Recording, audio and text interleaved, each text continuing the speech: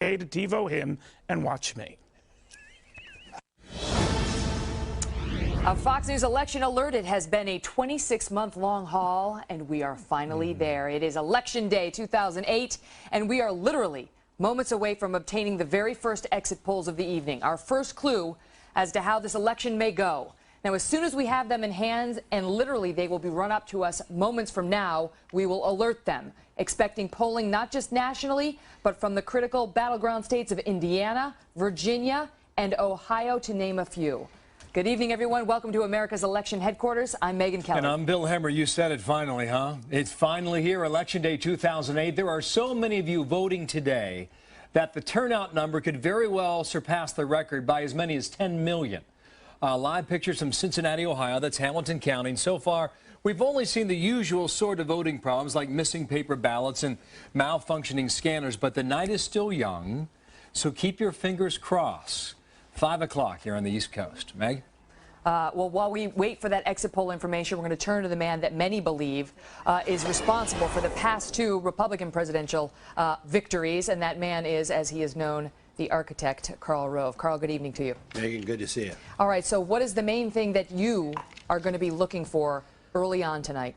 I'm going to be looking at certain counties in Indiana. We're not going to get all the vote in Indiana when the polls first close, because the southwestern and northwestern parts of the state close an hour later, I believe it is, or half an hour later.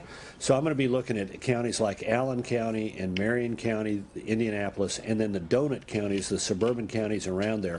Also going to be looking for the returns in Vigo County, Terre Haute, Indiana, which is called every presidential election with the exception of 1908 and 1952. And for over 100 years, it's called all but 2 presidential elections. Then we're going to get the early returns from Kentucky, the eastern part of Kentucky. And again, we're going to be looking there not because I think Kentucky is in danger, but it will give us a sense of how much how McCain and Obama are running in comparison to Bush and Kerry in 2004. Karl, so many people have said that if Indiana is in doubt, if it seems to be leaning toward Obama, it's a very bad predictor for John McCain. Is that true? Could you see a scenario where McCain loses Indiana and then goes on to win Virginia, which comes out shortly thereafter, Ohio, and after that, and goes on to win the presidency? Well, yeah, he could, but the question is, in 2004, the Republicans took 286 electoral votes, 16 more than they needed in order to win the presidential contest. You can't lose a lot of states and drop below 270, and if you do, you got to replace them with something. So if you lose Indiana, that takes you from 286 down to 275, 5 above the number you need. If you lose Iowa, you're now down under 270. So you want to minimize your losses, and the 11 electoral votes of Indiana are key for McCain to keep in the camp. Now, we won't know early on in the evening how Indiana is going to come out. In fact, Indiana may be called very late in the evening if it's close, because Lake County, which is in the far northwestern corner, Gary, Indiana, so it's really virtually a part of the city of Chicago. In the primaries, they held out their vote late. They counted them late. They brought them in at the very tail end of the evening. I suspect we'll see that happen again tonight, so we may not know how Indiana's going until very late in the evening. What are the critical points to look for tonight as the hours tick by? We've got 7, 8, 9, 10 o'clock, 11 o'clock poll closings. What are the critical points at which you think we could know how this election has turned out? It's to compare the performance of McCain and Obama to Bush and Kerry and see how they differ, and see if there's a consistent pattern that shows up that gives you a sense of, remember, the race in 2004 was separated by less than 3 points. If Obama and McCain start to show a significantly different rate of return in these individual states and counties as they come in, it'll give us a sense of how the general trend for the evening might look like. But look, early on, Indiana's important. Virginia will come in. They close early. It will take a long time for Virginia to come in, not as long as it will probably take Indiana to come in. But again, we'll get a sense from the pattern of votes. Does McCain do well in the Tidewater? How much does the African-American vote in Petersburg and Richmond grow? How does Obama do in Northern Virginia? Have his comments on coal hurt him in the Southwest and in the Valley of Virginia, where he spent a lot of time over the last month campaigning? All of these questions will start to get a glimpse of the potential responses early in the evening. And as you speak, we watch live voting taking place in one of the counties you mentioned, Lake County in Indiana. Karl, you've been through this. You have been the man at the top of the campaign staff, sitting on a night like this, basically at this point powerless, except to watch the results roll in. What are these candidates and the men and women around them who have helped them get to this point, what are they going through at this hour tonight? Look, it's an emotional time. You spent some number of years of your life focused on one thing, victory, and tonight it's in the hands of the voters. You make a lot of useless phone calls. You call up people in individual battleground states and ask them what's going on, and the answer is, well, our people are turning out in some part of the state, and they aren't turning out. We're feeling good about it. But, I mean, it's useless, but you do it anyway. I remember there was a New York Times magazine story after the 2004 election, and it was sort of, to me, a wonderful sort of confirmation of things, because it was about the Kerry campaign in Ohio, and how early in the day they were getting the gossip from around the state. All the Democrats are turning out. We're going to carry Ohio, sweep the state, win the presidential race. About 3 o'clock in the afternoon, they finally got some hard data by going out to a very Republican precinct in Delaware County, north of Columbus, and they walked in and nobody was in this very heavily Republican precinct, and they started high-fiving each other. Then somebody walked over and looked over on the board where they posted how many people had voted, and they realized in this overwhelmingly Republican precinct at 3 o'clock in the afternoon, 72% of the people had already cast a ballot, which indicated there was going to be a huge Republican turnout. And the rest of the article is about their spiral into the ground through the rest of the day. But that's what happens on Election Day. You're on energy, you're on caffeine, you're on adrenaline, and you're about out. And you can see it within sight, and you're going to win or you're going to lose, and several years of your life are going to be spoken for in a few moments. Absolutely, one way or the other. Let me ask you, before I let you go, one final question. How do the candidates find out whether they won or not? Is it just by watching television like the rest of America, or are they doing it the math themselves? Well, they're doing the math themselves, and like in 2004, we had people with PDAs in all of the courthouses and all the battleground states in every county who then fed their data in as they got it. So we were ahead of the AP and certainly ahead of the networks. It then flowed into a computer database. I was sitting in the private dining room of the White House with a computer terminal in front of me. All I had to do was hit a state, it would pop up the vote total. All I had to do was hit a county within that state, and it would give me the vote total. I had 2 big notebooks that showed our goals for each county in the state. So we were forecasting and analyzing it slightly ahead of the AP and significantly ahead of the networks. I bet you don't believe it until you hear Brit Hume say it. Well, you know what? We believed it before we heard the, I remember at 5 a.m. on Wednesday morning, the day after the 2000 election, talking with the anchor for another network about why they wouldn't call the election. And even though there were 2 precincts out in Iowa and we were up by 13,000 votes, they wouldn't call the election. So, you believe it long before the networks will do it for you one way or the other. Well, we can't wait to watch it unfold tonight. Karl Rove will be there as it happens here live on Fox News Channel. Karl, thanks so much as always. You bet. Thank you. All right. We are less than 2 hours away from the first poll closings, tight as a tick. That is how Barack Obama describes the race in unusually Republican-leaning state of Indiana. The usually leaning state, we should say. Obama making a final push for votes there a couple of hours ago in Indianapolis. The polls closing there at 7 o'clock Eastern time for the entire state. Some polls in Indiana closed an hour earlier. We're going to watch that from here. In the meantime, Karina Sun is standing by live in Lake County Board of Elections. That's Crown Point, Indiana, northwestern corner of the state. How goes it tonight, Karina?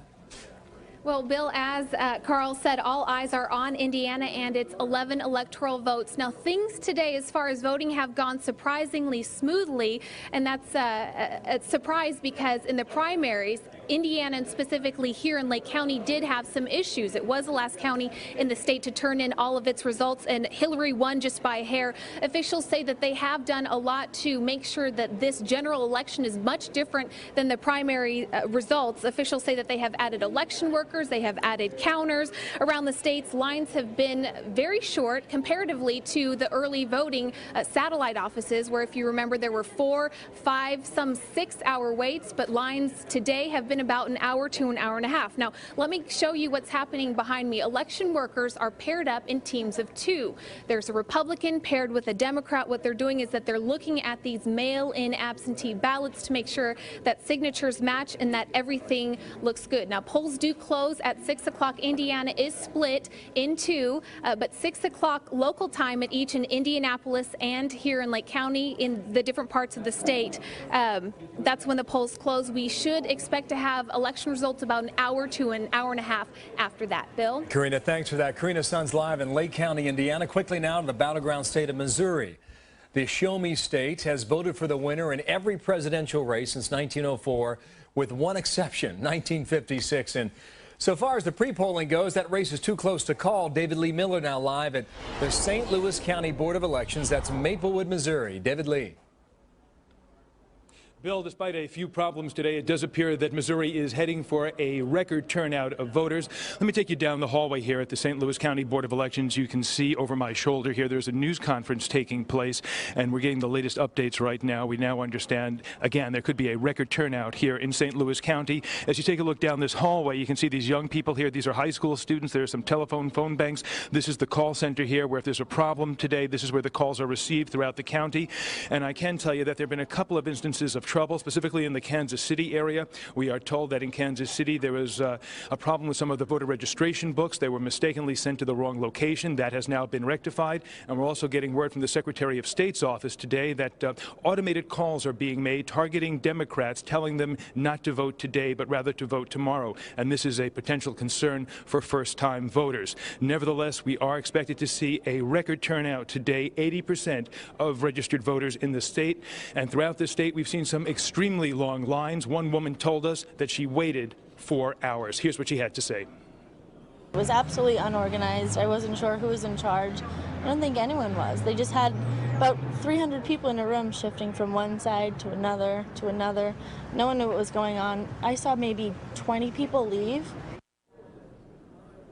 Now, underscoring the enthusiasm for this race, there are, we are told, 340,000 newly registered voters. And here's another interesting statistic. Here in just St. Louis County alone, we are told, Bill, that since August, 60,000 new voters have been registered. So this is an extremely competitive race, both sides hoping to win the Show Me State of Missouri, a bellwether state. No one has captured the White House since 1960 without winning Missouri. Well, and that number you report tonight is stunning. 80% of registered voters turning out in Missouri. David Lee Miller, thanks. Live outside of St. Louis. Back with you a bit later. A Fox News alert. The news is breaking in Virginia, where we are just getting word of a ruling in this lawsuit that could affect the outcome of this election, folks. Virginia has as many as tens of thousands, if you believe the McCain campaign's numbers, of outstanding military ballots, absentee ballots, that have not been mailed in on time. The reason the McCain camp claims is that the ballots were not mailed to our men and women serving overseas in time. They needed to go out by September 20th. The McCain camp alleges they weren't even made by September 20th, never mind mailed out to the military. As a result, those ballots are coming in late, and the McCain camp has sued to allow those ballots to be counted since they're late due to no fault of the military men and women. A judge just ruling that the ballots must be preserved. Not saying necessarily that they will count or they won't count, but saying they need to be preserved. Hang on to those ballots until the judge can hear this case on its merits. That's set for November 10th. That means if this election tonight, for whatever reason, comes down to a few thousand votes in the Commonwealth of Virginia, we might need to wait until November 10th, when this judge holds this hearing, to find out how those votes will be handled. That is an extreme scenario. It is hypothetical, but that is a possibility as a result of this ruling. More on that as we get it tonight. In the meantime, we are getting indications that African-American voters are turning out in record numbers for this historic election.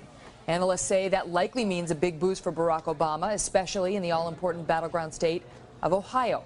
That is where Fox's Steve Harrigan is standing by live at the Bond Hill Community Center in Cincinnati. Hi, Steve. Megan will give you a look at what it looks like here and what could be a swing county inside a swing state, Hamilton County. It's gone Republican for 44 years, but it's a real battleground. Population of Cincinnati, of course, 53% white, 45% black.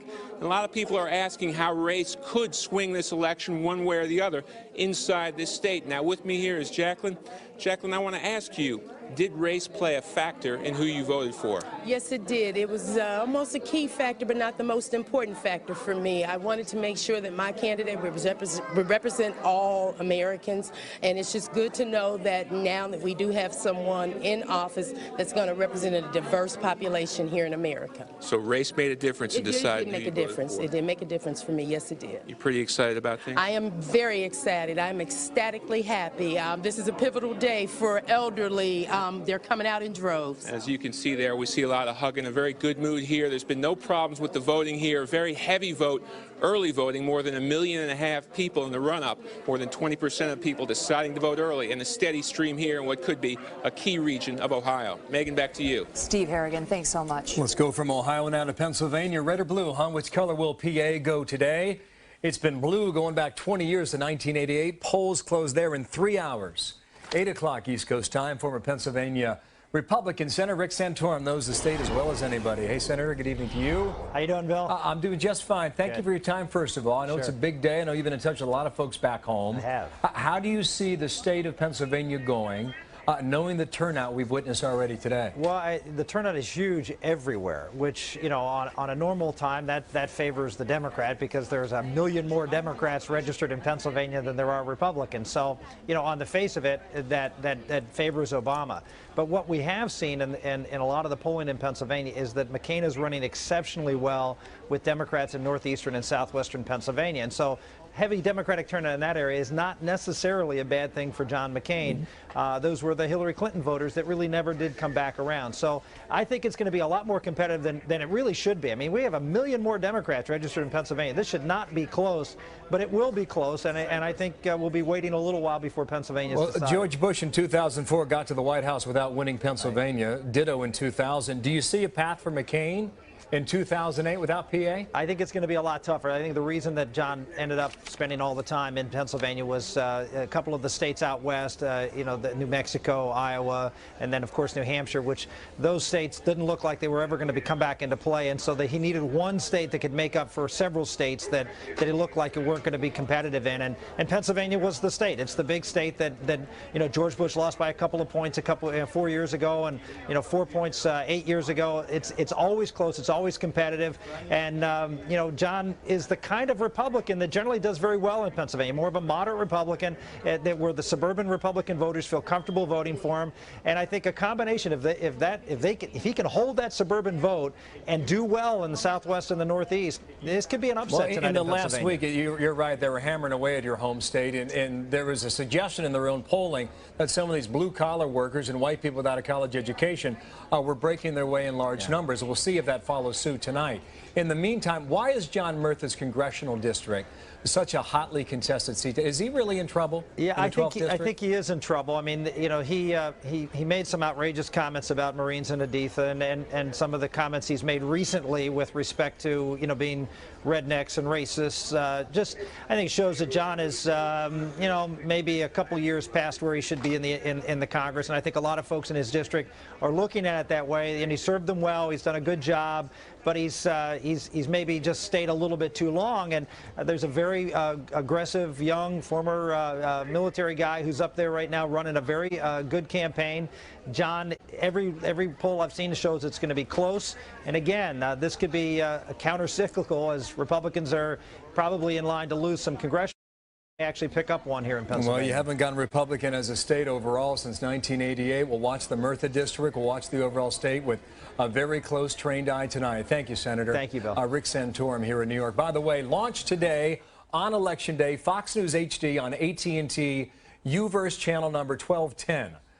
In all AT&T UVerse markets across the country. That includes the major cities like L.A., here in New York, Detroit, Dallas, Fort Worth, and many more. So check it out up now. Megan? Well, we are told a significant number of swing state voters are not in their home states at all tonight. They are overseas. We will join some of them live in just 2 minutes to see how their votes are getting counted. All that plus Laura Ingraham and Howard Wolfson on the trends developing as we get our first exit polls into Fox News. They are coming up moments away. These are live pictures from Florida. Straight ahead. All of that on the only place to get your politics fair and balanced, America's election headquarters.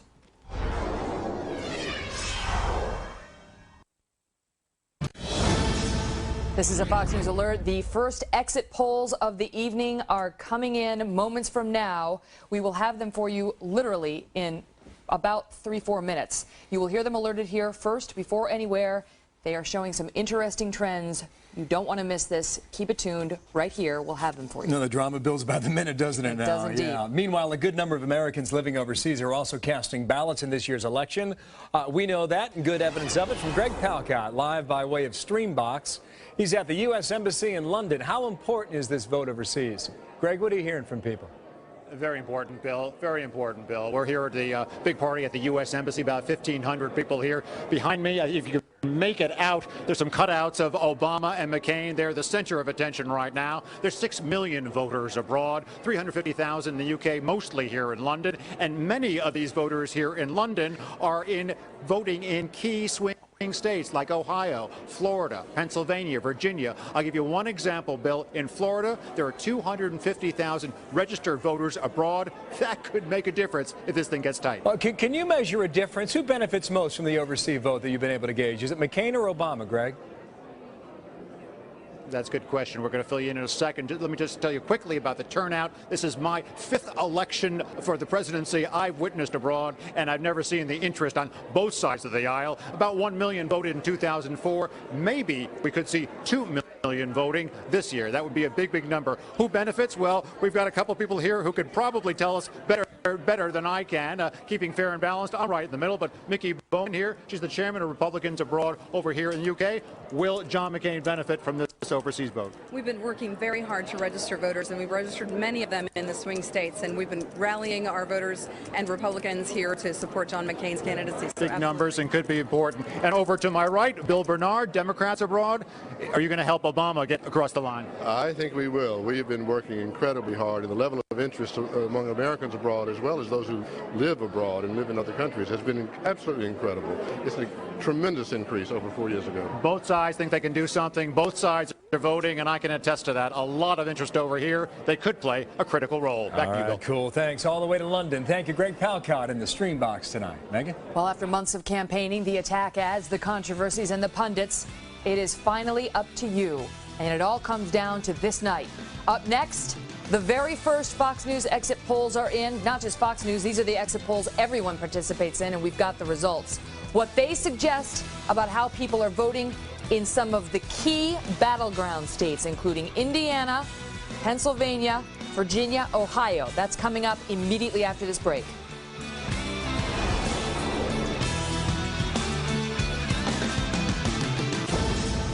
Fox News alert, there is breaking election news right now and brand new exit poll results streaming into Fox from several of the key battleground states, including Ohio, Indiana, and Virginia. We're going to break the numbers down for you now inside the strategy room.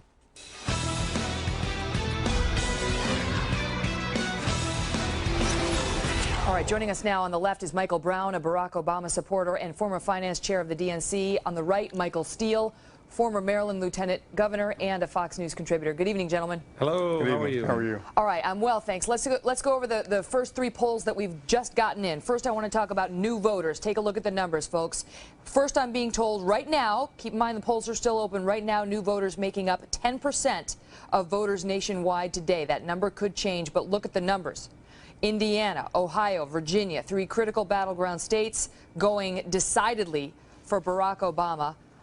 Michael Brown, does that surprise you? Well, of course not. I think everyone knows. I don't even think it surprises Senator McCain. Everyone knew that Senator Obama had attracted a lot of new people to the voting rolls, and most of those folks were going to vote for Senator Obama, and that's what's happening. So, no, it's not a surprise at all, and obviously we're pleased at those results. And Michael Steele, obviously, the new turnout is the result, we presume, of Barack Obama's Get Out the Vote effort, which has been unprecedented, I think it's fair to say. But does that number cause consternation, do you think, in the McCain camp tonight? Oh, heck no. Come on. No. No, not at all, Megan. This is all part of the operation that these guys have put in place. It's phenomenally good. And I think everybody in politics, right, left, center, no matter, acknowledge the fact that they have a very, very good registration effort at the very beginning of this campaign. Getting that vote to turn out was very, very important. As you noted, it's about 10% overall nationally right now.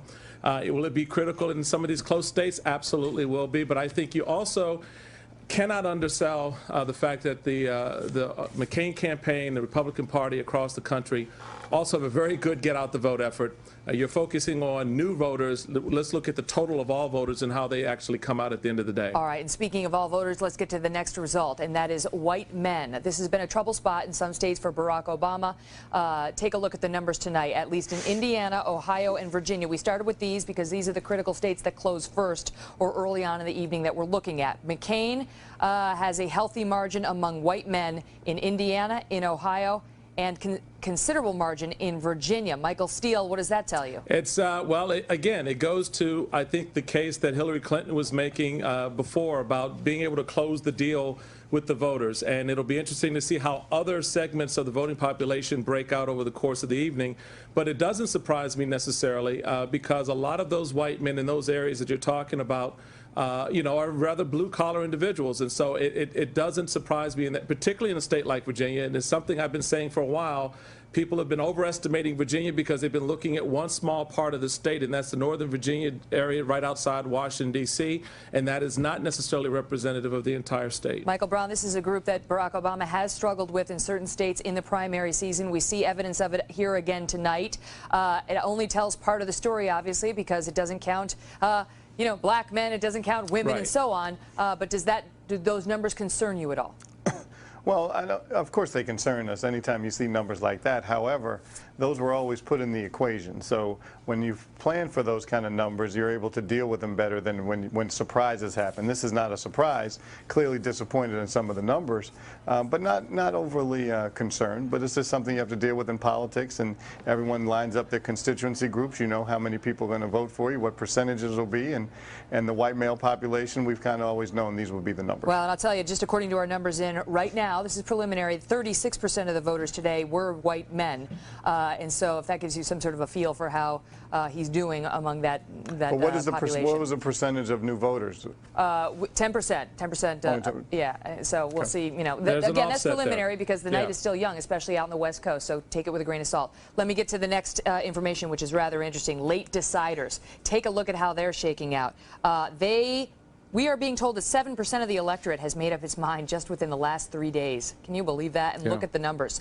Indiana, late breakers, going for Barack Obama. Ohio, going for Barack Obama. Only in Virginia, among these three states, are the late deciders voting for John McCain. Michael Steele, explain that. Well, it goes to what I was saying just now about Virginia. I think a lot of people have overestimated the stake involving Virginia, and the reality of it is the state is still got a little bit of red running through its veins, and I think that that's shown in those numbers there. And those late deciders, and this is the one thing that's very critical. You know this, Megan, there's always been this significant number of undecided voters sitting on the fence, and the fact that they're breaking, it's almost a 50-50 split in some respects when you look at some of the other states, but in places like Virginia, which are so critical, that's a good number for John McCain, and we'll see how it plays out, as you noted, as the evening goes on. But that's a very good start for John McCain looking at a critical state like Virginia. Certainly in Virginia, but look at the Ohio number, Michael Brown. Late deciders going decidedly for Barack Obama. What explains that? Both of these candidates have been in Ohio all week. Well, it's interesting. Again, when you put your constituency groups on the table, you hope you do well. And clearly, I'm sure Senator Obama is pleased with these kind of numbers. But it's the late deciders. What do you think it was about the race in Ohio is tight, according to virtually every poll? Well, I think the last couple days, I think Senator Obama's message has been extremely crisp and clear. And I don't know if Senator McCain's has been as crisp, and that's why I think so many folks are allowed late deciders.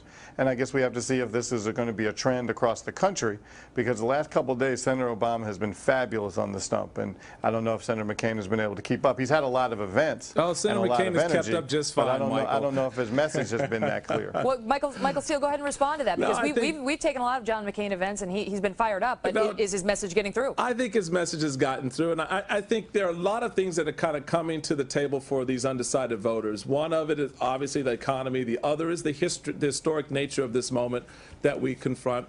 There are a whole lot of factors that come into play, but I think in terms of both of these candidates, they ended with their A game. There's no doubt about that. I think both of them have been very crisp. They've both been very clear. And now the voters are really kind of honing in these final hour and a half that's left on the East Coast to go to the polls and vote. and it'll be interesting to see how that plays out. But I think they've both been very, very good in the final bell in this campaign. I want to underscore a couple of points for our viewers. Number one, Barack Obama tends to do better in these exit polls than he tends to perform. However, some of these exit polls are believed to perhaps understate the support for Barack Obama because they're taken on the day of, and a lot of his voters voted beforehand. So there are weights on both sides causing us to have, well, take these with a grain of salt is what I'm trying to say. Yeah, I think that's a very good point, Megan. And the voters need to understand, don't weigh these exit polls the way you would other things, because it's all over the map. Yeah, it's interesting because you want to read the tea leaves, but the tea leaves may not give us the right information. So we can't help ourselves, but we're going to do it. Quickly, Michael Brown, then I got to go. Well, the same issue we don't know how many people are lying to pollsters. Just because they're telling the exit polls doesn't mean those are accurate. We won't know until later. Michael Brown, what say you about the American electorate? Way to leave it on a nasty note. Hey, Michael, good luck tonight. Sorry, there is history to this. This is not me making it up. There's some history. Right. Hey, Michael, good luck in that local thing you're involved in, okay? All right, Thank you, Lieutenant Governor. I appreciate that. Gotta go. Michael Squared, thank you so much. Okay, we do know voters are still in lines basically from coast to coast right now. Remember back to 2004 when the lines went very long in the state of Ohio. It took about 3 hours to process everybody and get that vote tally back.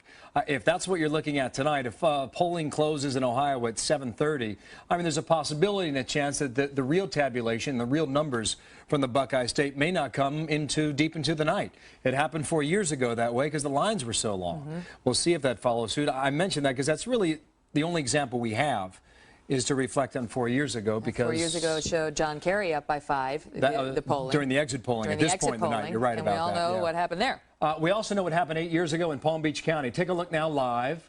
They are counting the vote literally. That's West Palm Beach in Florida at the counting center. We got an eye on that. Also, we've got an eye on more reaction to the brand new exit polling numbers out. Syndicated radio host Laura Ingraham is on deck. We'll examine the future for the Republican Party, and we'll drill down more on these numbers, too. Don't move. We're back in 2 minutes right here on HQ.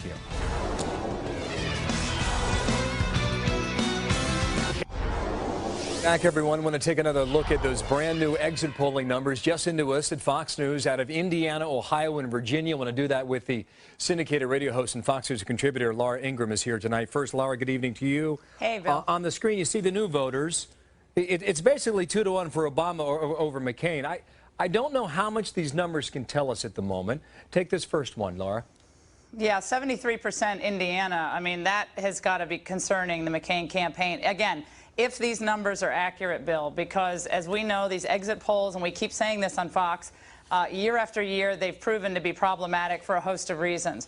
But nevertheless, that is a disturbing number if you're a Republican and if you're trying to, cut through the haze. And obviously, the McCain campaign doesn't want to see that. But other numbers in the exit polling, which are interesting, and again, you can pick and choose, I think, to make your case. Well, we'll take the category of white men first. Do you have a point to be made on that?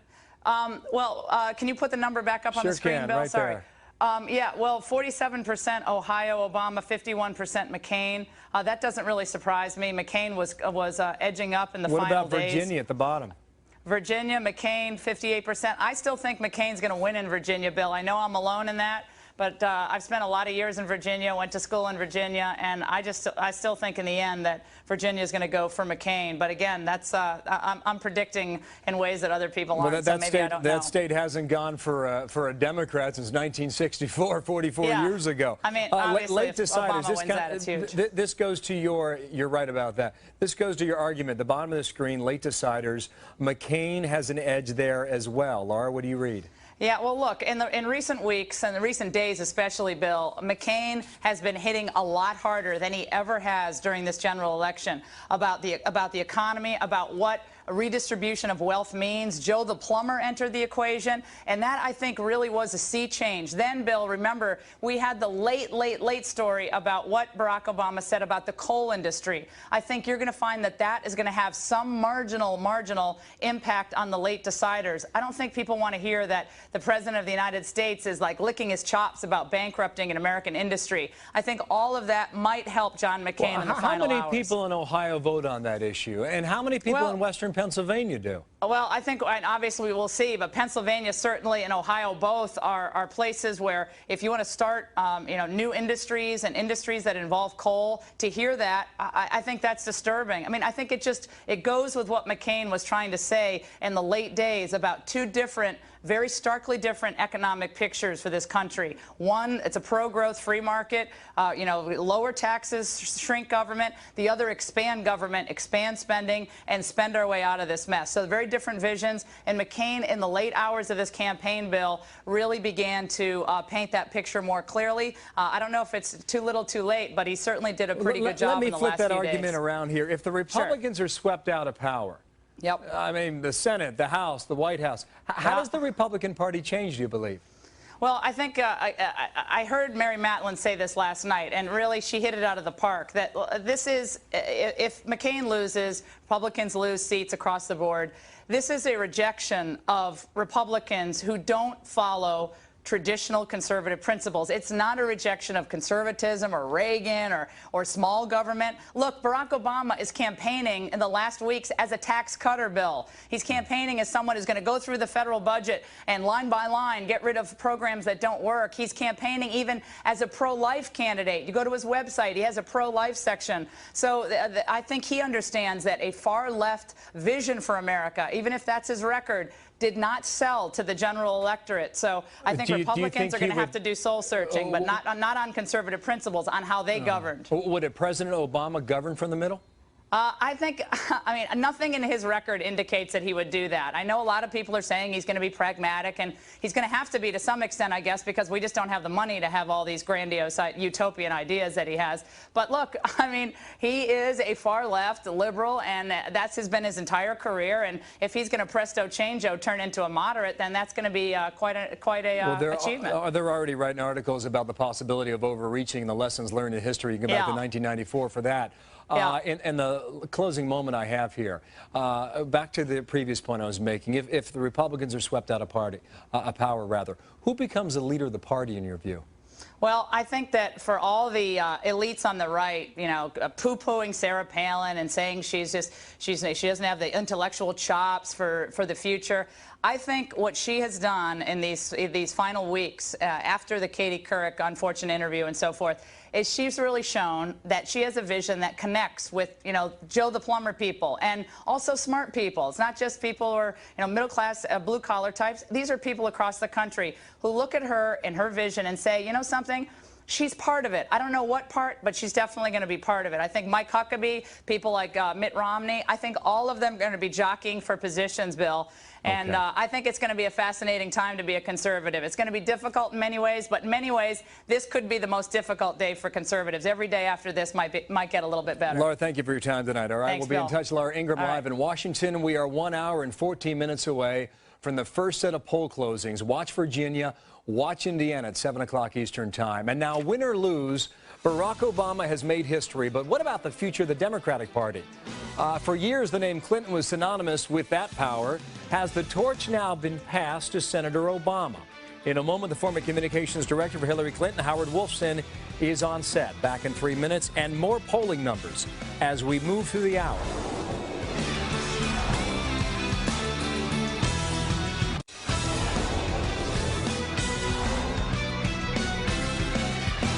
Moving quickly toward the 6 o'clock hour here on the East Coast. I want to check in on Grand Park, Chicago. The sun starts to set. This is the location where Barack Obama will have what is considered to be a rather festive event later tonight, win or lose. This has cost the city a couple $1 million. It's gone back and forth and debated as to who ultimately pays for that. But that's Grand Park, Illinois, the hometown of Barack Obama, and what a setup they have already. A bit earlier today, we saw the Clintons, Bill and Hillary, doing something that would have been unthinkable 6 months ago. We believe they voted for Barack Obama in Chappaqua, New York. This was supposed to be, if you remember, many moons ago, their election day, or rather hers. So then what happens to the Clintons if Senator Obama wins tonight? Former Hillary Clinton communications director, Fox News contributor Howard Wolfson with me tonight, and good evening to you. It's been a long road, man. It has indeed. And finally, we're here. I want to talk about the Clintons in a moment, but these new numbers are intriguing. Of white men in Virginia, put it on the screen. At the bottom, on the right-hand side, you'll see the number 58%. for John McCain, the 39% for Senator Obama. It's coming, trust me. You think that's significant for different reasons that Laura Ingraham thought it was significant. Exactly. It's obviously a big win for John McCain among white men in Virginia. But what's interesting is that in 2004, George Bush won white men in Virginia by 40 points. That means that Barack Obama has cut into the Republican margin among white men in Virginia. He's cut it in half. Well, what we're learning is that the numbers are still shifting. I don't know which way they're shifting right now, but they will be recalibrated throughout the entire evening. Quickly, new voters, put that up for us, too. Howard, your point on this, it's basically 2-1 Obama. Is that much of a surprise? Well, 10% of the electorate in this election are new voters, about the same percentage of new voters in 2004, but the margin for Obama among new voters, overwhelming. Clearly good news for Barack Obama. Well, let's talk about the Clintons. What is their future? Is the torch being passed regardless whether Senator Obama's a winner tonight or not? Well, look, I expect Senator Obama will be the winner. He's obviously going to be the leader of our party. Senator Clinton had 3 goals after she lost the nomination. One was to do everything she could to help elect Barack Obama president. She's done that. She's been to nearly 20 states on his behalf, raised millions of dollars for him. The second was come back to New York, make sure that she was politically in good shape here. She's done that. Polls here have been great. Well, those are the points that Bill Clinton was making earlier today in front of the microphones after they cast the ballots. It's the same thing they said, actually. No. What are they thinking tonight? What are they feeling? What was the last contact you had with them? Well, look, Hillary Clinton obviously wanted to be the next president of the United States. She hoped that she would be. In some measure, she expected that she might well be. But she's not going to be. And so then the question becomes, what do you do? Well, she's somebody who has worked hard her whole life, given herself over to public service. She's been a very good United States Senator for the state of New York. Even Republicans here would agree with that. Her poll numbers here are very good. She's going to have to go back to the Senate and apply herself, as I think she will, to be the best United States Senator she can.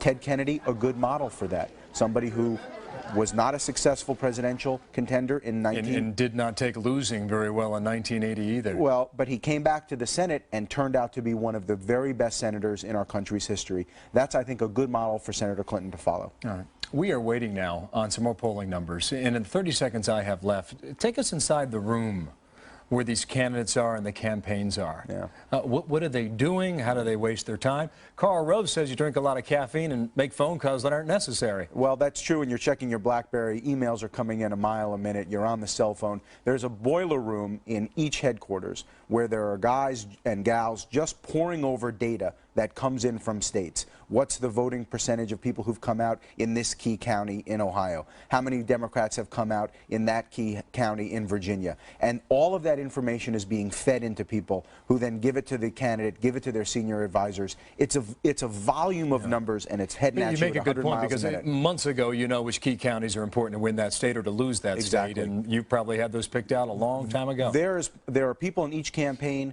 who could tell you, probably looking at 30 precincts in the country, who's going to be the next president of the United States. Thank you, Howard. Thank you. I remember January 3rd. What a cold night in Iowa. Indeed. In a moment here, leading very cold. Very cold. Questions of voter registration fraud. We've been reporting on this all day. Want to go back to Lake County, Indiana, the ballot counting there. You can see it on screen. How is this playing out on Election Day? Get a live report. Eric Shawn is all over this case. He's live in Ohio tonight. Eric Shawn on deck right after this.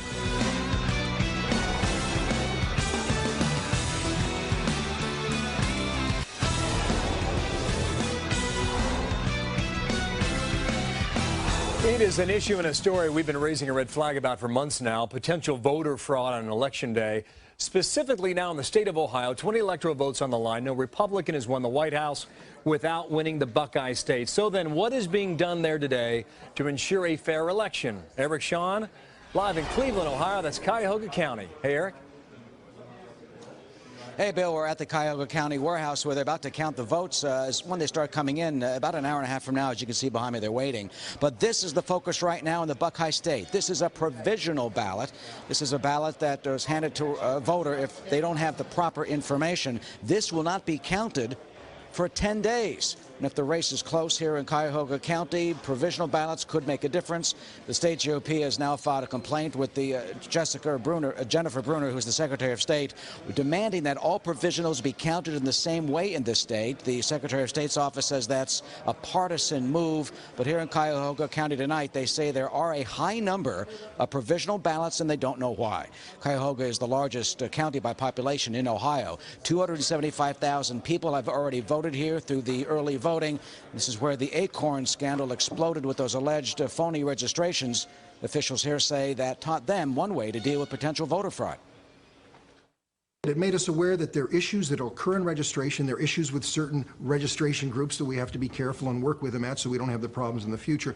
But most importantly, what it did is to the voter to realize the integrity of the process exists, that voting officials take this matter very serious, and anybody thinking about gaming the system, I think, became aware it's not something they want to do. Yeah, and anyone registered by Acorn will be allowed, of course, to vote once with a provisional ballot. Bill, back to you. Good to have you, Eric. Eric Shawn watching things there in Cleveland, Ohio. Thank you, Eric. And thank you for watching a special edition of America's Election HQ.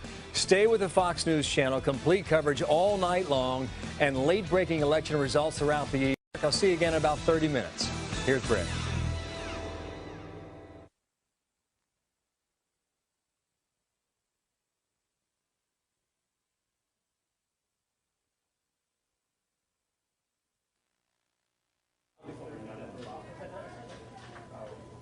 Tonight, we'll have the first take from the exit polls, plus reports from polling places where the lines have been very long, and we'll have analysis from Karl Rove and Michael Barone, and as always, our expanded all-star panel right here, right now.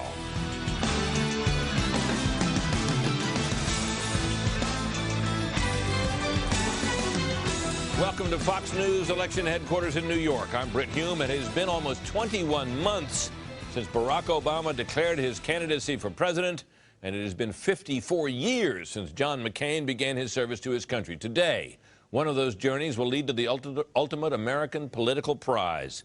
A record turnout has been forecast to end the longest campaign season in U.S. history. Many of the people who voted participated in exit polls, and Megyn Kelly is here with a look at what we have learned so far. Hi, Megyn. Hi there, Britt. Well, there is good news for both sides tonight, but some very hopeful signs for Barack Obama. First, though, a caveat. The polls are still open. It is still early. Obama tends to poll better than he performs, and some of the early voting may be underrepresented. So all those caveats in mind, take these numbers with a grain of salt. What is on the minds of the voters? Well, I have my trusty launch pad to show you. Check out this technology, Britt. The economy is on their mind. Most voters say that this is the most important issue easily facing the country. They are siding with Barack Obama, 56% to McCain's 42%. In fact, a whopping 82% say they're worried about the impact of the economic crisis on their families, and 42% say their families' finances are worse than 4 years ago. 76% say the country's on the wrong track altogether. Look at the change voters.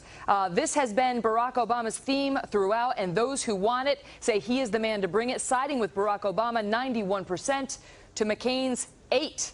But let's get down to the demographics. The young and the new voters, both key to Obama's strategy. And are they showing up? Well, take a look. Young voters are 69% coming out voting for Barack Obama, 28% coming out voting for John McCain. So far, it looks like the young voters making up roughly the same percentage of the electorate as they did in the past couple of elections. But again, that may be underrepresented given the caveat I gave you earlier. Now take a look at the new voters on the national level. They are siding with Barack Obama so far, 72% to John McCain's 27%. 6 in 10 new voters are under the age of 30. 20% of new voters so far are African American. Now, those are the national numbers. Let's take a closer look at the figures in Virginia. There, too, the voters are showing up. But will they help Barack Obama turn a red state blue? Take a look at the new numbers. New voters in Virginia, 63% going for Barack Obama, 36% for John McCain. Now, in Indiana, an early poll closing tonight, they have not voted for a Democratic presidential candidate in 4 decades. If Obama wants to change that, he needs the independents, and take a look at the numbers. So far, he's doing well with them. 4 years ago, well, he's getting 56, John McCain 41. 4 years ago, independents in Indiana sided with George Bush. On to Ohio. Take a look at these numbers. You can see this state back in the primaries went for Hillary Clinton. So are her supporters backing Barack Obama tonight? Well, it appears so.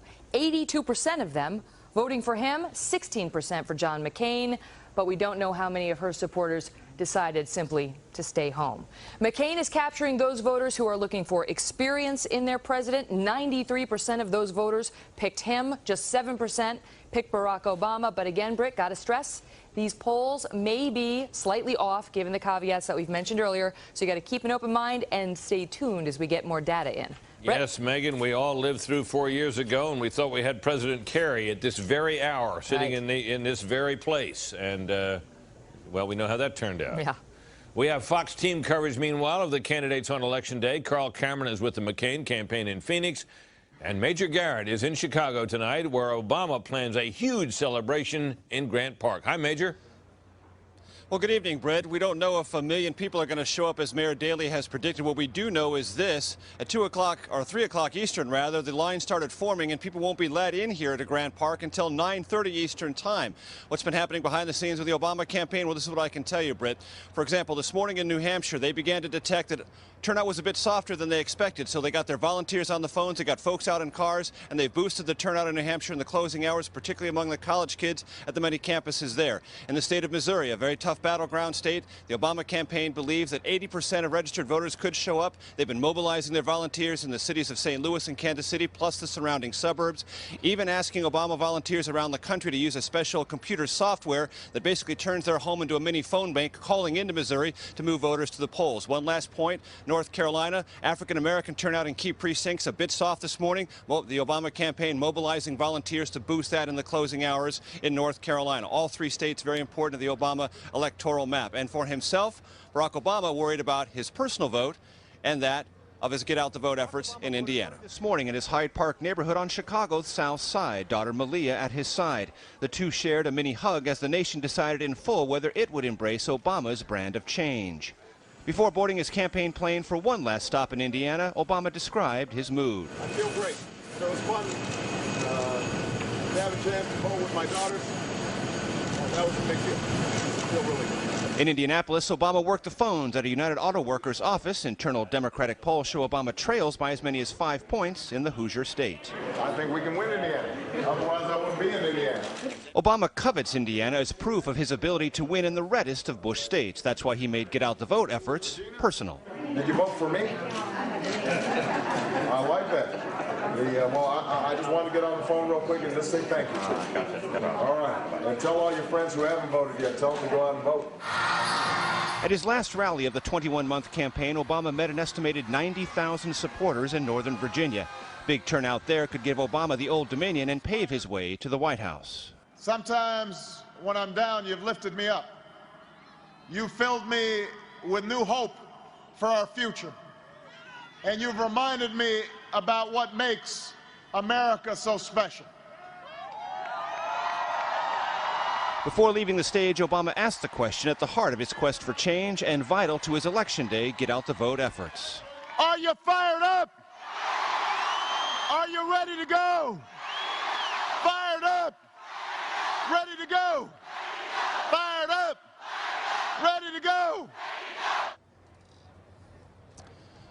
Obama's been fired up, as of his volunteers, for months. Tonight, in a few hours, we'll find out if the country is too. All right, Major, thanks very much.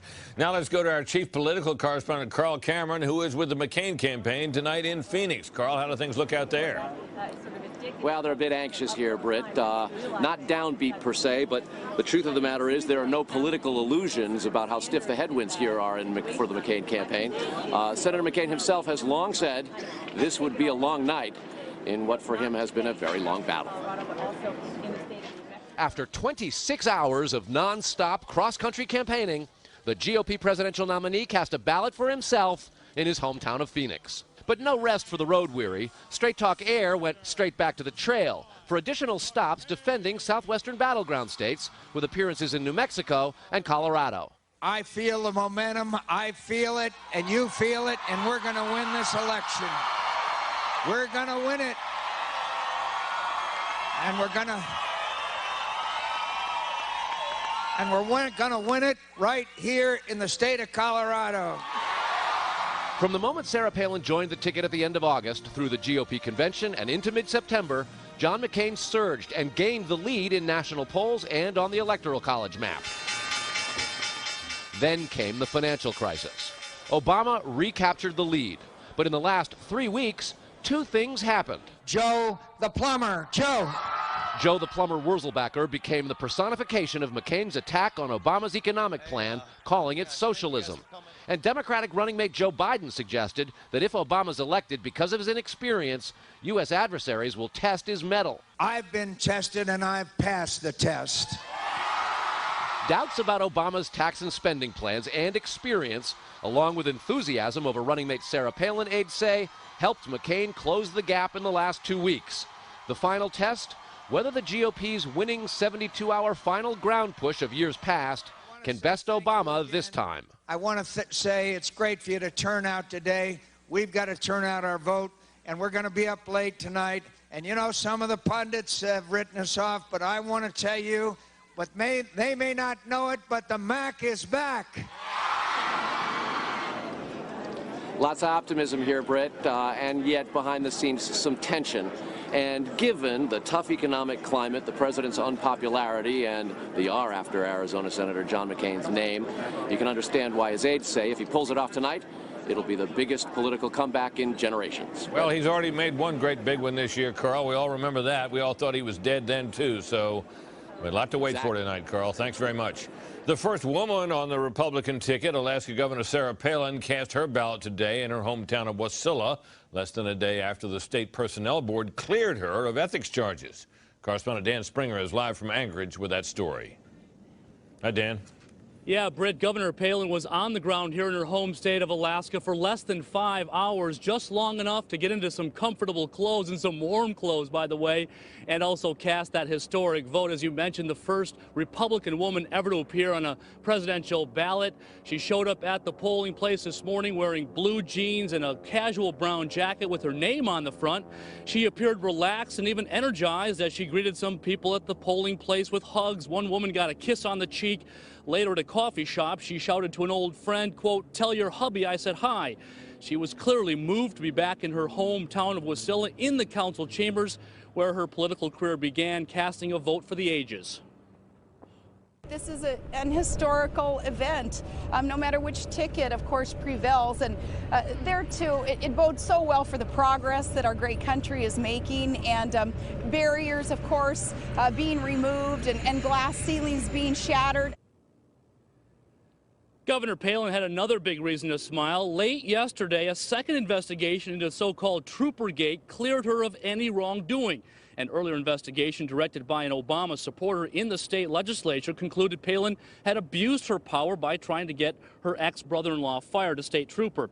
But the Personnel Board has the final say on whether a sitting governor violated the state's ethics law, and its independent investigator found she had not done anything wrong. After her brief stop here in Alaska, she has boarded a plane. Now she is in the air heading back to Phoenix so she can be in Phoenix with her running mate John McCain for the return tonight. And she said, as far as whether she's confident or not, she said, "I hope, pray, believe I will make vice president in the morning."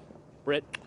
Okay, Dan, thank you. Palin's counterpart, the Democrat Joe Biden, voted a few hours earlier. He cast his ballot in Wilmington, Delaware. He was accompanied by his wife, daughter, and mother. Biden told reporters he was feeling good, but not ready to make any acceptance speeches just yet. It's so presumptuous as a candidate, you know, to even let yourself think that you know what the voters are going to do. I know that sounds stupid, but I really mean it. Later in our program, the balance of power in Congress. We'll get a preview of what to expect tonight. And up next, Chris Wallace and Karl Rove discuss what the campaigns will be looking at this evening.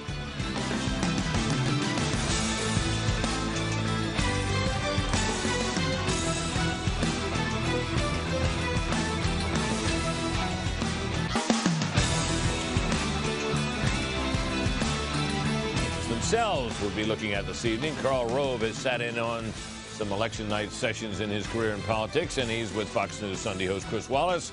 Good evening, gentlemen. Thank you, Britt. Actually, Carl was just telling me this is the first time since he was 18 years old that he hasn't been directly involved or even responsible for a campaign. So it's 6:15 on election night. I'm going to put you back in the cockpit. If you're sitting there either for McCain or Obama right now, what are you looking at? Are you paying attention to the exit polls? Are you paying attention to the reports from your field operatives? What? Well, there are four things you're doing. First of all, you spent the day making certain the machinery works. You had calls to make, doors to be knocked on, people to be driven to the polls. So you've spent a lot of time that day monitoring that. Second of all, you've been making certain that the turnout is going well. Now, this is where things go funny. You make a lot of useless phone calls on Election Day. You call people in all the major counties and the states, and they give you the same report, which is our people are turning out and the bad guys are not turning out. If they say to you, our guys aren't turning out, is there anything you can do about it? Well, sure. Some instances you can add some additional phone calls. You can add some additional door knockers. But a lot of information is, there are certain times during the day, and it depends on individual states, where they post the number of people that have voted in each of the polling places. And you monitor those numbers closely so that you can actually tell whether or not are we getting the turnout in that precinct that we expected to have by 11 o'clock or by 3 o'clock in the afternoon. All right. It is now 44 minutes until the first polls close in Virginia and Indiana, two important, really key swing states here.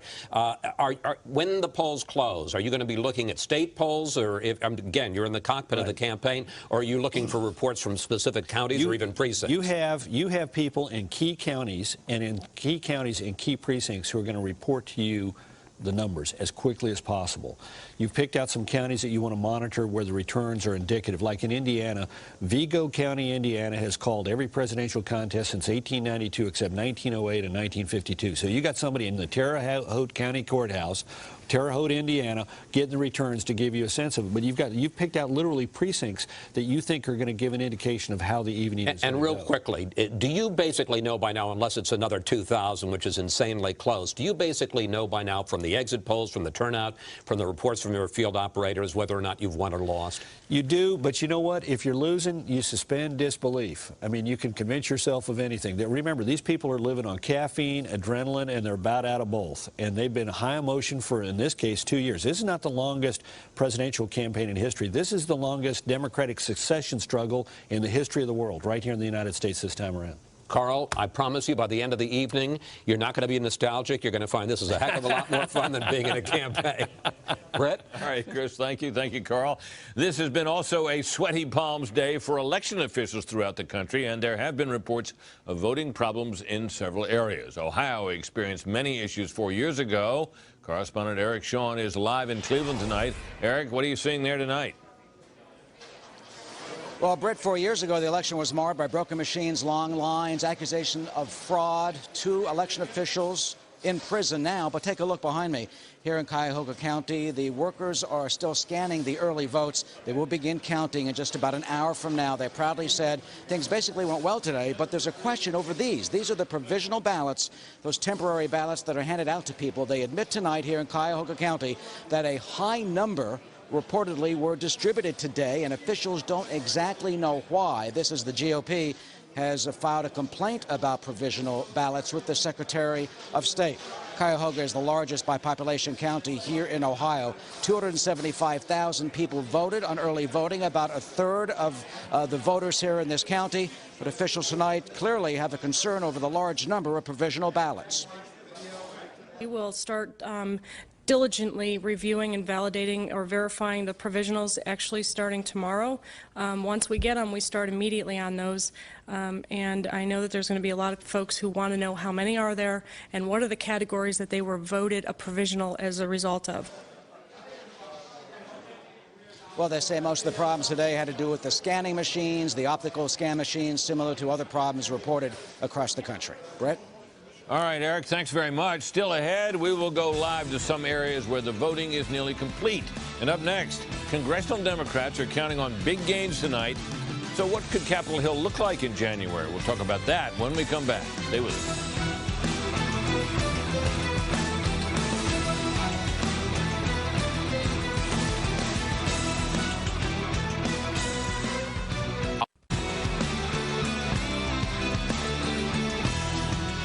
All All 435 House seats and 35 in the Senate are being decided today, and Bret Baier is in what we're calling our Balance of Power studio. Where do you see this place? With a look at what he will be doing tonight. Hello, Bret.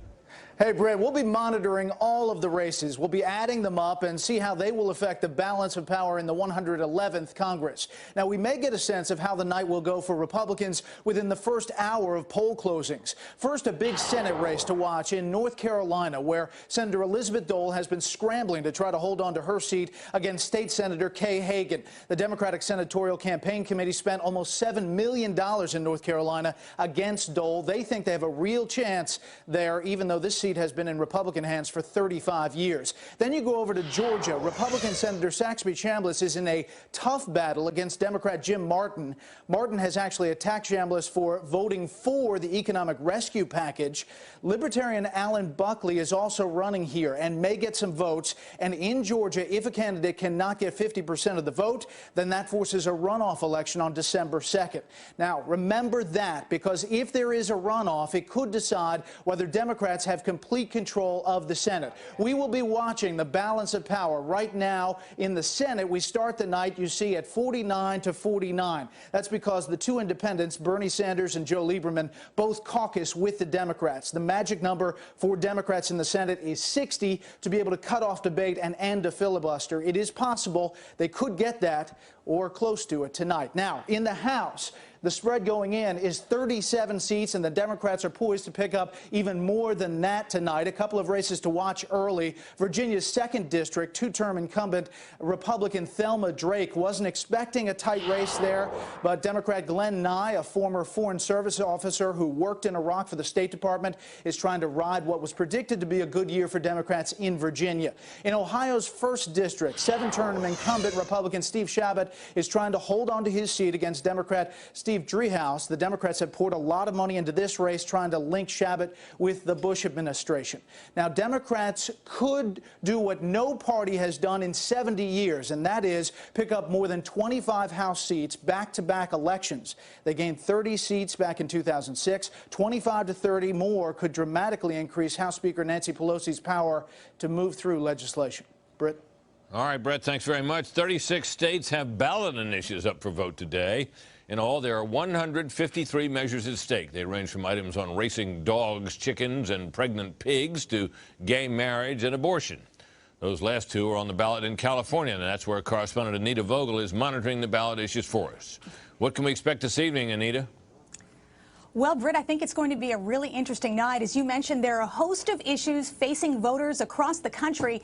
And without question, here in California, the two most contentious are gay marriage and abortion. So let's start with gay marriage. Proposition 8 seeks to ban same-sex marriage with an amendment to the California Constitution. At $73 million spent, this is one of the most expensive ballot initiatives in state history. Celebrities like Brad Pitt, Ellen DeGeneres, and Steven Spielberg have donated $100,000 each to fight the measure. The latest polls show Prop 8 trailing, but only by 5 points, so this one could go down to the wire. 3 other states also have ballot questions dealing with gay marriage. Another divisive issue facing California voters is Proposition 4. This is parental notification and waiting period for minors.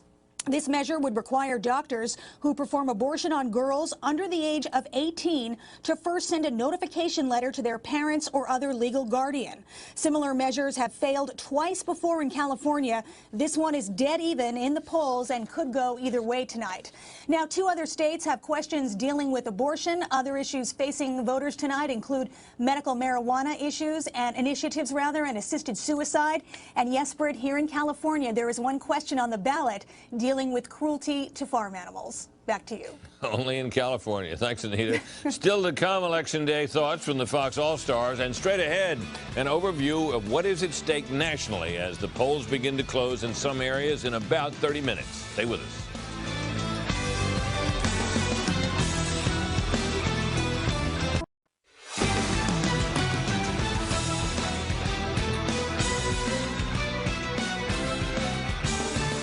In several states now, voters have less than a half hour to cast their ballots. My colleague Bill Hemmer joins me now with a look at what's at stake nationally and in the states whose polls are soon to close. Hey, Bill. Hey, Britt, good evening. We have chosen 11 different states to be our battleground states. We think this is where the election will be decided. They're all in gold here.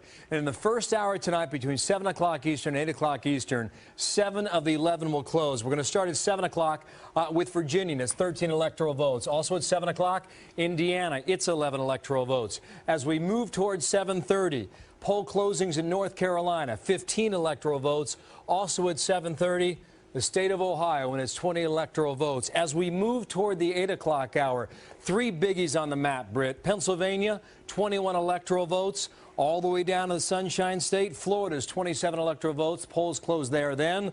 And not to be outdone, out in the Midwest, our first state solidly in the middle part of the country, Missouri, and it's 11 electoral votes. What are we watching, Britt? We are watching key counties and key trends in states like Virginia. If you go back, get out of there one moment here. If you go back to 2000 and just see how the election came out in the state of Virginia, a state, by the way, that hasn't gone for a Democrat in the White House since 1964. Back in 2000, 8 years ago, you see George Bush won the state quite handily over Al Gore, and you see where he did it to. He had strength in these Washington, D.C. counties and all the way down here in the Southwest area. Go 4 years later to 2004. This is what Democrats will talk about when they think about the possibility of taking Virginia away from Republicans. The blue area here starts to bleed in the middle of Virginia. Fairfax County went Democrat 4 years ago, too. Come out of this map and go over to Indiana, and it's stunning how you see a similar pattern. Indiana's been Republican since 1964 as well. But 8 years ago, this is a state that was solid red. On the map, it's solid red here. And George Bush handily beating Al Gore by 16 points. Go 4 years later to 2004, you see the same scenario. This is Indianapolis, Britt. This is Bloomington, Indiana. Up here is Lake County that we reported a lot on throughout the day today. That's where Democrats start to see gains and they start to see their argument come forward. We'll see in a moment as to whether or not that is the case. Quickly, just want to show you Pennsylvania. I know we're running out of time here, but this is a state you can divide in 3. Philadelphia, Pittsburgh, and the rest of it is this big fat T in the middle. Britt, we are coming up here on 7 o'clock Eastern time, and when the polls close at 7 o'clock, keep your eye on Virginia, keep your eye on Indiana, just 27 minutes away, Britt. Back to you. All right, Bill, thank you. We have Fox team coverage of the 7 p.m. Eastern closing states. Corinna's son is in Crown Point, Indiana, and Caroline Shively is in McLean, Virginia, a gathering point for several Democratic candidates. Hello, Caroline. Hi there, Britt. You can tell just how badly these 2 candidates want to win the state of Virginia by all the hours they have logged here. John McCain and Barack Obama were here yesterday. Joe Biden was here today. Sarah Palin was here over the weekend. And it has been a bit of a bumpy day in some parts of Virginia. Virginia was actually called out before the election took place by some voter rights groups saying they weren't prepared for this surge. And they saw a record turnout today, or are on pace for it. They have seen problems, long lines in Chesapeake that had 1,000 in line. Other precincts have seen broken machines. It's not over yet, but state election officials do seem pleased, saying there haven't been any systemic breakdowns. Here's a twist, though, Britt. Late this afternoon, a Virginia judge ruled that election officials have to preserve military absentee ballots from overseas that arrive after tonight's deadline. He'll hold a hearing on Monday. The McCain camp had sued for it, saying tens of thousands of military ballots could be in jeopardy. And the headliner at this Democratic Party tonight, Britt, is former Governor Mark Warner, a man they hope to call Senator Warner before this night is out. Britt, back to you. Caroline, thanks a lot. Now to the northwestern Indiana community of Crown Point, where, as we noted, Corinna's son is live at the Lake County Board of Elections. Hey, Corinna, what's happening there?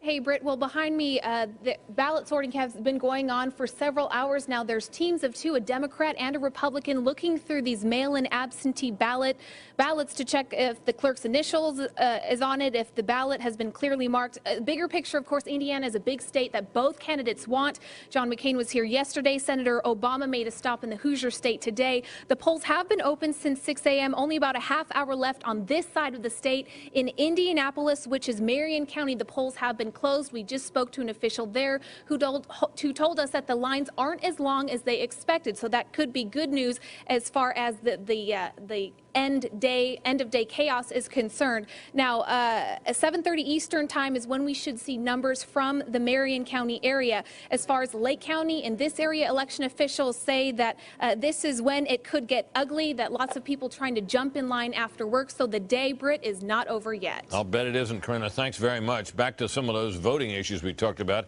In Philadelphia, a man who identified himself as a Republican poll watcher called police this morning, saying two men dressed as members of the Black Panther movement blocked the doors to a polling place. This is video shot on a cell phone. The witness said one of the men was holding a nightstick. There were long lines in places in the Los Angeles area as well. Voting was moved outside for a while in some locations after heavy rains caused power outages. So let's get some further perspective on what all this means. Michael Barone is a senior writer, of course, at U.S. News and World Report and a longtime Fox News contributor. Michael, as you look at the national election picture tonight, what have you got your eye on? Well, one of the places that both candidates have been campaigning heavily in Pennsylvania, even though Barack Obama's been having a lead in the polls. And I think some of the regional breakdowns in that state may have some national implications. I'll be looking at the county returns as they come in to see if they're in line with the exit polls. But one of the places I'll look at is Bucks County, suburban Philadelphia, relatively affluent. Some of the internal polling there has suggested that that may go as much as 2-to-1 for Barack Obama. This was zoning narrowly for John Kerry. It was historically Republican. That would be a big shift over, make it very hard for John McCain to carry Pennsylvania. In contrast, if you go out in western Pennsylvania, in Allegheny County, Pittsburgh, and the close-in suburbs, that is a blue-collar area, and in some of the polling, McCain has been running much better than other Republicans. The Democrats at their national convention talked about forging an alliance, a coalition, including blacks and white working class. Some of the surveys from Pennsylvania suggest the coalition is really going to be more blacks and Latinos on the one hand and affluent suburbanites more than white working class people in places like Metro Pittsburgh and Southwest Pennsylvania. All right, Michael, thank you very much. After a break, the Fox All-Stars look back at big moments of the campaign and maybe some big surprises. Stay with us. You have moved me again and again. You have inspired me. Sometimes when I'm down, you've lifted me up. In a way, I'm kind of sorry that it's over because it's been exciting. I mean, it's been one of the most incredible experiences that anybody can have. I'm the most fortunate guy you'll ever talk to, and I've loved every minute of it. So that is what the candidates are remembering as they go into Election Day and went into Election Day about this campaign. Some thoughts on that issue now from our panel. Fred Barnes, executive editor of the Weekly Standard. Nina Easton, Washington bureau chief of Fortune magazine. Bill Kristol, editor of the Weekly Standard. And Mort Kondracki, executive editor of Roll Call, Fox News contributors all.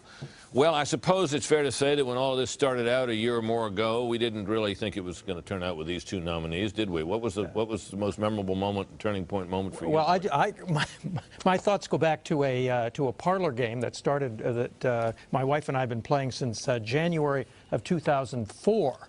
2005, when we been asking people, you know, playing games of who's going to be the nominee, who's going to be the running in 2008, and the people who won the first parlor game as the Republican nominee were Bill Frist, George Allen. There was somebody there who actually thought that Dick Cheney was going to run, and Rudy Giuliani was the only one who actually made it into. So John McCain's comeback is clearly, you know, an astounding performance. A lot of it had to do with luck, and everybody at this dinner thought Hillary Clinton was the nominee. Everybody thought Hillary Clinton was the nominee, and nobody thought that Barack Obama had a chance. But you know, Barack Obama, I think, starting with his victory in Iowa, or even when he and David Axelrod and David Plouffe decided to run in the caucuses and make an effort. Run as hard in the caucuses as in the primaries. Yeah. Bill, your thoughts?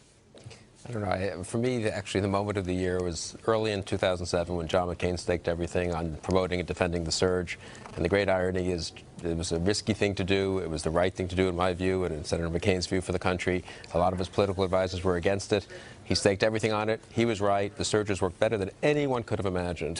Unbelievable, really. And he may well lose this presidential election. Well, can it not be argued that in the end, the surge worked so well that it took the issue off the table, drove it down in voters' imagination. So his leadership on that has become much less important in this campaign than it might have. Right. And the other thing that worked well is that President Bush kept this country safe for 7 years after 9/11. Whatever else one wants to say about the Bush administration and its deficiencies, and that also took that issue off the table. So no good deed goes unpunished. Nina? I like to think about the lessons in humility for the media that come out from the past year. Let's start with writing off John McCain last summer when his campaign imploded, and he rose from the ashes, of course, in New Hampshire with leaner and meaner. Then we wrote off Hillary Clinton, right, after Iowa, after Barack Obama swept Iowa, and we believe those exit polls going into New Hampshire, but tears in the diner and got her a win in New Hampshire, and she was back in the game. Sarah Palin, except for my buddy Bill, she wasn't on the list, any short list in the media of the vice presidential picks that John McCain would consider. So, you know, I think these are all good lessons going into the next one. We looking back to 2004, of course, we got fooled by exit polls on today. You know, Because why you heard Megyn Kelly and reporting them earlier doing so with all these warnings about the grains, indeed possibly blocks of salt with which they should be taken. Yeah. Fred, I guess, you know, every campaign season has its surprises. They always do. This seems to have had more than most, hasn't it? It did have a lot, but, you know, I'm not going to be humble at all. I don't feel humble. I never wrote McCain off. As you will remember, I didn't. I love the No Surrender tour that he had in the fall of 2007. And you'll remember, Brett, or maybe you won't remember. In case you don't, I'll remind you. After that speech by Obama in Iowa, I remember this very well. The evening of the Ohio. Remember that great speech? Can I say it for you so you won't have to? You said that night, watching Obama, that we could be looking at the next president of the United States. That's what you saw in him. Well, you're giving me a little bit more credit than I deserve. I said, look, this guy's going to be president of the United States. Well, I didn't necessarily say he was going to get elected in 2008, but I mean, clearly, this guy was going to be a real challenge to Hillary Clinton. Well, that's one thing I recall. You never doubted for a moment that he was big trouble for her, even before he seemed to have any traction. There are other people. I won't give their names, but there are other people who were saying that Hillary Clinton's nomination was inevitable. Obviously, it wasn't. So you had that, and then you had Sarah Palin came on, and McCain went ahead. But then you had an intervening event that may be what determined the outcome here, and that was the financial meltdown. Does anybody McCain was ahead. Afterwards, he was behind. Does anybody seriously disagree that that has been the critical factor in the closing stages of this campaign? Yes. Can I tell you that you doubt that? Oh, I'm sorry, I don't doubt it. You agree with it? If you look at the polls, 2 days after September 15th, which was the first major stock market crash of this big gyrations that we've been going through, that's when the polls started separating. That's when the neck and neck stopped, and Barack Obama built a lead that stayed. And that it tracks so clearly with the financial crisis, which is, I think, was partly environment. And, you know, McCain was in an uphill Republican environment, and partly how both candidates reacted to the unfolding crisis. Yeah, I would mention just the reaction, too. I mean, the Bush administration put forward a plan that was unpopular. They got in a huge fight with the House Republicans, so voters looked up and saw the two wings of the Republican Party squabbling over how to fix something that looked like it had happened on a Republican administration's watch. Then Senator McCain, I think reasonably in a sense, tried to intervene, but then he couldn't bring about peace either.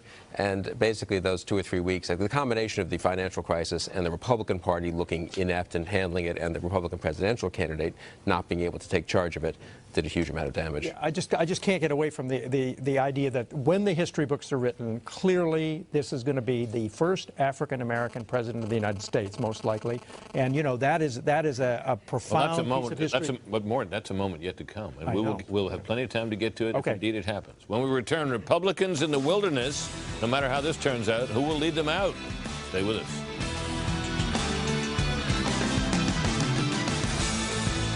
By everybody's estimate, both the House and the Senate will be more Democratic than they are now, which means that the Republicans will be further out of power in both those bodies than they are now. So, question.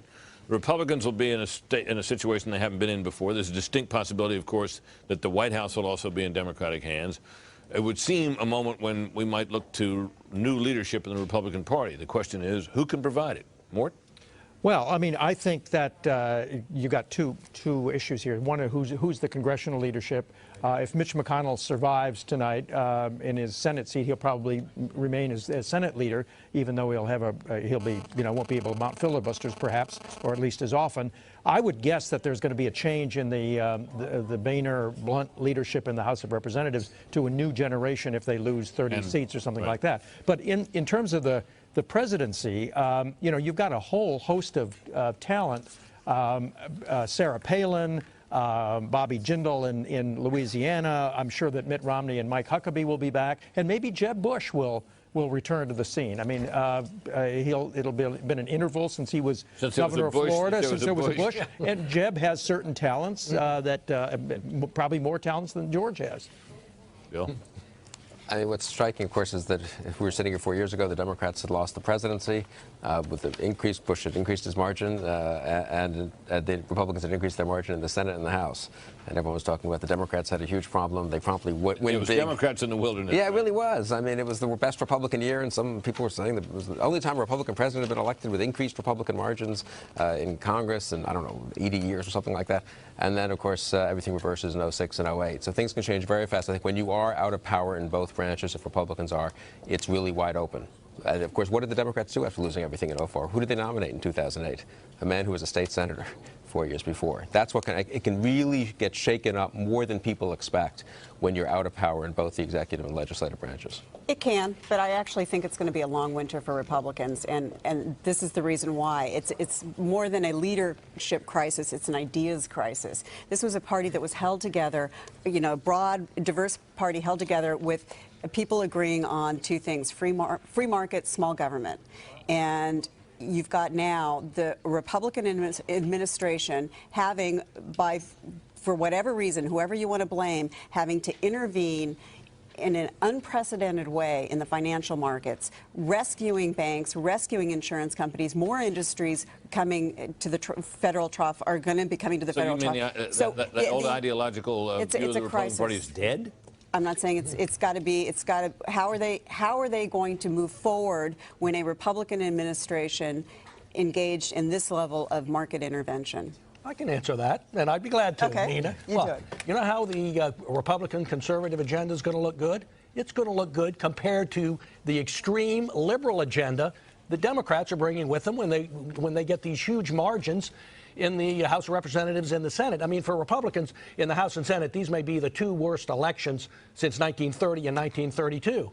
So Republicans have nowhere to go but up. Their role is clear, and that is to be the opposition to the Democrats against this liberal agenda, lots of which, huge parts of which are very unpopular. We're going to talk more about this later. We're minutes away from the first poll closing. Fox News election night coverage continues after a brief break. Stay with us.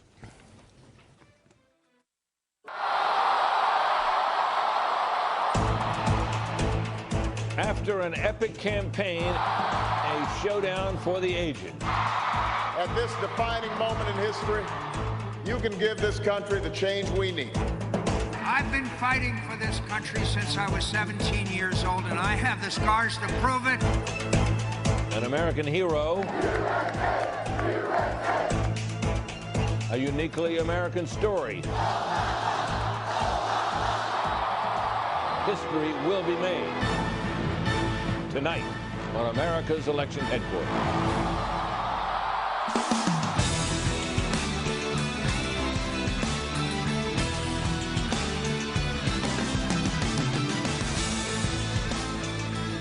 And good evening from Fox News Election Night headquarters here in New York City. I'm Britt Hume. After 2 years of campaigning, it all comes down to this. Polls close soon in the first batch of states that will decide the next president of the United States. Here is the map we'll be keeping an eye on all night. Right now it's blank, as you can see, but it will soon be colored in with red and blue, depending on which candidates win which states, eventually getting the 270 electoral votes necessary to win this election. Our decision team is analyzing the numbers from polls and precincts across the country, and as soon as they tell us, we'll tell you. Megyn Kelly will monitor the exit polls and report what's going on behind the voting. Greta Van Susteren and Judge Andrew Napolitano are at the ready for any legal challenges that may be arising. And we have Michael Barone looking at key counties and trends, and Chris Wallace with Karl Rove standing by to analyze the data as we get it and to tell us about the key Senate races as well. Brett Baer will be reporting on the fight for control of the House and the balance of power on the Senate in Capitol Hill. Carl Cameron is with the McCain campaign in Phoenix. Major Garrett is following the Obama campaign in Chicago. And we have a team of reporters around the nation. We'll check back with them all as the night progresses. Polls close in several battleground states in just a few minutes. So first we turn to Bill Hemmer to show us the big picture. What's at stake for the states about to close? Hi, Bill. Hey, Britt. Good evening. Here on the billboard, the polls closing at 7 o'clock in the East, coming up in 2 minutes and 42 seconds. 58 electoral votes on the line and a couple key states to point out. As we move in on the closing times here, we're going to focus specifically on the state of Indiana coming up at 7 o'clock. All the polls will be closed there. You've got 11 electoral votes on the line in the state of Indiana. Barack Obama thinks this state is in play. We shall see soon if that is the case. Watch Marion, Indiana for Indianapolis. Watch Lake County near Gary, Indiana, Barack Obama's hometown of Chicago. Also at 7 o'clock, we're going to watch the state of Virginia in a big way. We have 13 electoral votes on the line in Virginia.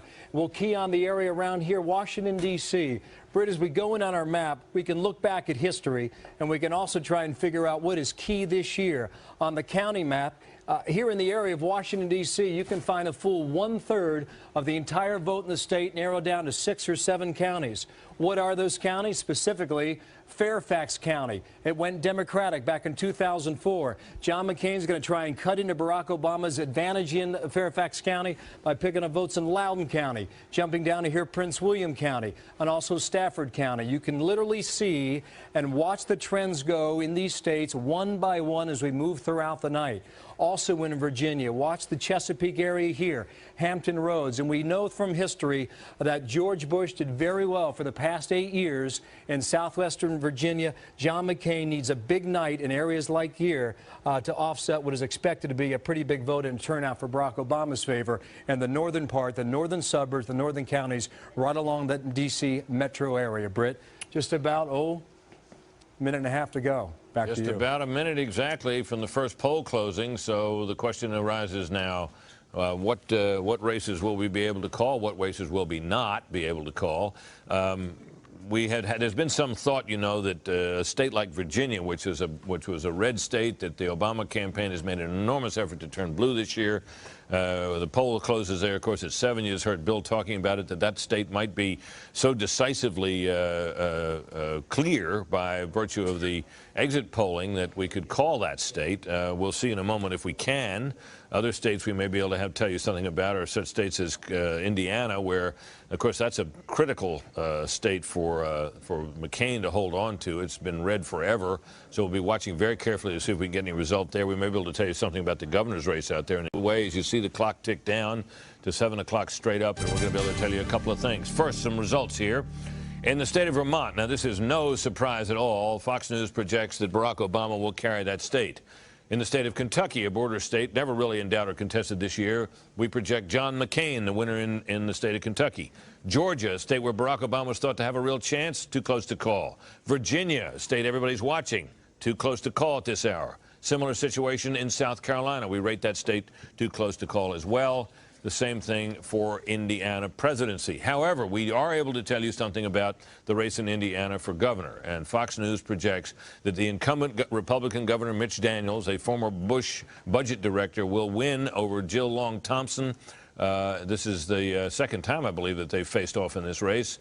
And Daniels appears to be able to carry the state, and we can call it right at this hour. He had a pretty good lead. So let's take a look at our map and see from these results what we can tell about our electoral votes. Now, we've called 2 states, and we'll be updating that. That's the map we'll be looking at. Those the first states we've called have not yet appeared there, but they will, as we noted earlier, soon. And you'll also be able to watch throughout the night the electoral count accumulate on the left-hand side of that very large screen over there on the wall. In the meantime, we also have the exit polls to look at, and let's turn to Megyn Kelly for what she's seeing in the exit polls. Hi, Megyn. Hi there, Britt. Well, here I am over at my big tool, the Launch Pad, which I'm going to show off to you in 1 second.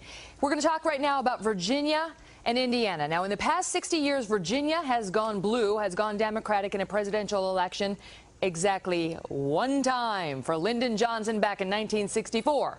On the other hand, the pre-election polls really favored Obama here. So how are they voting in Virginia so far? Well, let me call it up and I will show you. Take a look at this. These are change voters. Obviously, that was a big message for Barack Obama. For the people who said their top quality in a presidential candidate was who can bring the change, take a look at the numbers. Barack Obama getting 92% of those voters, John McCain just 7%. But what about experience? This was John McCain's message. Well, if you wanted a guy with experience, you voted for McCain in Virginia, 95% to Obama's 4%.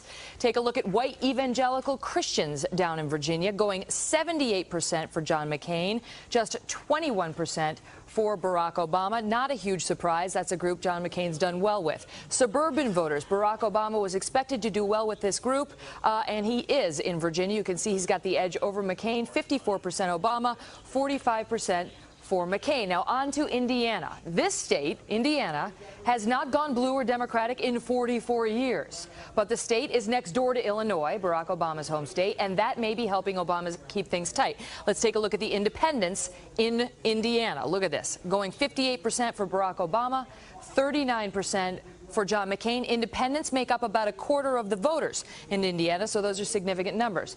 Now, what about white voters? No, right, we got new voters here going, okay, and you can see that it's 68% for Barack Obama, 30% for John McCain. That's a decent margin for Barack Obama. Whites with no degree. These are white voters who haven't gotten a college education. Very narrow margin. John McCain is winning with them, but not by much. 50% for him, 48% for Obama. Obama struggled with this group in the primary. They backed Hillary Clinton by almost a 30-point margin. Again, let's take, there we go, white evangelical Christians, 66% for McCain, 32% for Barack Obama. That's in Indiana. The bottom line is that these are two very red states, Britt, and Barack Obama maintained a competitive edge in both of them throughout the days leading up to these two votes, and we are seeing that competition here still tonight. Britt? I think it's worth emphasizing, Megan, again, that this is exit poll information. And we all recall, and I know you do very well, 4 years ago when we sat here on election night in the early hours. We weren't saying it, but we were all confident based on the exit polling that we were looking at President Kerry. And the exit poll sample turned out to be off base in a number of ways.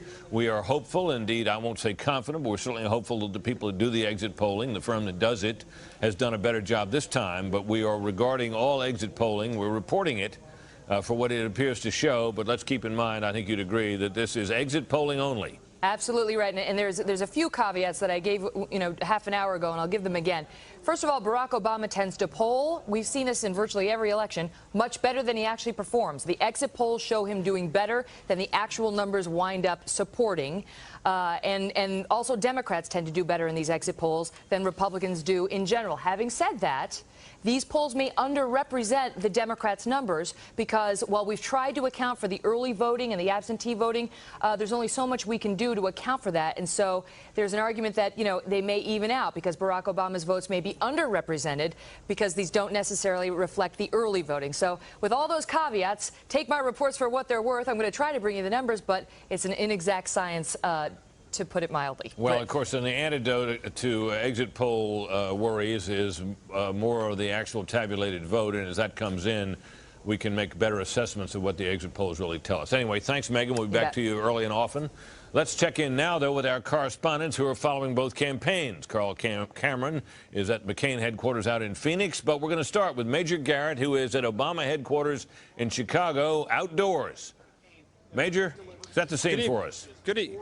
I will, Britt. Good evening. The last couple of days, Barack Obama has said, folks, we have a righteous wind at our backs. Well, today what he has is a righteously beautiful day here in Chicago. Calm, very little wind, beautiful sunshine, nice warm temperatures for Chicago this time of year. And it's worth pointing out, Britt, that whenever Barack Obama has gambled on outdoor events like Invesco Field of the Democratic National Convention, he's been rewarded with spectacular weather. Again, he is tonight. Let me give you a couple of quick observations from the Barack Obama boiler rooms. In Indiana, 11 electoral votes. They feel very good about not only the exit polling data they're seeing there, but turnout in key areas. In North Carolina, they are less confident. 15 electoral votes there. They believe in the area of Charlotte, the Republican turnout has been extremely high. The African-American day of turnout in North Carolina has not met expectations. There is less confidence in the Obama camp late tonight about winning North Carolina. They went in thinking they could. They don't need it to get the presidency, but they sure would have liked to have it. All right, very interesting, Major. Thanks very much. Let's go over to Carl Cameron, who's at McCain headquarters in Phoenix. Hiya, Carl. Here at the Biltmore Hotel, but they're Hey, Britt, beautiful sunset developing here in Phoenix, Arizona at the Biltmore, which will be McCain's campaign headquarters. He's over at his condo across town, having returned from Grand Junction, Colorado, where he was campaigning, defending a red state out here in the West just this afternoon. And on the way back, he spoke to reporters on the plane, and there was a certain amount of sort of wistfulness to him, very sort of introspective, reflective, talking to reporters. At times, it sort of had a farewell kind of a sound to it. Last night in Prescott, Arizona, I should really say, at about 2 o'clock this morning Eastern time in Prescott, Arizona, same thing. He got a bit choked up, and his aides today and yesterday pointing out, as you and Megan have just elaborated on in detail, that exit polls and day of polling and then the last couple of days are all highly suspect, and they're just saying we got to wait, as Senator McCain has said, for the voters to decide. All right, Carl, we'll be back to you often. You probably could hear a female voice in the background as Carl was speaking. That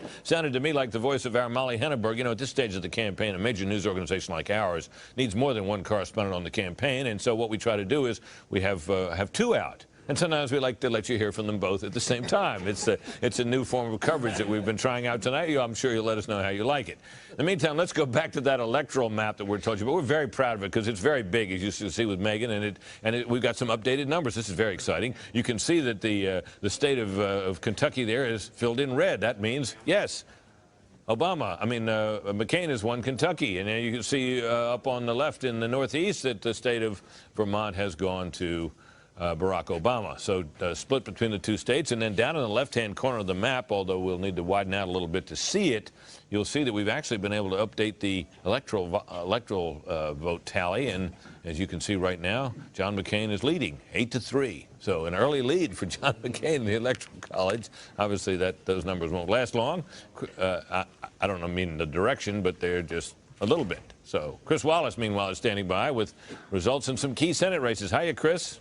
I'm good, Britt. I think that McCain went for the two-point conversion, and Obama kicked the field goal there to make it 8-3. The Senate is a fairly easy race to understand. It really comes down to a matter of simple math. The Democrats not only want to expand their majority, they also would like to get to a filibuster-proof majority of 60. To do that, they would have to pick up 9 seats. They have 51 now. They would need to pick up 9 seats. There are 11 races that are considered real toss-ups. They would need to win 9 of those 11 without losing any of their own. And I can tell you right now that they have picked up 1 of those 9. Let's go to the boards.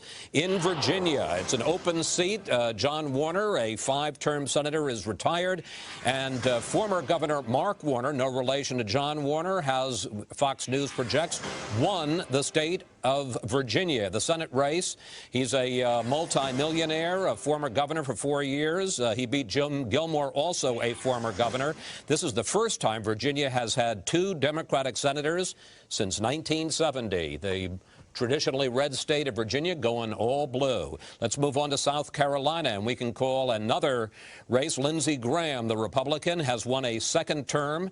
That is a victory for the Republicans, but it's a seat that they're holding on to, not a change. He beat Bob Connolly, a commercial pilot, and quite frankly, kind of token opposition. This is good news for the McCain camp. Lindsey Graham is John McCain's closest friend in the Senate. You've seen him a lot more on the campaign trail with John McCain than campaigning for himself in South Carolina, but Lindsey Graham holds on to his seat in South Carolina. Let's move on to the state of Georgia. This is going to be another one of these important swing states, toss-up states. Saxby Chambliss, the incumbent, a month ago looked like a shoo-in. This race is too close to call. He's running against former state rep Jim Martin, the Democrat, and also Alan Buckley, the Libertarian. It's not just a question of Chambliss having to beat Martin. In the state of Georgia, you have to win with 50%, so if nobody goes over over 50%. This will go to a runoff on December 2nd. We might be sitting around here till December 2nd to find out who wins Georgia and whether or not the Democrats get their filibuster-proof majority. And the last race we're going to look at are the polls that have closed at 7 o'clock. Kentucky. Mitch McConnell, this one too close to call. He, of course, is the Senate Republican leader seeking a 5th term. Again, 2-3 weeks ago, this looked like a walk away from McConnell. Bruce Lunsford, a millionaire businessman, and the same headwind that has hit a lot of Republican incumbents has hit Mitch McConnell. And that race at this moment, too close to call. So looking at all of the races, we can call one Republican and one turnover of a Republican seat in Virginia to the Democrats in the name of Mark Warner. Brett? Chris, thanks very much. Throughout the night, we're going to turn for further analysis to Fred Barnes, executive editor of the Weekly Standard, here with me, Nina Easton, Washington bureau chief of Fortune magazine, Bill Kristol, editor of the Weekly Standard, and Juan Williams, senior correspondent of National Public Radio. All are Fox News contributors. All are here with me. Juan, as this evening kind of gets underway here, we get a little of the early results in. Your thoughts? Well, what strikes me is the increase in people who are at the polls. What we've seen all over the country is people standing in line, high level of energy about this election that has apparently translated into people actually going and trying to vote. Now, we don't know if all of them are going to get in. We'll see some of that in a few minutes as we see whether or not people are standing in line at 8 o'clock and the like, especially in the East. But we've clearly seen, according to these early polls, something that looks like a tremendous increase in black turnout and a tremendous increase in terms of younger voters going to the polls. That's got to translate, if you were, as we try to make speculative judgments at this point, into an advantage for Barack Obama. It's helpful to him. You heard Major talk about the nice weather out in Chicago, in Garrett Park, where he's gathered. He's had pretty good weather across the country, and I think it helps with a lot of these new voters. Many of these new voters, disproportionately, again, new voters, 40% of new voters, according to the polls, are young people, under 30. And disproportionately African American. So what it looks like is this is exactly the kind of expand the map strategy that Obama's people, Plouffe and Axelrod, had in mind, and it seems to be playing out. Juan, we want everybody to understand that the reason you appear, even as you've been speaking here, to be appearing in different places with a different background is that right behind you, of course, is that giant screen that we have, and on the left-hand side of it, we're projecting various different locations. So by the miracle of television, Juan, you, even as you've been sitting here talking to me, you've moved into several different ballrooms, you've been outdoors a couple of times, you had the United States map there behind you. So, my God, this is like Star Trek. Well, the miracle of television, you can go a lot of places.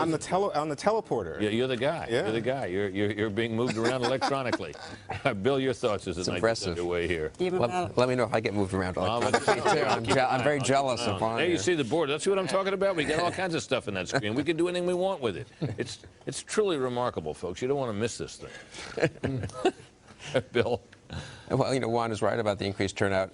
Was there anything that people agreed on more in the 90s than our democracy suffered from apathy and turnout was going down and modern society was just, atomized and animized and all these things that, Bowling Alone was a very popular book at the time, which analyzed this alleged, falling apart of our social structure and civic participation.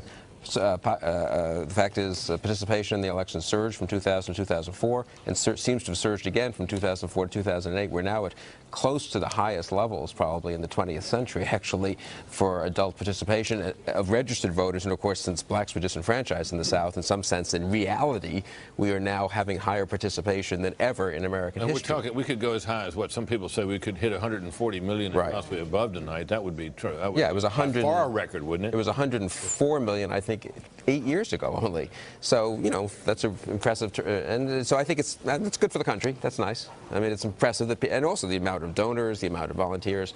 The country is engaged in politics. And part of that is the Democrats, and particularly Barack Obama, have made a huge effort to register voters. In Pennsylvania, for example, they registered something like 200,000 more Democratic voters just since June 1st. That's, of course, a toss-up state. But I think the other interesting story out of all of this, we've heard a lot from the Obama camp about how they're going to change the map. You hear that? We've heard that for months. Traditionally, these presidential campaigns play out. You've got your red states, your blue states, and then 18 to 20 swing states. They want to go beyond that. They want to go into states that have been traditionally Republican and nab them. The classic case is Indiana, where Barack Obama's been there something like 50 times. You know, he had a hard fight. You know, even he's helped by the fact, in part, that he's from a neighboring state. He's from a neighboring state, and he had a hard-fought primary campaign with Hillary Clinton there. In that but state. the other interesting thing, they just went up with ads back in Georgia, which, you know, they think that we'll be watching that too, very closely. So. Too close to call so far. Fred? I'm proud of all those voters who are actually voting today, instead of all the wimps who voted early and didn't need to. I mean, look, this early voting is When did you vote? Hey, look, wait a minute. I voted early because I was truly going to be absent. Most of the people were not absent. Look, I'm in New York. I vote in Virginia. So I was going to be absent. Most of the people who voted early out of convenience, not absence. In the state of Oregon now, there's no voting on Election Day. It's all by mail. You can mail it. Look, by law, the campaign the election is the first Tuesday after the first Monday in November. Now, a lot can happen in the last month. Some states started allowing people to vote in late September. Well, we had 5 weeks. There, a lot could have happened.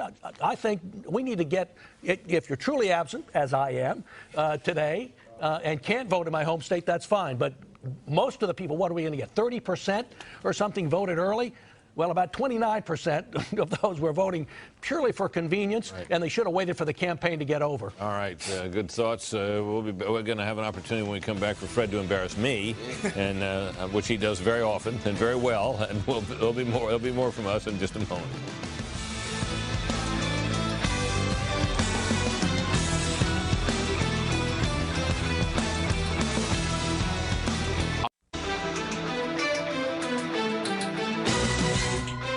We'll be joined throughout the evening by Fox News political analyst Karl Rove, who, of course, is best known to millions of people as the man who engineered and designed the 2 campaigns that got George W. Bush elected to the presidency. Karl, I'd like to get your thoughts now on we're going to have a new president. We'll have a more Democratic Congress than before.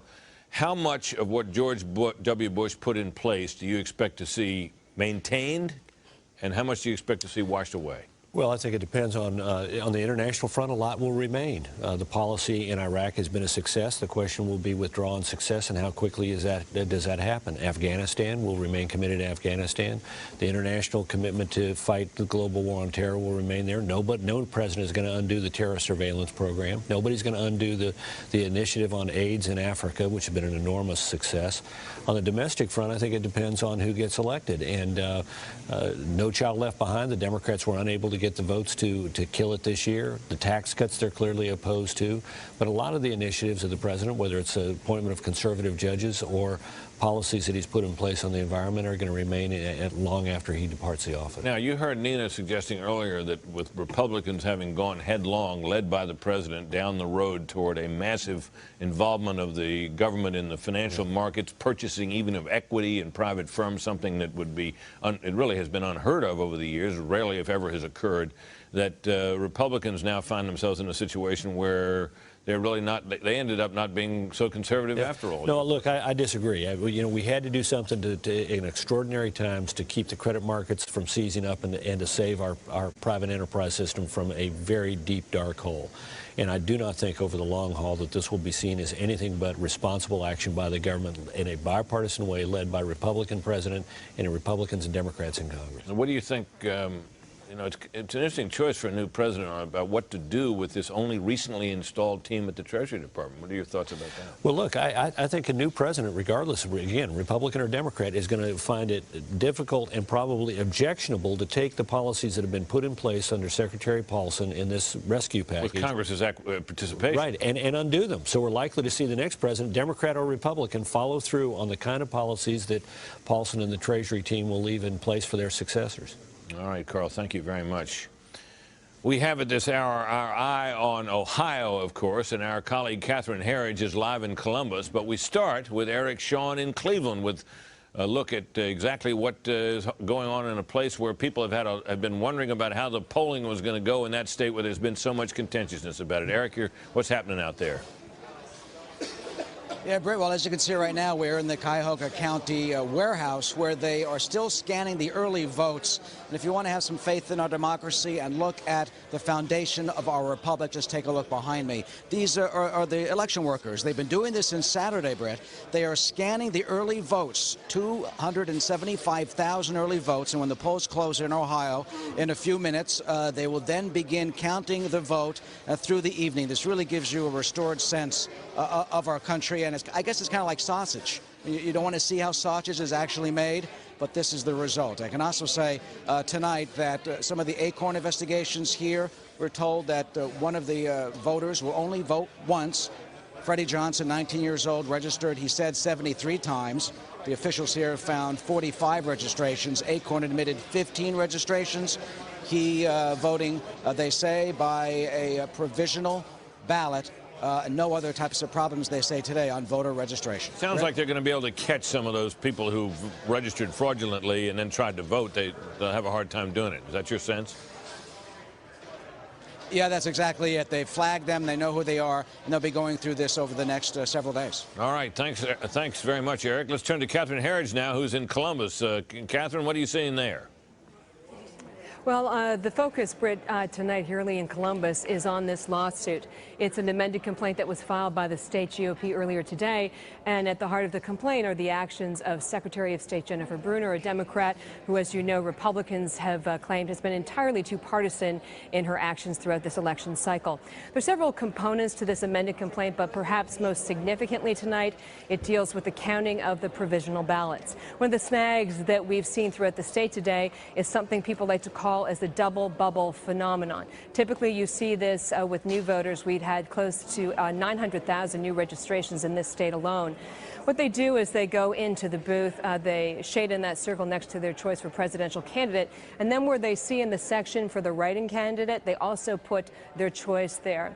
The Secretary of State had instructed local officials that they could discern the intent of the voters, but state Republicans have said that that's not sufficient. They need something that is consistent throughout the state, and most analysts here tonight believe that this is really a placeholder lawsuit in the event that it is indeed close here in Ohio, Brett. All right. Thank you very much, Catherine. We're just coming up on 7:30 when there are going to be some further poll closings. We want to give you the quick word on that when they occur. In the meantime, we're going to take a brief break. We'll be right back.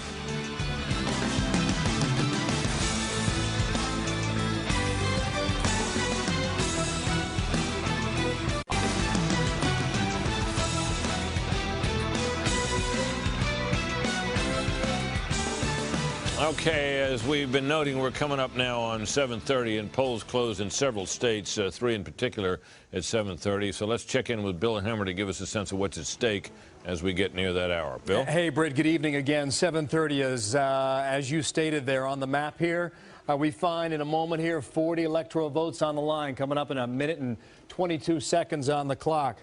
Chief concern at this hour, places like Ohio. 20 electoral votes. You know the mantra, it's as old as time. No Republican wins the White House without winning the 20 electoral votes in the state of Ohio.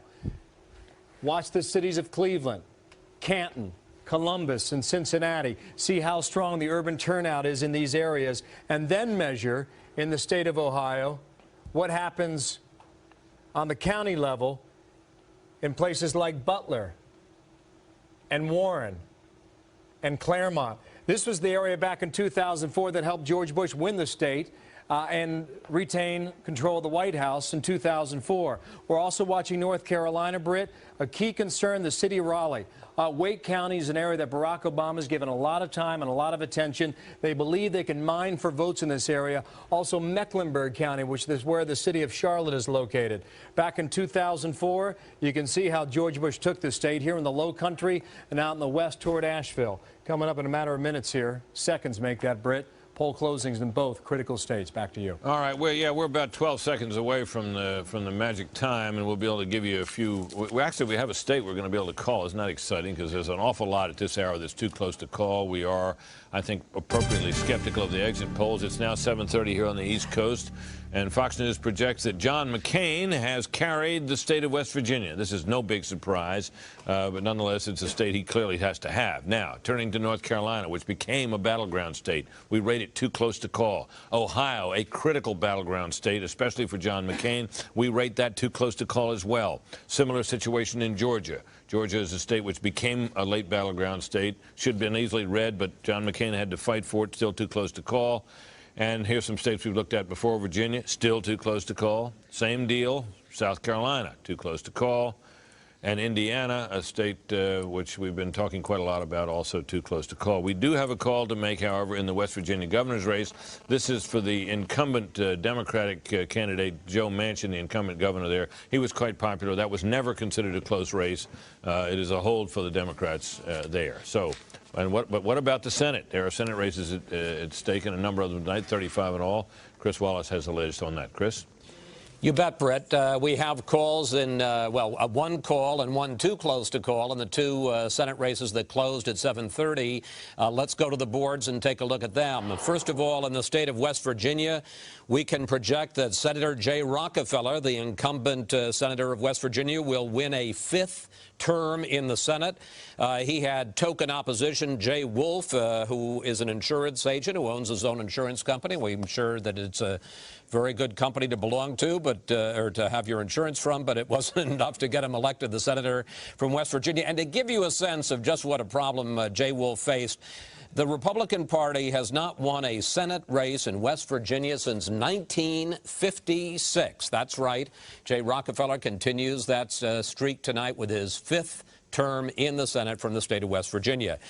The other big race, and this is one we're going to be watching closely all night, North Carolina. Elizabeth Dole, the incumbent, and of course the wife of former Senate Majority Leader Bob Dole, is in a real battle there with State Senator Kay Hagan. At this point, it looks like Kay Hagan is slightly ahead, but too close to call there. This is one of the toughest races in the country. Again, a month ago, Elizabeth Dole would have looked like a walk away in that state, but the Republican headwinds have hurt her, helped Kay Hagan. This is one of the toughest races in the country. It got to the point that Elizabeth Dole in the last week ran an ad that suggested that Kay Hagan is godless for attending a fundraiser at the home of an advisor to the Godless Americans PAC. I must say I was not familiar with that particular political action committee heretofore, but in any case, that doesn't seem to be helping Elizabeth Dole right now. Too close to call, but Kay Hagan with a slight lead in that state. And to go back and look at the two races that are too close to call, Mitch McConnell, slight lead. You can see their very slight lead in the state of Kentucky, the Senate Minority Leader. That would be a big one if he were to lose there. He's got a slight lead, but it's still too close to call. And again in Georgia, Saxby Chambliss, slight lead in that race, but he not only has to beat Jim Martin, he's got to go up over 50% with the Libertarian candidate Alan Buckley in the race, and at this point, we cannot project any winner in that state. So, so far, there's been one turnover in the state of Virginia where Mark Warner took a Republican seat. Now for the Democrats, other than that, everybody's been holding serve, or it's too close to call. Brett, back to you. You know, I'm just thinking as we talk about this, the Mitch McConnell race is interesting because if he wins, he will be, if anything, he will emerge, if he wins, as probably the most important Republican in Washington if the presidential race goes to the Democrats tonight. Which is one of the reasons we've already put in a call to try to book him for Fox News Sunday. No, exactly that. I was just going to suggest that, Chris. I should have known I couldn't get ahead of your bookers. But no, but exactly. I mean, assuming, just for the sake of argument, that Obama wins the presidency and you got a Democratic majority in both houses, he becomes the face of the Republican Party in Washington. And he becomes also somebody that the Republicans will look to as the man who he has been very skillful in a parliamentary way in blocking the Democrats' agenda even with the minority he has now. I think that if that minority shrinks, as it seems certain to, as it's bound to, it will be a greater test of his parliamentary skills and his leadership skills than ever. It'll be very interesting to watch. And let me just say, not to cast any doubt on my loyalty to Mitch McConnell, but just in case he loses, we're also trying to book John Kyle, the #2 Republican, who would then become the most powerful Republican in Washington. Well, assuming that in leadership elections he steps up. So, all right. Anyway, Chris, thanks. Interesting results. We'll be back in touch with you often. Now, So Mark Warner, no relation, as we pointed out, to John, who was the retiring incumbent senator in Virginia, has won that race, and one assumes that everybody's pretty happy at Warner headquarters in McLean, Virginia. Caroline Shively is there to tell us what it's like. Hi, Caroline. Hi there, Britt. You know, the polls officially closed here at 7 o'clock, and within seconds we were able to call this race for Mark Warner, now Senator-elect Mark Warner. This is pretty important here in Virginia. This is the first time since 1970 that Democrats will have held both Senate seats. And bigger picture, it is also very important. It's the first big red to blue flip that we've seen in Democrats' quest to get that 60 filibuster-proof number there in the Senate. Mark Warner is here in the building. He's with his family. He hasn't yet received that concession call from Jim Gilmore. He is the Republican that he bested on this election day, but we are told he is very pleased, and he says he's ready to get to work. This crowd already fired up. We expect them to go nuts when Warner shows up here later tonight. Brett, back to you. All right, Caroline, thank you very much. Let's turn to Michael Barone for such thoughts as he might be able to give us about the state of Virginia and its changing demographics. Michael? Well, Virginia's had some significant changes in demographics, big explosive growth in northern Virginia and in suburban areas in Tidewater and around Richmond. Britt, just a few of the counties and independent cities have come in with election returns in Virginia so far, but I see a certain pattern emerging. In rural areas, Campbell County, which is right near Lynchburg, the late Jerry Falwell's church right nearby, Lee County, the far southwest tip of the state. John McCain in incomplete returns is getting just about exactly the same percentage as George Bush did 4 years ago when he carried Virginia. But in Chesterfield County, with about half the results in, that's suburban Richmond, the south side suburbs, long a Republican bastion, McCain is running about 10 points behind George Bush's 54% showing, I believe it was 10 years ago. And obviously that would make the difference between victory and defeat if you extrapolated from that to the statewide showing. So traditional Virginia going one way, suburban Virginia moving toward Barack Obama and the Democrats. Suburban Virginia seeming to grow by the hour, right, Michael? That's growing by the hour, Britt. And we've seen, I've taken a look at some other county returns in the state of Indiana where we've got a fair number of them coming in. That is a mixed bag. That's a state that George W. Bush carried 60-39, a big margin. It seems to be moving in the other direction. The question is how far. Vigo County, which Karl Rove mentioned earlier, with 91% of returns in, is going 56 for Barack Obama. That's a 10-point gain for the Democrats, but on a 60-39, they need an 11-point gain on a uniform statewide basis. They're getting it in some areas, like it appears in St. Joseph County, South Bend, that industrial area, heavily Catholic. It seems like the Democratic percentage is rising more than they need to win statewide. And the exit poll returns from Marion County, Indianapolis, suggest they may make big gains there, too. Some of the small counties, not so much so. All right, very interesting, Michael. Thank you very much. We got to take a brief break here. More on the other side of it. Stay tuned.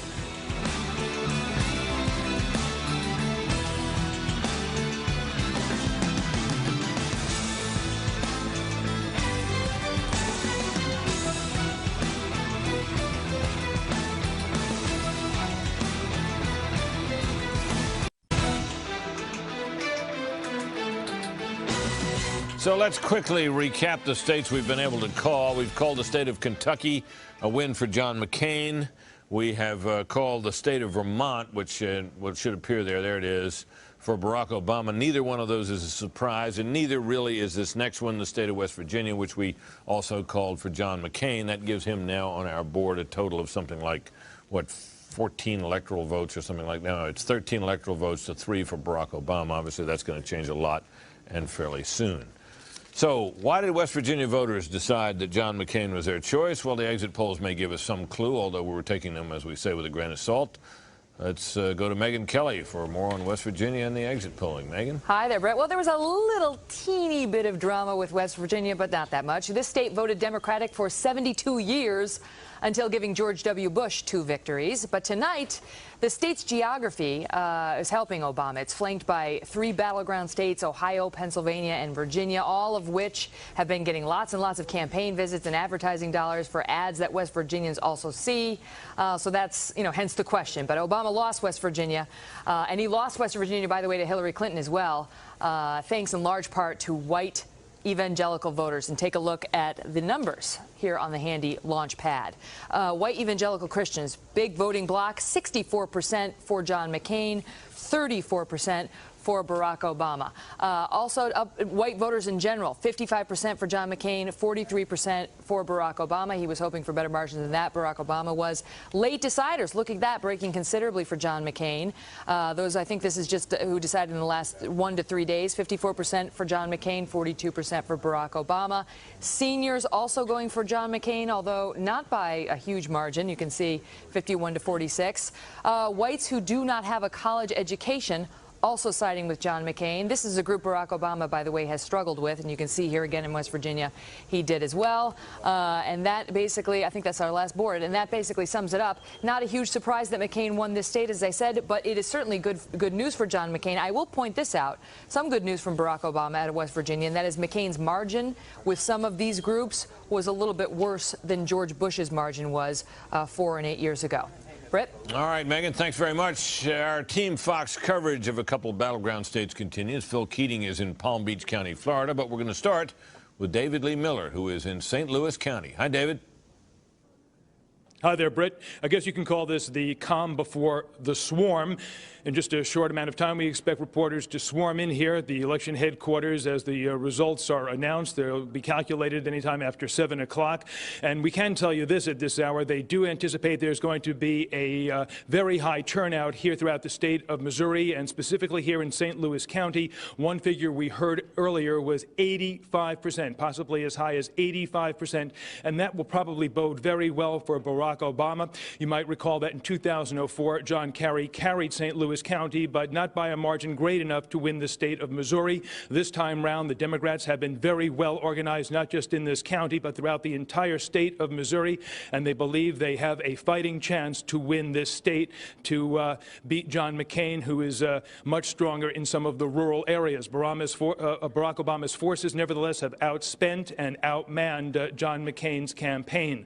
And underscoring how much of a battleground this is, Britt, only yesterday appearing here were Joe Biden and Sarah Palin. This has been a hard-fought campaign. It is also, we should also point out, not only a swing state, but also, some say, a predictor. No one has won the White House in the last 12 elections without winning the state of Missouri. Britt? All right, David, that's very interesting. Thank you. Now let's go over to Phil Keating in Palm Beach County, Florida, in West Palm there, the scene of so much drama 8 years ago. Hi, Phil.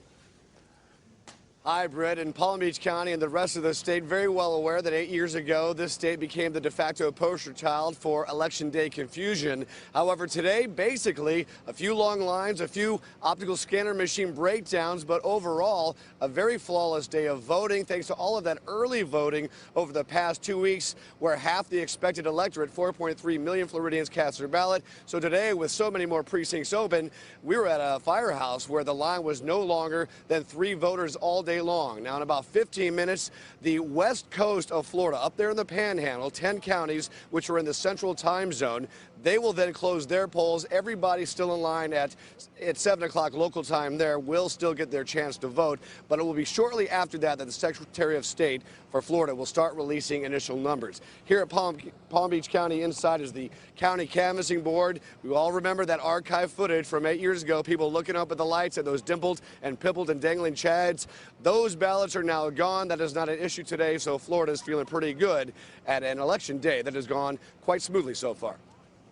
All right, Phil, thanks very much. We are getting a kind of a little sense of, and you can see it there on the screen, this is the scene in Grant Park in Chicago where Barack Obama has planned, as everyone probably knows, a quite large victory party. He seems to have a taste for these big events. He had a great big one in Berlin, which may have backfired a little bit on him, and then he had that spectacular last night of his convention, which they moved to Invesco Field in Denver on a balmy night. It was a great scene there, a tremendous celebration, and now you see that situation in Grant Park.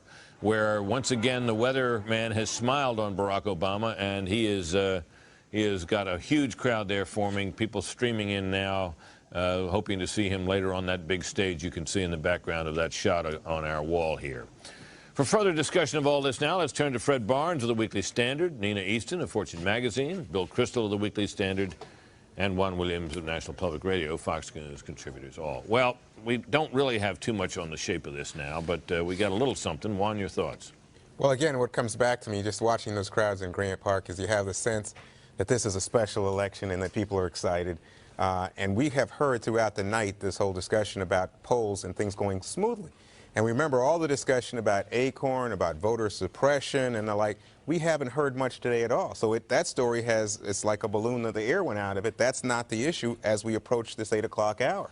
And I think we would have heard some of it by now if it was going to be some kind of explosion. You know, it's interesting because, you know, there's always this question of a combination of the possibility of voter fraud, and you heard Eric Shawn talking about how they can catch these, you know, fraudulent registration. A fraudulent registration does not equal a fraudulent vote. Correct, because in fact, if you register fraudulently, you would be a first-time voter and then have to show identification to actually vote. And then, of course, you had the situation we had so much of 8 years ago where there was tremendous voter confusion. Correct. I must say, when I cast my ballot in Virginia down in Fauquier County, it was one of the easiest things I've ever done. I mean, you'd really have to be a dope not to be able to figure that ballot out. It was a snap, and the voting machine worked like a champ, and it was a thoroughly pleasant experience, even for a guy with reading glasses like me.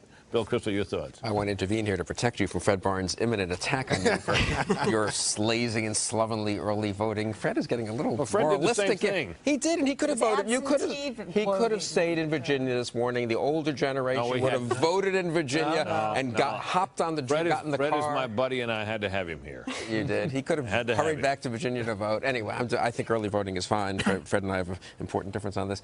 Look, basically, if you look at the returns coming in and look at some of the counties, as Mike Perone was saying, I would put it this way. A huge amount of votes still to come in, to be counted. A lot of polls haven't closed.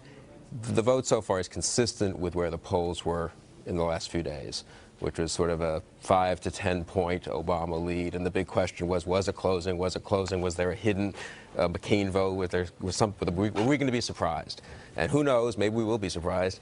But so far, I think looking at the Indiana and Virginia real results, not the exit polls, but what's coming in different counties, it looks consistent with what the polls were suggesting. It does not look consistent, at least so far, with the idea we had of a really early blowout, which I think we would have seen if Virginia had quickly gone to Obama, or perhaps Georgia had gone to Obama. Yeah. Now, both those states are too close to call. That doesn't mean that McCain will carry them, but there was some thought that those states would be, that the Obama tide would be such that they might be early calls. They haven't at least turned out to be. I think we're a little more consistent, though, with a comfortable Obama win than with We have one more state to call, though, for John McCain, and this is the state of South Carolina, where the polls have been closed for some time now, so that adds another few electoral votes to the McCain. This isn't a surprise.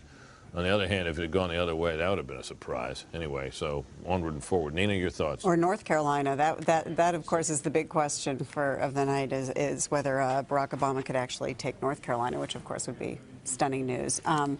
Just back to this early voting question, and it's interesting because it actually provided for the campaigns some level of it was real polls. I mean, instead of polls, they got the results of early votes, and so I know in Barack Obama, but in Obama's case, they used it to guide their late strategy, in places like Florida.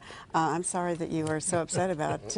Well, what about there is something to the idea that we used to have, first Tuesday in November would be a common election day for everyone. It was obviously for most people it still remains a shared experience, but you do have to wonder when a state like Oregon, where there's really no election day voting, it's all done by mail ahead of time, and it does mean possibly that some voters in the country are voting on a different set of facts than others. I mean, you had this financial crisis that hit so late in the campaign and raised it and placed at the center of the campaign an almost entirely new issue, not the economy broadly speaking, but this particular thing. We had a chance to judge the candidates' reaction to it and to make assessments of the two parties and their policies before that, based in the light of that. I mean, is it a good thing that a lot of people could have voted before that, do you think, Nina? Well, the kids get off school on Election Day, and so parents always have to scramble to cover those kids on Election Day. So, you know, that helps them.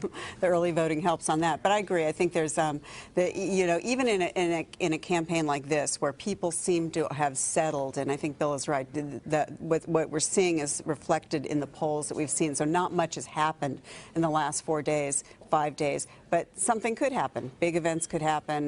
You know, the financial crisis was something that just happened, you know, quickly and caught both candidates by surprise, and they both had to react to it. But you know, I don't think anything happened. There was no October surprise, right? There's no October surprise in this election.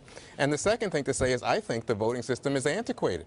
The idea that we vote on the first Tuesday in November, why do we vote on the first? Why isn't it that we have a prolonged period, a weekend, where people could vote and vote in a way that would guarantee larger levels of participation? We're seeing larger levels of participation because I think in part we've had the early voting. Well, and that's a different issue, though. We can argue that later. You know, I think a lot of people, not to belabor this subject, but a lot of people would have found it early, Fred. You're free to belabor it. Would have found it a lot easier voting on Election Day than cramming into some downtown election office where there's one voting machine and they had to wait for hours. It'd have been a lot easier. So you're making the convenience argument in reverse. And well, they thought it was going to be more convenient voting early. But let me just say one other thing, and that is, when you look at these states that are too close to call, Indiana, Virginia, Ohio, and North Carolina, these are states where if McCain's going to have a chance to win, he has to win all 4, or at least 3 out of 4. And the fact that they're too close to call is not encouraging for him.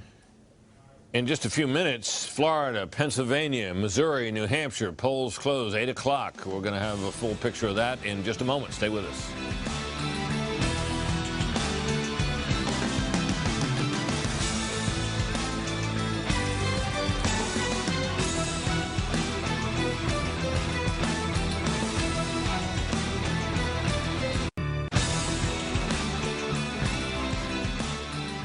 See that thing out there? Well, that is what we're calling our strategy room, and it's a sufficiently balmy night here in New York. That's right outside our headquarters here in New York. That balmy night here that we're able to have the participants in the strategery room, as we sometimes call it, outdoors tonight.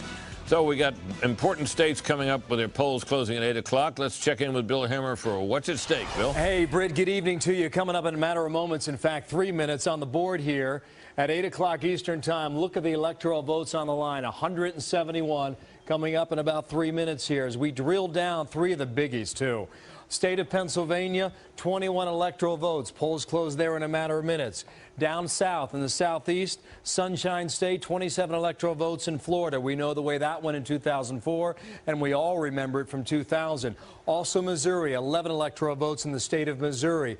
Back here in Florida on the county level, we're starting to get a little bit of data in, but remember, this Republican area, the Panhandle, hasn't closed yet. It will momentarily. The rest of the state closed about an hour ago. Typically, Republicans do well in the Northwest. Democrats do well here in the Southeast. We will see if this I-4 corridor in the center part of the state is the ultimate factor in deciding which way Florida goes.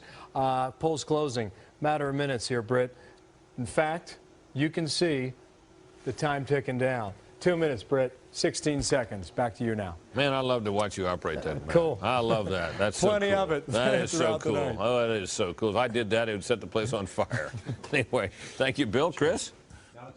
5 seconds, and Karl Rove has been going over all of the information that's come out already in the part of Florida where the polls closed at 7 o'clock Eastern. The Panhandle, of course, in the western part closes at 7 o'clock Central Time. What are you seeing in Florida? Well, I'm seeing that there are 11 counties where the Democrats are running ahead of what they need to do in order to win, and these are some large counties in the southeastern part of the state, Miami-Dade and Broward in particular. They're also running ahead of where they need to be in the Orlando area, Orange County. The Republicans are running ahead at 12 counties.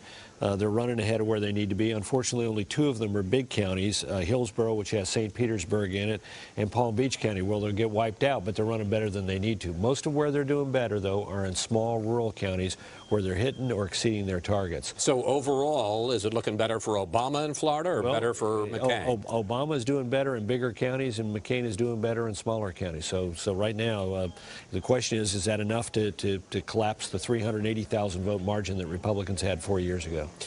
You know, I've often thought that after what happened in 2000, that Florida was going to be the Moby Dick for the Democrats. Until they win Florida, they're never going to be satisfied. Do you think it has that kind of status for them? Well, I think it does, simply less because of the 2000 election and more because it has 27 electoral votes. It's the fourth largest state in the union, and it's one that is demographically difficult for either party to lay a permanent claim on because there are successive waves of immigration that favor either party. First from the Northeast that favor the Democrats, and from the interior South that favor the Republicans. And these are the change in the state is going on all the time. People move in and out of that state faster than you can imagine. All right, Karl Rove, and the polls are about to close in 20 seconds. We better send it back to Brit Hume. So, Chris, you're going to send it back to me, so I get to vamp for 15 seconds. Because you can't take it. An anchor man sitting here at the anchor desk on election night. It is now 8 o'clock on the East Coast. Polls are now closed in 15 states, worth a combined 171 electoral votes. We call Massachusetts, no surprise here, for Barack Obama. We also call Barack Obama. That also not a surprise. His home state of Illinois, not a surprise, but a big state for Obama. The District of Columbia, this is really not a surprise for Obama. Connecticut, Barack Obama. Maine, Barack Obama. New Jersey, Barack Obama. Delaware, Joe Biden's home state, Barack Obama. Oklahoma, not a surprise here either, John McCain. So what remains too close to call with all these states? North Carolina remains too close to call. Ohio remains too close to call. Virginia remains too close to call. Georgia remains too close to call. So likewise does Indiana. So does Florida at this hour, although the polls, of course, closed there.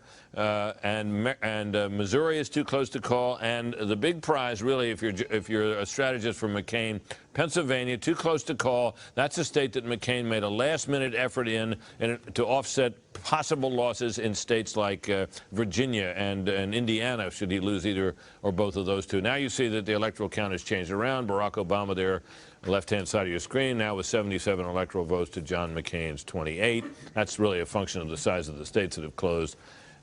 Many big ones yet to come. Plenty of possibility, at least, possibility for that to tighten.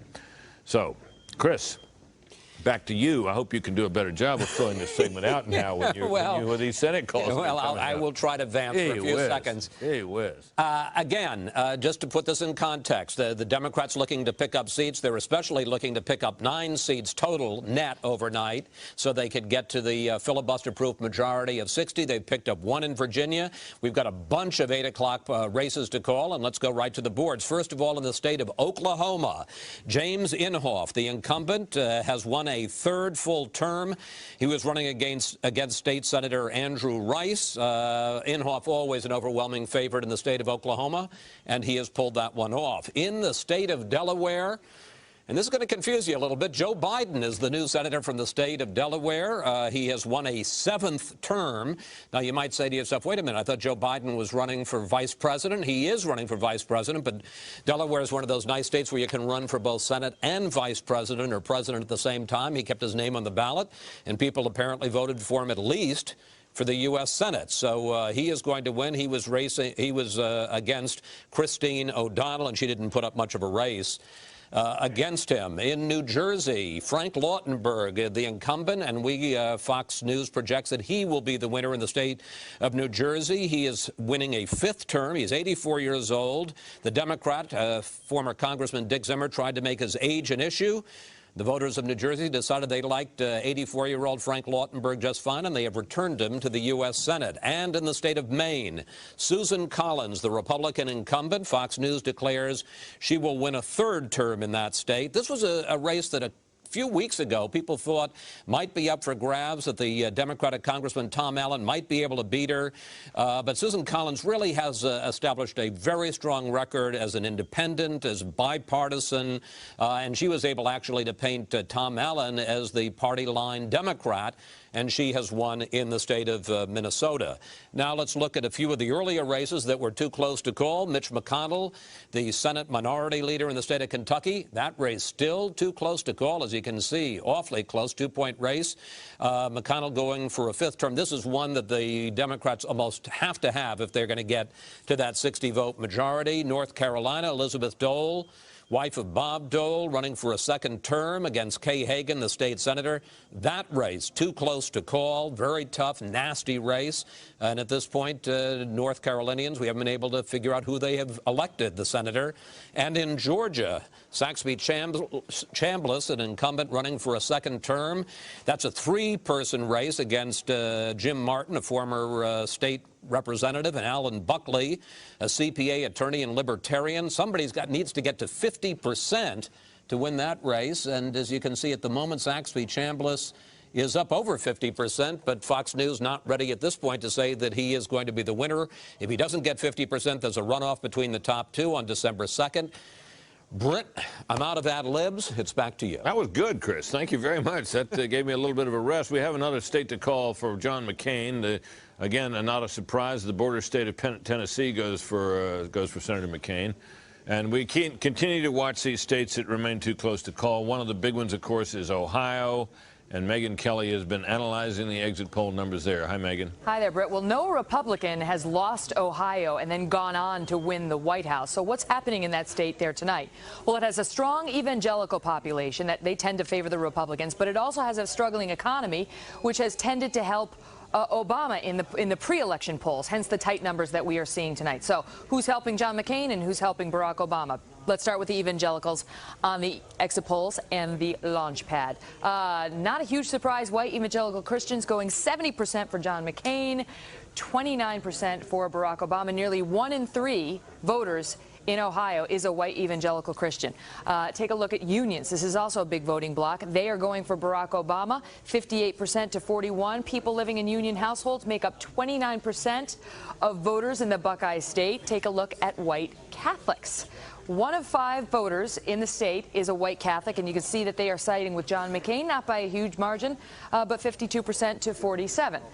Independents, this is a critical voting bloc as well. They are siding so far with Barack Obama in the state of Ohio. Both parties fighting hard for this group. So far, giving the edge to Obama over McCain, 52 to 45. Now, we asked the voters, have you been personally contacted by the campaigns? You know, in a state like Ohio, it's been an all-out ad blitz and phone blitz and so on. And take a look at this. 43% said they had been contacted by the Obama campaign. 35%, a little bit less, say that they had gotten contacted by the McCain campaign. There was a huge get-out-the-vote effort here in Ohio as well. Most or half were contacted by at least one camp. Interestingly, Britt, Obama has been pounding the state with ads, but McCain has been holding on because this is a typically this is a state that is typically divided, and as we saw, President Bush won it not once but twice. Before I let you go, and by the way, all those have the same caveat as we've been giving you. You've got to keep in mind these exit polls haven't tended to be exactly right on, so anything could happen. But before I let you go, you liked Chris's fancy ad lib. Look what I can do on the launch pad. Not only do I have those exit polls, but I can show you all sorts of video. This right here, Clint, what are we seeing? Obama. No, this isn't Obama. This is McCain. This is McCain's headquarters, where they're getting ready for what they hope will be a victory celebration. We can check in on them whenever we like. We can check in on Bill's billboard, which we have up here, which I might point out is a lot smaller than the launch pad, just for the record. And we're going to check in with the Obama camp to see what's happening over there shortly, too. You're not showing it to me. I don't see it. I'm still just seeing McCain headquarters. This one. This is Bill's billboard. Oh, you put it in McCain headquarters? This is Bill's little billboard. All right. Okay. This is McCain headquarters. We had Obama's Grant Park just a second ago, and they were all fired up. Do we have that, Clint? We'll get that for the next hit. Right. But I'm just saying, Britt, you know, Bill, he's been going on and on about his little billboard, and it's named after him. Well, and I've had to listen to this every morning, and then look what they give me. I know, but when I see you go over there and start writing numbers on it and stuff and causing all kinds of different things to switch around the way he can, then I'll declare you equal. So far, he's got the detail, you got big. But look at this thing, Britt. Would you look at the size of this? I know, it's Who else has this? It's really, Megyn, it confirms that you really, really are very, very important. Thank you. I feel validated. All right. Thanks very much. That was great. I loved it. Chris, I hear you got another race to call. Yes, we do. And because of my technical legerdemain, all I get are blue cards. That's everything. That's all I'm being given here. We got a big race to call in the state of Kentucky, and that is Fox News projects that Mitch McConnell, the incumbent, the Senate minority leader, the leader of the Republicans in the Senate seeking a 5th term, has been elected defeated the senator from Kentucky over millionaire businessman Bruce Lunsford. This is a race that was strong for the Republicans until a couple of weeks ago, when with everything that was hitting Republicans across the country, this wasn't in doubt, and there were a couple of polls that show Lunsford actually ahead. Mitch McConnell, interestingly enough, ran on the idea earmarks are good and that he had brought hundreds and hundreds of millions of dollars to the Commonwealth of Kentucky. The Kentuckians apparently thought that was just fine, and they have reelected Mitch McConnell. Well, you know, Chris, I think that's an important race. They see the Liddy Dole race there as well. Yeah, we're not projecting that. Yes, we are now projecting that there has been another turnover in the state of North Carolina. Kay Hagan, state senator, has beaten Elizabeth Dole, seeking a second term, former transportation secretary under Reagan, labor secretary under President Bush. Of course, the wife of Bob Dole, and she has lost in a mean race in the state of North Carolina. That is another net pickup for the Democrats tonight. They have picked up 2 in Virginia and North Carolina, but they have failed to pick up in another one of the toss-up states, and that was in the state of Kentucky, where the Republicans held on to Mitch McConnell's seat. Well, that really wasn't one of the ones that they were counting on, were they, to get to their magic number of 60? Kentucky? Yeah. Well, there are 11 toss-ups, all held by Republicans. They need to win 9 of 11. They've won 2. They've lost 1. Right. They've only got they've got to win everything except 1. They can lose 1 more, and they have to win all the rest. They have to go 7-1 to get. So if, for example, Saxby-Chambliss holds on in Georgia, they could still do it, but they couldn't lose they got to anymore. win. They can't win anything. They can't lose anything else. Exactly. All right. Very interesting stuff. All right. So what? Well, panel, I'm bound to say that if I were a Democrat, House or Senate tonight, I would not think it. I would think it decidedly bad news that Mitch McConnell had been reelected. I mean, he has, Fred, wouldn't you agree, proven to be remarkably effective for a minority leader. I mean, the Senate makes it possible, clearly, but I think he's been a real fly in their ointment, hasn't he? Well, he's been effective in one thing, and that is a filibuster strategy. And if you're a Republican leader and you can get 41 votes, you can block anything. You know, the majority has to get to shut off debate and then vote on some piece of legislation, has to have 60 votes.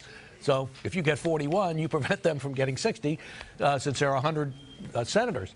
Now, on some votes, and maybe card check, the one that would allow unions to organize employers without a secret ballot, would be, he may be able to, even with 42 or 43 Republican senators, still be able to get 41. On card check, he only lost 1 Republican when that was blocked by filibuster. Right. So, I mean, look, what was the one thing Republicans did, other than the decision by President Bush on the surge, that was successful in Washington, in particular, over the last 2 years? It was the filibusters led by Mitch McConnell that blocked lots of liberal legislation. But the other race we just talked about is really, to me, truly the stunning one, which is the upset of Elizabeth Dole. I mean, you knew she was in trouble, though, right? We knew she was in trouble, but this is, first of all, North Carolina. This has been a reliably Republican state, and she's somebody who's been in the public eye for decades. I mean, this is a very familiar public figure, and the level of desperation that she was feeling, you could sense yourself when you looked at the advertisement that she put out trying to link Kay Hagan, her opponent, to these godless atheists group. And I think, you know, and Kay Hagan, by the way, being a Presbyterian Sunday school teacher, and I think the effect of that was to backfire on Elizabeth Dole, and I think she pushed too far, and I think that hurt her in the end.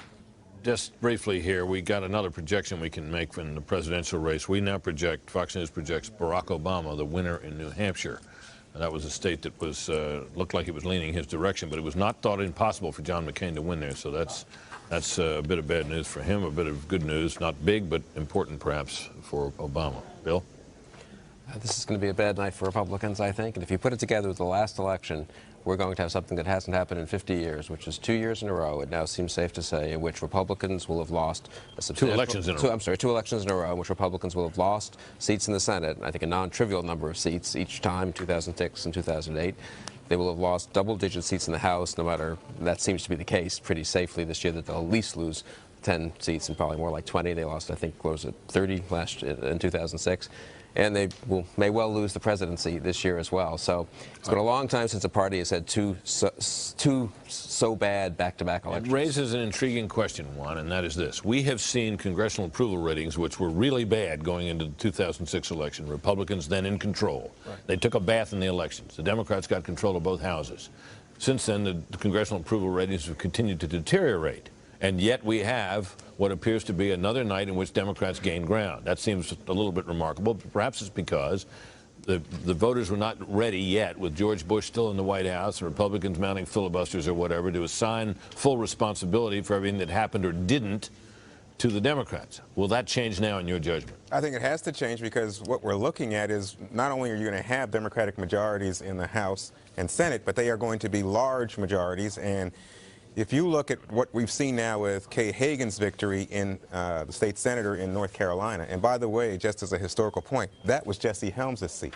Right. And that's an indication of how much that state has changed. And again, we've seen tremendous increases in new people registering to vote in many states, particularly I think like Nevada +12, Virginia +9, Ohio 8% growth in terms of new voters. But when you stop and look at the research triangle area, and you look at the fact that those people coming in are younger, more Democratic, that's a change in terms of the old South, and portends greater change. Now, you asked about the responsibility. I think that the voters still viewed the 8 years of George W. Bush as a Republican time, when you had, for the most of that period, Republicans in control of House and Senate, not changing until the 06 cycle. So what they're saying now is they hold Republicans responsible, and I don't see how they can hold Republicans responsible going forward, because we're going to have these large majorities. The thing to watch, though, and you talked about McConnell as an effective block to Democratic initiatives, is that I think people are sick of this kind of partisanship, and if it's the case that you're simply going to have a hard core of Republicans, and we're having a number of moderate Republicans knocked off. Elizabeth Dole was a moderate Republican. To have her knocked off, to have people, who are retiring, Virginia, Warner in Colorado, Ben Nighthorse Campbell, Pete Domenici in New Mexico, you have these people going away. Now you're going to have really hardcore Republicans, and if you have Mitch McConnell simply representing, a backbench, angry Republican Party, I don't think that's good for the party. He's going to have to work with Democrats on something to be able to say he's not the obstructionist. We're going to talk more about this as we go through the night. We're going to take a brief break now. More to come.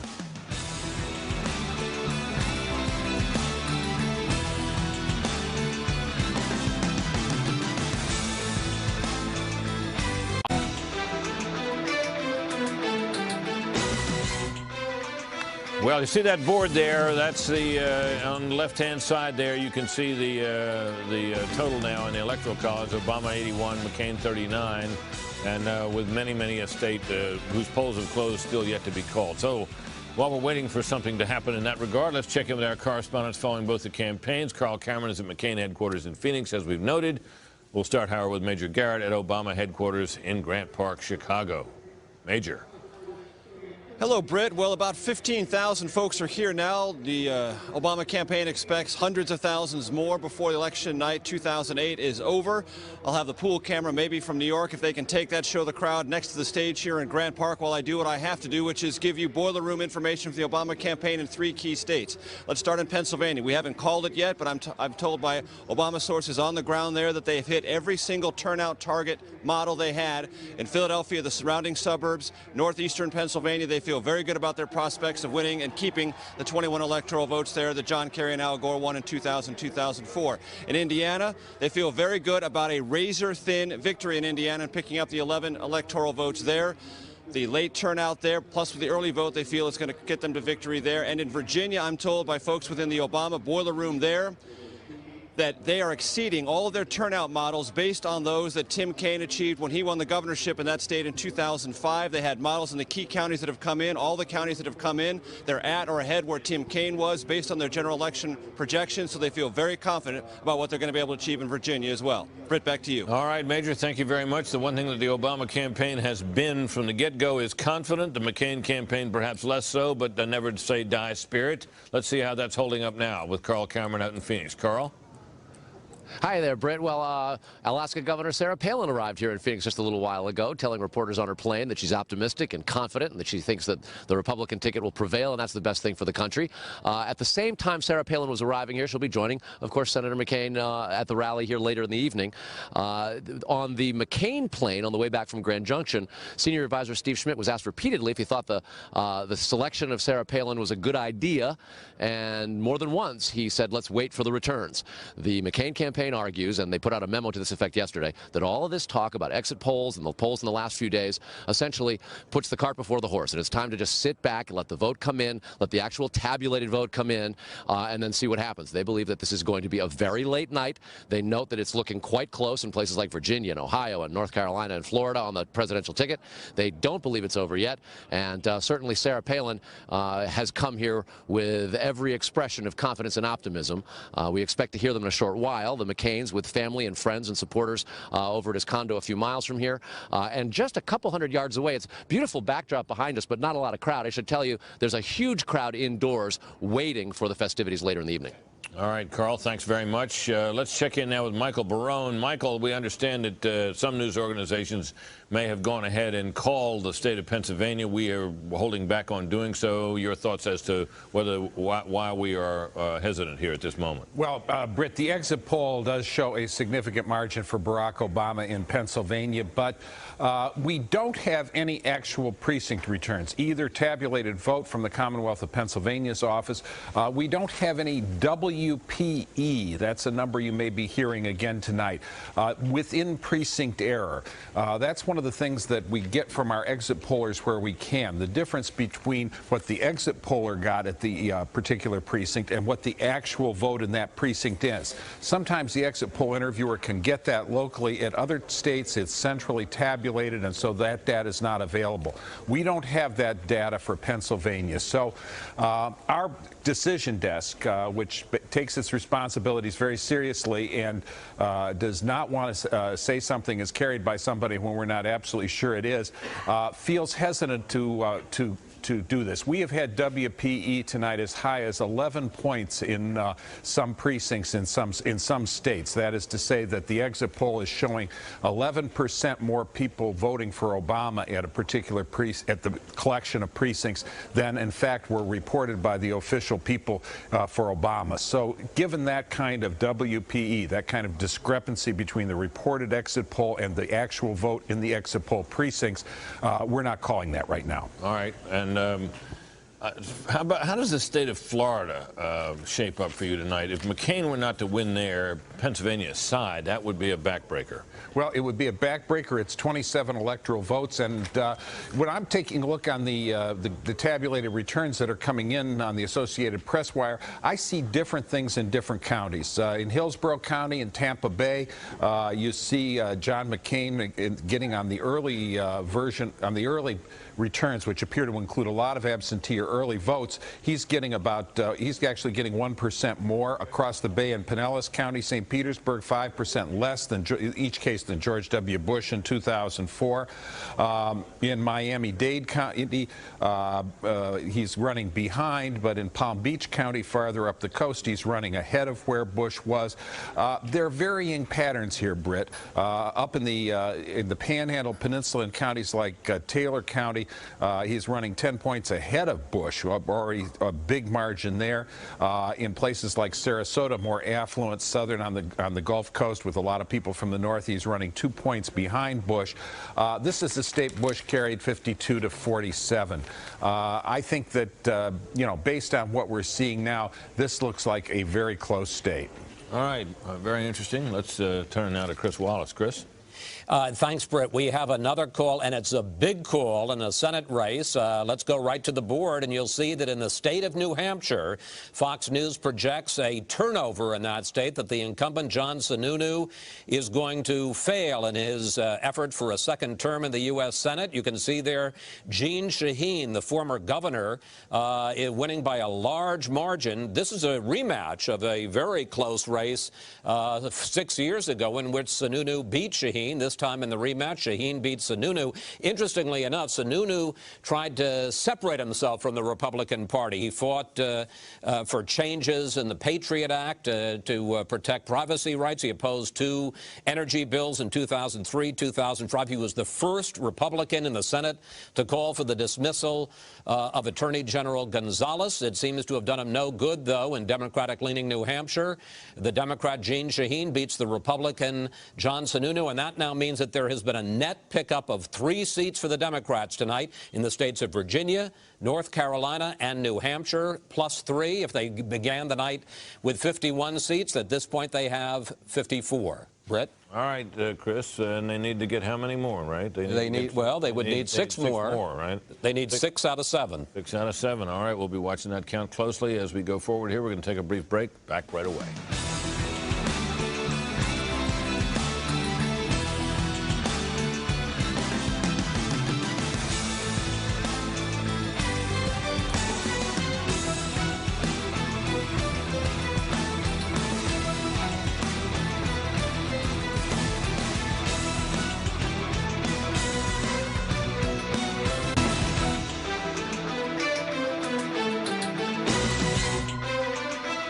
We're coming up on 8:30 here in just a few seconds, so let's take a look before we do. There's some poll closings to report when we do at the electoral map as we now see it over on the wall here. And as you can see, the Obama lead now in electoral votes has expanded to 103 to 39, and we're about to expand it even further because we're now calling Pennsylvania for Barack Obama. This is a very hard one for the McCain camp to swallow tonight because it bet on Pennsylvania as a place which, if it could just steal it and put it in the blue column, it could hold off the Obama surge in other areas and perhaps afford to lose a few red states. Now that possibility is taken away, and the situation for Obama has markedly improved. It is now 8:30. Polls have closed in a number of places. We declare the state of Arkansas will go for John McCain, and we're now going to, and we, as you noted, we've called Pennsylvania already for Obama. North Carolina, though, too close to call. Virginia, also still too close to call. Pennsylvania, as we've noted, it says too close to call there, but we now have called that. Ohio, we're still too close to call. Missouri, likewise, too close. Same deal with Florida. Same deal still with Indiana. Same with Georgia. All of those states remain too close to call. But the big one, of course, is Pennsylvania, where, as we've noted, a major effort was made by the McCain campaign during the closing days on the hopes of an upset there. So now, for a word on how the Senate races that we'll be looking at, where the polls have closed at 8:30, let's turn to Chris Wallace. Chris? Well, we got a bunch of calls and a bunch of too close to calls, and let's go through those now. In the state of Massachusetts, John Kerry seeking a 5th term in the U.S. Senate, and yes, he has won. We're looking, well, I don't have Michigan on my map there. Let's try and see if we can refigure this. In fact, we weren't calling Michigan at all. In the state of Massachusetts, John Kerry, we can project that he is the winner in the state. He had fairly token opposition from Jeff Beatty, who runs a consulting business. In fact, no Republican has won in the state of Massachusetts since 1972. John Kerry continues that trend there. In the state of Arkansas, and this is a poll in Arkansas that just closed, Mark Pryor, the incumbent, has won. He was seeking a 2nd term, and he has achieved that term. I can tell you that the state of Arkansas, the Pryor name, they are almost a royal family in that state. David Pryor was the governor and a long-term senator. Then his son, Mark Pryor, continued in his place, and he has won. In fact, the Republicans didn't even put up opposition. His only opponent in this race was Rebecca Kennedy from the Green Party, and she didn't put up much of a race. Mark Pryor has won in Arkansas. In Illinois, Dick Durbin, the winner in that state, he has won a 3rd term. He's the number 2 Democrat in the Senate, the majority whip. He has won. He's had a very tough weekend. On Friday, I believe it was, his daughter, Christine, who was 40 years old, died of a congenital heart disease. We offer Senator Durbin, our condolences along with our congratulations on his victory in the state of Illinois. In the state of Tennessee, Lamar Alexander, the incumbent, the Republican incumbent, has won, seeking a second term. He was running against an attorney by the name of Bob Tukey, who was a former chairman of the state Democratic Party. Lamar Alexander has won a second term in Tennessee. In the state of Georgia, and this is one of those big battlegrounds, Saxby Chambliss, we say, has a lead, and you can see there it's a pretty healthy lead, but we cannot project at this point that he has won in that state. Remember, he has to get over 50% or face a runoff in a month. At this point, that race too close to call in the view of Fox News. Alabama, Jeff Sessions. This would be a real shock if Jeff Sessions didn't win re-election in the state of Alabama. Conservative seeking a third term, but at this point, it is too close to call in his race against State Senator Vivian Davis Figures. In Mississippi, and it may seem like I'm stuttering here, but in fact there are two races in the state of Mississippi. We'll tell you about the first one. Thad Cochran, the incumbent, seeking a sixth term, very popular in that state, thought to be a shoo-in. At this point, though, we can't call it, too close to call, but I don't think that means anything surprising, it's just that we don't have the numbers to be able to call the race. There is an important and very close Senate race in the state of Mississippi. This is a special election for Trent Lott, the former Senate leader who retired. He was replaced by Roger Wicker, a member of the U.S. House. Wicker is the senator in that state, but as I say, they are having a special election. Wicker is running against former Governor Ronnie Musgrove. That's a close race, and there is some thought, because of a big African-American vote, that Musgrove might be able to pull that out at this point between Musgrove and Wicker. Too close to call, Brett. So at this point, no turnovers in any of those races we're calling at this point. So they got to go, the Democrats, to get to the number of 60 to be able to bust all filibusters that they feel like, or they need to win a bunch more of these. What look like their best prospects of the remaining races we Well, again, they got to go 6 out of 7 of the remaining toss-ups. It seems likely that they'll win in the state of New Mexico with Tom Udall, the congressman from there.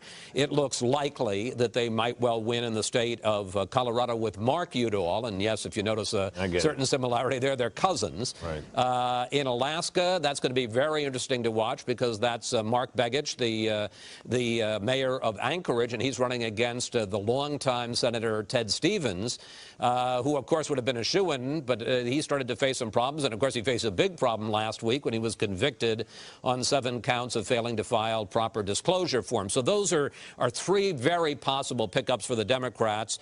Then they've got Oregon, the state House Speaker Jeff Merkel running against incumbent Gordon Smith. That's the close race. Minnesota, Al Franken, the former comedy writer, running against incumbent Norm Coleman. That's very much a close race. So the Republicans need to hold 2.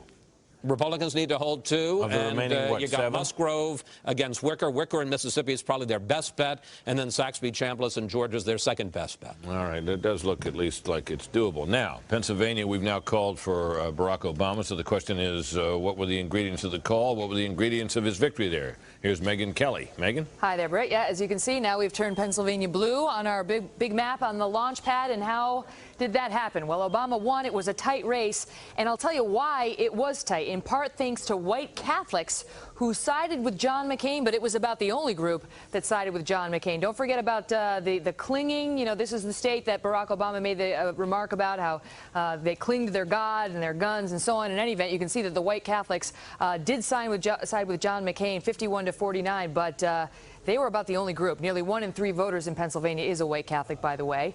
Now, what about the Hillary Clinton factor? Did her supporters wind up going with Barack Obama? You bet they did. Take a look at it. 81% of her supporters went for Barack Obama, and just 19% wound up siding with John McCain. Here's union households in Pennsylvania. They went heavily for Barack Obama, 64% to John McCain's 35%. Union households, a critical group in Pennsylvania, making up 26% of all voters. What about the seniors? Senior citizens have liked John McCain, or at least did in the primaries, and Pennsylvania has the 3rd highest percentage of seniors in the United States. Take a look at the numbers. It was tight, but Barack Obama won the seniors as well, 51-48. Also, next group, would John McCain continue President Bush's policies? 54% of Pennsylvanians said yes.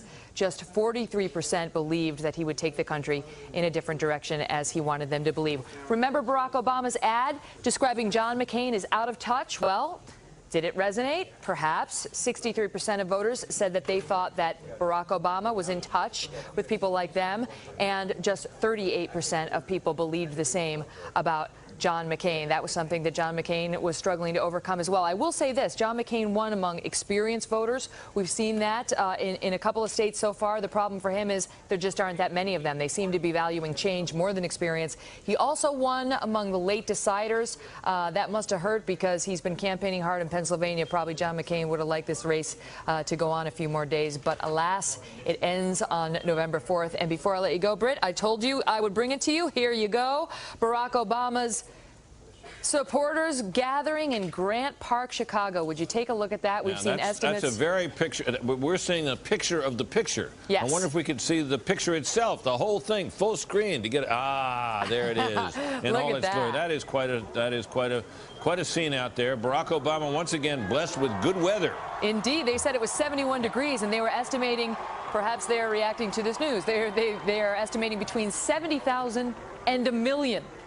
So how's that for a guesstimate? But it looks like we have a call to make, Megan. Sorry to interrupt you there. We are now calling the state of Georgia for John McCain. So McCain folks can keep hope alive based on the fact that Barack Obama did not manage what would have been quite an upset in the state of Georgia. And on that note, we're going to take a break. Much more to talk about on the other side. We'll go to Bret Baier and talk about the balance of power in the Congress. Stay tuned.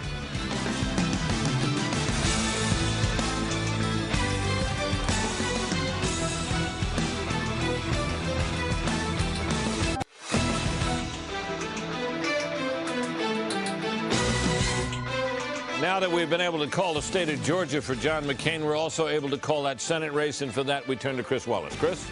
Thanks so much. Yeah, this is a big one, and Saxby Chambliss, the incumbent Republican senator from the state of Georgia, has won re-election to a second term.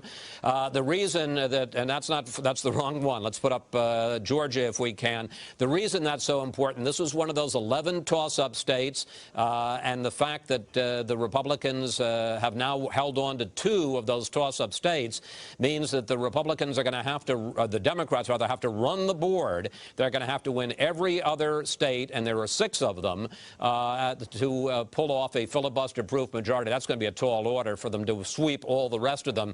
But as we can see here in a 3-man race in the state of Georgia, Saxby Chambliss has won. There'll be no December 2nd runoff. We project that he's going to win, and win by more than 50% of the vote. So that means that 2 Republicans, Mitch McConnell in Kentucky and Saxby Chambliss in the state of Georgia, have both held on to their seats in toss-up races. That the Republicans would only need 1 more victory to ensure that they will have their filibuster ability in the House of, rather in the Senate for the rest of the term, unless some of the more moderate Republicans drop off on an individual vote and go with the Democrats. Britt, back to you. All right, very interesting, Chris. So one can imagine on a night when Elizabeth Dole has been beaten in what turned out to be not as much of an upset as it might have, but because we all knew that she was in some real difficulty.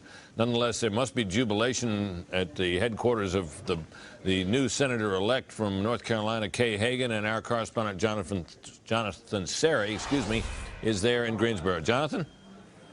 Hi, Britt. A massive celebration here. The band is playing, and every time any news comes on showing the results, you can hear the crowd cheering. Right now, I'm in a brief lull, so I'll try to get this report in between cheers. Now, part of the success of challenger Kay Hagan's campaign may be somewhat of a coattail effect of the Obama campaign, which has been active in this state, recruiting new voters. In fact, if you look at the new voters registered here in North Carolina over the past year, you're looking at a figure of 600,000. And then when you break down those new voters by party, Democrats outnumber Republicans by a 2-to-1 margin. Britt? Very interesting, Jonathan. Now, is she expected to appear soon to say something to that group?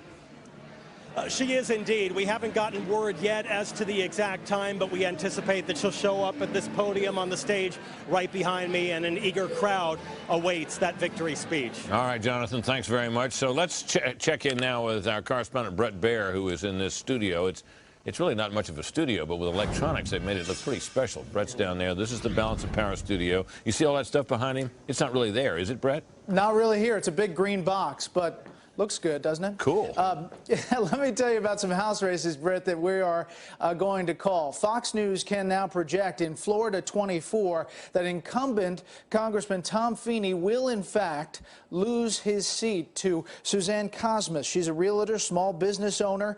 Feeney was plagued with ties to disgraced lobbyist Jack Abramoff, who, of course, cost Republicans a lot of seats last cycle. Democrats put a lot into this race.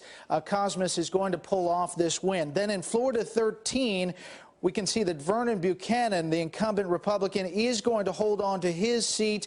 This was going to be tight. Christine Jennings, running a race down there, but now Buchanan has pulled away and he will return to the Congress. The thing we're watching here in the Balance of Power studio is just that, how things add up for Democrats and their control going into the 111th Congress. As we started the night, the numbers were this, 236 to 199. And throughout the night, as we make these calls, and there is a net gain for either Democrats or Republicans. You'll see it on the board right here, and you can see that net gain for Democrats. Cosmas is just clicking in, and we'll monitor that throughout the night, Britt, and let you know how Nancy Pelosi, the House Speaker, will approach her new Congress come January.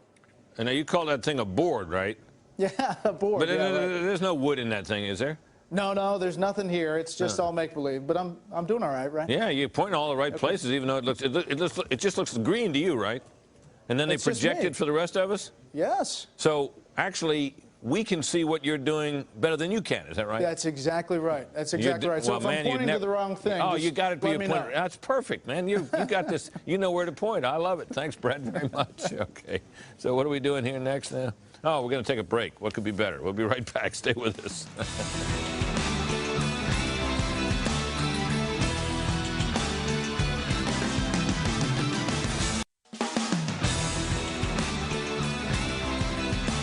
All right, we've got this thing we're calling the launch pad that you heard Megyn Kelly going on about. We're very proud of it, so we want to talk about it a lot.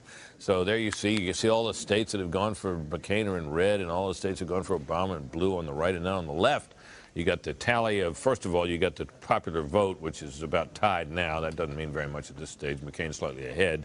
But in the Electoral College map, which is, of course, all that matters, it's 103 for Obama, and John McCain has 69 electoral votes. Not over yet, but Obama has a lead. Now, one of the things that we've been watching closely in the run-up to this election has been these questions about voter suppression and about possible voter fraud. And our correspondent who's been covering all of that is Eric Shawn, and he's out in Cuyahoga County, Ohio tonight. And we're pleased to join him. Eric, what are you hearing and finding? Yeah, Britt, well, behind me it looks like an assembly line. The workers here in the Cuyahoga County warehouse now counting and the votes and processing the votes that are coming in. And the news out of here at this moment, the absentee ballots, the early voting, breaking heavily so far for Barack Obama. They have counted about 200,000 absentee ballots of 275,000. And Senator Obama leads Senator McCain by 71% to 27% for Senator McCain. But you have to remember that Cuyahoga County, Ohio's largest, very heavily Democratic, it went for John Kerry in 2004, even though Senator Kerry lost the state. The Republican registration here, only 8%. 36% Democratic, about 50% or so of the voters here are nonpartisan or say they are no party. Now, if this holds up, it may lessen the importance of these, which are the provisional ballots. They say here in Cuyahoga County, there have been a very high number of provisional ballots called for today. These are only given to people if their registration information does not match their own personal information. You may remember the 200,000 or so that did not match. That was part of a Supreme Court case. They will not be counted until 10 days from now before they are verified. But if these numbers hold up tonight, that may lessen their importance. Officials here, Britt, by the way, saying they won't have any more hard numbers for about 2 hours from now, and they expect we won't know more until the wee hours of the morning. Brett? I think it's fair to say, Eric, that what has made these questions about fraud and voter suppression and broken machines and difficulty voting so intense in the past two cycles is it's been so very close. And if it turns out not to be all that close tonight, it seems to me that most of those complaints are likely not to materialize. Would you agree? That's a very good point. We have our site, voterfraud at foxnews.com, Britt. We've gotten about 9,000 emails so far, many today complaining from viewers about a variety of issues that we've seen across the country. We haven't been able to verify all those, of course, or confirm them. But here, it has so many problems 4 years ago, from broken machines, long lines, 2 election officials in prison. None of that today. They are very proud and proudly say that generally here in Cuyahoga County, not known for the cleanest elections in the past, that today went very smoothly. All right, Eric, thank you very much. Let's check in now with Michael Barone for further analysis of the voting and what he thinks may be shaping up here. Michael? Well, Britt, the viewers may be wondering why we haven't called winners in certain states and why they're remaining out, including Virginia and Indiana, that where the polls closed way back at 7 p.m. Eastern. And the primary reason, Britt, is that we have large WPEs, I used that term earlier, within precinct errors. That means that the actual vote in the exit poll precinct was different from the exit poll reports from the exit poll precinct. That's something that we've noted in the past. It was common during the Democratic primaries, where Barack Obama tended to do better in the exit polls than he did in actual votes, and we had large WPEs. We're looking right now at Virginia, for example, a state that Obama's been ahead in the polls. The WPE is 10.46. This is extraordinary. That means that Obama's doing 10% better in exit poll precincts where we've been able to get an actual result than in the exit poll than he did in actual votes. It's 7.19 in North Carolina, 4.78 in Indiana, 3.90 in Florida. And I think that what this represents in part is something we saw in the primaries, which is greater enthusiasm on the part of Obama voters than on those voting for John McCain tonight or Hillary Clinton in the primaries, and more willingness to answer the exit polls. Both Fox News polls and Scott Rasmussen in his poll found that a significantly larger percentage of Obama voters indicated than McCain voters indicated that they were willing to spend 10 minutes and fill out the exit poll form.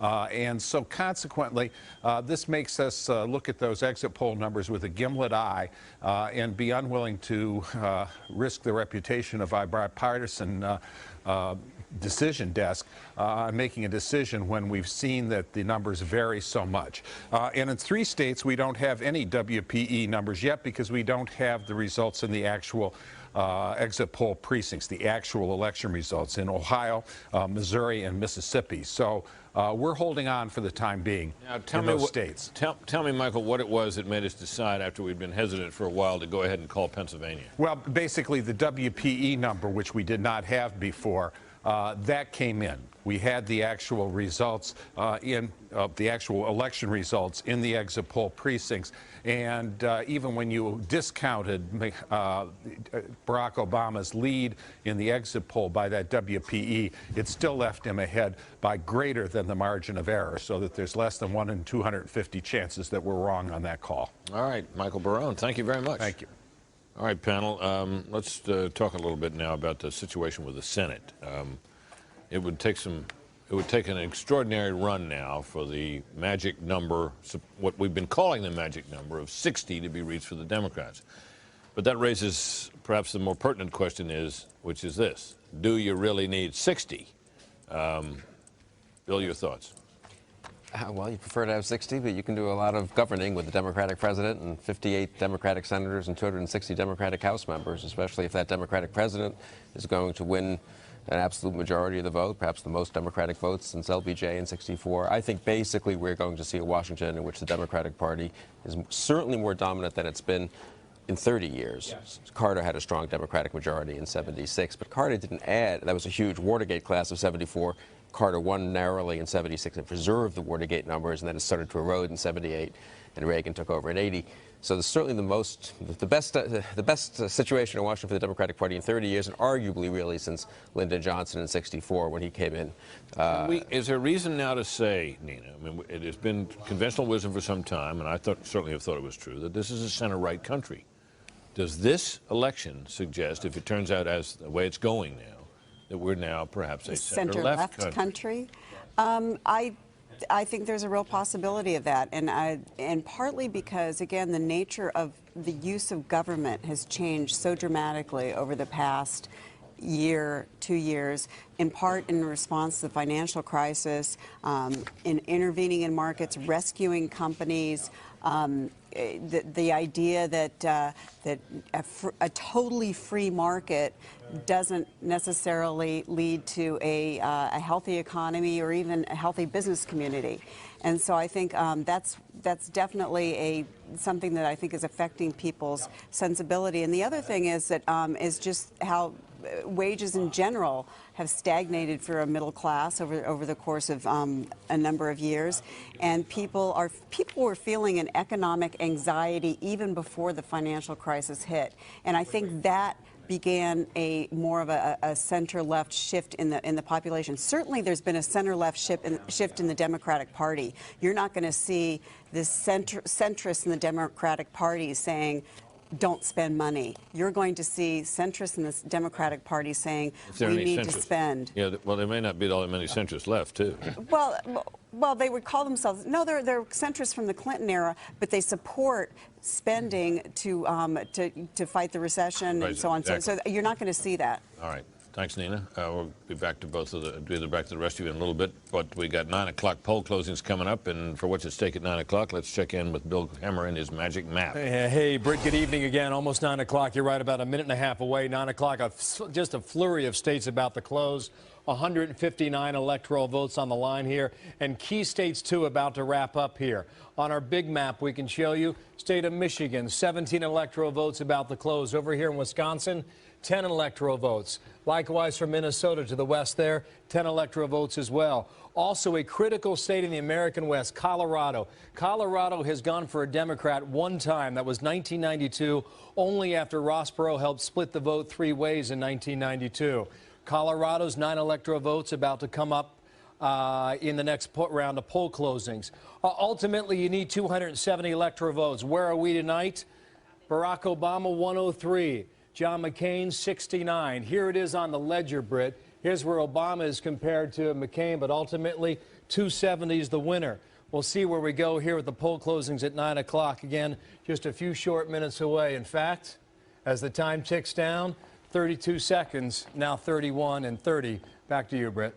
So you're just like the rest of these people. You think it's a very cool idea to leave the anchorman to bat his gums for nearly 30 seconds. 2 hours ago, I close. gave you 2 minutes, and I thought that wasn't cool. No, you were doing great there. I thought I was cheering you on, and all of a sudden you just stopped. Well, we're, 10 seconds away now from the... And there's a hole sitting here, vamping, as we call it. You're going to want to wait around. And what do we just... We've got 15 states the polls have closed, and we call Wisconsin now. We believe that Barack Obama has carried the state of Wisconsin, unless I'm mistaken.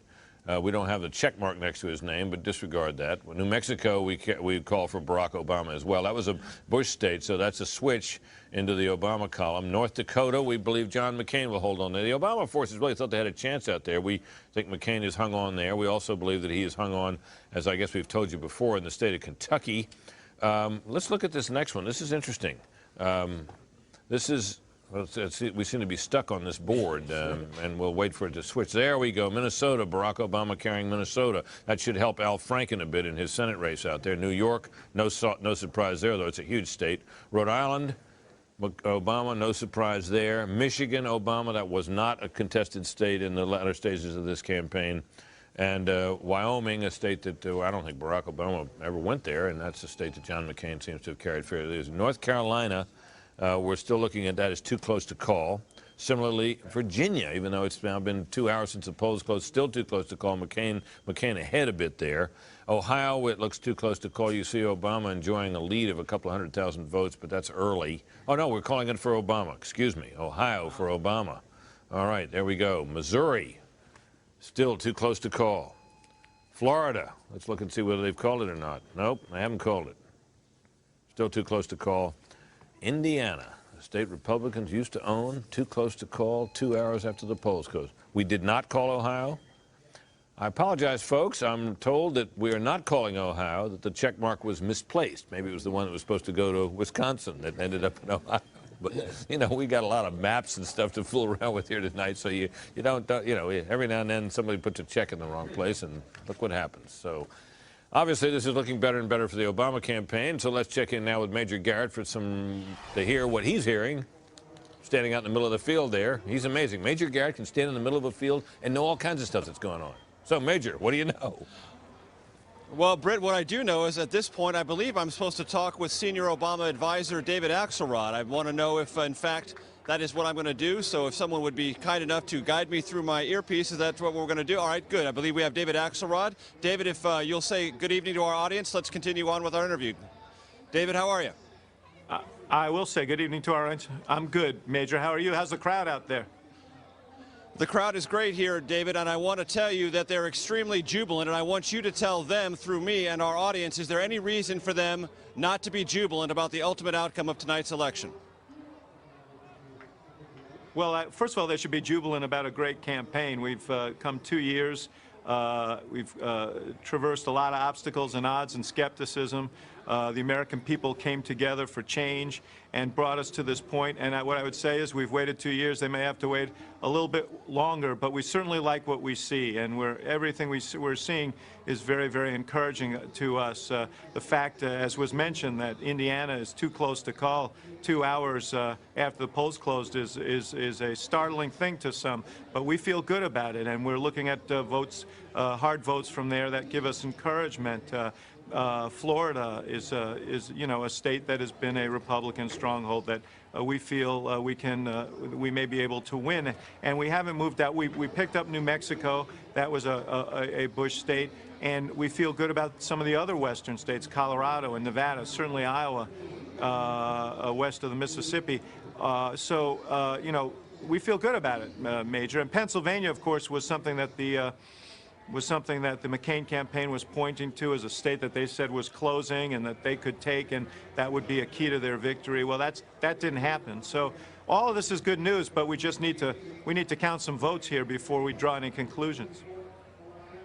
David, you've been involved in Democratic politics for most of your adult life. You've been through realignment elections, so-called realignment elections that favored Republicans. You've been through those that tended to favor Democrats. Where would you put this election based on what you've seen and what you expect to happen in the next 3 or 4 hours on the scale of alignment, realignment, or something even bigger than that? Well, I think there'll be time to reflect on that, Major. We've always felt that there was a strong impetus for change in this country. We felt that from the beginning. That was why Barack Obama ran, because he believed we needed it, and that perhaps there was a cycle that was ending and a new one beginning in our politics, as happens periodically, that the policies of the last 8 years were being rejected, and that people were open to a new approach to get our economy moving again, lift the middle class. I think you're seeing a strong support for that tonight. In the red states and in the red counties, we're outperforming George Bush, and we're adding to our strength in the blue areas. And what we're doing is what we set out to do, I think, which is to kind of destroy that old paradigm and move the country forward in a new direction. David Axelrod, always a pleasure. We'll maybe talk to you again tonight, but if we don't, it looks like a good evening for you. Thank you very much for joining us on Fox. Britt, I'll toss it back to you in New York. All right, Major, thank you, and thanks to David Axelrod as well. Let's turn to Chris now for any reaction, any further Senate races you might be able to tell us about at 9:05 and 40 seconds. Well, we do. A whole passel of Senate races have come in now that we can call at 9 o'clock. Just to recap, the Democrats started out tonight with 51 seats. They have picked up 3 seats from the Republicans so far tonight in the states of Virginia, North Carolina, and New Hampshire. Let's look at the boards at 9 o'clock tonight. In the state of Michigan, Carl Levin, the incumbent, expected to cruise to an easy victory, and he has, winning a 6th term. Carl Levin, a very important man on Capitol Hill. He's the chairman of the Senate Armed Services Committee, and he's going to play an important role for 6 more years. In the state of Wyoming, and there are 2 races in Wyoming. This is the first one. This is the special race because of the death of Craig Thomas, the Republican incumbent who died of leukemia last June. Senator John Barrasso was named. He's the incumbent. He was appointed by the governor to fill out Craig Thomas's term until they could hold the special election. Now Barrasso has won He has beaten Nick Carter, a criminal defense attorney, and so he wins in the state of Wyoming. In the other Senate race, and this is the regular Senate race for a full 6-year term, Mike Enzi, the incumbent, seeking a third term. Fox News projects that he has won in the state of Wyoming against Christopher Rothfuss, who was an instructor at the University of Wyoming. Enzi was considered one of the safest Republicans up for election this year, and in fact, he has lived up to that and won in the state of Wyoming. In Kansas, the longtime and very respected senator from that state, Pat Roberts, the incumbent, seeking a third term. He has won, Fox News projects, in a race against former Congressman Jim Slattery. Just to give you a sense that it's not bad to be a Republican in the state of Kansas, no Democrat has won a Senate race in that state since 1932. Pat Roberts defends the Republican control of the Senate from the state of Kansas. In the state of South Dakota, and this is an interesting race, Tim Johnson has won re-election to a third term. Why is it interesting? You may remember in December of 2006, just after the Democrats took control of the Senate, Tim Johnson suffered a near-fatal brain hemorrhage. He was in the hospital for weeks. It took him 9 months to return to the Senate. He still generally operates out of a wheelchair, although out of pride, he walks in on crutches into the Senate. When he goes there, there was some question in the state of South Dakota whether or not he was up to another 6-year term. The voters of South Dakota said absolutely, and Tim Johnson, according to Fox News, wins his third term. In the state of New Mexico, and this is one of the big ones, Tom Udall, the congressman, beats Congressman Steve Pearce, according to Fox News. The reason this is a big one, this is a Republican seat. It's an open seat. Pete Domenici, the long-term Republican senator from the state of New Mexico, has retired. And in that open seat, Tom Udall has turned a long-time Republican seat to the Democrats. That's another pickup for the Democrats in the state of New Mexico. In Alabama, we can finally call, and this was not a surprise, only surprise was we didn't call it earlier, Jeff Sessions, the very popular conservative senator from Alabama, seeking a third term. He has beaten State Senator Vivian Davis Figures. And then we have two other races. These are too close to call. Thad Cochran. Well, no. Now we can report that Thad Cochran has won, and this was a surprise to me that this didn't go faster. Thad Cochran, very popular, seeking a 6th term. He had brought billions of dollars into Mississippi after Hurricane Katrina. To give you a sense how popular he is in that state, his campaign simply read Thad, and everybody knew who they were voting for, and they did. And the other Mississippi race, this is an open seat. Roger Wicker is the incumbent. He was appointed as a special election, rather. He was appointed to serve out the term of Trent Lott, special election against Ronnie Musgrove, the former Democratic governor of that state. We still say that race too close to call. So, to recap, we now have a pickup of 4 Democratic seats in North Carolina, New Hampshire, Virginia, and also now in New Mexico. So the Democrats... Look at this, Chris, on the screen. We were talking across a great... Why don't you come over here, big boy? Come over, buddy. Well, that's it. That's better, isn't it? Well, how you doing? I'm doing fine. Well, good. So where do we stand in this? Well, we Senate stand picture? at this point that if the Democrats hold serve, and they have one seat that's a little up in the air, Mary Landrieu in the state of Louisiana, but if they hold serve at this point, they would have 55 seats in the new Senate, and there's a possibility, if they run the table, they can get up to 60. But they'd need to win everything. And they'd have to win all other 5 races. All other races outstanding. Right. All the other 5 toss-up races in which they have a chance that the Republicans now hold. All right. Well, interesting stuff. So another question, of course, we're looking at is why people voted as they did in certain places. I'm trying to find... Oh, here's one. This camera appears to be aimed at me. The question is why people have voted as they did in New Mexico for president. Megyn Kelly can tell us that. Hi, Megyn. Hi there, Britt. Well, you know, they call New Mexico the land of enchantment, and it certainly was such a place for Barack Obama, who can thank Hispanics in large part for his victory. Take a look at these numbers. Hispanics make up 40% of the electorate in New Mexico. Wow, did they like Barack Obama? 68%. to John McCain's 31. Not a huge surprise. You know, they have a very popular Hispanic governor out there, former Democratic presidential candidate Bill Richardson. He endorsed Barack Obama, as a lot of our viewers will remember, after being longtime friends with the Clintons. New Mexico family income under $50,000. They also liked Obama big time. 45% of voters in New Mexico have a family income under 50 grand.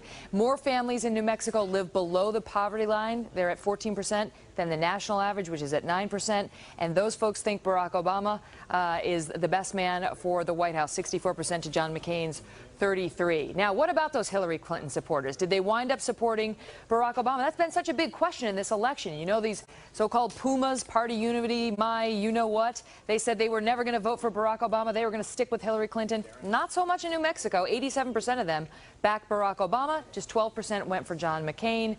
And you can see that that benefited Barack Obama tonight. Now, take a look at the people who think, who made unfair attacks? 71% of New Mexico, of people living in New Mexico, think that John McCain was the one who engaged in the unfair ads.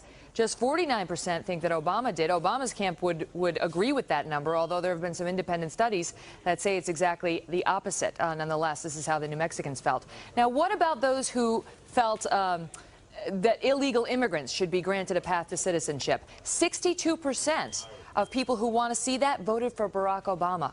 Just 36% voted for John McCain. Now, the McCain camp may likely consider that a slap in the face, considering that McCain championed comprehensive immigration reform, providing a legal path to citizenship, which alienated a lot of conservatives. But those in New Mexico thought Barack Obama perhaps the better man to handle the issue of illegal immigration, something on which the two candidates, I should point out, wound up looking very much alike on, that issue of illegal immigration, although Barack Obama favors driver's licenses for illegals and things like that. So that may have helped him in New Mexico, a state that John McCain was in just to the very last minute trying to win, Brett. Megan, it occurs to me that people watching these broadcasts and all that goes into them may wonder sort of where the nerve center is and who are the people who are in control behind the scenes. Well, we actually have a shot tonight. Funny. You should ask. that is on this amazing wall of our nerve center, our control room. And the man you see standing on the right, who just raised his hand, is the executive producer, Marty Ryan, who's been the executive producer of these broadcasts for as long as I've been at Fox News. And if you can imagine what he's been through, having to put up with me and the unruly crowd of all of us out of here all these years and maintain his equilibrium, which he always does, he deserves enormous credit, and so does everybody else in that control room, particularly with all these new facilities and all of this going on. Marty, calm as always, there behind the scenes, keeping us on track. Anyway, a word of thanks to Marty Ryan, a good guy that we're all very fond of. We're going to take a brief break. Be right back.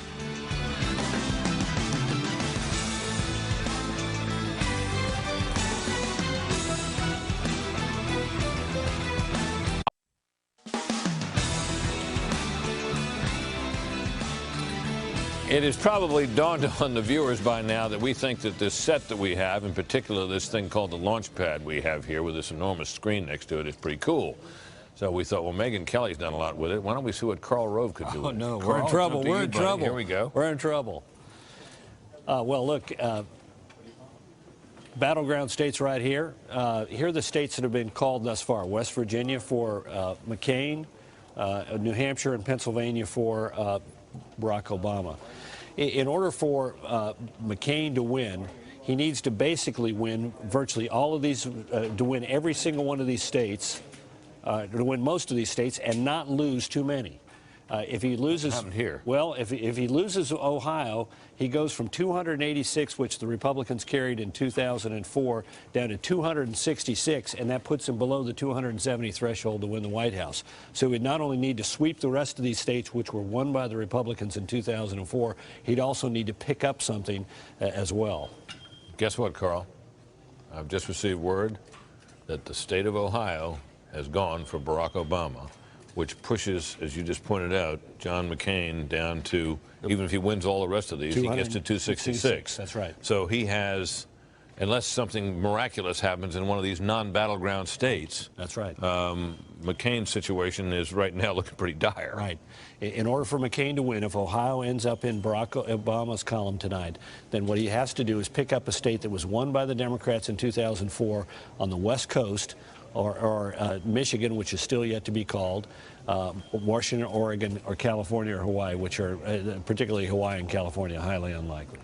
So this is the kind of thing that was thought might occur on this election night, that we would have McCain hanging on to some of these red states, not making any real inroads, not flipping any state from blue to red, and Obama making the kind of inroads we've begun to see in some of these states, New Mexico being the best example right now, and now Ohio. Ohio is the big one, isn't it? Ohio has been the linchpin of Republican election success going back a long time. No Republican has ever been elected while losing the state of Ohio, and already tonight, by losing 5 electoral votes in New Mexico, Senator McCain went from the 286 that were won in 2004 to 281. This now drops him down to 261.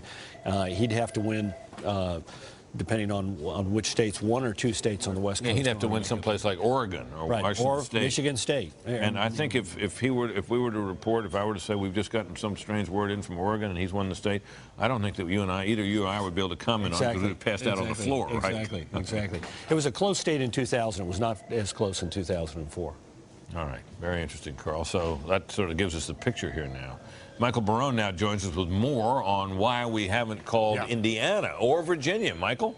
Well, Britt, I've been looking at some of the county returns in Indiana where, as I explained earlier, we have not yet called that. We've got relatively large within precinct error of 4.78, a difference between the exit poll report in a particular precinct and the actual vote in that precinct.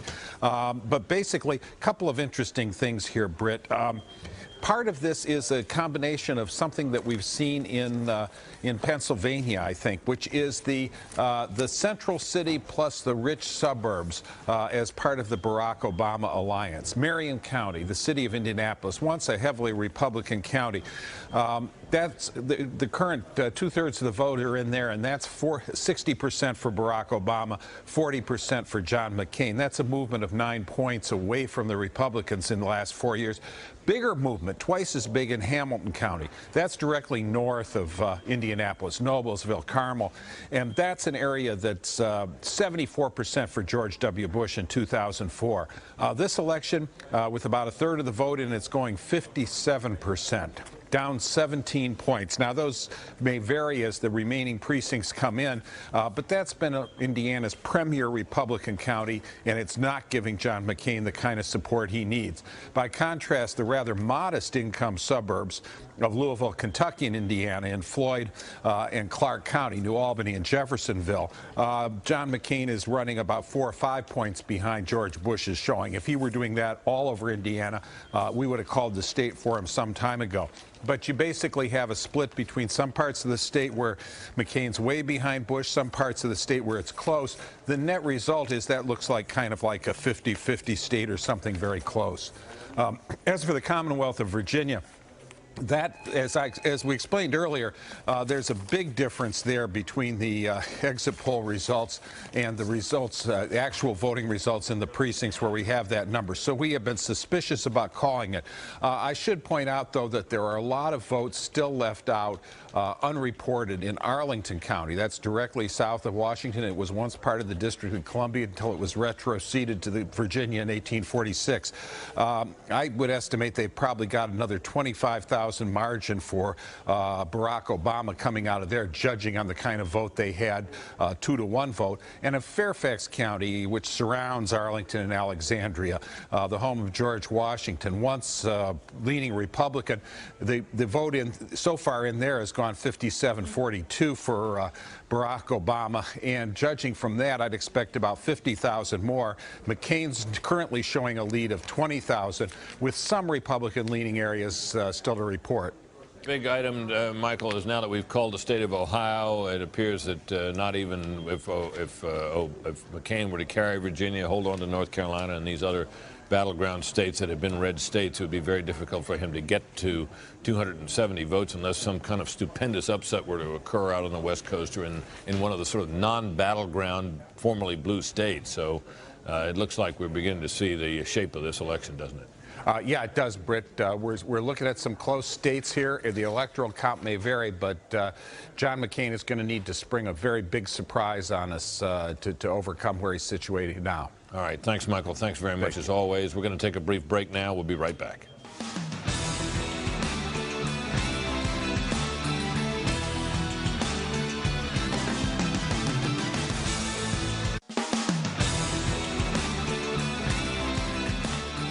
As you can see, we got more than a half an hour to go before any further poll closings occur. We're still continuing to watch closely some states in which the polls have indeed closed, but we have not yet been able to call. You see our control room. Next poll's closing. This is Missouri. Still too close to call, although you see McCain enjoying a lead there. Similarly, Florida. Barack Obama enjoying a slight lead there. Still, however, Florida too close to call. North Carolina, the same picture. And the same thing obtains in the Old Dominion, the state of Virginia, which, as we pointed out repeatedly, has not gone Republican not gone Democrat in a presidential election for a very long time indeed. So, with Ohio and Pennsylvania and a number of these other states that McCain had hoped for now called for Barack Obama, what's the feeling in the McCain camp? For that, we turn to our colleague Carl Cameron, who is out in Phoenix at McCain headquarters. Carl? Hi, Brett. Well, obviously, the projection that Barack Obama will win Ohio, the red state, where no Republican has won the presidency without a victory in the Buckeye State for decades, particularly significant. So, Nicole Wallace, senior advisor to Senator McCain, this would make it very difficult, particularly when you add in the projected victory of Obama in New Mexico, dropping potentially Senator McCain below 270. Is there a path left?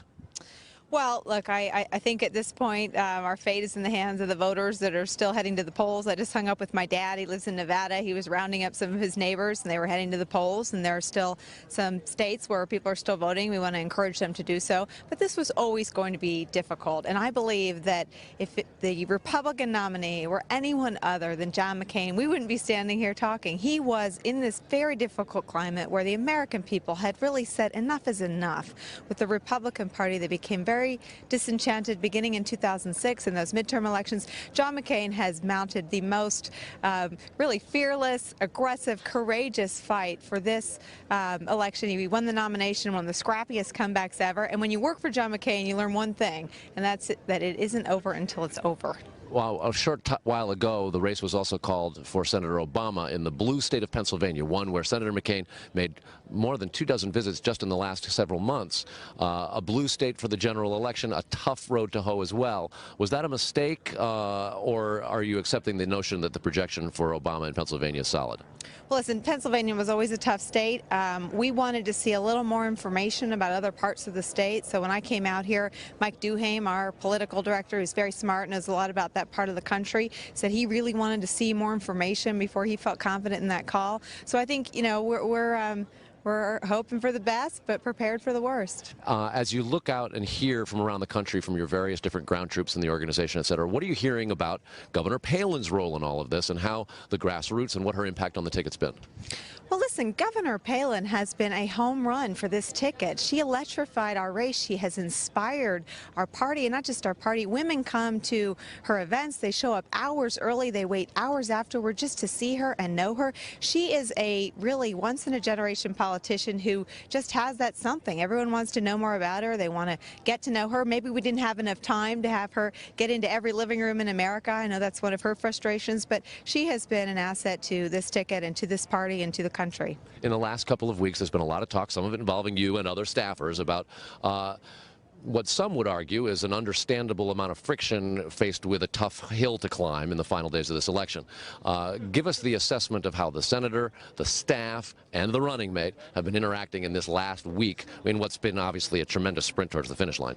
Well, listen, Senator McCain and Governor Palin have seen this race the same way since day one. They have seen this as a fight, not just for the victory, for the success tonight, but really to change the direction of this country, to bring about real reform. They're two people who ruffle feathers everywhere they go. But I think the notion that her stepping out and being independent was something that was newsworthy really troubles me. You know, as a woman, you know, who speaks out, I think that's troubling, and I think we all have to be very careful.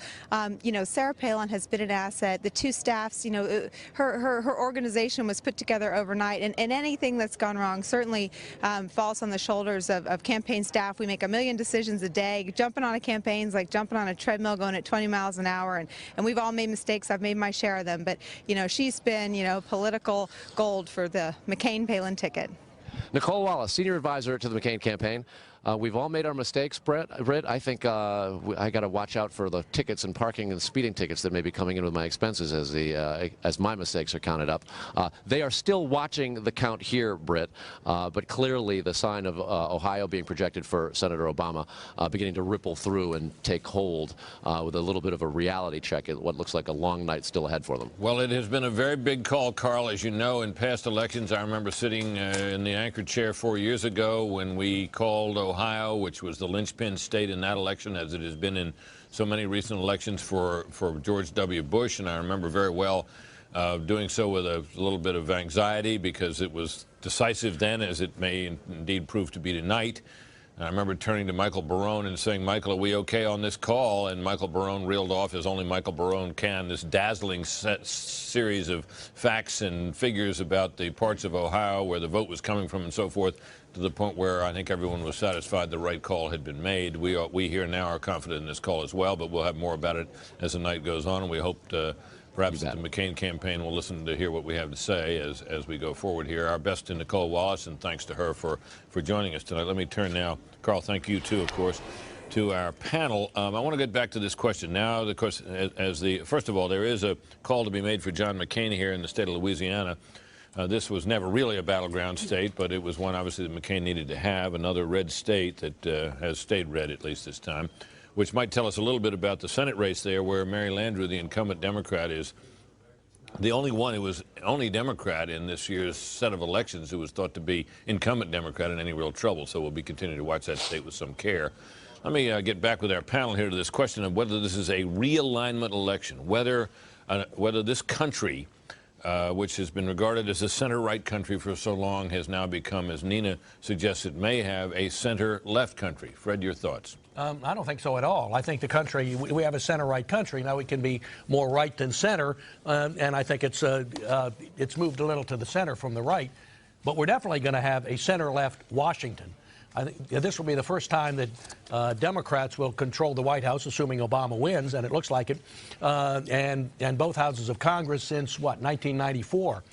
And there's a difference between this era now and earlier eras, when Jimmy Carter was president or when Bill Clinton was president in 93, 94, with the Democratic majorities, particularly in the House and Senate. There are practically no Democratic moderates or conservatives left. These majorities that Democrats have are dominated by liberals pushing a very liberal agenda. It's Barack Obama who said, well, I'm going to bring the country together. I'm going to be bipartisan. Well, it's going to be up to him to do that, because the Democrats in the House and the Senate have shown no inclination to be bipartisan whatsoever. As Juan said, Juan seemed to think it's up to Mitch McConnell as the leader of the Republicans to make compromises. I don't think he's even going to be called on. I think Democrats are going to try to ram through their liberal agenda, and particularly the parts that don't require tax hikes or spending. And there's a lot there. You know, there's the Fairness Doctrine to shut down conservative talk radio, the Freedom of Choice Act that would eliminate all restrictions on abortions. There's the stuff for various interest groups like labor, card check, which would mean you wouldn't have to have secret ballot elections and recognizing unions and so on. Yeah, in union representation, and on and on and on. It's that agenda that they're interested in that Barack Obama has endorsed as well. Well, is there any reason, Bill Kristol, if that it would be dangerous, politically dangerous, for the Democrats to push through an agenda like that under this head of steam that they're going to have coming out of this election? Sure, but in this terrific Democratic election, here's how voters identified themselves. Moderate, 44%, conservative, 34%, liberal, 22%. More moderates than anything else. A little erosion, as I recall, from 2004 of conservatives, 22% liberal. Barack Obama is a very smart guy. David Axelrod, his top political advisor, is a smart guy. They know these numbers. And here's where I sort of disagree with Fred, with this is speculative. Obama will try very hard not to push through a strictly liberal agenda. He knows he has a liberal moderate coalition. He would even like to do a couple things that might make conservatives happy. And I think we'll see him in the next week or two in some of his cabinet appointments and announcements, which I think will come pretty soon, try very hard to at least begin by not going too far left. Which suggests, Juan, that the image that we have of Barack Obama arising, and I think, perhaps reasonably arising out of his past associations, his past career, where he has seemed to be pretty far to the left, is not the true Obama, and perhaps the ultra-liberal Obama or the totally liberal Obama of this campaign may not be the real Obama. Your thoughts? I don't think that he's ever been the ultra-liberal Obama, except if you want to interpret his opposition to the war very early on as evidence of liberalism. But I think most of the country, I think 2/3 of the country was opposed to the war, so I don't think that would be the basis. In fact, I think what Obama is a stealth candidate.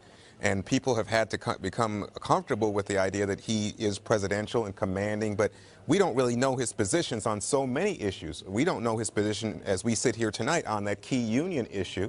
And you would think, oh yeah, that would have been apparent right from the start. We know what the unions are pushing, but we don't know that Obama necessarily agrees with that. So what interested me, though, is looking at a number of these things that come out of the exit polls, and you look at Pennsylvania, which was a key battleground, and you look at things like values. If you say, who shares my values, 34%, by the way, total of the voters, McCain wins among those voters. If you say the war on terror is your principal concern, McCain wins among those voters. If you say who has the right experience to be president, again, in the state of Pennsylvania, which was carried when we called it for Barack Obama, John McCain wins. So you're right. I don't think that it's necessarily the case that we've shifted from a center-right country to somehow a center-left. I think what you see is, again, looking through this data, you see an overwhelming discontent with things like the war, the economy, and President Bush. So this is a protest election, really, in a sense. I think it's a strong reaction to President Bush. By the way, I just wanted to mention, John McCain, I thought, fought valiantly these last few days. And in Pennsylvania, if you were saying that, it's about 6% of the voters who decided in the last day how they were going to vote, they split. 5% decided in the last 3 days, and they went for McCain 52-47. So what you see is that John McCain actually did pretty well in these last 3 days with the push that he made. And in general, when we look at the general election results, what you're seeing here again is, whites overwhelmingly, whites still went for John McCain. It's the influx of blacks, Latinos. They went heavily for Barack Obama. Fred. I'd like to respectfully correct Juan on one thing. We do know where Barack Obama stands on card check. Yes. He's voted on it. He's endorsed it. He voted. There was a filibuster where Republicans blocked it. He voted to shut down that filibuster. He didn't want to shut it down so he could vote against card check. Card check, of course, is what would eliminate, in effect, secret ballot elections in union organizing. Has he said that, though? I don't think he said what he'd do as president, Fred. I think that's a different position. Wait a minute, Juan. He's voted that way as senator. I agree, but he said so as a candidate that he endorsed it. Look, the National Journal, which is a non-ideological, nonpartisan publication, lists him last year as the most liberal senator out of 100. He was the 4th most partisan. Now, that's his record. Maybe he'll be different as president, but what do we look at? What he says or what he's done? The record means a lot. I think the record does mean a lot. I just think that given what he's going to have to try to do to guide this country, he's got to go to the middle. And I think that's what we saw on things like national security, his vote there in terms of whether or not we should hold telephone companies responsible retroactively. He's changed, you know what? He played that both ways. That's what I'm saying. I think that's the guy that we just, that's about to become president of the United States, given what happened in Pennsylvania and Ohio. Nina? He is going to support card check, I think. And I think there's hope among his advisors that will enable them to have more leeway on issues like free trade that they might part ways with the unions on, first of all. Second of all, I interviewed Barack Obama a week after Hillary Clinton dropped out of the race and the primaries were officially over. And he kept calling himself, I'm a pragmatist, I'm not an ideologue, I value that. And I got one peek at where he might actually stand, and he might be more of a centrist, and that was on NAFTA, because we remember he hammered at NAFTA all during the primary campaign. He called it a mistake. He tried to out-left Hillary Clinton on all the trade issues, but when I pushed him on it, he said, well, some of that rhetoric was a little bit overblown. I agree. Now, the other thing is that since then, since the end of that primary, he has surrounded himself. When you talk about associations, let's look at who he's associating himself with on economic policy over the summer. It's all it's Clinton people, it's former Treasury secretaries like Larry Summers, like Robert Rubin, it's Warren Buffett, it's Paul Volcker, the famed former Federal Reserve chief. These are not, people who are out of the mainstream of economic policy. Well said, both of you, all of you. We're going to head now, though, down to West Palm Beach, where people are still in line to vote in Dade County, and our man Phil Keating is down there. Hello, Phil. Hi, Brett. 2.5 hours after the polls close in the Eastern Time Zone part of the state of Florida, and we still have about 50 people waiting in line to be processed to get their votes in Miami-Dade County, down in Brickell Key in downtown Miami, and also another 90 people still being processed, getting their votes out in Hillsborough County. That's where Tampa is. Hillsborough County, part of the I-4 corridor, crucial to both the McCain and Obama campaigns. Tampa, Orlando, Daytona Beach, but also crucial to the Obama campaign, was getting a huge voter turnout, not only statewide, but specifically in the 3 big Democrat-leaning counties in southeast Florida, Miami-Dade, Broward, and Palm Beach County. And keep in mind, when Obama was the candidate for the Democratic Party, he was already well behind the McCain campaign on the organizational level, because the Republican candidates were not punished like the Democratic candidates were prior to the January 29th earlier than allowed primary. So Huckabee, Romney, Giuliani, Thompson, and Senator John McCain all had an organizational advantage in Florida prior to January 29th, and Obama really didn't get started till the summer, but he more than made up for it with more volunteers, more offices, and a lot more money spent in Florida in the past month. Britt. Interesting, Phil. Thanks very much. Let's take a look now at what is a fairly long list of states whose polls have closed, but which you can't call yet. Florida, where Phil is, being one of them. The list is pretty long, as we say. Florida, you can't, too close to call. Indiana, too close to call. North Carolina, same thing. Virginia still 2 hours and 43 minutes after the polls closed there. Missouri, still too close to call. Texas. We don't have a lot of doubt about Texas. I don't think Obama ever went there, but it's still too close to call. Polls closed there about 45 minutes ago. Colorado, still too close. South Dakota. North Dakota, we've called for McCain. South Dakota, too close. Arizona, McCain's home state. Now, that's a fairly recent poll closing, 9 o'clock, but still can't call it. It got to be a race in Nebraska. Boy, that would be a shocker, wouldn't it? But it's still too close to call. So there we go. So, okay, we got to take a break here. We'll be right back.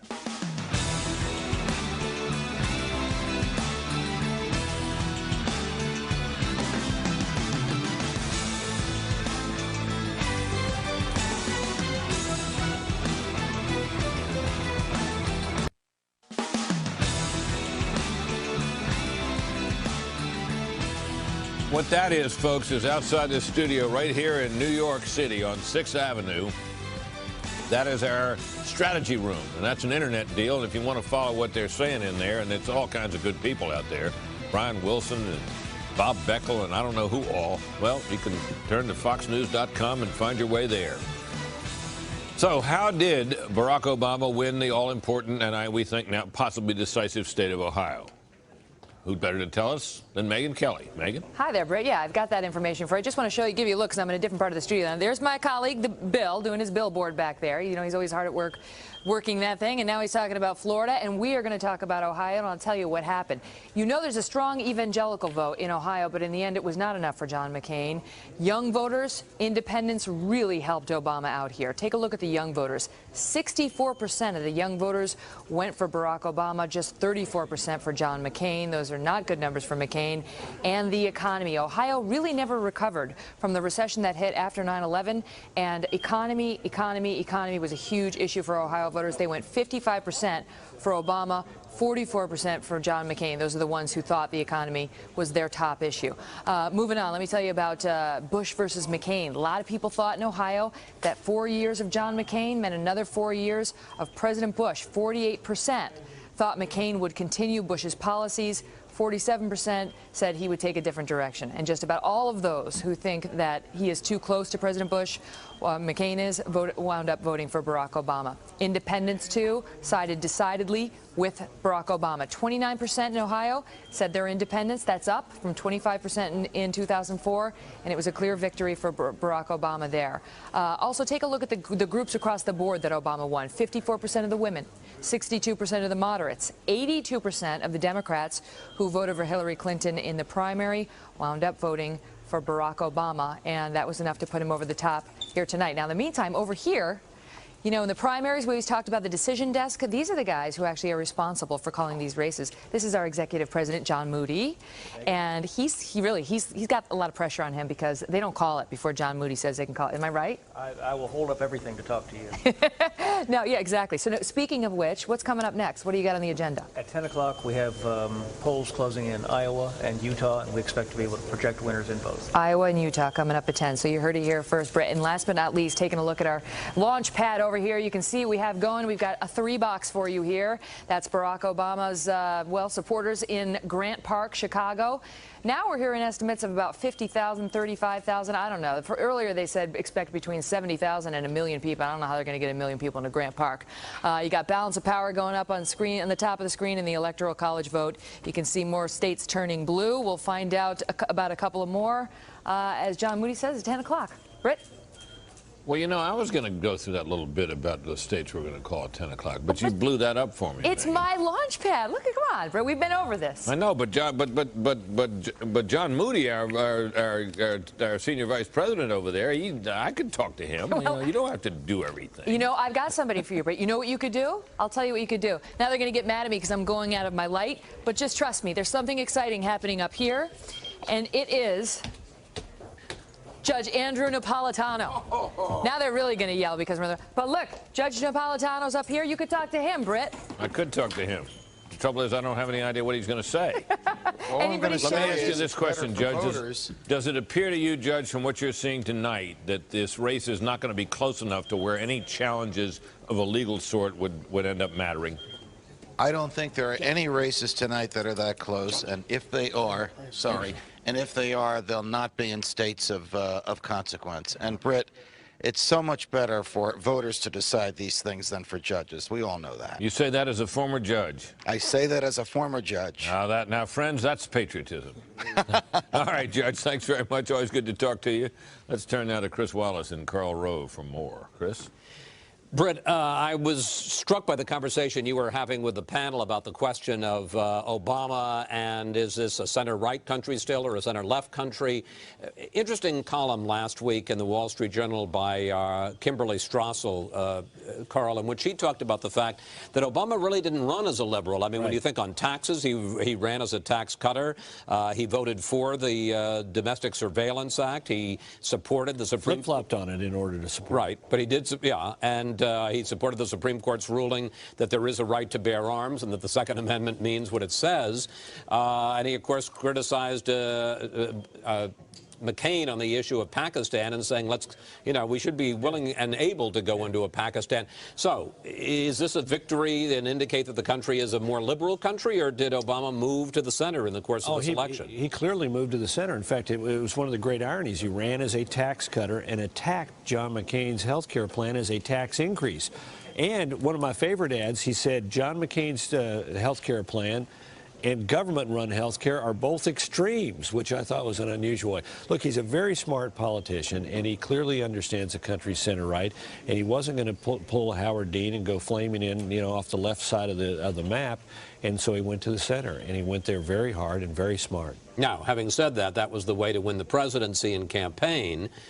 is it necessarily the way he's going to govern? Well, we don't know because we have a conflict. The conflict is between what he did in his voting record in the Congress and what he did on the campaign trail. And we'll see this tension, I think, play out if he does win the election tonight. We'll see this tension play out in the selection of his cabinet, where I suspect he will go to the center. We'll see it in the initial priorities that he sets in Congress, in which the Congress will try and drag him to the left. And somewhere there we'll begin to see the true Senator Obama or President Obama if he wins tonight. Now, I just want to say one thing. Back on Sunday, I said to Karl, because we were going to share this place, you bring the snacks tonight. Now, one of the things we've learned about Karl Rove is he's above and beyond. This is what Karl brought. Maybe you can zoom in and show. He brought, these are cookies in the form of a high-def, widescreen Fox TV. And just because this is the kind of guy I am, although Karl brought them specifically for me, Britt, panel, I'd like to bring you some snacks from Karl Rove. Well, God bless you both. Well, there you go. There you go, buddy. They look like Baccarat chips. They look great. I don't know what Baccarat chips look like, but I'm impressed. Thank you very much, Chris. We're going to take a break while we eat cookies, and we'll be right back.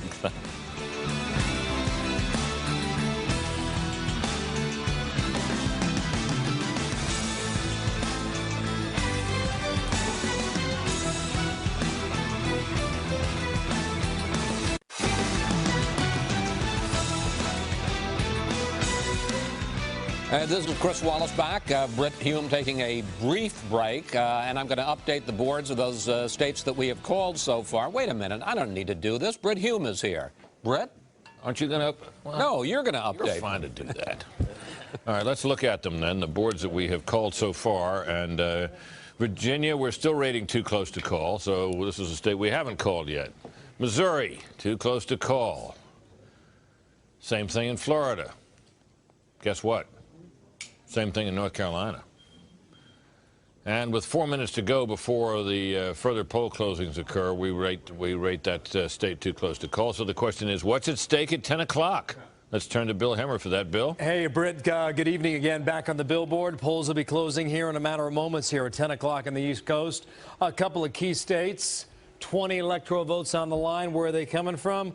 Mostly out toward the west. First of all, you've got Iowa. 7 electoral votes in Iowa on the line here, closing in a matter of minutes. And also out here in Nevada. State of Nevada down here around Clark County, you get about 71% of the vote around that Las Vegas area. So a couple, the key county in the state of Nevada that we'll be watching tonight. You know, Britt, if we can go back for a moment here, the places like Florida. This is a state that is still too close to call. The precinct information we're getting on our computer now, about 64%. Pretty healthy number, but I'm just watching here in Duval County. This is an area, Jacksonville, Florida, heavy African-American population there. But this was a state 4 years ago. This was a state that went overwhelmingly, that's the wrong number there. This is a state, that, a county rather, that went overwhelmingly for George Bush.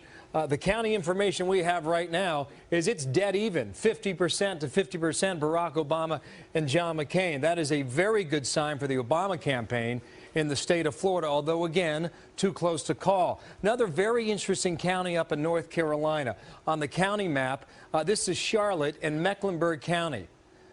Look at these numbers here. These are astounding. 67% at the moment to John McCain's 33%. For comparison's sake, back in 2004, when George Bush was running against John Kerry, Kerry did pretty well, but it looks like Obama's increasing his margin in places like Charlotte and clearly in Jacksonville, Florida.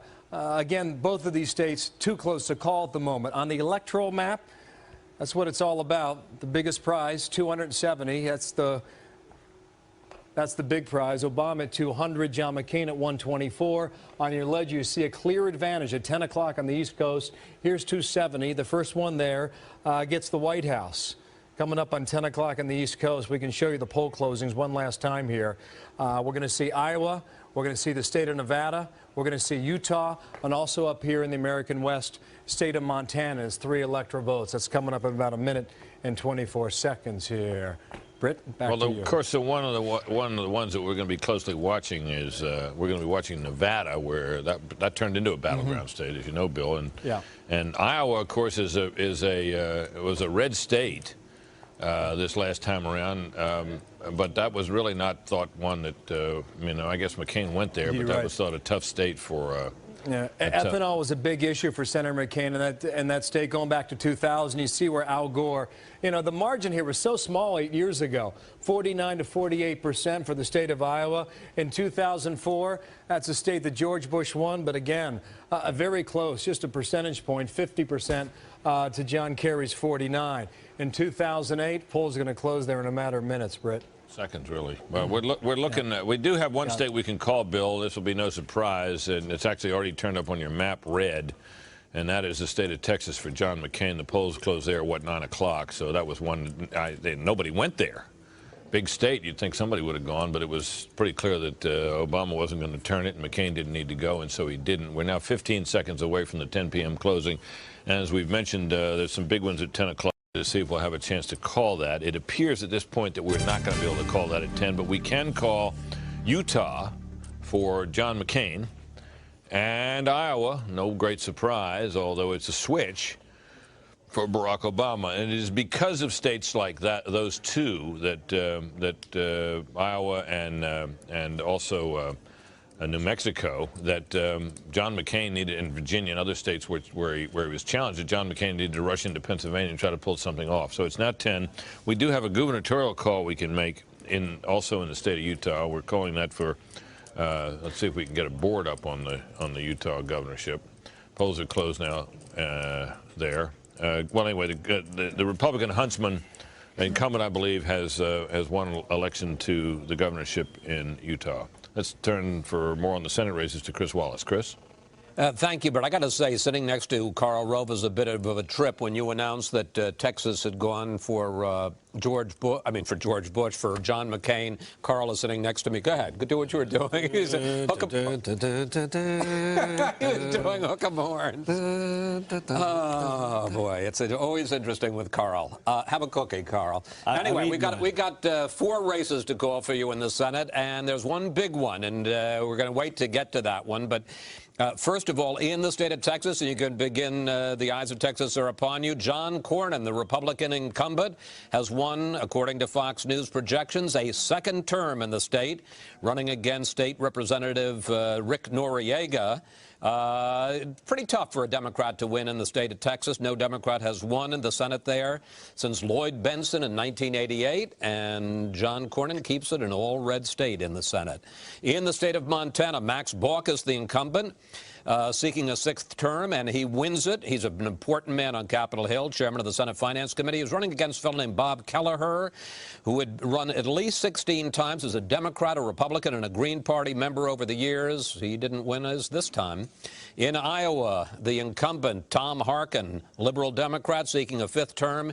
He beats Christopher Reed in his first run for public office. Let me just quickly say one thing here. This race got a little nasty. In the last debate, Reed accused Harkin of being the Tokyo Rose of al-Qaeda and Middle East terrorism, providing aid and comfort to the enemy by calling for a withdrawal of troops from Iraq. The voters of Iowa were not persuaded, and they have reelected Mr. Harkin. And this is the big one. In the state of Mississippi, in that special election, Fox News now declares that the incumbent senator appointed to fill out the term of Trent Lott has won in his own right. He has beaten Ronnie Musgrove. Yeah, there's no check mark there, but we call it for Roger Wicker.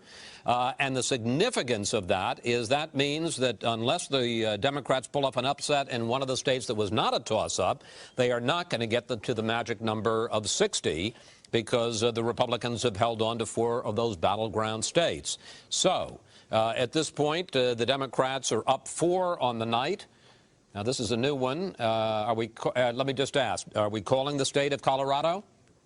No, we're not calling the state of Colorado, but it's nice to look at the pictures of Bob Schaefer and Mark Udall, both very attractive men. I like those pictures, too. They're very nice guys. I think we should try to use, we have attractive candidates. We ought to show them as much as we can. Exactly. Because people get tired of looking at us. Exactly. So even though we're not calling the races, we show the candidates. All right. Give people a sense of things. Well, speaking of a sense of things, the sense of things has apparently occurred now to senior McCain people, and our correspondent Carl Cameron, who's been with the McCain campaign right along, has the latest on that. Carl, your thought? What are you hearing?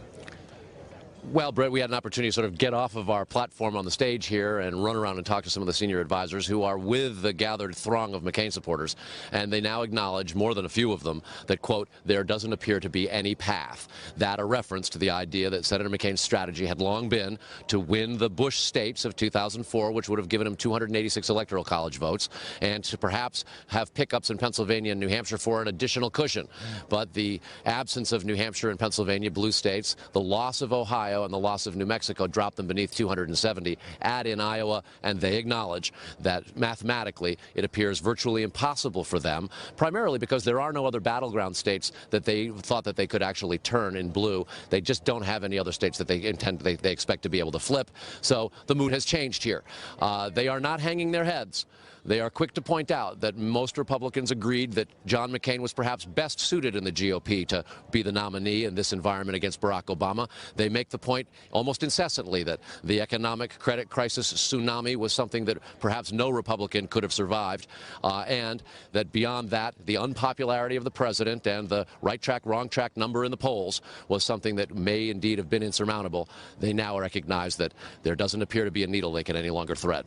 All right, Carl, very interesting. Thanks for keeping us abreast of that. We, of course, keep an eye as well as we go here on the Obama celebrations that are forming out there in Chicago's Grant Park. Obama once again having good luck, as Major Garrett, who we see standing there, has told us more than once on the weather. There's a shirt sleeves crowd out there. Major, set the scene for us. Well, Britt, I want to tell you, when the word just came.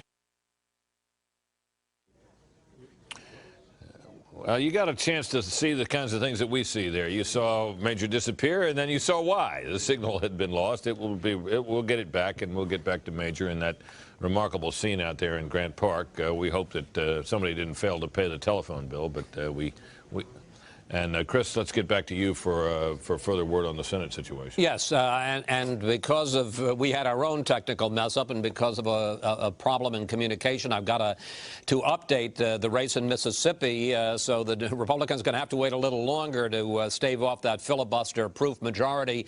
We are still saying, although you can see that Roger Wicker there on the right, the incumbent, has a big lead, we are saying that race is too close to call. We're not. Fox News has not projected it for Wicker. Too close to call in the state of Mississippi. Let's go on to Colorado. Those two nice-looking men, Mark Udall and former Congressman Bob Schaefer. You can see Udall with a little bit of a lead, but that's not enough of a lead for our decision desk. We say that race is still too close to call. Let's also go to Louisiana. We're saying that in that state, that's an interesting state because that was the one Democratic seat that seemed to be in a little bit of jeopardy. Mary Landrieu, the incumbent seeking a third term, has a bit of a lead there, but we're not saying that she's got wrapped that up yet. State Treasurer John Kennedy, who in fact was a Democrat, and a fellow I know named Karl Rove helped recruit him for the Republican Party. He is running against her and putting up a pretty close race, and we're saying that race in Louisiana too close to call. Now, if Kennedy should pull that one out, that would be the first victory of the night for the Republicans, where they actually turned a Democratic seat to the GOP. So far, though, that one is too close to call. Intrigued, Chris, by this Senate race in Mississippi. And Carl, Rove, I know you know Roger Wicker. You probably know the state pretty well. What do you think about that situation there, and whether if he's up 56-44 with whatever percentage, maybe we can look at the board again, whatever percentage of the vote is in, why you imagine that's still a little too close to call? Yeah, look, I'm conflicted on this because this has been a dear friend of mine for 30 years. I'm a campaign contributor, and I think he's going to win. I was talking today to people in Mississippi. They felt really confident about it. It was really one of the more unusual campaign ads of the season, though. The Republican Senatorial Campaign Committee gave Roger Wicker his so-called coordinated money, a big slug of money that you can give each Senate candidate, and he spent it on advertising for him earlier in the campaign. Well, they gave Senator Cochran a big slug of money, which he used to run a television ad of Roger Wicker endorsing Thad Cochran for re-election to give him even more positive time on the television. But what I'm hearing is that this race, very good turnout in the southern part of the state where Wicker had worked hard to make himself known, and I think at the end of the day it's likely to be a Wicker victory. All right, well, it's good to know that. We'll find out perhaps a little bit more later about why the race remains too close to call. In the meantime, let's try to recover our balance here a little bit and get back to Major Garrett out in Grant Park in Chicago, whom we so rudely and crudely interrupted with a loss of signal. Major? Well, you know, Britt, when you said, I wonder if we'd paid our phone bill, I thought to myself, I haven't been home in so long, I wonder if I paid my phone bill. But that's a side issue. But I want to show you, Britt, and our audience at home, what happened here in Grant Park when it was just put up on the board that Barack Obama carried the state of Iowa and its 7 electoral votes. There was a huge roar from this group right here in the grassy area you see closest to the stage. Now, why would there be a huge roar from that particular part of this assemblage here at Grant Park? Well, there are a lot of Iowans there. Why? Well, because the Barack Obama campaign has made certain that on this night, when it appears he will be elected the 44th President of the United States, those folks who were most instrumental early on in this quest for the White House were given front row seats. That would, of course, be the state of Iowa. As a matter of fact, about 2 hours ago, Britt, a fellow walked by me who I'd met in Iowa during the caucuses. He said, have you had any corn fritters lately? I said, well, no, I've been in other states. He said, well, come back to Iowa. We gave Barack Obama his start. Indeed, the state of Iowa did back then, Britt. It was very much an open question whether this change message, this hope message, could in any way take in a state like Iowa. Could he beat the vaunted Hillary Clinton machine? Could he take on the inevitable senatorial or presidential candidacy of Senator Hillary Clinton? In fact, he did. Yes, he lost a couple of days later in New Hampshire, but it was that Iowa caucus victory that propelled Barack Obama so far, so fast, and brought him, it's worth arguing, to this point tonight. And because of that, Iowans, corn fritters, though not present, are here in great numbers and cheering on Barack Obama. Okay, Major, it's quite a scene out there. Keep us posted. In the meantime, let's talk about the state of Iowa with Megyn Kelly. Megyn? Hi there, Britt. Well, you know, this has got 7 electoral votes, and it's called the Hawkeye State. Obama's won it. It's a traditional swing state. It went for Gore back in 2000. It went for Bush in 2004. This year, it's again going blue. Take a look at how Obama did it. Party identification in Iowa. 37% now call themselves Democrat, 30% Republican, 33% Independent. Why am I showing you this? Because Iowa is, as I say, a swing state. It is now going from R to D, and this is why all these numbers for Democrats are higher than they were 4 years ago. The numbers for Republicans are lower than they were 4 years ago, and there are more independents than there were 4 years ago, and that helped Barack Obama. Independents wound up voting for Barack Obama, 60% to John McCain's 37%. That's not a margin that would have helped John McCain in any state. Bush job rating, we keep seeing this. 72% of Iowans disapprove of the job that President Bush is doing. In 2004, 46% disapproved of Bush's job. In 2004, 46% disapproved. Look at the number there. That cannot have helped John McCain. How many people were contacted by the campaigns? Look at this. 43% of Iowans say they were contacted by Barack Obama's. Just 30% say that they were contacted by John McCain's. This is an interesting thing because, you know, Obama upset Hillary Clinton in Iowa, and as Major Garrett was just talking about, that's what really launched his presidential campaign. And the campaign has obviously maintained its presence in Iowa ever since, as you can see by these numbers, contacting 43% of the voters today. Who supported ethanol subsidies? You can see those who do voted overwhelmingly for Barack Obama. That's not surprising. John McCain does not support ethanol subsidies. He has said all along that it would be tough for him to win in Iowa, given that he doesn't support ethanol subsidies. So you can see the numbers and how it shook out for Barack Obama and winning this state tonight. And just, you know, while I've got your attention, Bert, I want to show you a little bit, because we've been walking you around the studio and we showed you sort of screen left and screen right. What we haven't shown you, which, you know, the viewers might find interesting, I don't know if you will, is you. Oh, aren't you nice? This is my view. Aren't Look at this. You know, in the primaries, there was glass here, and we couldn't really talk to the anchors. So I can... Now we can. How you doing, Hume? I'm doing all right, Megyn. How you doing? Good. It's nice to have you with us tonight. Yes, it's a pleasure to be with you. It's nice to see you. We're going to miss you, Britt. Oh, we're in denial. I'll be around. I'll be around. Thanks, Megyn. Let me wheel myself back over here. Now we're going to take a break now, and I'll dab my eyes, and I'll promise to be there on the other side. Be right back.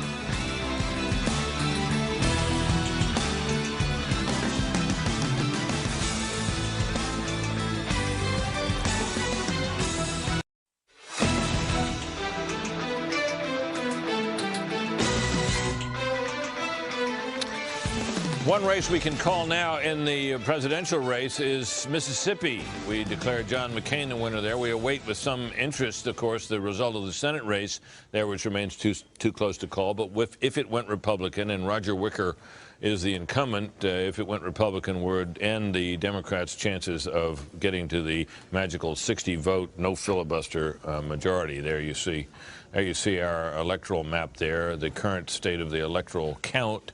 This is 207, 135 for Obama. Important to know that part of among the ingredients of that 207 are such states as Ohio and Pennsylvania, as well as Iowa and New Mexico, which are like Ohio, red states that Obama has turned in his direction, depriving McCain of what he really would have needed to pull this off. So the odds look long for John McCain, as we've been pointing out. So let's turn now to discuss some of the other factors in this race. It has emerged, particularly in certain elements of the mainstream media, as absolutely conventional wisdom in recent weeks that Sarah Palin ended up hurting John McCain in this race. Bill, I know you were a fan of hers, remain one. Any data to support your proposition tonight? Yeah, Americans were asked, in your vote for president, was McCain's choice of Sarah Palin an important factor or not an important factor? A slight majority said it was not an important factor. In the exit poll, they were 57 to 41 for Obama. 40% said it was an important factor, 53 to 47 for Obama. So in other words, in the purest way to ask the question, I think it's a pretty good way to ask the question, McCain does slightly better among those who say Palin was an important factor in the vote than those who say she was not. In other words, it seems from this that Palin was a slight net plus. Because we were discussing this earlier, and we were concerned about numbers which showed that voters were disapproved of her, thought she might not be qualified to be president, and we were concerned that we didn't seem to have a way at that point to measure the intensity of that. In other words, whether the people who thought that really cared very much about it at all. It appears now from what you're saying is those who thought it was important favored McCain narrowly, and those who thought it was important favored Obama more narrowly than those who thought it was unimportant. McCain added a couple of points to his vote, 4 points to his vote, apparently, with those who thought Palin was important. Right. So she slightly helped McCain, not enough.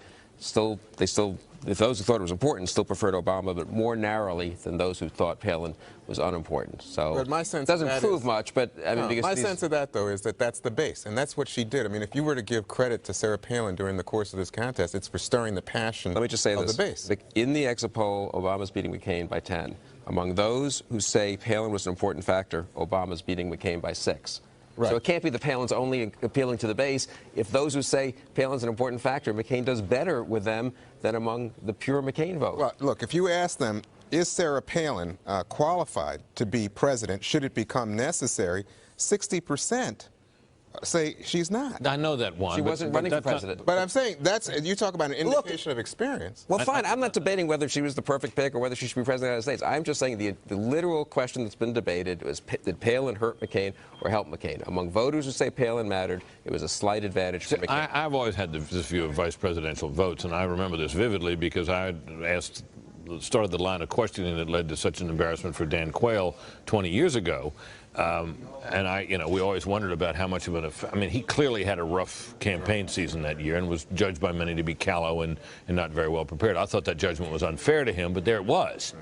And in the end, it was clear that it didn't matter. That people thought of him, yeah, well, maybe he's not really ready to be president, but we're voting for him for vice president, and we don't think that people do not cast votes for president very often because of the vice presidential selection. I mean, there's not much history of that. None. So that being the case, then the question arises is whether, if those who didn't approve of Sarah Palin how many of them were ever going to vote for McCain anyway? Some perhaps, but I was wondering whether it was very many. I kind of thought not, but who knows? But you see, the thing is, I think Sarah Palin was selected to appeal to independent voters and specifically to women voters.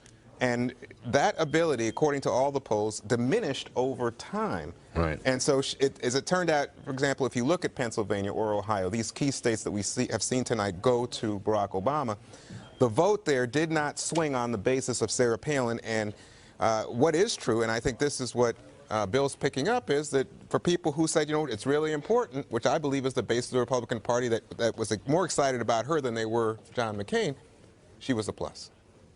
Well, I always thought after it happened that the indispensable thing that John McCain needed to have any chance to win this election was he needed an amount of get out the vote drive that would at least match what George W. Bush did 4 years ago, which was so intensely aided by Christian evangelicals, particularly in the all-important state of Ohio. McCain looked like he had no chance of doing that. I mean, none whatever. I mean, he was the winner, before Palin. but before Palin. Post-Palin, Well, there are two remarkable things that Sarah Palin did.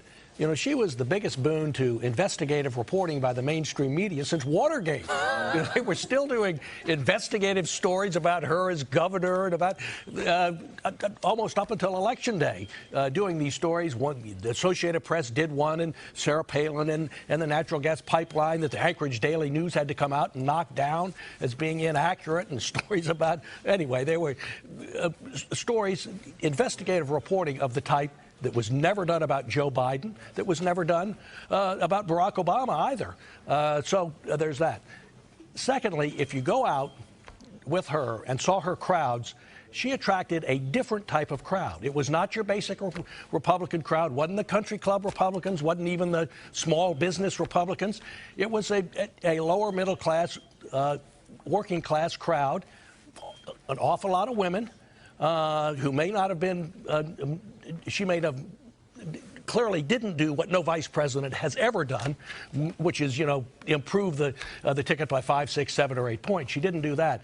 But the crowd she got were not traditional Republican crowds, and these are the kind of people that, if Republicans are going to recover, those are the ones they're going to have to get, and a lot more of them. We got a little call to make here now. This is Nebraska. We're calling for Senator McCain.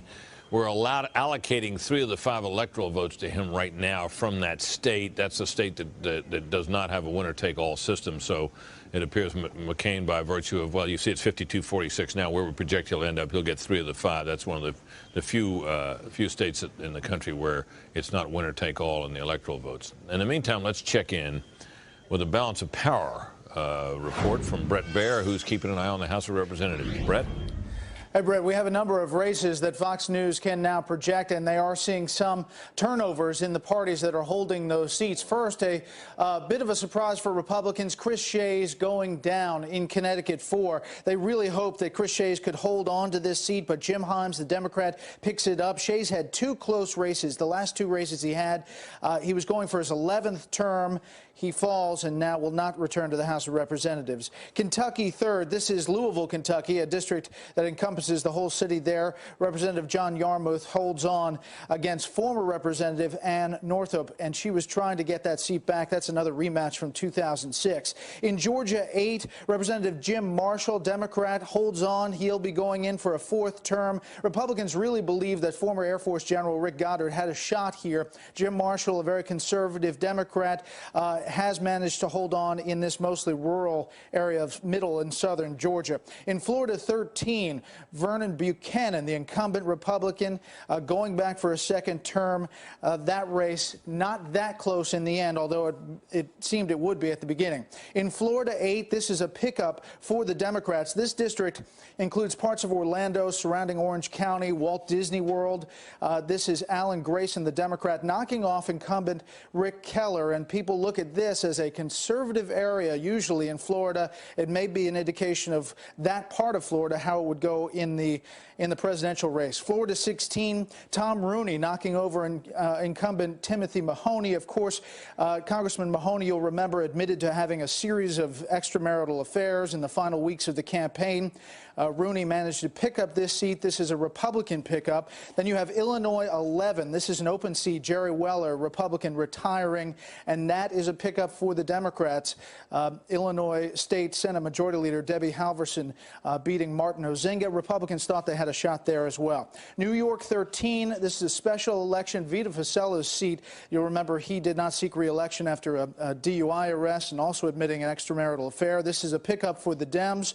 Mike McMahon picking this up, New York City Councilman. Pennsylvania 4, Jason Altmaier, the incumbent, holds on against Melissa Hart.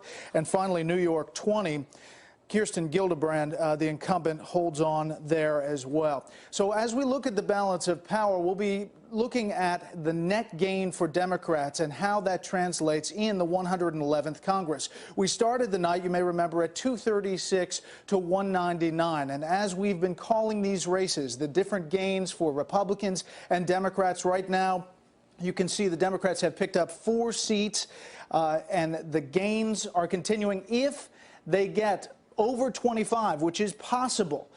they will do what no party has done since the Great Depression, which is win more than 25 seats, 2 back-to-back elections. You'll remember back in 2006, Democrats picked up 30 seats. So we'll be watching it the rest of the night as these House races come in. All right, Brett, that's very interesting. You'll be interested to know, Brett, by the way, that, you know, that Pennsylvania House race that became contested late, the one involving the fabled Jack Murtha, Iraq war critic par excellence, critic of President Bush, and a man who got himself in trouble with what he said about his own constituents. We're not calling that race for either side now, and neither, so far as we can tell, is anybody else. But Jack Murtha has now called the race for himself, and he's up on stage down there and letting everybody know how happy he is with his victory. And we may even be able to let, yeah, there he is. Let's listen to a little of this. I've been in a number of campaigns. I don't know how many people we've defeated, but the point was, in this particular campaign, we knew we could see it changing day by day. We could see what you folks were doing was a key to our success. The fact that every day it turned to the point where it looked better every day. And when I went up to the rally at Johnstown, at University of Pittsburgh at Johnstown, Joyce and I knew it was over. So we appreciate the opportunity to serve. It's going to be a tough couple years, but I appreciate it. Be glad to answer any questions you have. Congressman, what do you think turned the race around? Well, I think we pointed out what I've done. There you go, Jack Murtha declaring victory. He is alone in that declaration as far as we can tell, but he's been alone before, and he doesn't seem to mind that at all. He's a colorful fellow, if nothing else. So we also can make a call here in this governor's race that we've been watching in North Carolina. This is the Democratic candidate, Bev Perdue. She was kind of expected to win, although Pat McCrory, who I guess is the mayor of Charlotte, as a conservative and up-and-coming Republican. We may hear more from him in the future, but not tonight. He has lost that race for the governorship of that state now. All right, let's take a break. We'll be right back with more as the national election picture becomes clearer. Stay with us.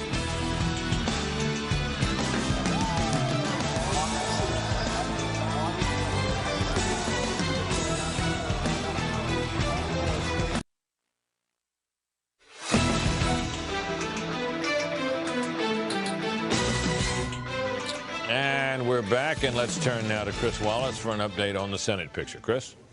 Well, Britt, we do have one call to make in the state of Nebraska. Mike Johanns, the very popular former mayor of Lincoln, Nebraska. Then he was the governor, and then he became Secretary of Agriculture to President Bush. He has won in an open seat. This was there were 5 seats that were open, all of them. And this is part of the problem the Republicans face. Republican incumbents retiring. Chuck Hagel retired in Nebraska, but the Republicans have held on to it with Mike Johanns expected to win easily, and he does. Now let's move on to Colorado.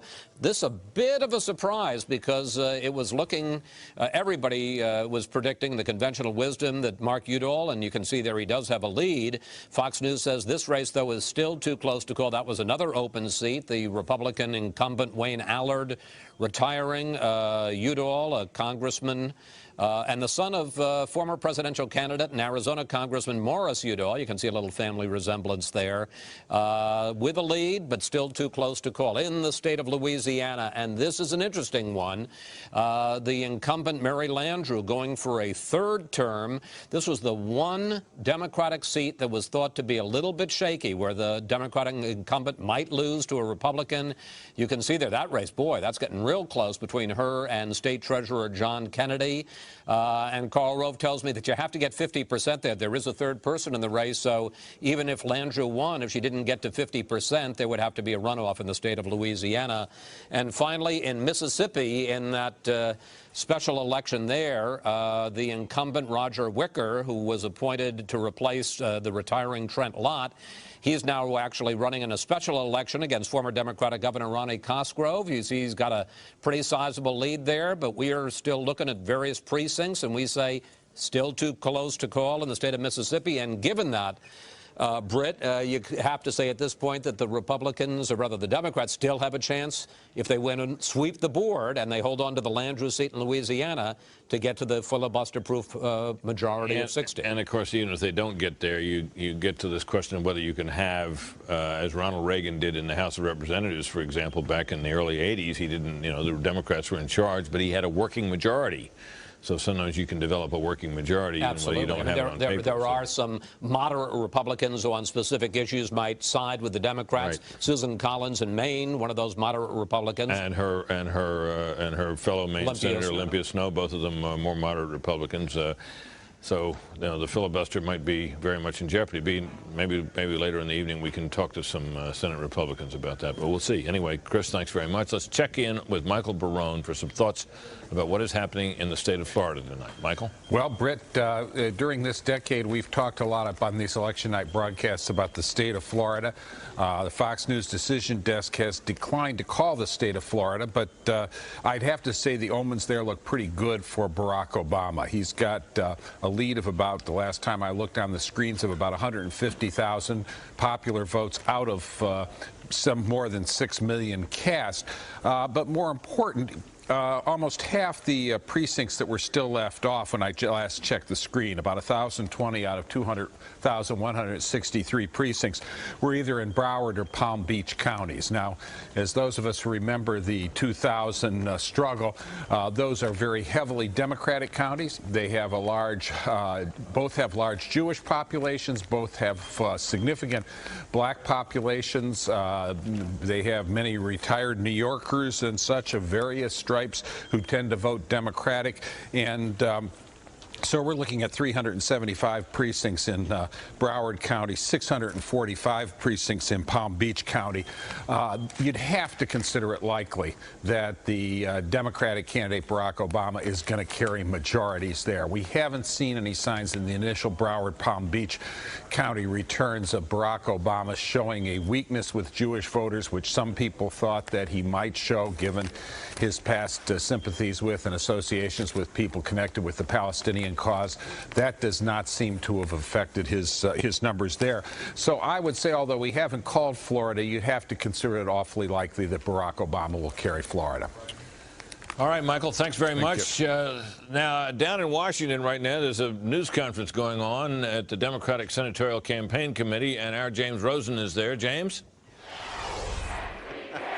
Britt, good evening from the Raucous Hyatt Hotel here in Capitol Hill, where the crowd is chanting in support of Nancy Pelosi. Nancy, Nancy. Harry Reid, the Senate Majority Leader, soon to preside over a much expanded Senate majority, is speaking. You can also see on the stage Chris Van Hollen, the Democrat from Maryland, who was the chair of the very successful Democratic Congressional Campaign Committee, and Steny Hoyer as well. This crowd is electric here, Britt. Every time that the projections have gone out for one state or another, and certainly for Barack Obama, this crowd has risen to applause. None louder than just a few moments ago when it was flashed on screen that McCain aides see no path to 270 electoral votes, Britt. Well, I can imagine, James, that obviously they're there to cheer the presidential race on, but of course the thing that I guess they're most excited about is the gains that they're having in the House and Senate. And of course the question is, we've been discussing here, is still an open one, is whether this man, Harry Reid, will be presiding over a apparently bulletproof or filibuster-proof majority. Let's listen to him for a minute. Hope for the future. Tonight we had a historic mandate, not a mandate for a party or an ideology, but really a mandate for change, for hope.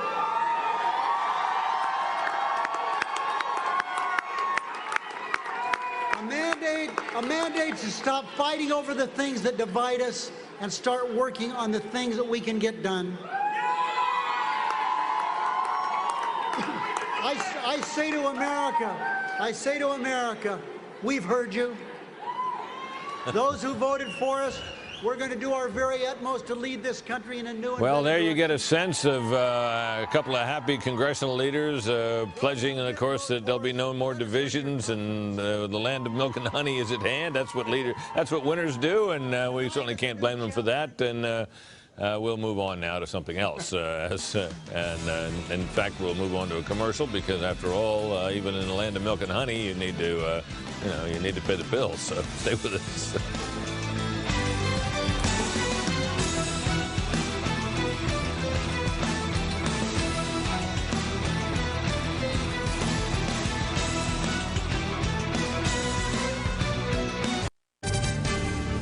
Okay, we got the next wave of poll closings comes in about 18 minutes and 53 seconds, as I say that. You can tell I'm smart. I can read it off the screen just like you can.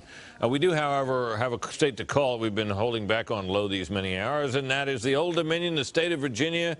Fox News now projects, even though we don't have the check mark ready yet, that Barack Obama has carried the state of Virginia. That's the first time that has happened for a Democrat in, what, 44 years since Lyndon Johnson. There it is. There it is, the check mark, since Lyndon Johnson won that tremendous landslide over Barry Goldwater all those years ago. A tremendous achievement, obviously, for Barack Obama, having peeled off a state that not too many years ago people would have thought would be not only difficult, if not impossible for a Democrat, but very difficult indeed for an African-American Democrat.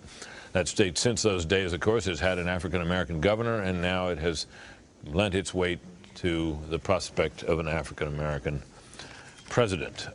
Let's talk a little bit further here about some of these issues that we've been discussing all night, and I'm particularly interested in rolling over to Chris and Carl here to get some insights on this argument we've been having, or discussion we've been having, about center-right versus center-left country. Karl Rove, your thoughts? It is a center-right country. If you take a look, for example, at the recent Fox poll and other polls, people want less taxes and smaller government, even during the time of economic stress that we're going through. I saw a poll today, for example, it was taken over the last 3 days, in which people, in essence, said we're willing to have the government listen in on the suspected terrorists and wiretap their conversations by a margin of almost 4-1. So we are a center-right country. We have been thus so for a long time, and it takes a lot to change that. All right, so it raises the intriguing question, Chris, of whether Barack Obama, we've been talking about whether he is a lefty who would try to take the country farther left than the country may at this point seem like it wants to go. But perhaps the better question is, what happens if Barack Obama is confronted with a Congress which is going to have substantially larger majorities, it seems, in both houses than it's had before, and is pushing him in that direction? Will he have, if he decides it's politically risky or not the right policy or whatever, is there anything about him that says he'd be willing to face them down? Well, it's interesting. I mean, one of the things we hear that Obama is keenly aware of is that he and his people, and they're nothing if not smart, have studied the first 2 years of Bill Clinton's administration and have come to the conclusion that there was an overreach by Clinton and the Democrats, but Clinton particularly with the health care reform, and that led, of course, to the disastrous defeat for the Democrats in 1994, where the Republicans took over the House and the Senate. Supposedly he's learned that lesson. Now, whether he's going to practice that, I would think there would be a lot of pressure on his part. He's going to have a lot of pressure on the one hand from the base, who's been out of the White House for 8 years. Let's get some things done. On the other hand, I would think he would worry about an overreach. Two issues in particular arise when you start talking about that kind of thing. One of them, of course, is this card check system, which Barack Obama has been for, which he has at least voted for. Well, and this is something endorsed it explicitly at the AFL-CIO convention this year. All right, now, and that would mean the end of the secret ballot, something which is sort of a sacrosanct notion in our politics, but the end of the secret ballot for union elections. There's going to be a tremendous resistance to it in the business community. It's wildly unpopular, and such polling has ever been done on it, and yet there it is. We all remember Bill Clinton. We all remember, of course, the health care plan, which was widely thought to be the reason why Newt Gingrich and the Republicans got in and got control of the House in 1994. But what about Bill Clinton starting out, you may recall, with Don't Ask, Don't Tell, which proved to be tremendously controversial. He spent a lot of capital to push that through. It didn't really work for anybody. Would this put Barack Obama out on a similar limb, in your judgment, Carl?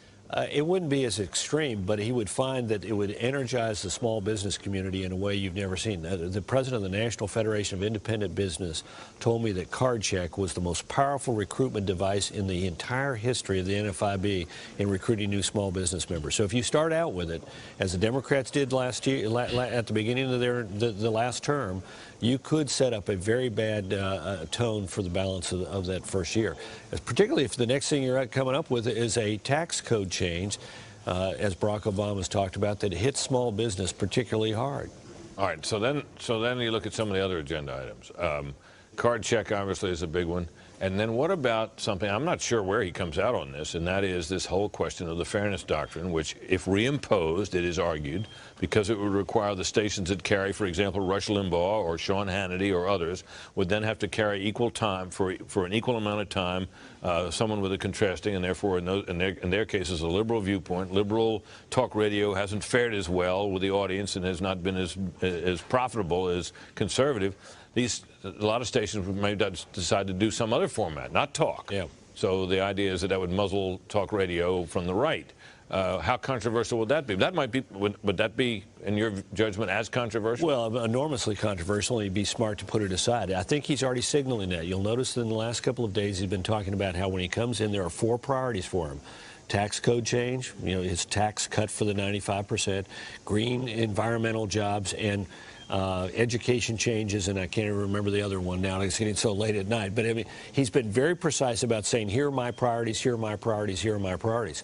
He's going to be stuck on card check because that's what the Democrats in Congress wanted to do and did last time as one of the first votes. He could, but he could push back on some of these other things like fairness. He could also even delay the tax cut, though, don't you think? I mean, he has left himself a little wiggle room with the huge increase in the federal deficit with all of these bailouts and the fact that we're heading into a recession. The idea of raising taxes on business and wealthy well, he might just do people. it without raising taxes and just add to the deficit. Yeah, but he might just sit there and say, you know what, this isn't the right thing to do in a recession and let it go for a while. I don't think that's the first thing on his agenda. Right, I think you're right, Chris, that he's got himself some wiggle room. Yeah. On that. Yeah, he let him out of the wilderness. I guess that's what you get for doing that. We got to take a break. Be right back. Right.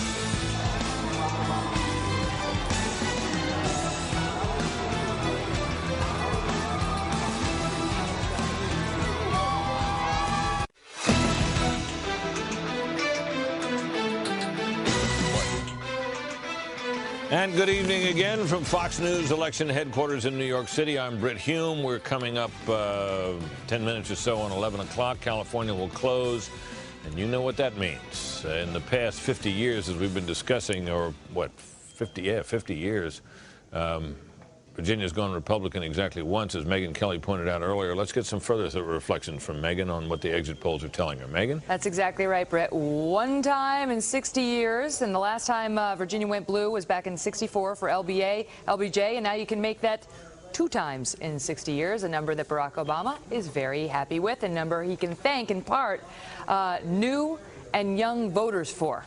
They are responsible in large part for his victory. Take a look at the numbers. Wait for it. They're coming, I hope. Young voters.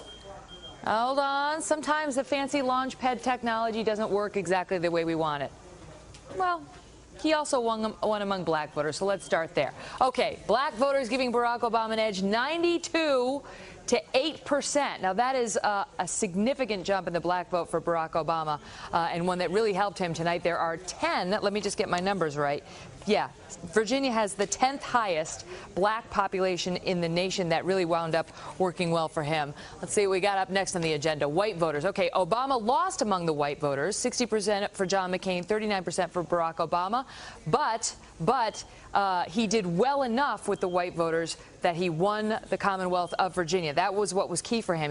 His margins improved there. In 2004, President Bush won whites by more than 30 percentage points.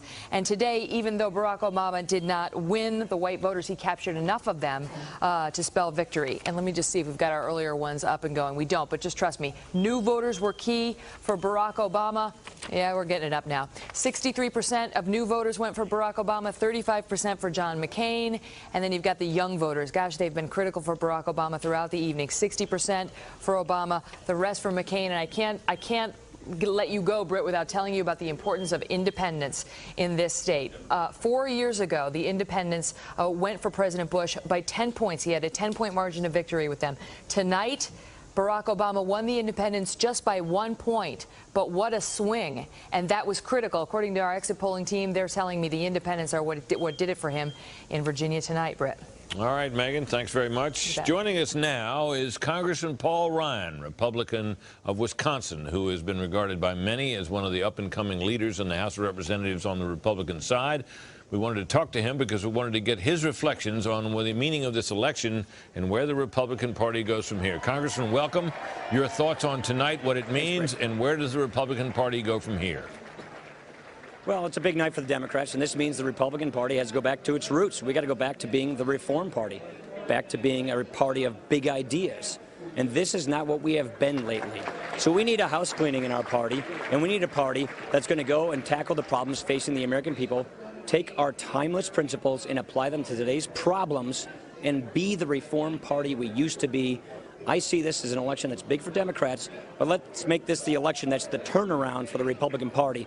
That's what we have to get out of this evening. You say you think there's time for a house cleaning. Obviously, the Democrats have taken care of some of that. They've cleaned out some from further Republican members, obviously. But does this mean that there should be new leadership, in your view, in the House of Representatives in terms of your floor leader, your whip, and so on down the line? I don't want to get into personality issues about our leadership. What I want to do is get into ideas. We can't be afraid of our principles anymore. We can't be afraid of taking political risks anymore. We can't be afraid of taking on big ideas and going straight to the American people with them. We've had too much political fear in our party, too many earmarks, no reform. That has to end. We've seen what that got us. Now is time for us to clean up our act as our party and go forward. I won't get into the personalities of who should lead this, only that we have to go back to being that Reform Party that we used to be. All right. Now, I hear you on the subject of earmarks and the kind of spending that Republicans engaged in that they used to blame Democrats for. Beyond that, right. Is there a new idea out there? Ronald Reagan came along, for example, with supply-side tax cuts.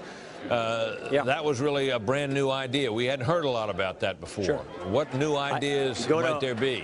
Go to my website, AmericanRoadmap.org. I put out a very comprehensive plan rewriting the healthcare system, Medicare, Social Security, our entire tax system, rewriting the size of our government, limiting our government, making sure that our government doesn't double in size by the time my 3 kids are my age. That's the trajectory we are on.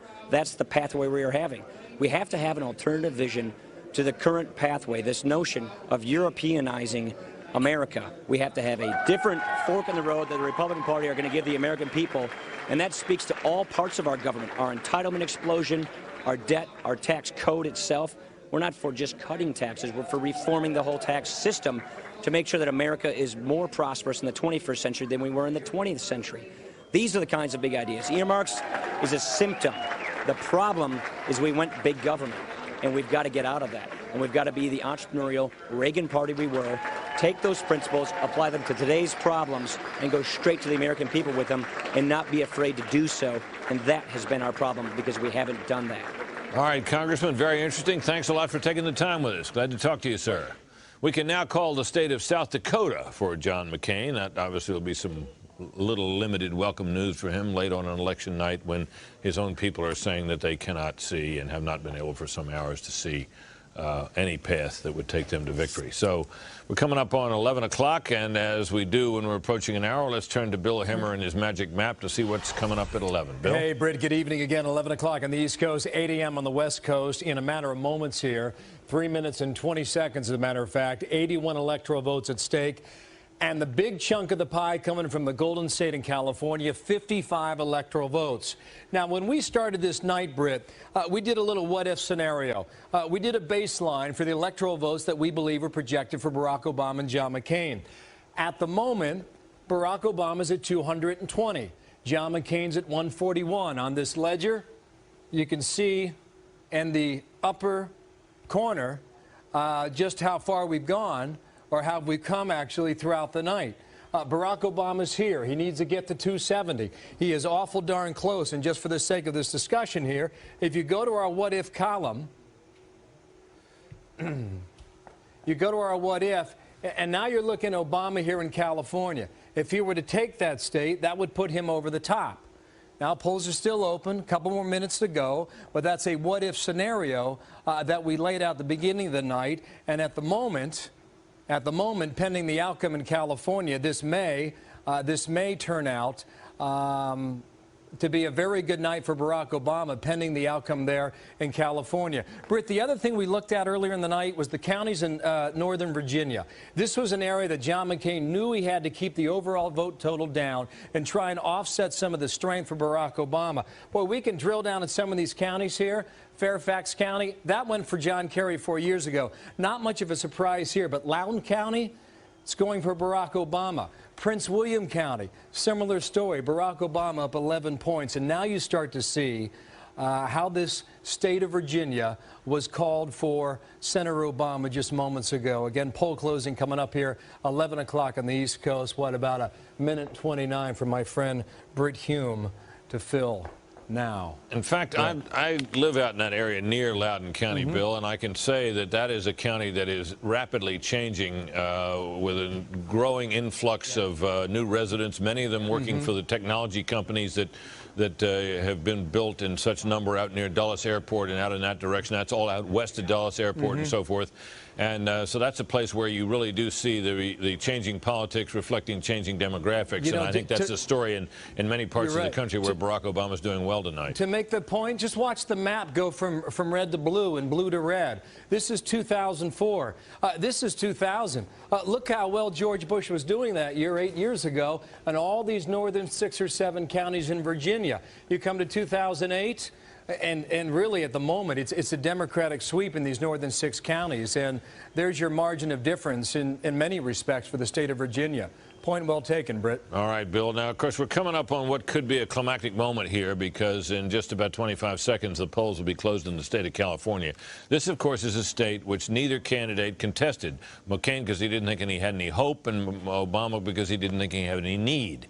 This was a state that was like the other 2 states out on the far west coast. We approach the hour. We're about to tell you something that you may have recognized as inevitable. It's now 11 o'clock. We project California for Barack Obama. That will change our electoral board from 220 votes to 275 and make Barack Obama, in our view, President-elect of the United States of America.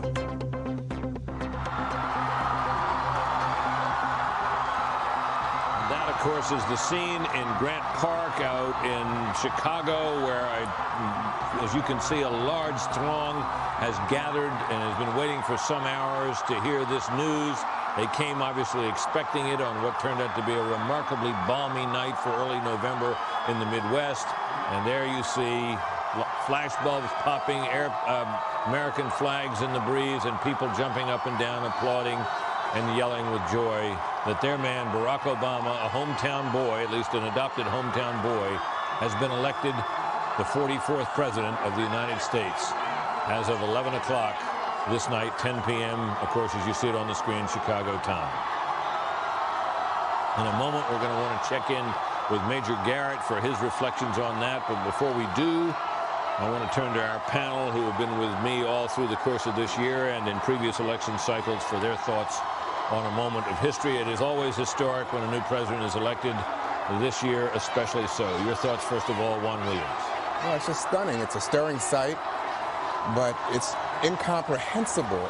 Even a year ago, I wouldn't have thought this possible, that an African-American man could be elected president of the United States. And when I think of it from a historical point of view, and you go back and you think of people, you know, going back the fact that, you know, black people didn't have the right to vote in this country.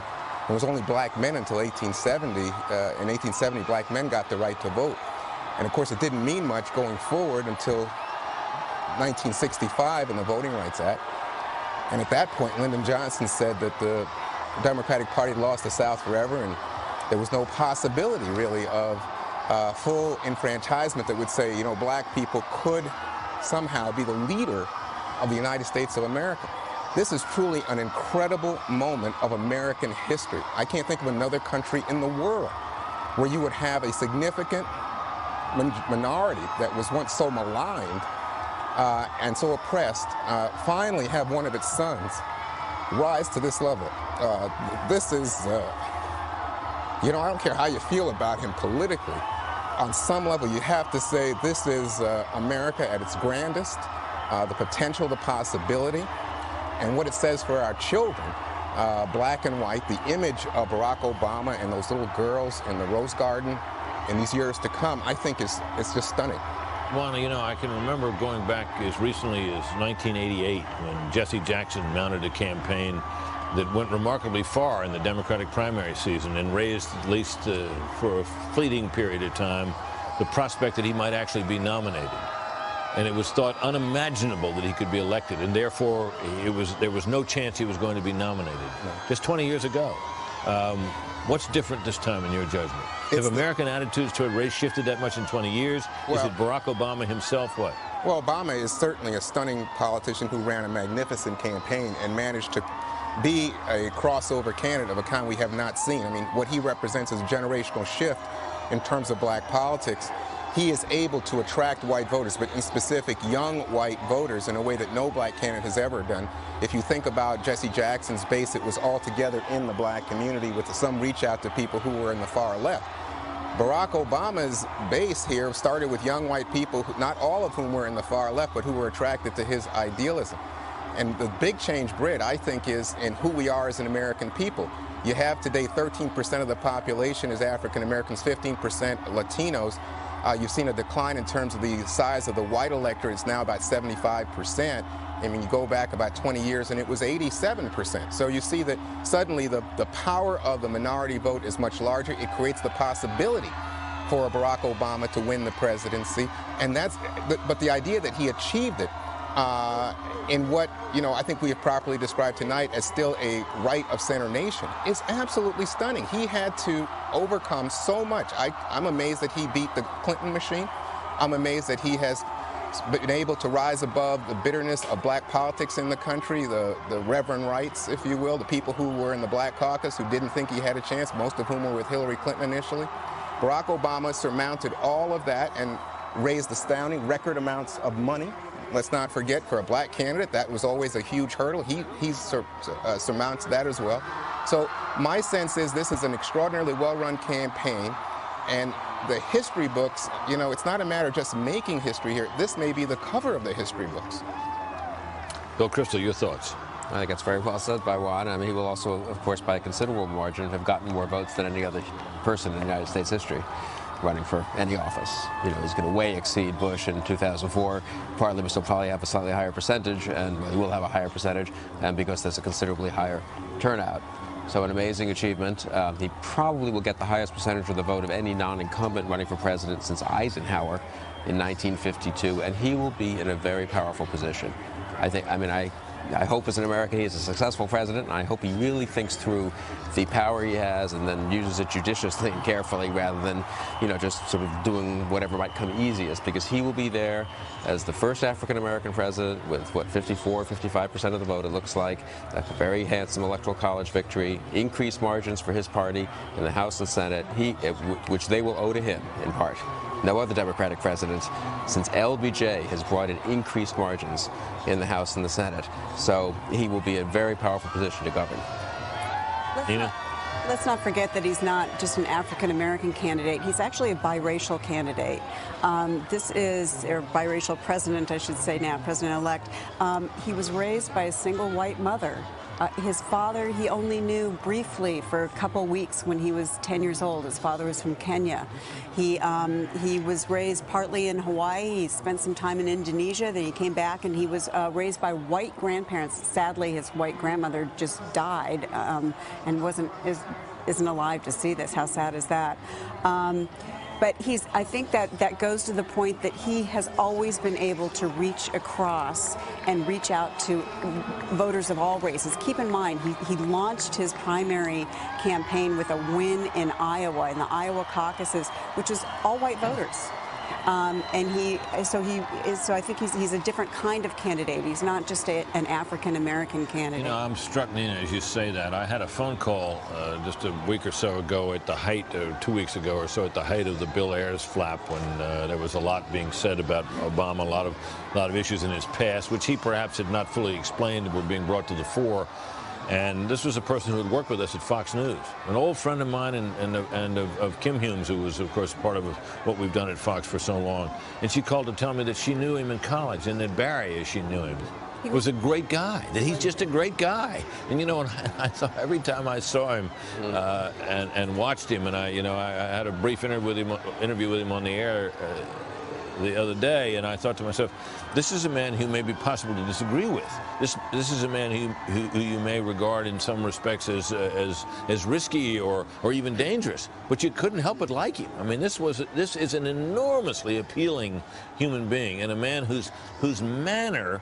I think one of the problems with the issues that were raised about him that had to do with whether he was dangerous or possibly radical based on his past associations, some of which certainly were radical, was that it just didn't fit with the personality of what you saw before your eyes. I mean, the man who stood and spoke to America over the course of this past year or two was simply not somebody that you would look at and say, that guy's a radical. It just didn't comport. He didn't come across that way in any sense. Fred, your thoughts?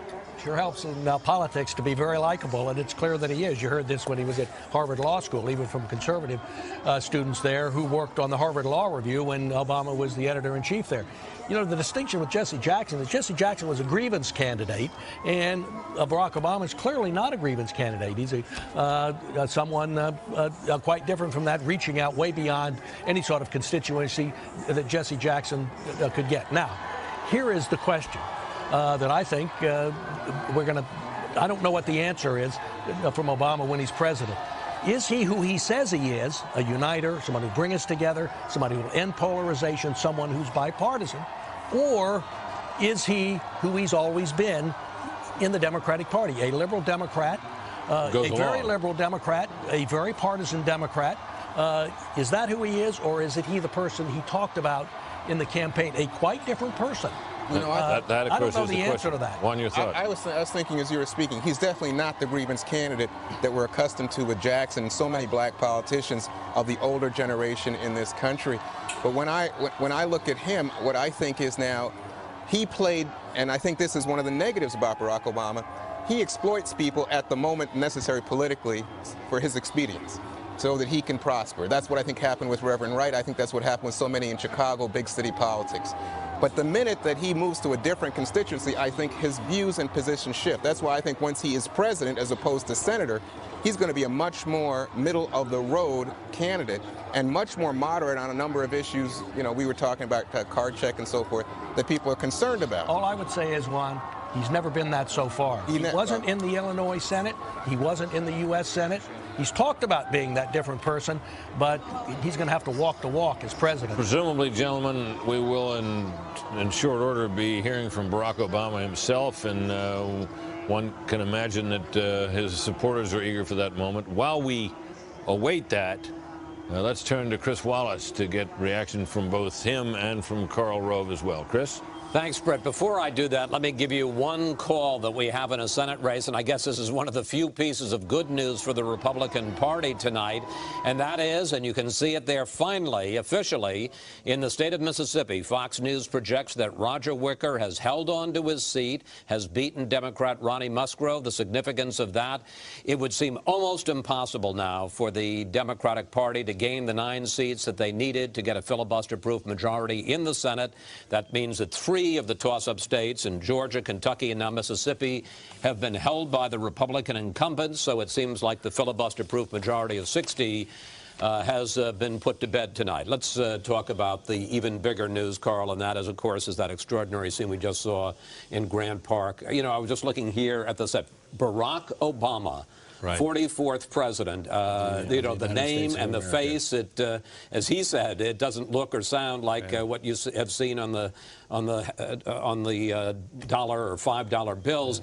As a child of the civil rights movement, as somebody whose life, you know, so much of it has been defined by racial problems in this country, I never thought I would see this in my lifetime, and I know a lot of people have problems with who Barack Obama is, what he stands for. But it is a night for celebration. Yeah, it is. Every American ought to celebrate tonight. I mean, you know, it's funny. He was elected because there are a lot of people who do not remember the Civil Rights Movement. He was elected President of the United States because our country has come so far in such a short period of time. And it is a hopeful and optimistic thing for our country and for the world. It's a great symbol of what America is all about.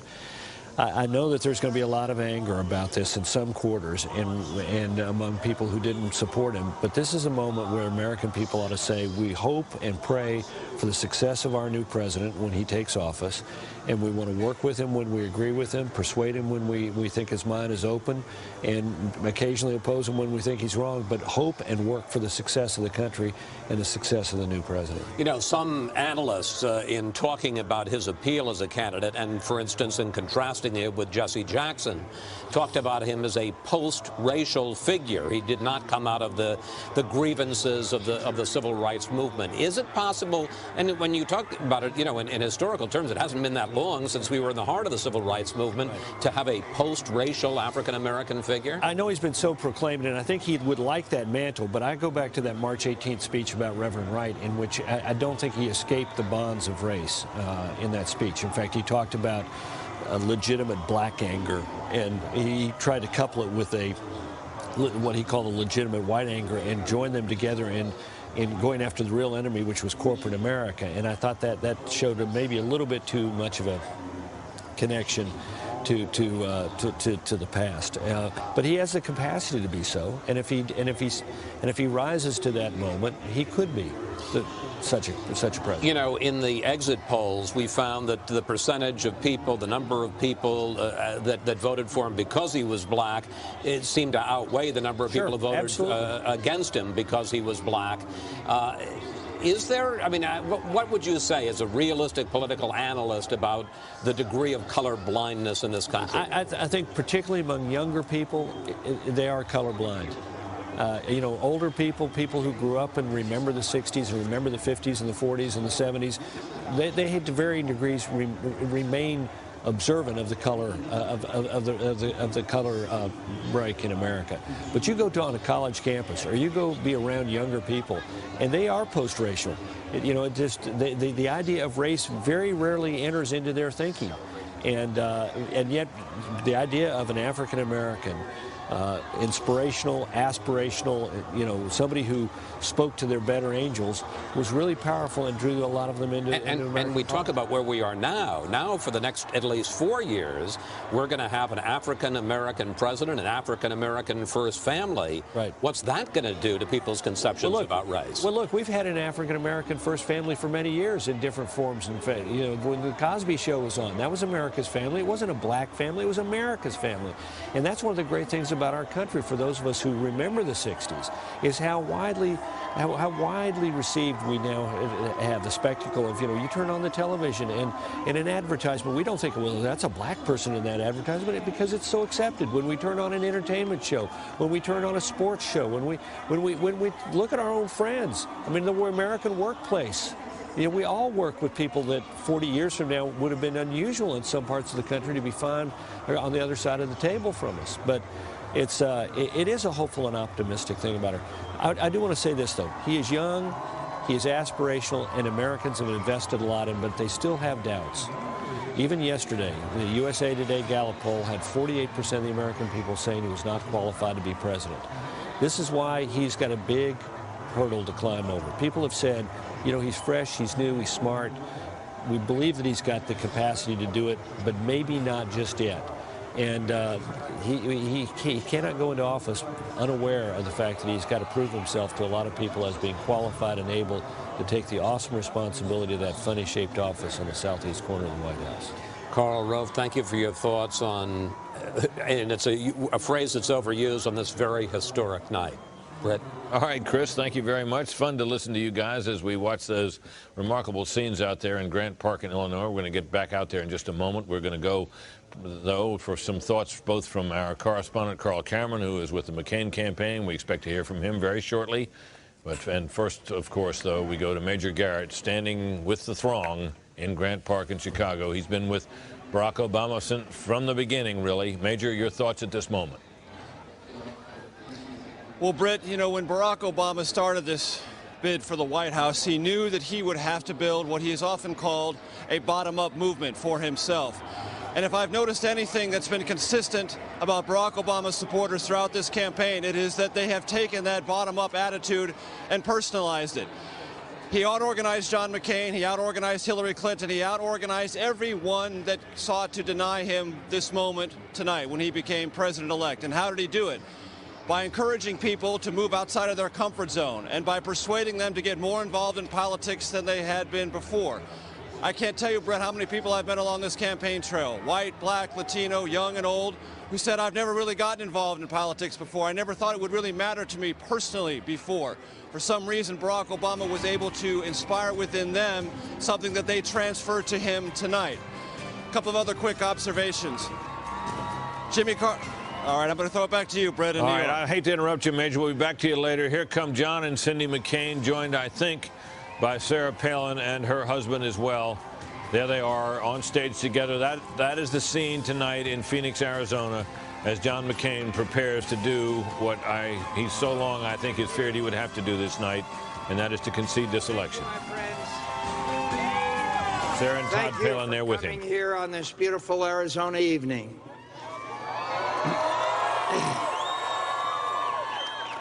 My friends, we have come to the end of a long journey. The American people have spoken, and they have spoken clearly. A little while ago, I had the honor of calling Senator Barack Obama to congratulate him, to congratulate him on being elected the next president of the country that we both love. In a contest as long and difficult as this campaign has been, his success alone commands my respect for his ability and perseverance. But that he managed to do so by inspiring the hopes of so many millions of Americans who had once wrongly believed that they had little at stake or little influence in the election of an American president is something I deeply admire and commend him for achieving. This is an historic election, and I recognize the special significance it has for African Americans and for the special pride that must be theirs tonight. I've always believed that America offers opportunities to all who have the industry and will to seize it. Senator Obama believes that too. But we both recognize that though we have come a long way from the old injustices that once stained our nation's reputation and denied some Americans the full blessings of American citizenship, the memory of them still had the power to wound. A century ago, President Theodore Roosevelt's invitation of Booker T. Washington to dine at the White House was taken as an outrage in many quarters. America today is a world away from the cruel and prideful bigotry of that time. There is no better evidence of this than the election of an African American to the presidency of the United States. Let there be no reason now. Let there be no reason now for any American to fail to cherish their citizenship in this, the greatest nation on earth.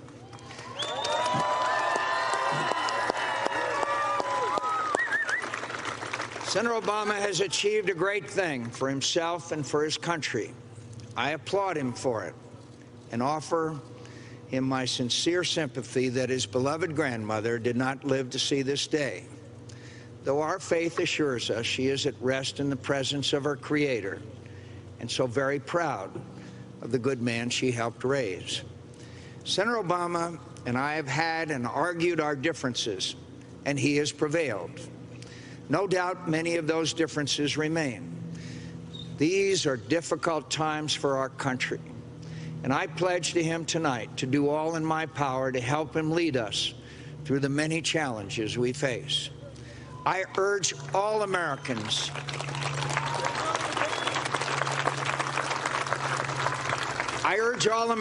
who supported me to join me in not just congratulating him, but offering our next president our goodwill and earnest effort to find ways to come together, to find the necessary compromises, to bridge our differences, and help restore our prosperity, defend our security in a dangerous world, and leave our children and grandchildren a stronger, better country than we inherited.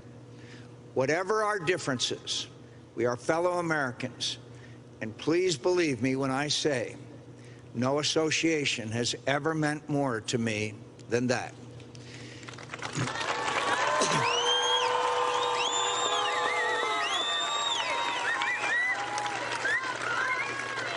It is natural.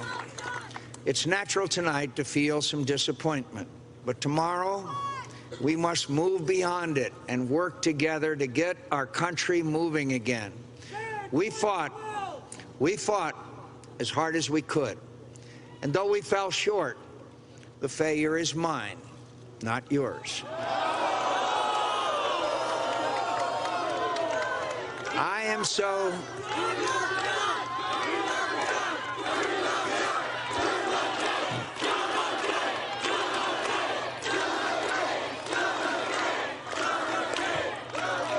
I am so deeply grateful to all of you for the great honor of your support and for all you have done for me. I wish the outcome had been different, my friends. The road was a difficult one from the outset, but your support and friendship never wavered. I cannot adequately express how deeply indebted I am to you. I'm especially grateful to my wife, Cindy, my children, my dear mother,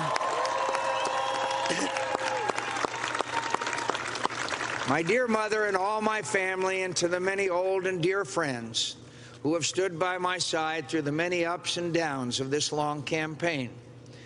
I have always been a fortunate man, and never more so, for the love and encouragement you have given me. You know, campaigns are often harder on a candidate's family than on the candidate, and that's been true in this campaign. All I can offer in compensation is my love and gratitude and the promise of more peaceful years ahead. I am also, of course, very thankful to Governor Sarah Palin, one of the best campaigners I've ever seen.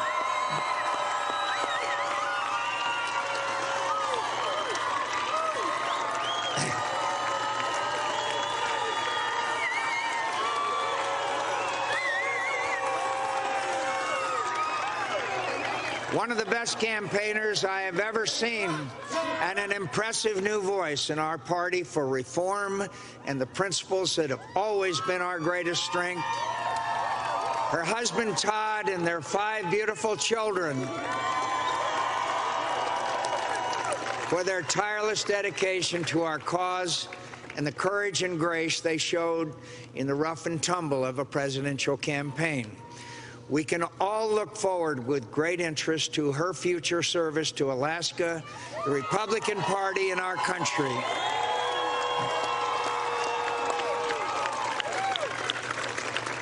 To all my campaign comrades, from Rick Davis and Steve Schmidt and Mark Salter, to every last volunteer who fought so hard and valiantly, month after month, in what at times seemed to be the most challenged campaign in modern times. Thank you so much. A lost election will never mean more to me than the privilege of your faith and friendship. I don't know what more we could have done to try to win this election. I'll leave that to others to determine. Every candidate makes mistakes, and I'm sure I made my share of them. But I won't spend a moment of the future regretting what might have been. This campaign was and will remain the great honor of my life. And my heart is filled with nothing but gratitude for the experience, and to the American people for giving me a fair hearing before deciding that Senator Obama and my old friend, Senator Joe Biden, should have the honor of leading us for the next 4 years. Please, please. I would I would not be an American worthy of the name should I regret a fate that has allowed me the extraordinary privilege of serving this country for a half a century. Today, I was a candidate for the highest office in the country I love so much. And tonight, I remain her servant.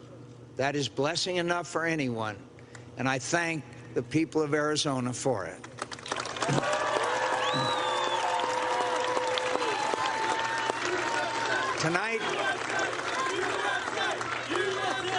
Tonight, more than any night, I hold in my heart nothing but love for this country and for all its citizens. Whether they supported me or Senator Obama, I wish Godspeed to the man who was my former opponent and will be my president. And I call on all Americans, as I have often in this campaign, to not despair of our present difficulties, but to believe always in the promise and greatness of America, because nothing is inevitable here. Americans never quit. We never surrender. We never hide from history.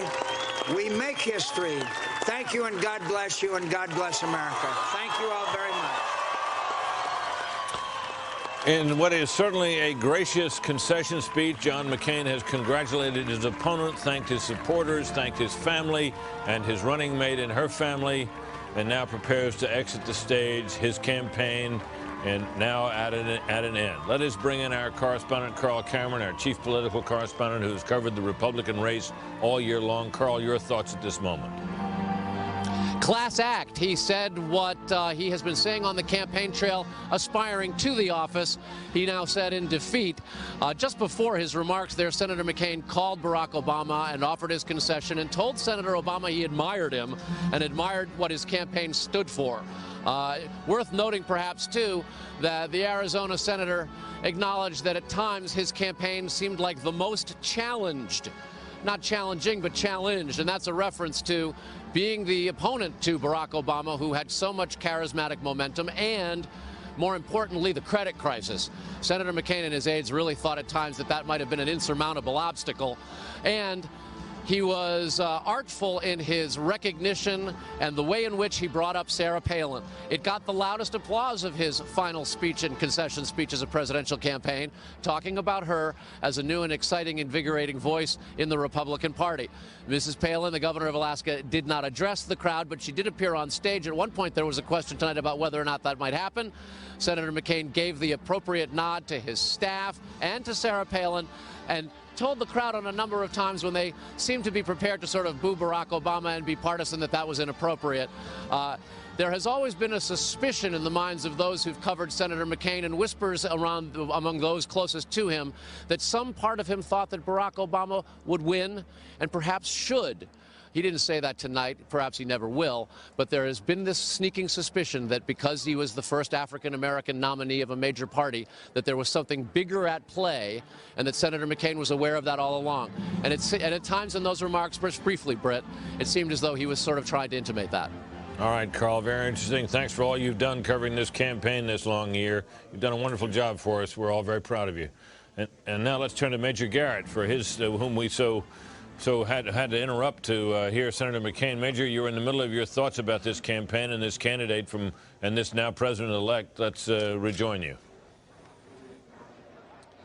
I'll get to those thoughts in just a second, Britt, because I have some news to convey to our viewers. Indeed, Senator McCain called Senator Obama. We are told by senior Obama aides that Senator Obama thanked him for his call and said that he'd run a gracious campaign. He had run a consistently classy campaign, and he was honored, rather to say that he honored all of John McCain's contributions, not only during this campaign, but through his long history of service to the United States. And I can tell you here, Britt, this crowd, when John McCain spoke, at those moments when John McCain talked about unity and when he was particularly gracious to Senator Obama, the crowd cheered. They waved their American flags. There was no part of John McCain's appearance or his speech that the crowd found any way discomforting or they ever booed about. So this crowd was appreciative of John McCain's remarks. Now, two things I would like to say about Obama's campaign as I've observed it. You know, tonight Barack Obama is going to win between 53 and 55% of the popular vote. No Democrat elected since Lyndon Johnson has achieved that. Jimmy Carter won in 1976 with 50.1%. Barack Obama won in many suburban parts of America, and he also kept John McCain's advantage in rural white parts of America lower than it might otherwise have been had he not gone there himself and brought his message and brought his campaign to the doorsteps of many Republicans and moderates and independents that might not have originally been inclined to support Barack Obama. At least they gave him a listen, and it was always Barack Obama's intention to take his message as many parts in America as he possibly could. One last observation. When we went to Europe and the Middle East and we came back, I had a long conversation with several Obama advisors about what they encountered in Europe. And they told me what they thought was that many in Europe always looked at America as the great creative nation on earth. And they thought if Barack Obama could win the presidency, that would be the next greatest expression of America's ability to change itself, to innovate, and be creative. And these Obama advisors said many Europeans are always secretly rooting for America, even though they may envy our power, they may envy our wealth, they may envy our stature on the world stage. But they felt, and I picked it up on the campaign trail here in America, Britt, many Americans feeling there was something not just political, but something important, psychological, about the creativity of America and its ability to reinvent itself. And the crowd you see behind me, I think, is in part testament to that. All right, Major, thank you very much. We'll obviously keep an eye out for Senator Obama when he comes out, and we'll go to him when that moment comes.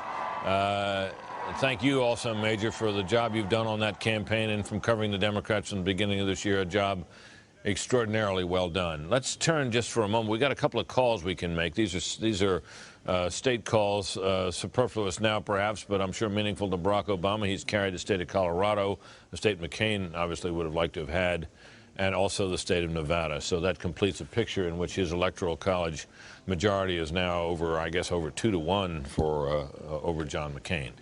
Let's bring in now our colleague and wise friend Charles Krauthammer, who's been watching these proceedings from our studios in Washington. Charles, your thoughts at this moment?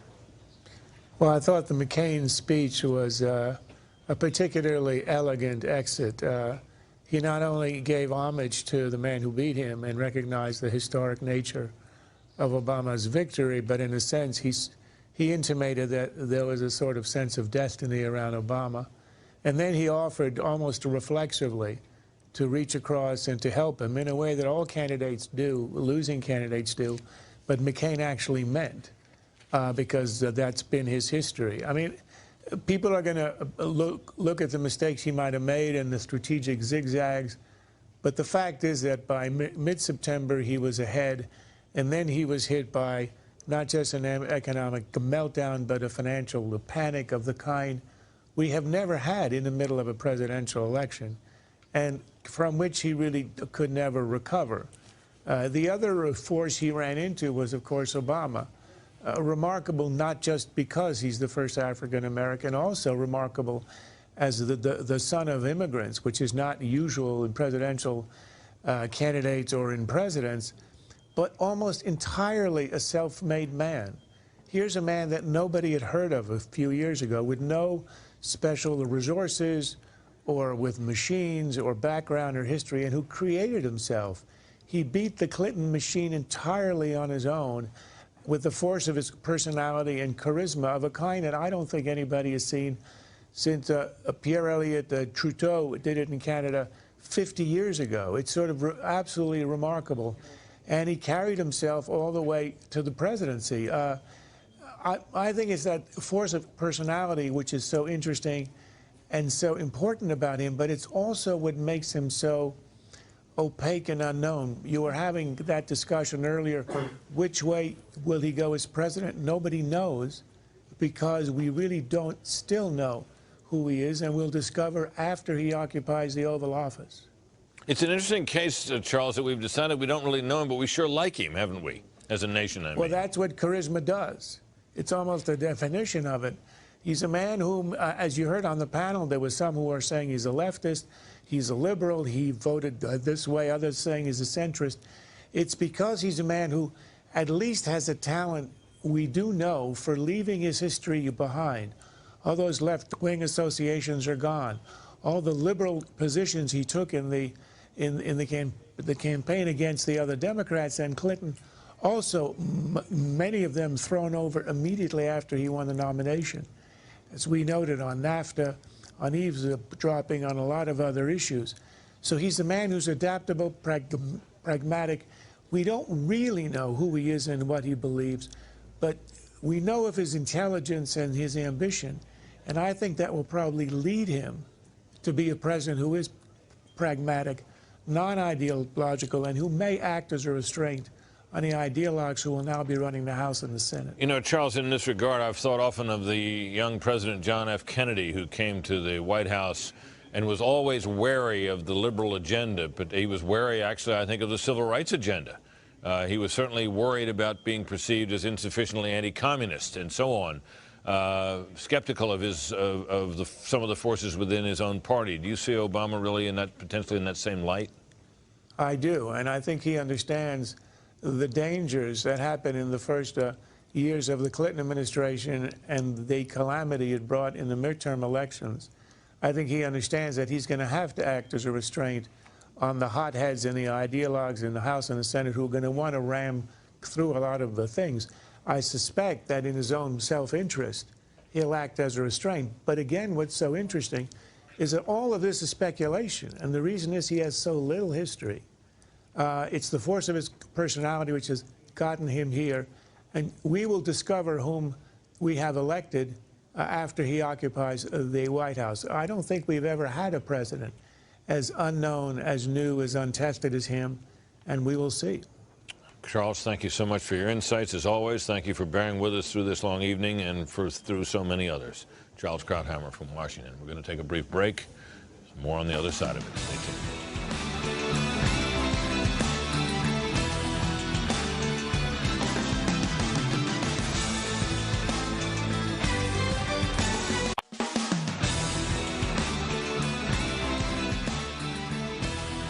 Well, we got another call to make, as if it mattered. No doubt it'll matter to the people in Florida who have voted to support Barack Obama, rolling I guess his electoral total is now up to something like 338 to 155. Quite an impressive victory indeed. It may go a bit higher as the night wears on. So let's go down now to check on the balance of power in the House of Representatives, which has been a busy place tonight. Every single seat has been up, and Bret Baier has been tracking the results down in this studio that it looks like he's in a big room, but as we've noted earlier, he's not. Bret, tell us about it. Hey, Britt. You know, it's interesting, that Florida call. We made the call earlier in the night that Republican incumbent Rick Keller lost his seat down in the Orlando area.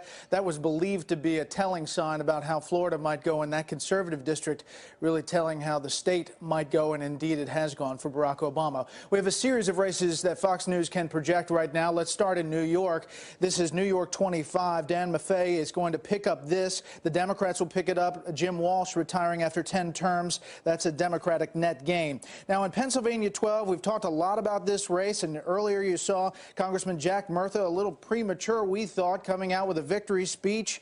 But he, in fact, will win this race against William Russell. Bill Russell, a former Army lieutenant colonel, thought he had a really good shot after Murtha called Western Pennsylvania a racist area. But Murtha will go back for an 18th term. In Pennsylvania 10, Chris Carney will hold on and go back for a second term. This is a very conservative district, and Republicans believe they had a shot to knock off Carney, thought he was vulnerable, but he will hold on in that district. New York 26, Christopher Lee takes over for the retiring Tom Reynolds. That is a Republican hold in that district. Missouri 6, incumbent Sam Graves managed to hold off former mayor of Kansas City, Kay Barnes, holding that for the Republicans. In Arizona, the 1st district, this is an open seat. Rick Renzi, the Republican, retiring.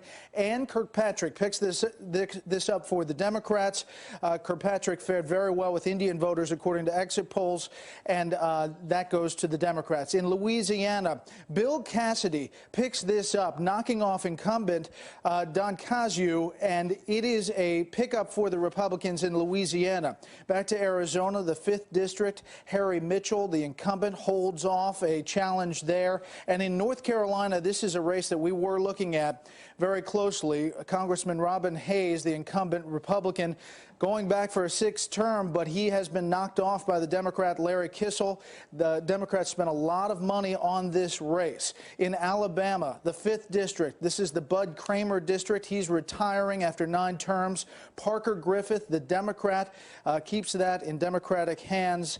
And that's the balance of power we have as of now. Virginia, there you see in Virginia 11, Jerry Connolly with that pickup, and that is an open seat as well. When you look at the numbers in the balance of power, how the House is shaping up, we started the night, we went into the night with this number, 236 to 199. Now, throughout the night, we've been tracking a number of these races, and when we call them officially, it goes into the gain column, the net gain column, and you see it here at +8. These are the official calls. However, the Fox Decision Desk can now project what we are seeing as far as Democratic pickups tonight, and that number is going to look like this. It could end up being about 258 Democrats to 177 Republicans. That's a net gain of 25. That would mean that the Democratic Party will have picked up more than 25 seats for the first time back-to-back elections since the Great Depression. That's a big gain.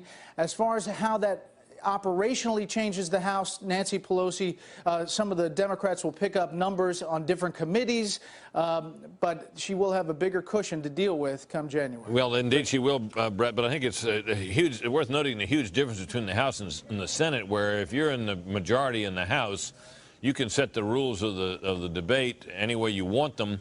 And if you can hold on to your own majority, and if it's, you know, even a narrow one, if you can hold it together, you can ram anything through and have your own way. There is nothing like the filibuster rule or the prospects for procedural delays and so forth that can be invoked in the Senate. So still, it will make a difference, as you suggest, that Nancy Pelosi and her team will have many more seats to deal with. It's important to point out, Britt, too, there are a lot of moderate Democrats who are being elected here. So that is a big block when you're talking about the blue dog Democrats, the conservative Democrats, when it comes to specific issues. Yeah, spending Nancy in particular. Pelosi may right. want to get through. Yeah, gotcha. All right, Brett, thanks very much. Nice job, buddy.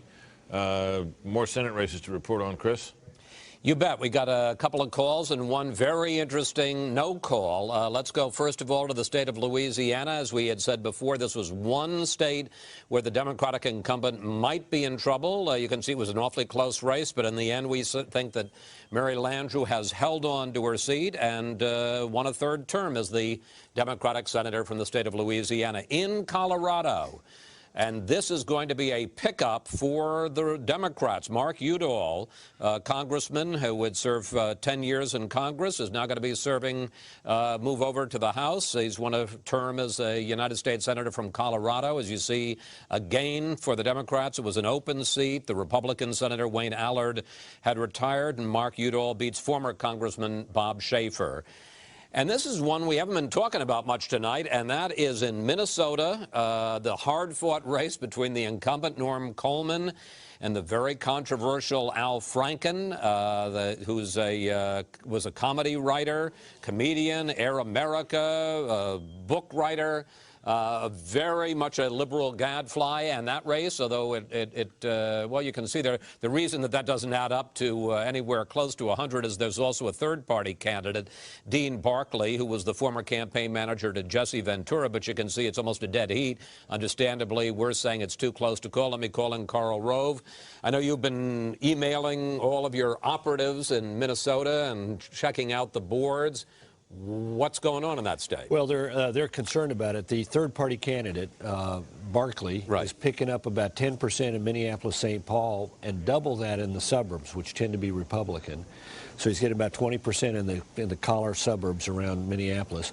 Half of the city of Minneapolis is in, but only about 15% of the Northeast, up around Duluth, which is blue-collar Democrat territory, and it's going to probably be good for Franken. So they're concerned about it. They're trying to figure out where the rest of the votes are to keep Coleman in the lead for the balance. I was going to say, I suspect you have more contacts in the Norm Coleman camp than the Al Franken camp. Yeah, though I have met Al Franken. He came up to me at the White House Correspondents' Dinner and introduced himself, saying, "I'm Al Franken, you're Karl Rove, and I hate you." There you go. To which I said, you know, I've just met you. I don't hate you. It terribly disappointed him when I said that. Your sense, though, from the Coleman camp, are they optimistic or pessimistic? Well, they're very nervous because they're looking at these numbers, trying to figure out again how you piece this together. Minnesota is a difficult puzzle for any Republican to win in. You have to get a certain number of votes in the Northeast from blue-collar, guns and snowmobile Democrats. You got to run really well in the western part of the state. You got to do well in the suburbs, but you got to knit this puzzle together, and it's a very complicated one in Minnesota. Well, anyway, that one is too close to call, but we can say at this point that as of right now, the Democrats have picked up 5 seats, Virginia, New Hampshire, New Mexico, North Carolina, and as we've just called, Colorado. If the evening goes the rest of the way and they hold serve, they will have 56 seats in the new Senate, and they've got a possibility with a couple of other swing states to conceivably move that up to 58. But 60 is out of the question. 60 would seem to be out of the question unless there were an unbelievable upset. Of course, as we've discussed, you may not need 60, but that's been the number everybody's talking about. Chris, thank you. Thanks to Carl as well. We're going to take a brief break, and we're waiting for Barack Obama to appear, and we're going to show you a little bit of the scene in Grant Park as we go to commercial.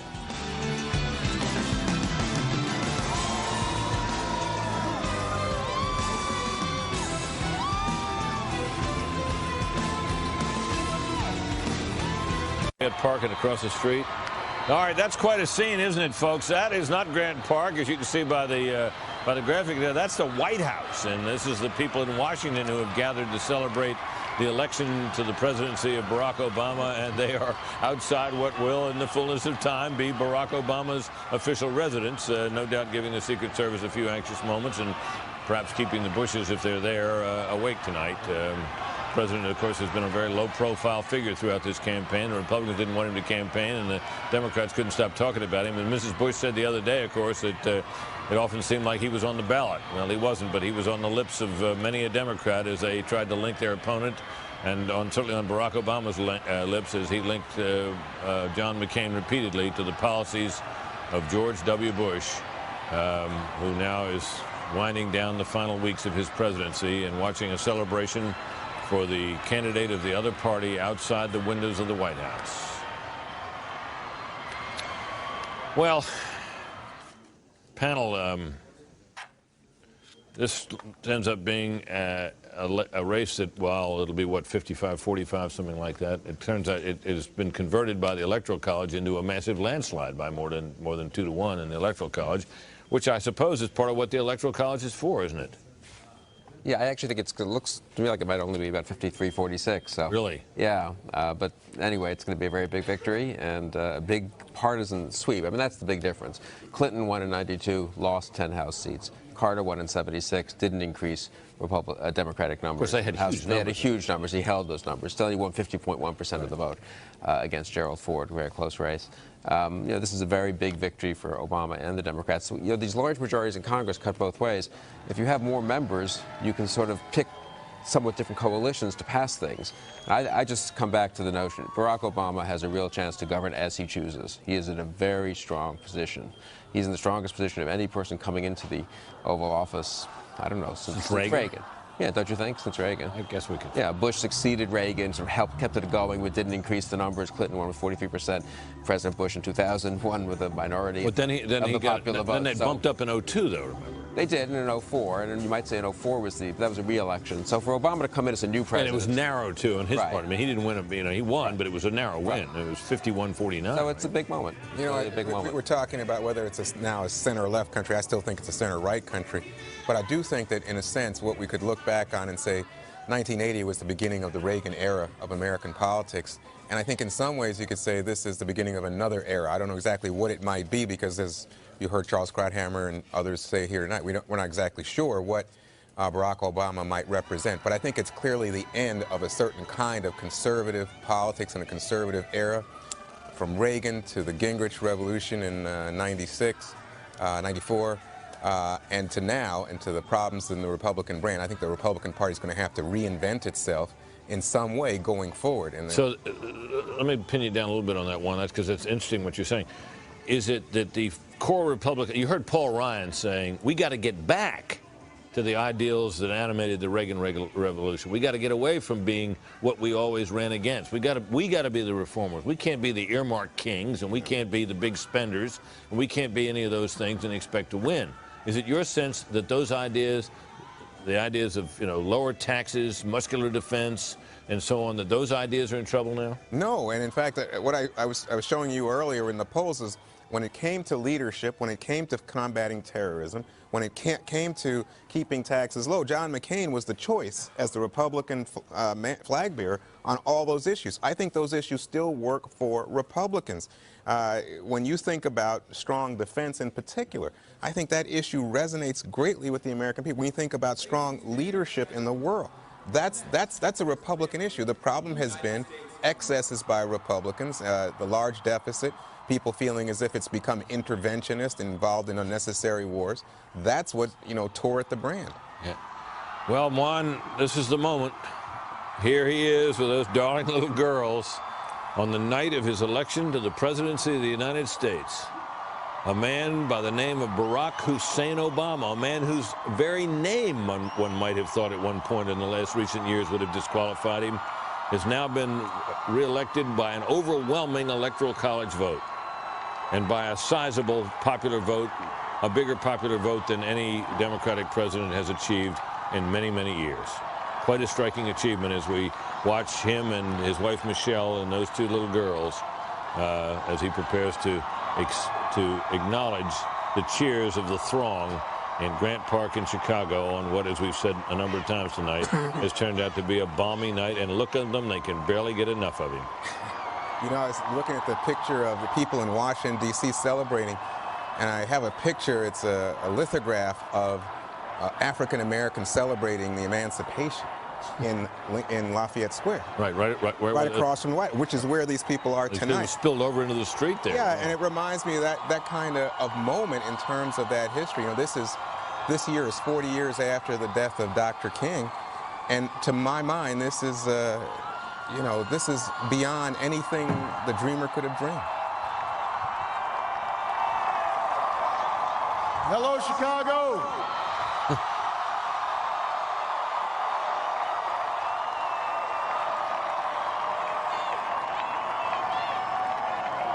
If there is anyone out there who still doubts that America is a place where all things are possible, who still wonders if the dream of our founders is alive in our time, who still questions the power of our democracy, tonight is your answer.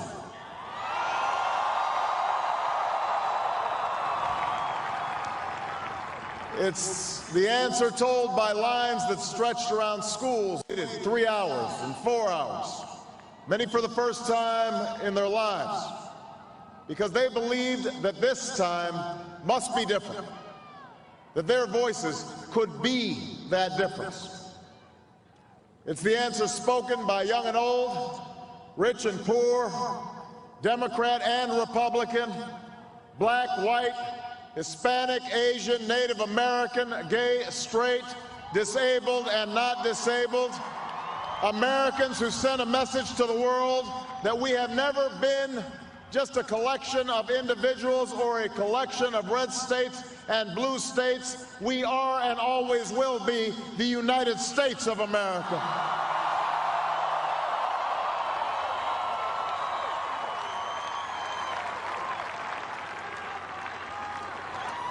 It's the answer that led those who've been told for so long by so many to be cynical and fearful and doubtful about what we can achieve, to put their hands on the arc of history and bend it once more toward the hope of a better day.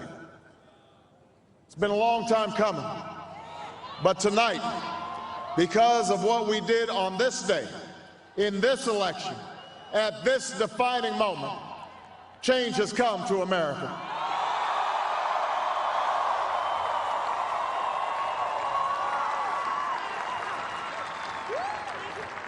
A little bit earlier this evening, I received an extraordinarily gracious call from Senator McCain. Senator McCain fought long and hard in this campaign, and he's fought even longer and harder for the country that he loves. He has endured sacrifices for America that most of us cannot begin to imagine.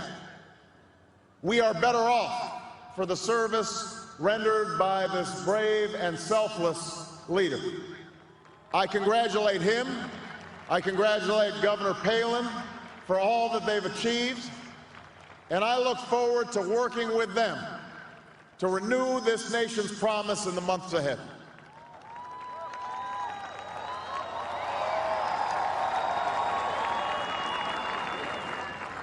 I want to thank my partner in this journey, a man who campaigned from his heart and spoke for the men and women he grew up with on the streets of Scranton and rode with on the train home to Delaware, the Vice President-elect of the United States, Joe Biden.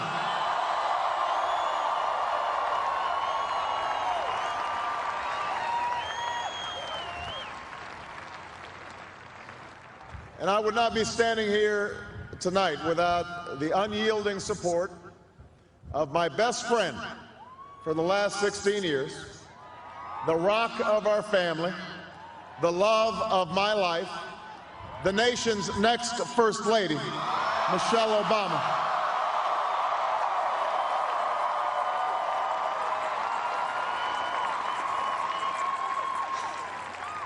Sasha and Malia, I love you both more than you can imagine, and you have earned the new puppy that's coming with us to the White House.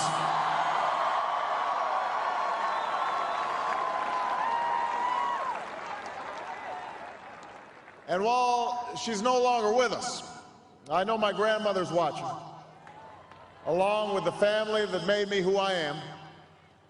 I miss them tonight. I know that my debt to them is beyond measure. To my sister Maya, my sister Alma, all my other brothers and sisters, thank you so much for all the support that you've given me. I'm grateful to them.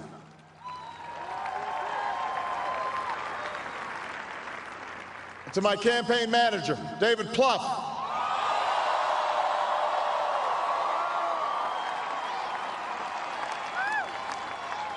the unsung hero of this campaign, who built the best political campaign, I think, in the history of the United States of America. To my chief strategist, David Axelrod, who's been a partner with me every step of the way. To the best campaign team ever assembled in the history of politics, you made this happen, and I am forever grateful for what you've sacrificed to get it done. But above all, I will never forget who this victory truly belongs to.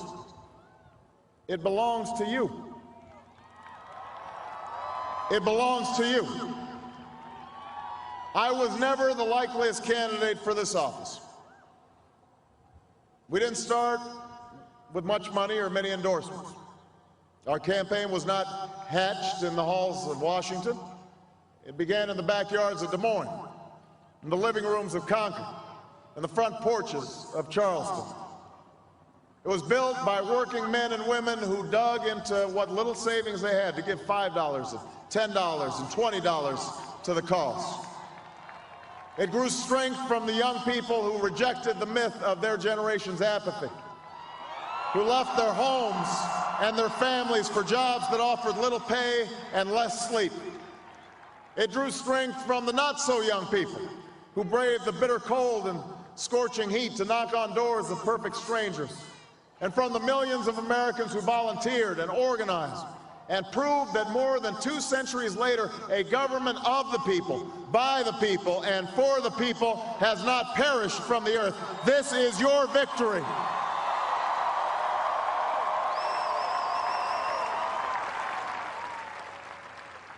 Now, I know you didn't do this just to win an election.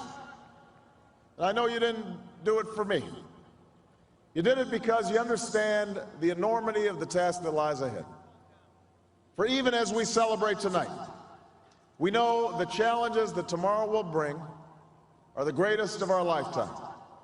2 wars, a planet in peril, the worst financial crisis in a century.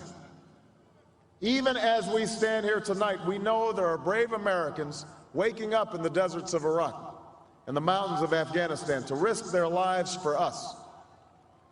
There are mothers and fathers who will lie awake after their children fall asleep and wonder how they'll make the mortgage, or pay their doctor's bills, or save enough for their child's college education.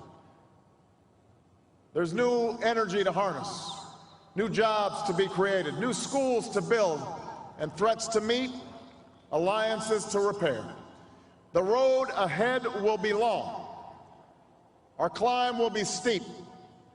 We may not get there in 1 year or even in 1 term, but America, I have never been more hopeful than I am tonight that we will get there. I promise you, we as a people will get there.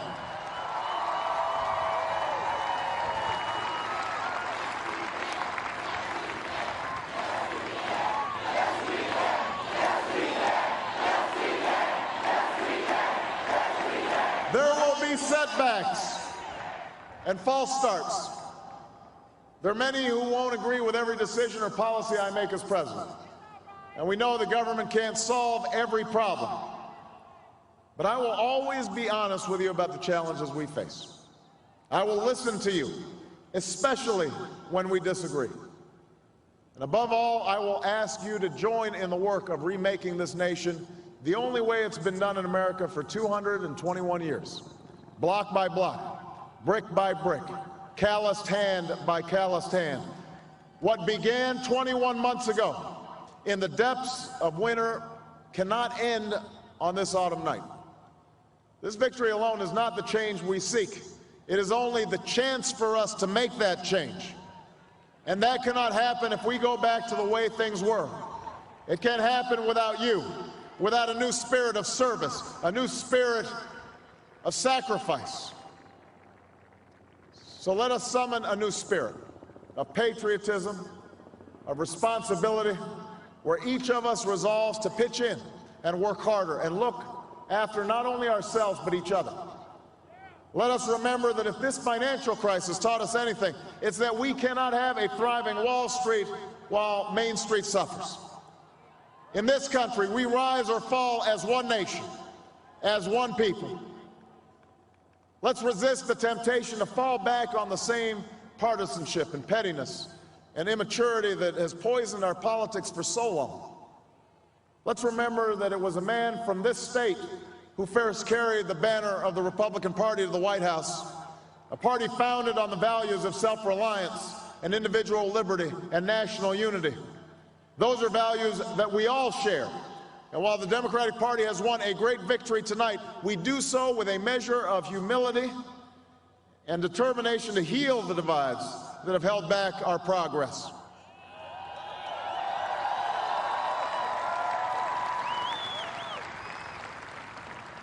As Lincoln said to a nation far more divided than ours, we are not enemies, but friends. Though passion may have strained, it must not break our bonds of affection. And to those Americans whose support I have yet to earn, I may not have won your vote tonight, but I hear your voices. I need your help, and I will be your president too.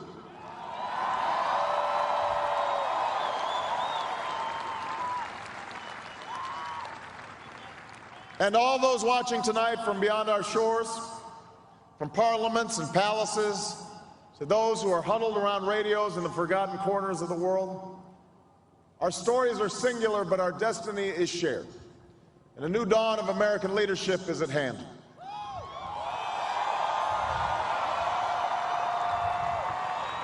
To those who would tear the world down, we will defeat you. To those who seek peace and security, we support you. And to all those who have wondered if America's beacon still burns as bright, tonight we proved once more that the true strength of our nation comes not from the might of our arms or the scale of our wealth, but from the enduring power of our ideals: democracy, liberty, opportunity, and unyielding hope.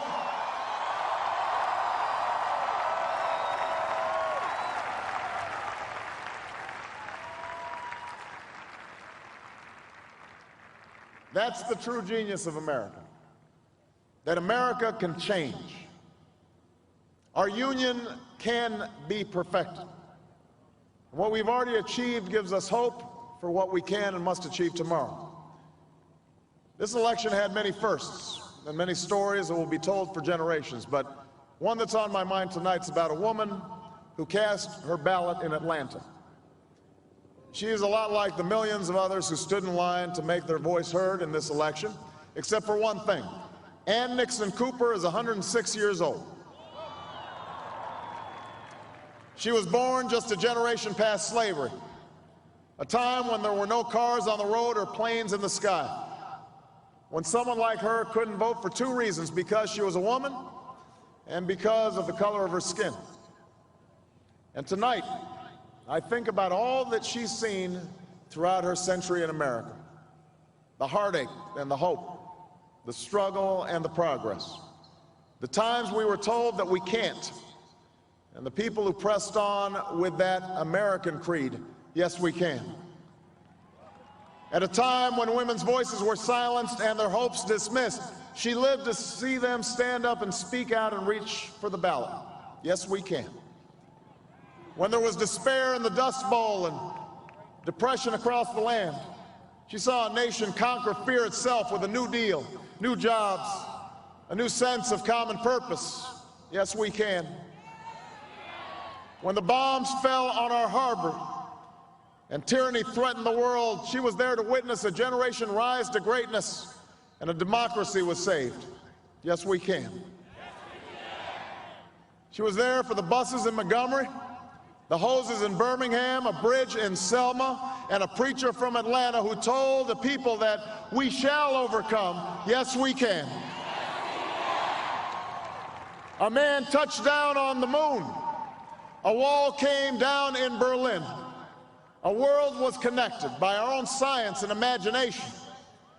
And this year, in this election, she touched her finger to a screen and cast her vote.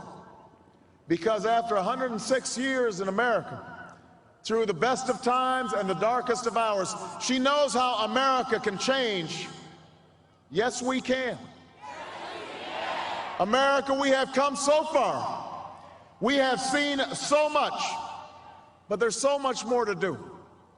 So tonight, let us ask ourselves, if our children should live to see the next century, if my daughters should be so lucky to live as long as Ann Nixon Cooper, what change will they see?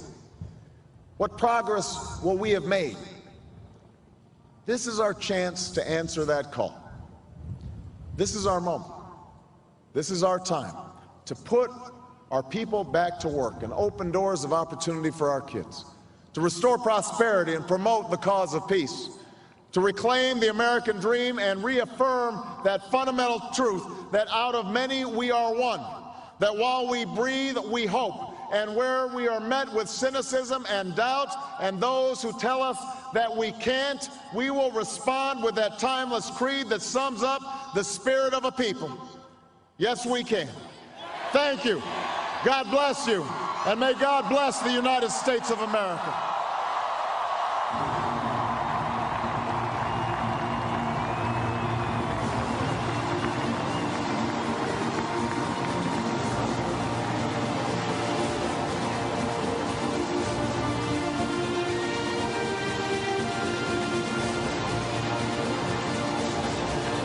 To say this for the Obama people and for Obama himself, they know how to mount an event like this. He, with the soaring rhetoric and the themes that have made his speeches such a hallmark of this campaign, the crowd turning out, responding to him just by being there, of course, and with the music and the total effect of it all. They raised a lot of money. They knew how to spend it. They spent it effectively. And now Joe Biden has his moment. We were all sitting here thinking that if Senator Biden were allowed to make a speech now, too, that we could all probably go home and the morning team would be there to pick it up when he was done. Friendly fellow, we're all fond of him, but he is a bit loquacious. Nay, even garrulous. So there they are, President and Vice President-elect on their big night in Chicago. Music plays in the back. They're great with the music. They had great music at Invesco Field, too. I loved it. Look at those people. What a moment.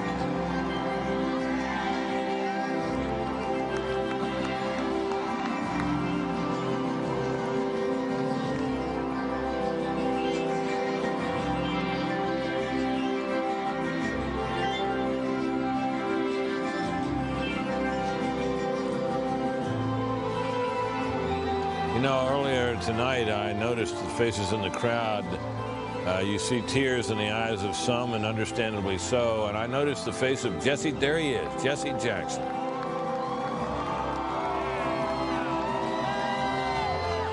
Now the wives, Jill Biden, Michelle Obama.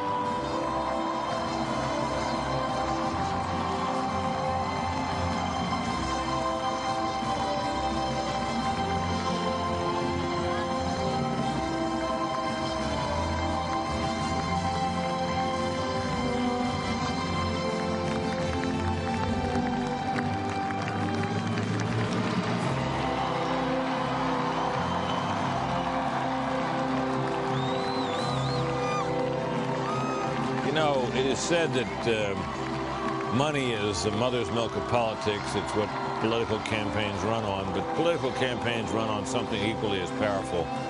And that, as you see here in these pictures and in so many others through these political years, is emotion.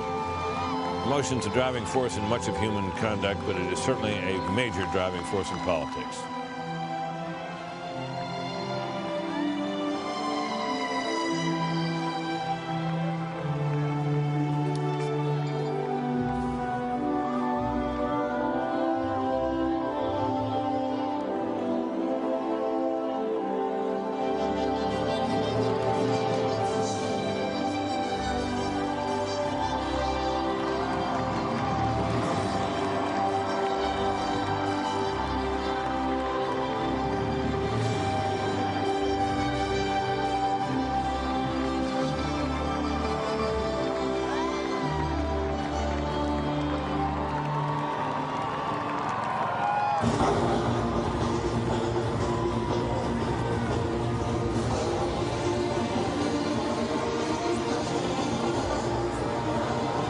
That was Michelle Obama's brother.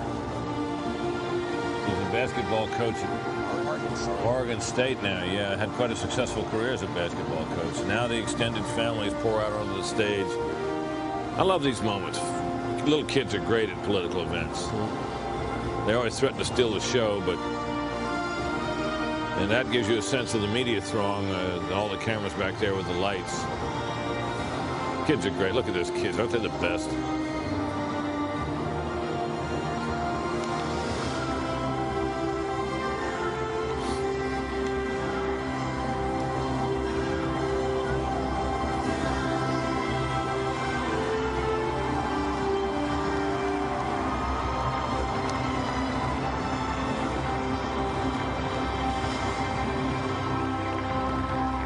Senator Biden, Vice President-elect Biden, his mom.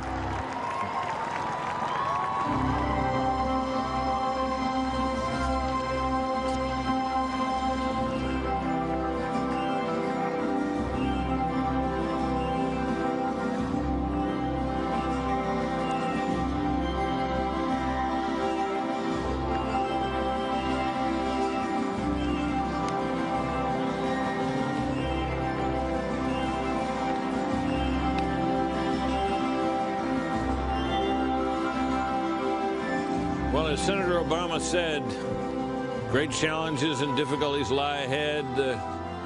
He mentioned 2 wars. He mentioned the unprecedented, in many ways, financial crisis. He mentioned many other things, but those are things for another day. although he took note of them.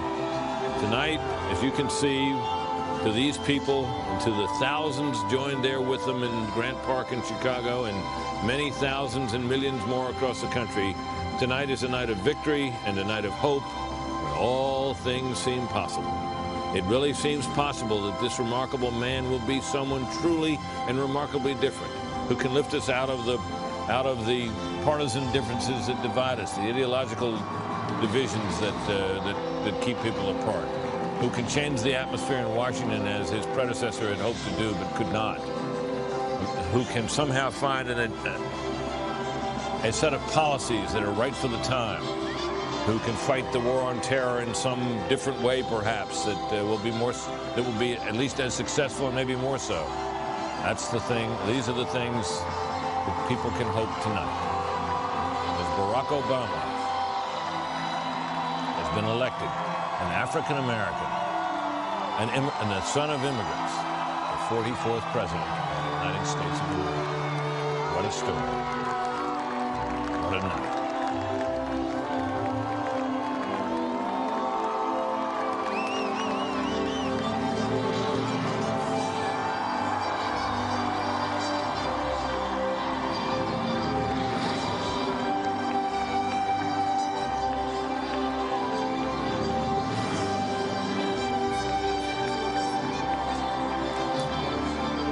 Immigrant parents, yeah.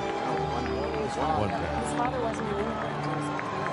He never immigrated here. He just went to school here. My panelists are correcting me on the fact that I said that Barack Obama was the son of immigrants. He was the son of an immigrant.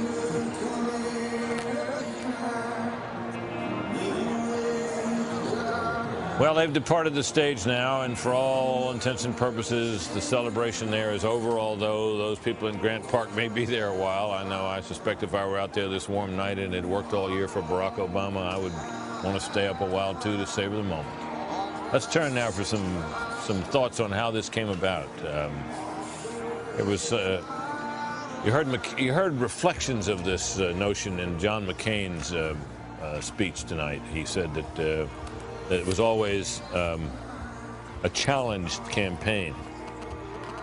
And the question really arises as to whether, in fact, it was the brilliance of the Obama campaign, the discipline in its execution, that won this race, mostly, or whether it was a set of events which lined up an unpopular war, an unpopular president,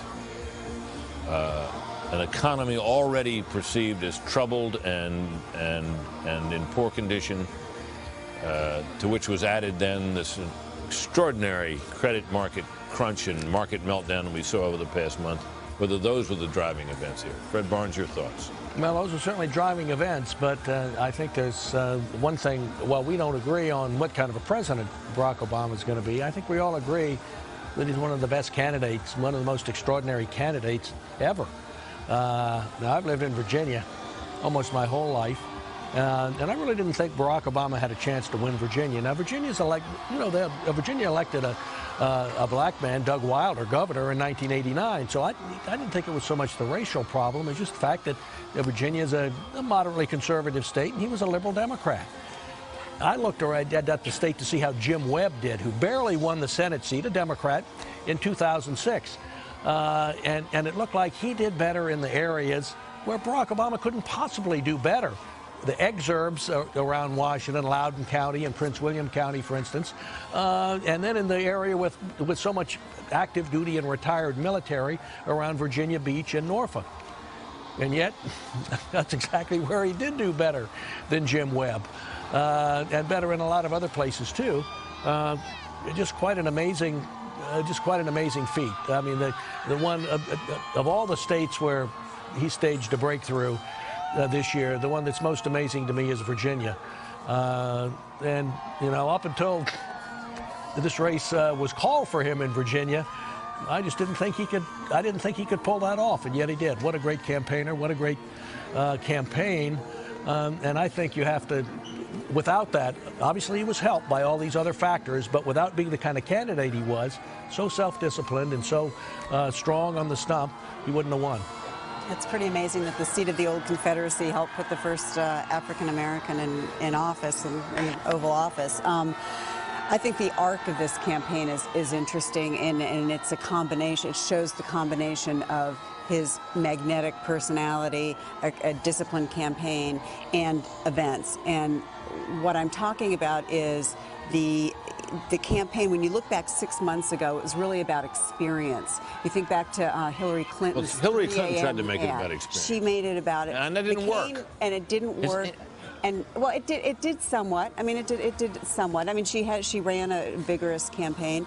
McCain, it didn't do it enough, obviously. McCain tried to pick that up and run with it.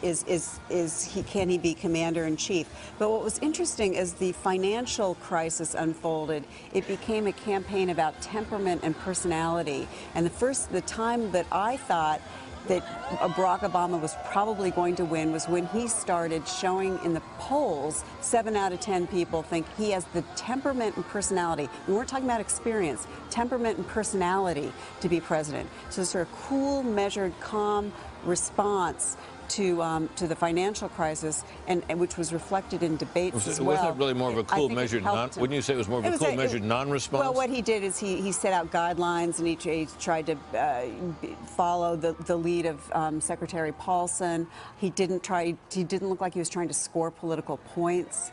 But his demeanor came off as reassuring to voters, and I think that's something that really helped him. It's interesting. I talked to one of his financial advisors last week, and I said, aren't you guys all a little intimidated about what you're stepping into? I mean, this is economists are predicting the possibly deepest, longest recession since the 30s. And he said Obama, by contrast, Obama actually seemed to be more chomping at the bit to get in office as the crisis worsened. So again, temperament suited. Yeah. Well, the great campaign was the primary campaign, though. I mean, no question. Coming from being 25 points down in mid-2007 and upsetting Hillary Clinton, who had so much of the establishment behind her and had the money advantage at the beginning. It's been a long time since we've had that kind of upset in a primary race.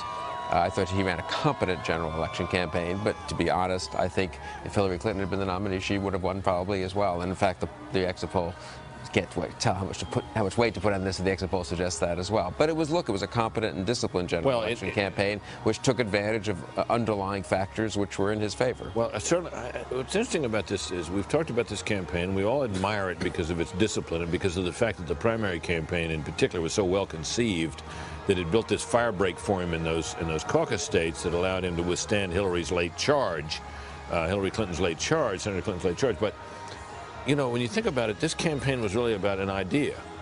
But it wasn't a political idea. It was the idea of Barack Obama. And that was really the only idea that this campaign was about. If you look at the agenda that he ended up running on, it was almost it was sort of a combination of a Clinton and a pre-Clinton Democratic agenda. It was very conventional. There isn't a big new animating idea. Now look, it's not all the time that an election can be won on a big new idea. Ronald Reagan, I think, arguably won, at least while running on some big new ideas. His economic proposals were considered to be outlandish at the time. They were certainly something new and different. And I think his whole idea that we could win the Cold War outright, which is something that more or less came through, I guess, in that campaign, was a little controversial at the time. I can't. Juan, is there in the Obama list of proposals a really new idea, a really big idea? Not that I see. I mean, you know what? I think, Britt, we are, I think, as on the panel, all of us respectful of President Bush, but the fact is he's a very unpopular president. And in so many ways, this is a response to the fact that you have an incumbent that people want gone. And I mean, I think in so many ways it's an unpopular war, it's a difficult economy. You're right, it was a brilliant campaign, especially in the early going and picking up the caucuses. Terrible mistakes, arguably political malpractice committed by the Clinton campaign for not understanding, not being able to count up the votes necessary to win the Democratic nomination. But my sense of the new idea or the animating idea. You said it is Barack Obama. He is the embodiment, and I think it's about change. I think it's people saying, you know what, I want to get beyond the war. I want to get beyond the partisanship that has come to define Washington politics over the last era, and especially for the young people. That would favor anybody from the out party, wouldn't it? Well, it would. I think for the young people, though, it's almost like they want to stick their finger in our eyes with regard to race in specific. You know, when I look at the numbers here, we have an exit poll that shows, you know, Barack Obama lost this race among white men 57-41. He lost it among white women 53-46. He actually, you know, John McCain did 5 points worse among white men, 2 points worse among white women than President Bush did in '04. So this really is about that larger electorate then, that the electorate has changed and expanded. And we come back to this idea then, what is it that appealed to that electorate? What is it that appealed to them? Is it simply that he was a black person running for office? Or is it that he really was not George Bush, especially on the war? Right. Just one other thought. I mean, I think John McCain and Sarah Palin deserve a nod. I mean, they ran I didn't like the campaign much. I think I said they should fire the campaign at one point. But as candidates, they were impressive. They fought. McCain took a lot of gambles. Some of them worked out well, I think. Some of them not so well. But they fought to the end. They outperformed the generic Republican ticket, obviously. I think when we add up all the votes, they will have run ahead of the House candidates across the country and Senate candidates across the country. They kept it competitive. And, you know, 46%, 45%, whatever he'll end up with, isn't bad. I was there in the first Bush White House, and we dropped to 38% in '92. No, when an incumbent president and party is unpopular, you can really collapse. It's a tremendous weight, no. Yeah, and McCain held it up there around 46%. That's sort of impressive. I got to tell you, Bill, I think you're right. And just, you know, just to weigh in a little bit here myself, I would say this about this campaign, that it was an exercise, as you've heard me say, in improvisation almost from the beginning. And it needed to be once the original phase of the McCain campaign had failed and the campaign had basically collapsed. And McCain did something that I think was characteristic of McCain throughout his career and throughout this campaign, and that is he decided to seize on something he thought was right and deeply believed in and run on that. And in this case, of course, it was the surge in Iraq, which he had argued for long before the president was ready to accept it, and supported in every way he could. And then he went out on the No Surrender tour, which was a very interesting idea, so characteristic of McCain. You know, hitting the streets with that idea, out on the bus, campaign on a shoestring, and clawed his way back into that race. That was no small achievement. Ends up winning. And right away you have to, I mean, he comes out of that Republican nominating process with this dazzling new figure on the other side, all the political gravity in the year, all favoring the Democrats, an unpopular incumbent president, despite the fact that Congress has a terrible reputation, the Democrats have been running it. The public does not seem to see it that way, or to associate that with in any way with the Democrats as a party for some reason. And John McCain goes into this. The economy is already perceived as bad. And you go through this series of events in which Barack Obama stages this extraordinary win. It captures all the interest and sucks all the political oxygen out of the political season until it is settled. It is finally settled. He then has this convention, which was as carefully planned and staged as anything you can imagine. He makes a safe choice for vice president and comes out of the convention in good shape. And in a day, John McCain has stepped on him with the Sarah Palin nomination, which was a nervy move, another improvisation, obviously decided on at the last minute, and then they worked their way through. And he's doing fine until one thing and one thing only comes along, and that is the financial crisis. And how anybody can really argue in the face of all of that this political tactic or that one could have overcome that, I don't know. I don't think it was possible. I think that was the deciding factor. Now, it wouldn't have been possible, Juan, to make and Fred, you both have made the point. It wouldn't have been possible if people simply saw Barack Obama as an unacceptable alternative. And it is to his everlasting credit that in a year when they were seeking an alternative, and he is someone who could, with his past and so on, have seemed too scary, did not. And that was his great achievement. Now, Major Garrett is a guy who has covered this a lot more closely than any of us this year. He's been out there all along, and he's out there again tonight, late, and he's standing by, and I want to go to him. Major? Well, good evening, Britt. We have with us here on the riser at Grant Park in Chicago, Anita Dunn, Senior Advisor to the campaign. Anita, thank you very much for joining us on Fox. First of all, we were just discussing a second ago where this campaign was 2 years ago, and maybe to give our viewers a sense of the improbability of it all, tell us what was happening 2 years ago. Well, 2 years ago, the campaign didn't exist. There was a small political operation in the basement of a townhouse on Capitol Hill that had a flood every time it rained on Washington. So it's come a long way since then.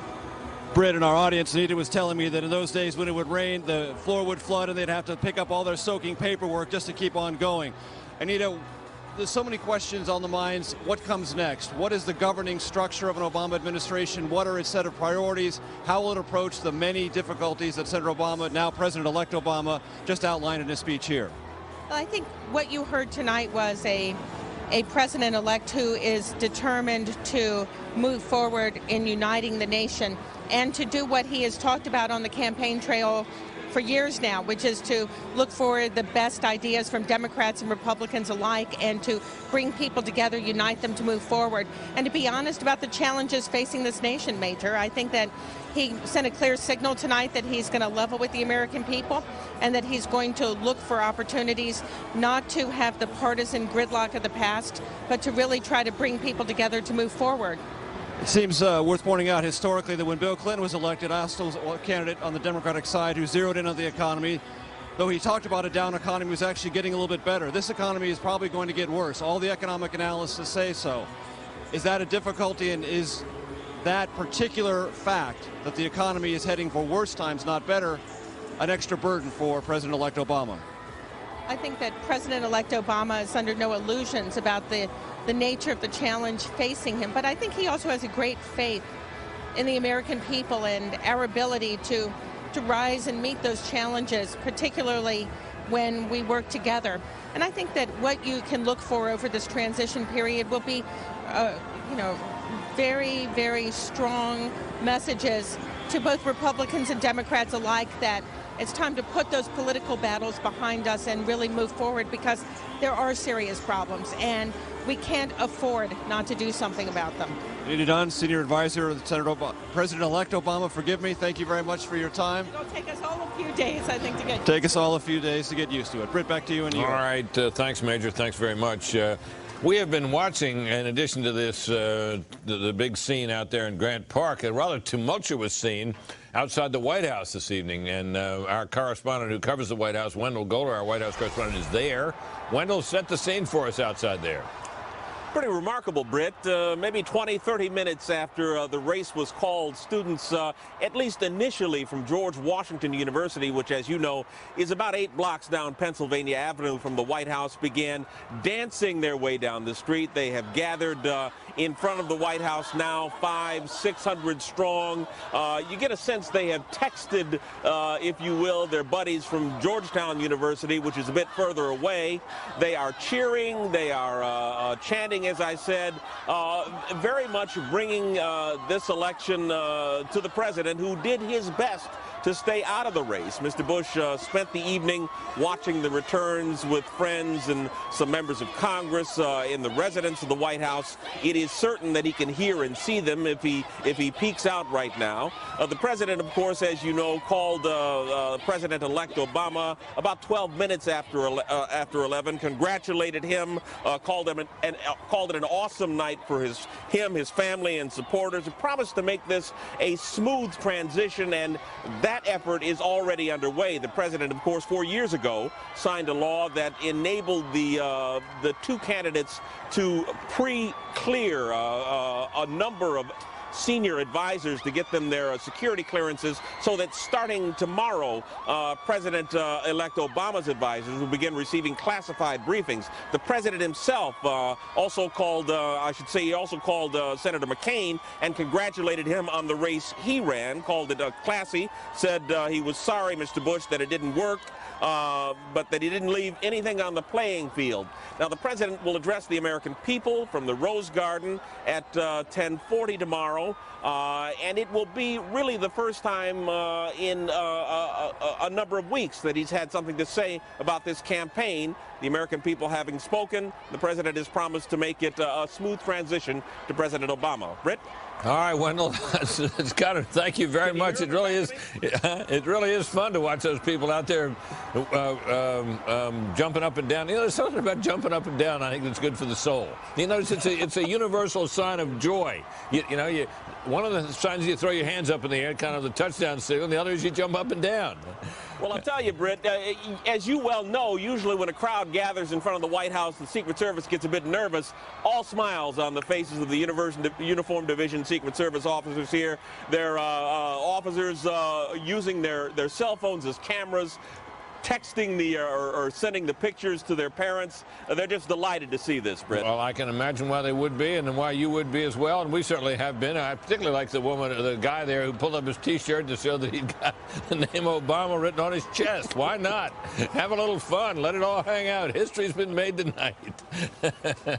Oh, look at this. Why wait a Vic Bush now? I suspect that's a minority sentiment out there. Those people probably in no hurry. They just don't want this night to be over. We're going to take a brief break. We'll be back on the other side. Stay with us.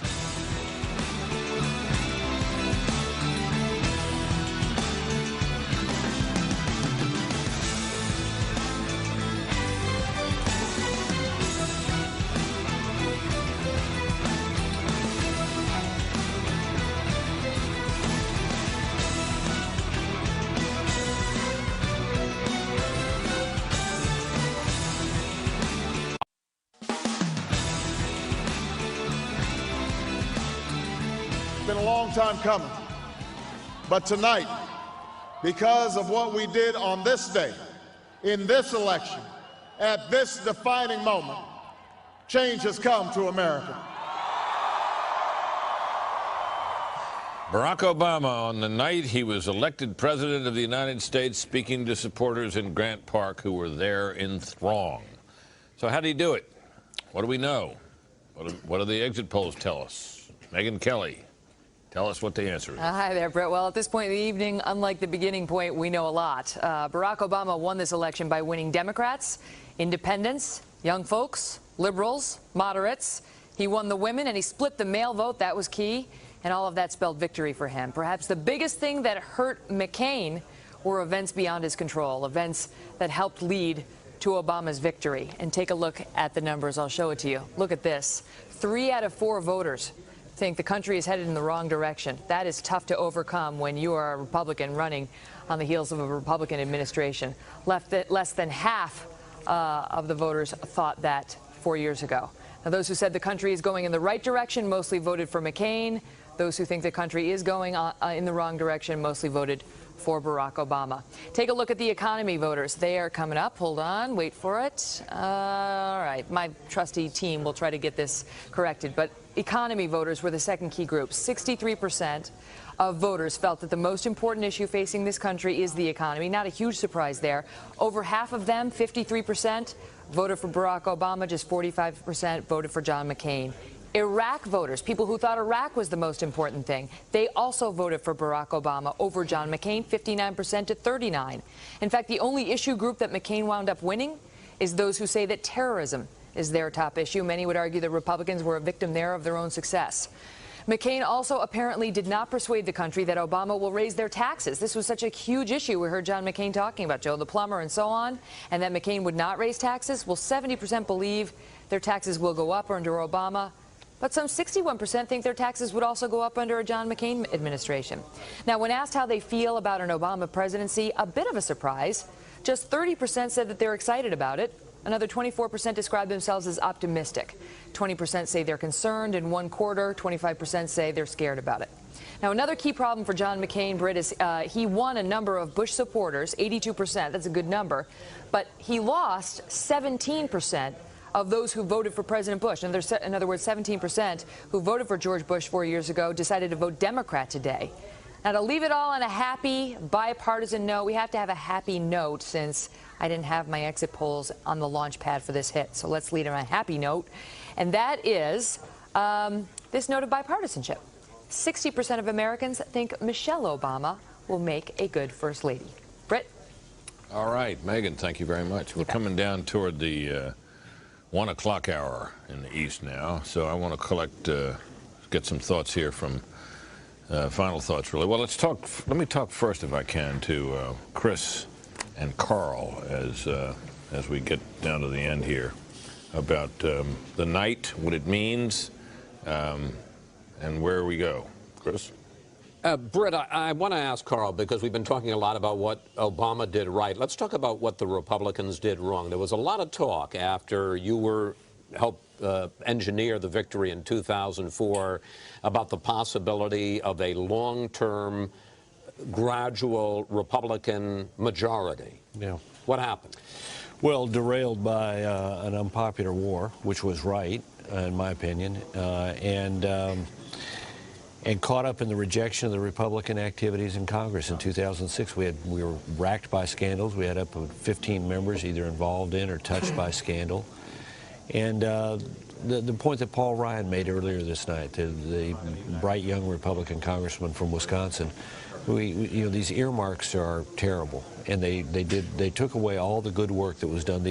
Most people don't understand the discretionary budget of the federal government has been flat the last 3 years. Tough to do.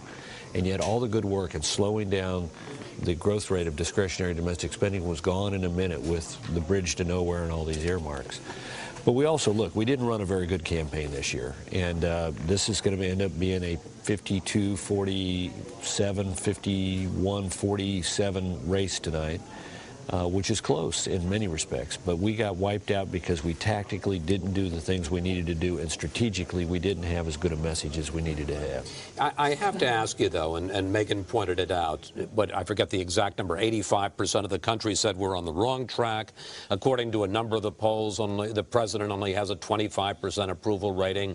How much responsibility, I know it's a tough question to ask you, but how much responsibility does George W. Bush bear for the sagging fortunes of the Republican Party? Well, look, if the president were the reason, then McCain would never have been ahead, because those numbers have been around all year.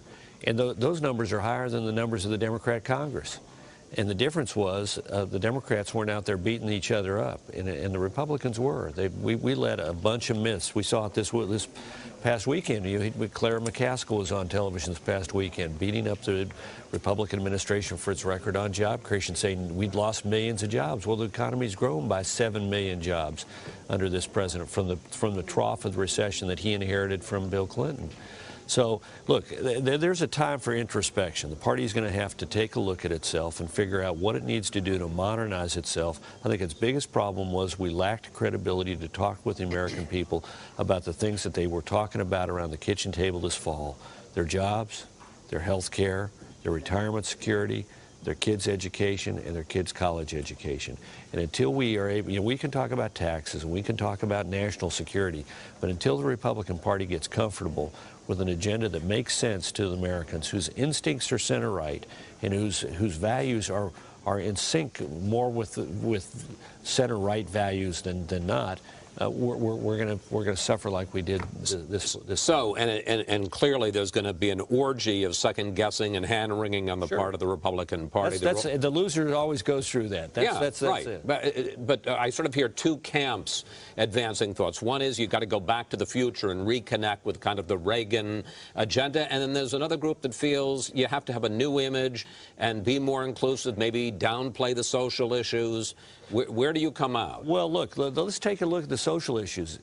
Right now, Barack Obama is winning Florida by the skin of his chinny chin chin. And Amendment 2, which is a constitutional amendment, outlawing same-sex marriage, saying that a marriage in the state of Florida constitutionally is between one man and one woman, that's passing by a nearly 2-to-1 margin.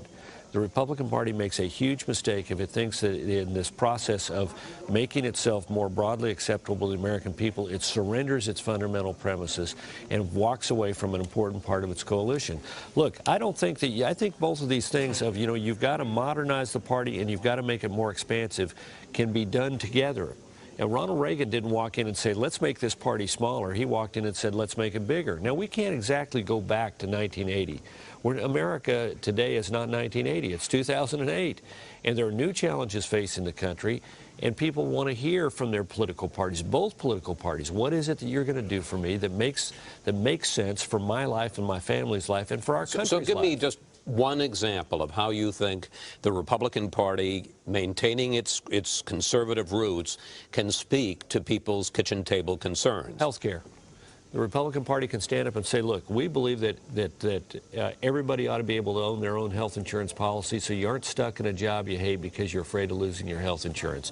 You're able to buy auto insurance across state lines from that lizard in Bethesda, Maryland. Why can't you buy health insurance across state lines?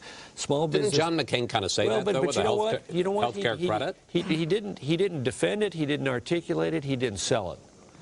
And you need to do that. We're the party that believes that people ought to be able to save tax-free for their out-of-pocket medical expenses. We're the party that says small businesses ought to be able to band together and share their risk, pool their risk, so they get the discounts the big boys get. And yet, we're the people who say we want the patient and the doctor to be in charge, not the government to be in charge. And yet we don't articulate it with comfort and ease. So, Carl, if I had to ask you for one word to describe your reaction, like downcast, depressed, frustrated? Look, I always like a fight. So, you know, I always like a challenge. So, you know, if you believe in limited government, if you believe in center-right principles, if you're a conservative, then this is a time for you to sit back and say, you know what, we're going to agree with you, Barack Obama, when we agree with you. We're going to persuade you when you're open to persuasion, and by gosh, if we don't agree with you, we intend to stand up for our principles and make the case to the American people. Resilient. That's the word you were searching for. Resilient, exactly. A resilient Karl Rove. Britt? All right, Carl, thanks for the contributions you've made all year. Thank you, Chris, as well. Let's go back to the man who's been out there all along, our chief political correspondent, Carl Cameron, who has been doing the job he was born to do, and that is being a chief political correspondent. Carl, your thoughts as this evening draws to a close? Oh, just an amazing political evening, both for John McCain and Barack Obama. And when you talk about what the future of the Republican Party is, it's perhaps worth noting that John McCain campaigned for the last year for reform, prosperity, and peace, complaining often that he disagreed with President Bush and that his own party had lost its way, much the way Karl Rove and Chris Wallace were just discussing a moment ago. This evening among the crowd, as they began to sort of recognize what was likely to be the final result, the question was asked over and over and over again. You could hear it on the lips and in conversations. What next? Who's the next leadership? What will the core principles be? How will they get there? Fear that the GOP could be decimated and that there isn't a bench ready to step up. You could hear from the roar of the reaction tonight when Senator McCain was making his concession speech. When they mentioned Sarah Palin, she continues to inspire the party. There is a hunger in the GOP for a social conservative with charisma who can move the party forward, start looking to its future, and many in the GOP see Sarah Palin and people like her as that direction. There's also the question of what next for the country. I'm surprised we haven't heard it said over and over and over again about Barack Obama. Now comes the hard part. His biggest achievement is a political victory. It is just that, a political victory, historic and epic in its proportions perhaps and for its significance, but it is a political victory. And the challenges that he faces, among other things, how will he deal with the pull to the left of Nancy Pelosi and Harry Reid in the Congress? Might that be irresistible? And what might that mean for the partisan divide in Congress in the next cycle? Yep. Britt, you named it. I may have been born for this stuff, but there's already another election in the mix. And when you talk about the bench in the Republican Party, Bobby Jindal, the Republican governor of Louisiana, is headed for Iowa this month. I guess maybe we're already on for 2012. Well, Carl, that means that any chance you had of going home, I know you thought they were going to get some time off. You're going to have to get on the Jindal Express, buddy, and keep going. There goes my vacation. There you go, man. All right, thanks, Carl. Thanks for a job well done all year long, as always. Well, we got to take a brief break right now, but our coverage of this remarkable night and its historic proportions continues on the other side of that break. Stay with us.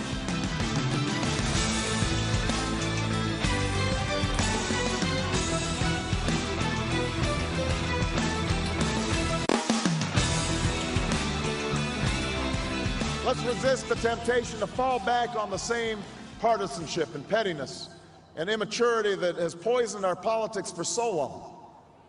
Let's remember that it was a man from this state who first carried the banner of the Republican Party to the White House, a party founded on the values of self-reliance and individual liberty and national unity.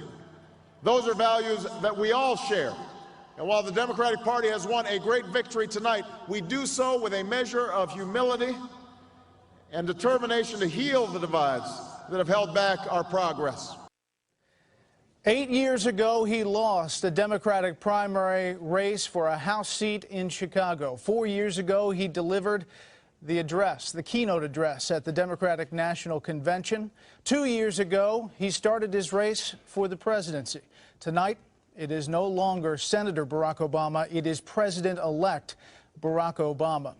This historic night, I'm Bret Baier in New York. I'll be trying to steer this ship in the early morning hours of this race, this historic night. And how we got here, how the Obama campaign managed to pull this off. We start with Bill Hemmer at the billboard. Hey, Bret, we're at the launch pad at the moment here, and it really comes down to this. You turn the red states blue and you win tonight, and that's what we saw for Barack Obama. Let's start down here in Florida, the 27 electoral votes. Now we can come back in the back area here and drill down on the billboard and literally show you how this vote went across the country. 4 years ago, all the states I'm about to show you were Republican. They were red. Now in 2008, they are Democratic and they are blue, and some stunners too. Virginia's 13 electoral votes. I mentioned Florida's 27, Ohio with 20, Iowa's 7. Out here in the West, 9 in Colorado, 5 in New Mexico, and the same for Nevada. If it works for me, Bret, go back to 2004. All those states were Republican. And in 2008, all those states are now Democratic, and they are blue. Talked a lot about Virginia. This state will be examined, and it will be talked about literally to death for months, if not years to come, for how Barack Obama was able to increase his vote total around the Washington, D.C. area. The other thing that people will look at down here in Florida, this I-4 corridor that everybody talked about, you know, back in 2000, we can zero in on it, pretty healthy mix. In 2004, it went more Republican than it was Democratic, and now 2008, you see it shift back again, and you see it primarily in areas like Hillsborough County. That's where Tampa is. Barack Obama getting about 3 points higher than John McCain, enough to take that county and increase his vote total over what George Bush did 4 years ago. I'm primarily interested in what happens eventually in Colorado, too. Now, a lot of the results still coming in. Precincts just about 67%. You see a healthy lead for Barack Obama over John McCain in 8 points. But look in this area right here. Now, watch it in 2004. And watch it in 2000. It was much more red than it was blue, and now in 2008, you see where the Democrats start to make inroads. You know, you heard Barack Obama tonight give a major shout-out for his campaign manager, David Plouffe. Bret, you might remember back at the end of August when we were in Denver during the convention, and we were having all these briefings with and David Plouffe came by that day. And we were throwing all these numbers at him. He says, I don't care about these national numbers. What I care about are 14 to 16 battleground states.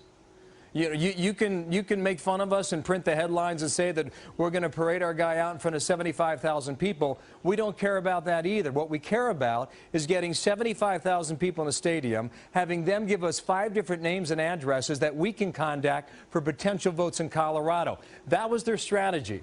And in places like Colorado, it's paid off tonight. Bret, back to you. Bill, thanks, as always, on the board. Now let's head out to Major Garrett in Chicago. Major, your thoughts on this night as we heard Senator Obama, now President-elect Obama, speak, and all your time on the trail.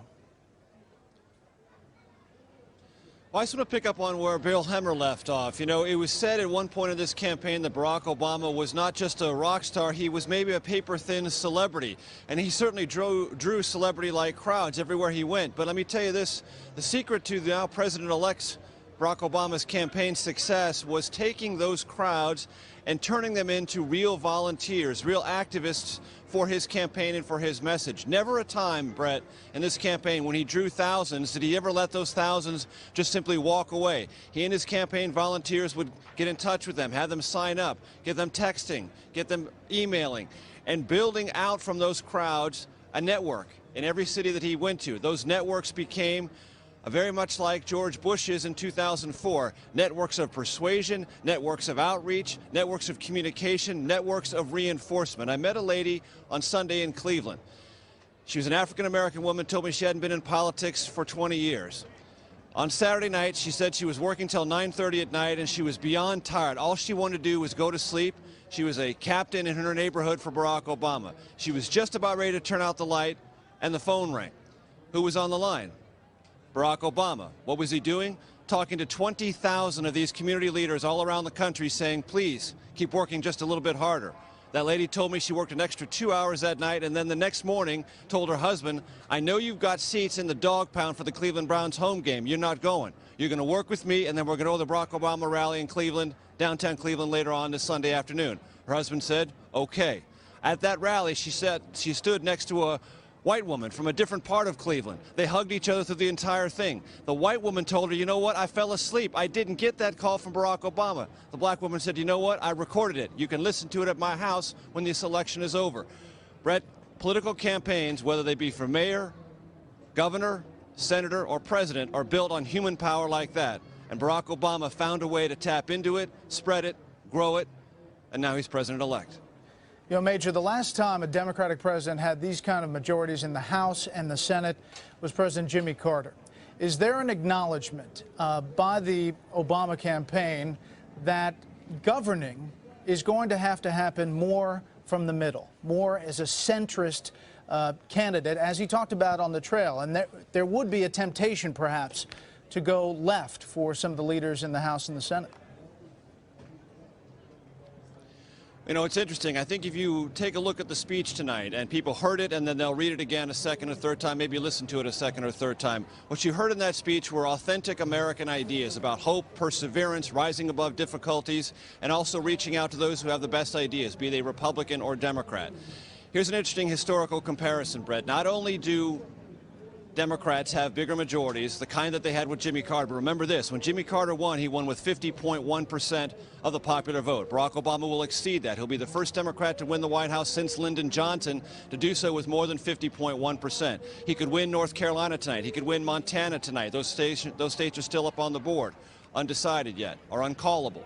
The Barack Obama campaign for the presidency was not just about winning. It was about winning in many different places, giving for him and those who work for him the kind of political independence they thought they would need, not to be browbeaten by Democrats in Congress so much, but to be able to look at them and say, look, we created a new political map, not you. We created a new coalition in this country, not you. That coalition's going to follow me, not you.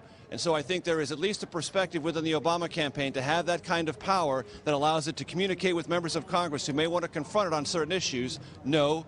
For the time being, you will heed my leadership because I built this network around the country, not you. And I think that's one of the ways they want to be independent of Democratic Congress, so maybe they can go a pragmatic role if they need to. Major Garrett, one of the best in the business. Major, great job throughout this entire election. Thanks.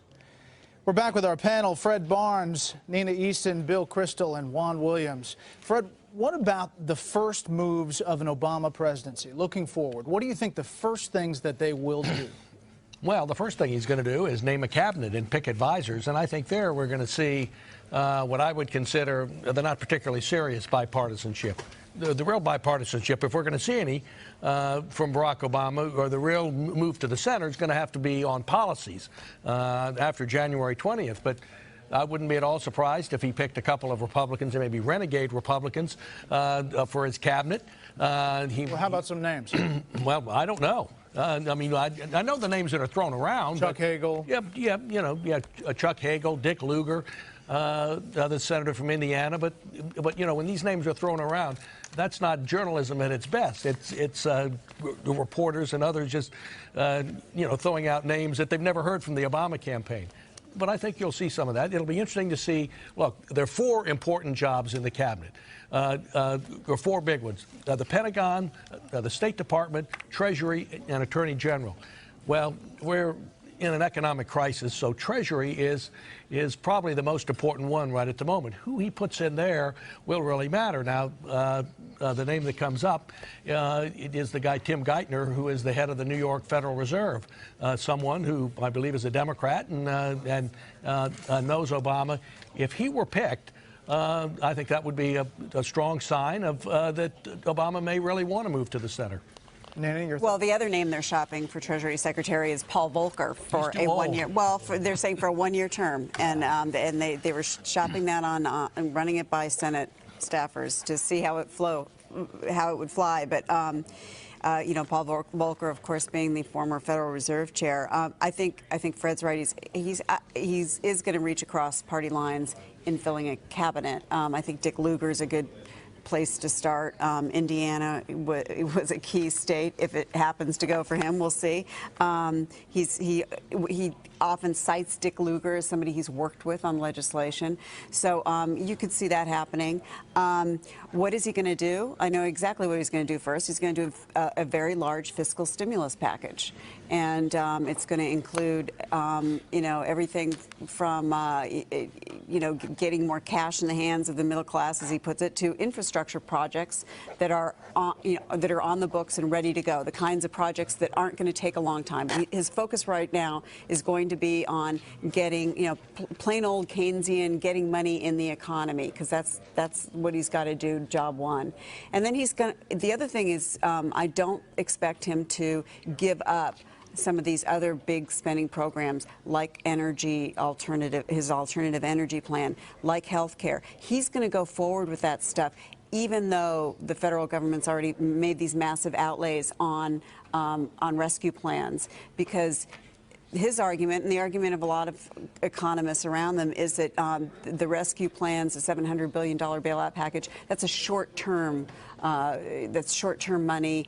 Taxpayers will probably get that back. They don't have to. They really don't have to figure that in. So I don't see him really trimming his sails on his spending program. Bill, what about this whole theory that he does go more centrist and he's not drawn to the left? And the experience of running this campaign is an experience that even Republicans can look at and say, hey, that was pretty good.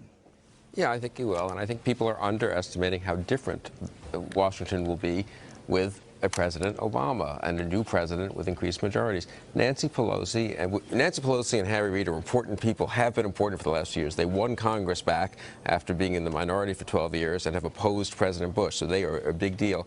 Harry Reid and Nancy Pelosi are not that important anymore. There's a Democratic president with huge majorities. And they will have, incidentally, Obama will have loyalists in Congress. Durbin from Illinois, Dick Durbin, his colleague from Illinois in the Senate, Rahm Emanuel, his colleague from Illinois in the House, who are both in the leadership, who arguably will be more important than Pelosi and Reid. And incidentally, when you're president of the United States, you can start picking committee chairmen you want to work with and make them more important. So the idea that Obama is going to come to town as some kind of naif and be led around by Pelosi and Reid, I think is ridiculous.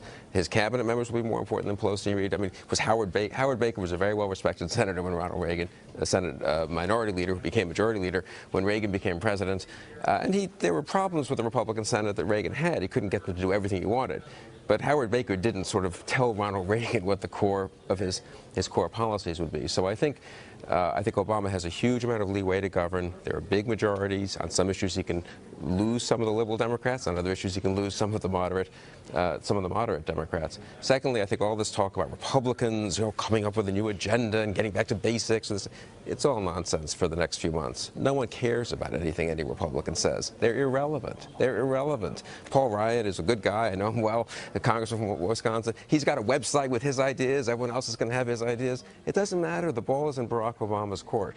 And it will be as president-elect now, and then it will certainly be for the first few weeks and months of his presidency. Republicans can then react and start defining themselves against him. But again, I think there'll be a parlor game of sort of Republican recriminations, and I've got a new idea, and I wish we should be more this way and that way. It won't matter. I mean, the degree to which Obama has the ability to shape the American political scene over the next few months is really pretty extraordinary. Juan, you agree? Well, I must say, I think Bill Kristol and the Weekly Standard are going to be in the lead a lot of that argument about the future of the Republican Party. They're going to be looking for intellectual firepower to try to build ideas, and I do think ideas count. Now, you say Republicans will be irrelevant. I don't think they'll be irrelevant, because I have the sense that there'll be sort of angry opposition, that Republicans will be a story in the American press, and that Barack Obama at some point is going to have to deal with the likes of Mitch McConnell, who won re-election today, as trying to say, you know what, he is risky, radical, and trying to attack him in such a way as to define him in negative terms going forward, at least on that level. I understand what you're saying. But now let me just say that I think that when I look at Barack Obama and what he has to do going forward, first and foremost, it seems to me, he has to really assume the mantle of leadership and of the presidency right now. And he's got to do that in part by the selections for the cabinet. We're in New York, and today Hillary Clinton and Bill Clinton went out to vote. So on TV here in New York, they were given the opportunity to tell, what do you think, and what's going on? They all spoke glowingly about themselves and about the ideas that they had put in place and how they were now going to be enacted by a Barack Obama administration. And what strikes me is that Dick Durbin is not going to be the lead figure in the U.S. Senate. Oh, I think Hillary Clinton is going to be the leading Democrat, and I think she is going to be the font of opposition to Barack Obama. What kind of opposition am I talking about? I'm talking about people who say, you know what, Barack Obama, you're going too far to the middle. They're going to say, oh, yeah, give him a holiday, but you know what? We have pent-up energy, ideas, demand for the kinds of proposals we want to put forward. And Barack Obama, we elected you for change. We didn't elect you to run to the middle and play footsie with the right. We elected you to really be a paragon of change. And I think there's going to be a lot of pressure. A lot of pressure. You know, I think like the New York Times, all these papers that were so thrilled. Oh my gosh, the first African American. Oh my gosh, he's just so wonderful. Oh my God, he's changed. He can deliver such a great speech. A lot of those people are going to be the first ones to say, well, he's not quite living up to what we thought he was going to be. All right, last word. I want to ratify what Juan said. I think he's right. You know, Brett, you described the idea of Barack Obama being immediately a centrist president as a theory. And it is a theory, and it's a theory because he's never been a centrist before, not in the Illinois legislature, not as a senator. He's never bucked a single liberal interest group. He's never bucked the Democratic Party. Wherever he's been, the party in Chicago, the party in Washington. And then now maybe as president, he'll change. But Juan's right about this pent-up demand among Democrats. Look, why do you think all those people were jumping up and down in front of the White House? I totally because they want people seriously want certain things. Do you seriously think the New York Times is going to object to anything Barack Obama does in his first few months as presidency? Talk to Juan about Barack Obama can scratch the liberal media on the stomach once every 2 weeks, and they will roll over like puppies for him. The senators and congressmen will not oppose him. I think you guys are underestimating how much leverage Obama has. Last word on this panel. You're underestimating how liberal Obama has been and how hard it will be for him to change even as president. Okay, that was the last word. Coming up, Megyn Kelly at the launch pad. Plus, we have a couple of races still out there. Minnesota Senate race, Norm Coleman against Al Franken. We could make a call any minute. Stay with us.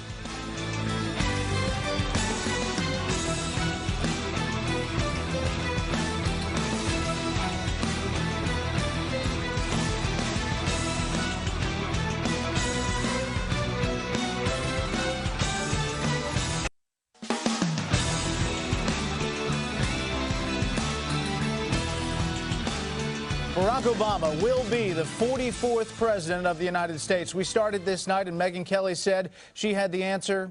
Why? She still does. Megyn? Hi there, Brett. Yeah, you know, one of the big questions we were watching from the exit poll desk was, what's going to happen with these key groups that Barack Obama was depending on? You know, the young vote, the new vote. Did he manage to motivate huge numbers of voters? Well, the answer is, yeah, he did, but percentage-wise, the difference from 4 years ago was really not that significant. And take a look at the numbers so you can see for yourselves. Young voters. All right, Barack Obama gets 66% of the vote. 31% went to John McCain. Young people made up 18% of the vote today, but that's up just 1% from the last 3 elections. And it's lower than it was back in 1992. Now, that does not mean that there were not a lot of young voters today. It could just be that the overall electorate grew, but it's not, you know, a stunner. Take a look at the new voters. How many new voters did Obama motivate? Well, 4 years ago, 11% of the voters were first-timers. This year, it was the same, 11%. 4 years ago, New Yorkers, or rather new voters went for John Kerry. This year, they went for Barack Obama, but they went for him by a much bigger margin. You can see they went for 69% for Obama, 30% for McCain. 4 years ago, they were less motivated for John Kerry. Now, what about black voters? Obviously, this is a group that Barack Obama did very well with in the primaries. Look at this. He did extremely well with them today, 95% to John McCain's 4%, and they came out in bigger numbers this year. This time, African Americans were 13% of the vote, and that is up 2 points from 2004. And 4 years ago, black voters went 88% for John Kerry. This time around, they went 95% for Barack Obama. Okay, what about Hispanics? Look at the numbers here. Barack Obama getting 66% to John McCain's 31%. That is much better than President Bush did with Hispanics. He won 44% of their vote. Look at Barack Obama's 66%. So you can see the improvement. White voters, this is a group Barack Obama lost, but he did well enough with them to put him over the top. You can see when, well, he got 43% of the vote. John McCain got 55%. That was a group he struggled with, at least in particular white men. Take a look at the seniors. John McCain also won his age group, 53% to Barack Obama's 45%. But this was one of the only groups that Barack Obama lost. And you can see it was not by a huge margin. So in the end, it was not enough for a GOP victory for John McCain. Now, the biggest thing that voters wanted in this election, won't come as any surprise to our viewers, was change. And those voters went for Obama 90% to McCain's 9%. McCain tried to get onto that change message. They just weren't buying it. McCain overwhelmingly won voters who valued experience, but those voters were simply not enough for him. They just did not prize experience to the extent that they prized change, and you saw that in the results tonight. Brett? All right, Megan, thanks. You bet. Joining us now, syndicated columnist Charles Krauthammer. With his thoughts. We were just talking on this panel, Charles, about Barack Obama as president moving to the center, to govern from the center, and what the reality of that may be. What are your thoughts of the first days of the Obama presidency? Well, I think the freedom of action he's going to have is going to be quite extraordinary. And I found that his speech tonight, which we haven't spoken a lot about, because it was empty of content, was absolutely extraordinary. What was truly striking about that appearance was the man's self-assurance. He had the command and control of that crowd. You know, he's 47 years old, 4 years out of the Illinois State House. He's coming to the leadership of a country in a crisis. A normal human would be scared to death. A seasoned politician would have some trepidation. You look at him tonight, utterly cool, calm, ready, and collected, unfazed entirely. I mean, the only word that rang untrue in his speech was when he spoke, he mentioned the word humility. Now, he's got a lot of qualities, but humility is not his strong suit. If you listened, he said, we may not get there in a year or two or in the first term. Here's a man who, an hour after being elected president, is declaring for re-election. What's so interesting about him is that Britt Hume had talked earlier about when he asked, what is the idea of the Obama campaign? And in fact, if you look at the comparable sweep into power, which was Reagan in 1980, Reagan also had a mandate. He also was swept in with majorities. Well, not majorities, but he had a complete mandate because of the breadth of his victory. But Reagan represented a movement, a coherent set of ideas. You can't ask any about Obama's ideas. It's all about him. He'll make it up as he goes. And with the mandate he has, he can go any which way he wants. All right, Charles, as always, thanks. Coming up, we've got an update from Chris Wallace and Karl Rove. Final thoughts of the night.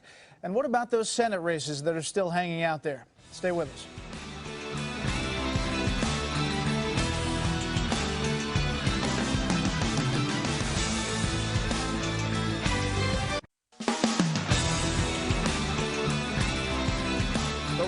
Ahead will be long. Our climb will be steep. We may not get there in 1 year or even in one term. But America, I have never been more hopeful than I am tonight that we will get there. I promise you, we as a people will get there. President-elect Barack Obama speaking before about 125,000 people in Chicago. Chris Wallace joins us now with some of the latest of the Senate races we've been watching and some final thoughts of the night. Hey, Chris. Hey, Brett, sorry. It has been a long night. We just want to recap and bring you up to date. First of all, on the overall count, so far tonight, the Democrats have picked up 5 seats. That means that if everything stays the same, they will have 56 seats in the new Senate, short of the 60-seat filibuster-proof majority, but still a big pickup and a very good night for them. We want to call some races tonight. First of all, and this is one that actually we called a long time ago, but we just just lost in the welter of all the business in the state of Rhode Island. Jack Reed, the incumbent, has won a third term as the senator from the state of Rhode Island.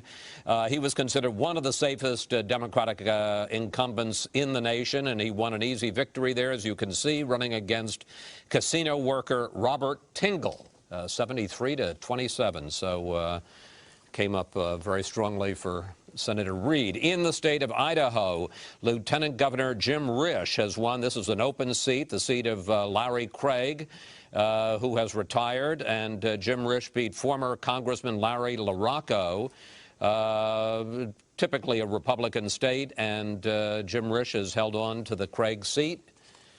Let's move on to the state of Minnesota. This is one that we may not have a call before we go off the air tonight. This is awfully close. Norm Coleman and Al Franken, as you can see there, about 42% each, dead heat with 82% of the precincts in, and an awful lot of the rest being picked up by Dean Barkley, a lawyer, former campaign manager to Jesse Ventura. This is a very, very close race. And finally, in the state of Oregon, you can see, let's see if we can switch to the state of Oregon. Well, I guess we don't have that board. Senator Gordon Smith, the incumbent, seeking re-election to a third term in a very tight race with Jeff Merkley, the Oregon Speaker of the House. Interesting because Smith has really tried to separate himself from the Republican Party, voted against President Bush more than any other Republican senator this year. His campaign ads, and this is a Republican, Gordon Smith, actually had pictures of Barack Obama.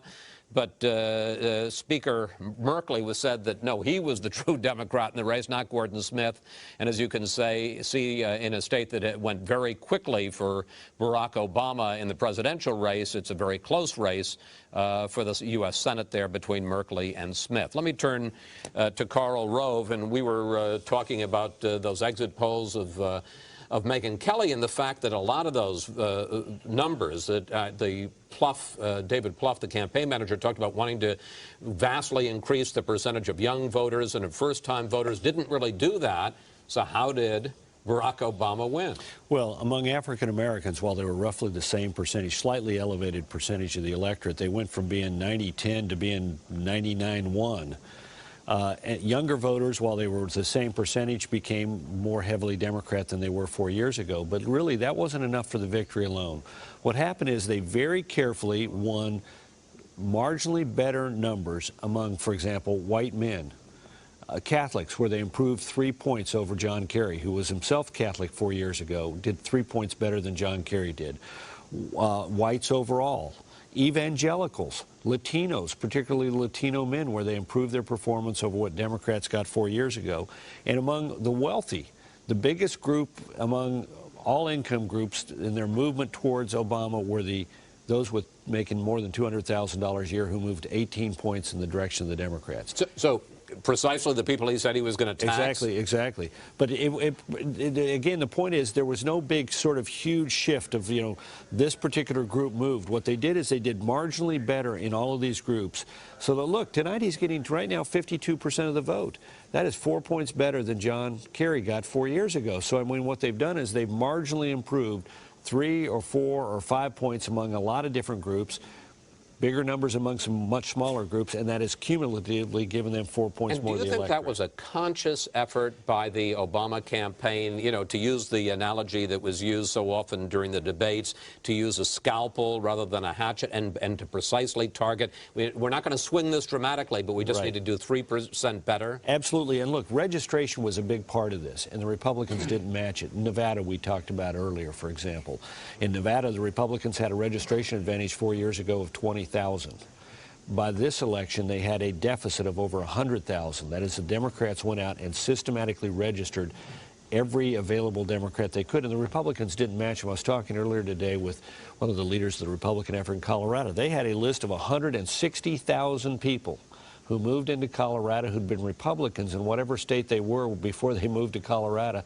They worked that list hard for 5 or 6 months.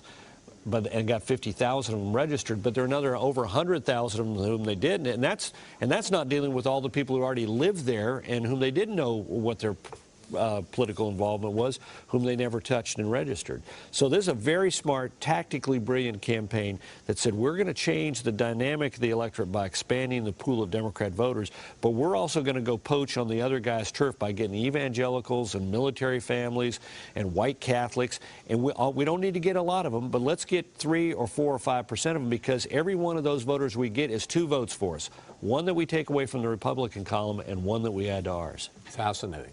Carl, thank you. You bet. Brett? Chris, Carl, thanks. All right, let's turn now to Chief Washington correspondent Jim Engel. You know, a lot of these speeches that we missed throughout the night, all these different races. There are concession speeches and victory speeches. Some of that's pretty interesting. Hey, Jim.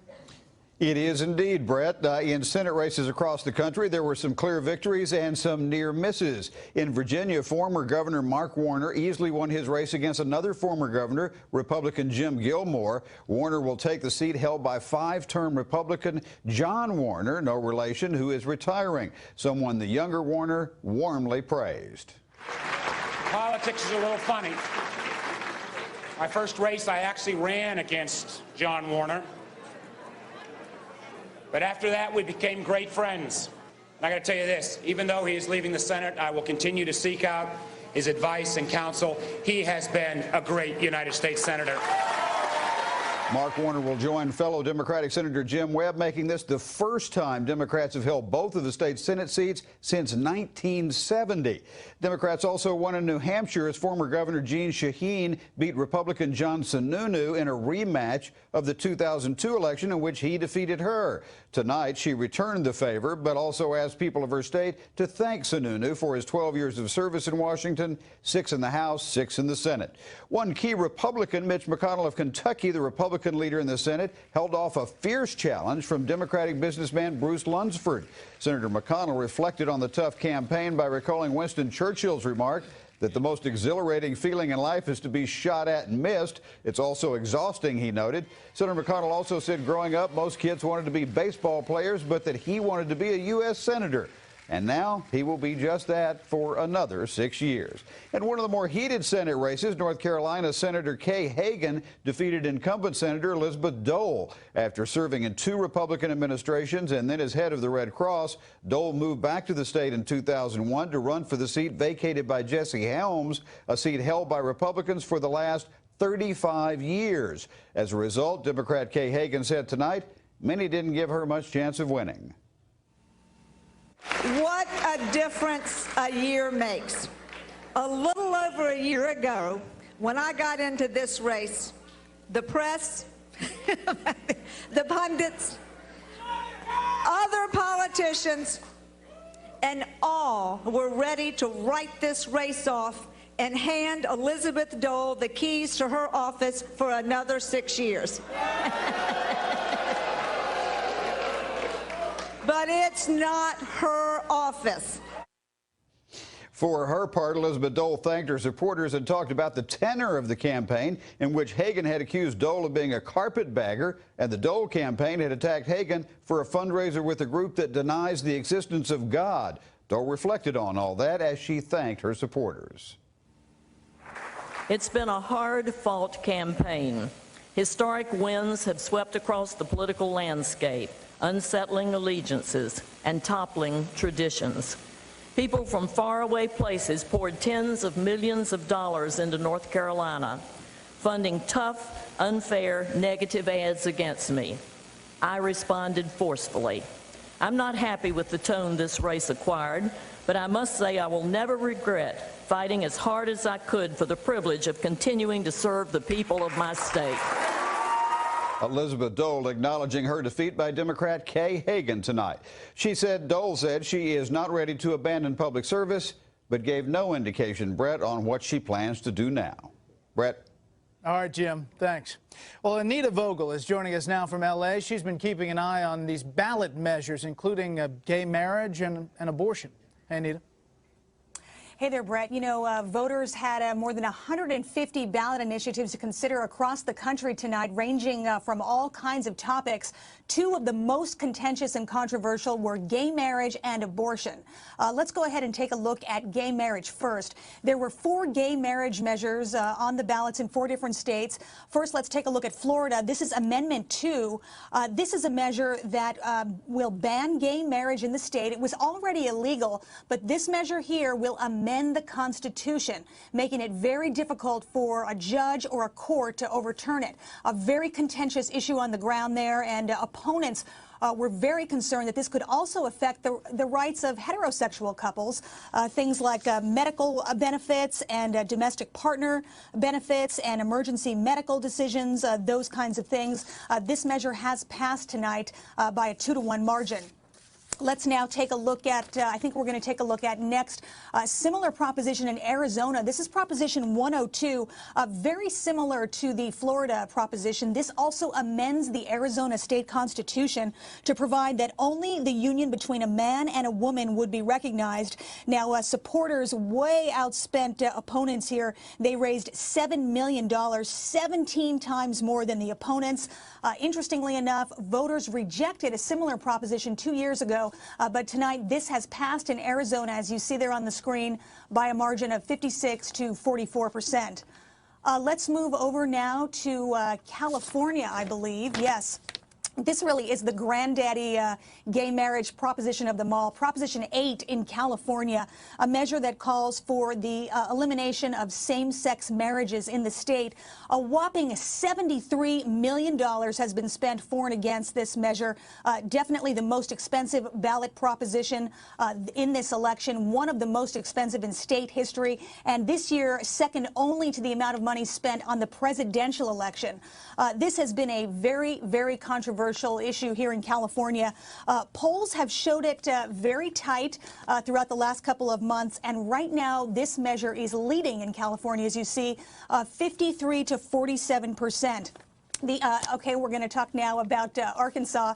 This is a rather interesting initiative. This is a ban on adoption by unmarried couples who are cohabitating, both gay and straight.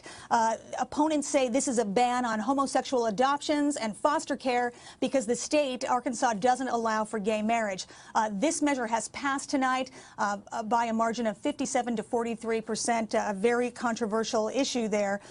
However, interestingly enough, it doesn't mention single people, so we believe that single people will continue to be able to adopt. Moving over now to the other controversial issue on the ballot tonight, abortion. Taking a look at Colorado Amendment 48. This is a measure that it's often called the personhood amendment because what it does is it would have called for the definition of person to be called for at the moment of fertilization. This has been rejected tonight. Before, a person was defined as at the moment of birth, but they wanted there to define a person at the moment of fertilization. This measure has been rejected tonight by a wide margin of 73 to 27%. Moving along now to another similar measure. In South Dakota, actually, this is a ban on abortion. Measure 11 would reinstate a ban on abortion. This measure, as you can see, has been rejected tonight. It would have prohibited all abortions except for those medically necessary to prevent the death or serious risk of a substantial and irreversible impairment of a bodily organ, putting an undue burden perhaps on doctors to perform medical treatment on a woman if she were pregnant. That's what the opponent said there, and this measure has been rejected tonight. Moving on now to, I believe we're going to take a look at California. Now, this is another very controversial issue here in the Golden State. This is a parental notification and waiting period for minors seeking an abortion. Similar measures have been on the ballot here twice before, and twice before they have been defeated. Now, this one has been neck and neck in the polls over the last couple of months. The measure calls for a doctor who would be performing an abortion on a minor to send a letter of notification to either a parent or a legal guardian.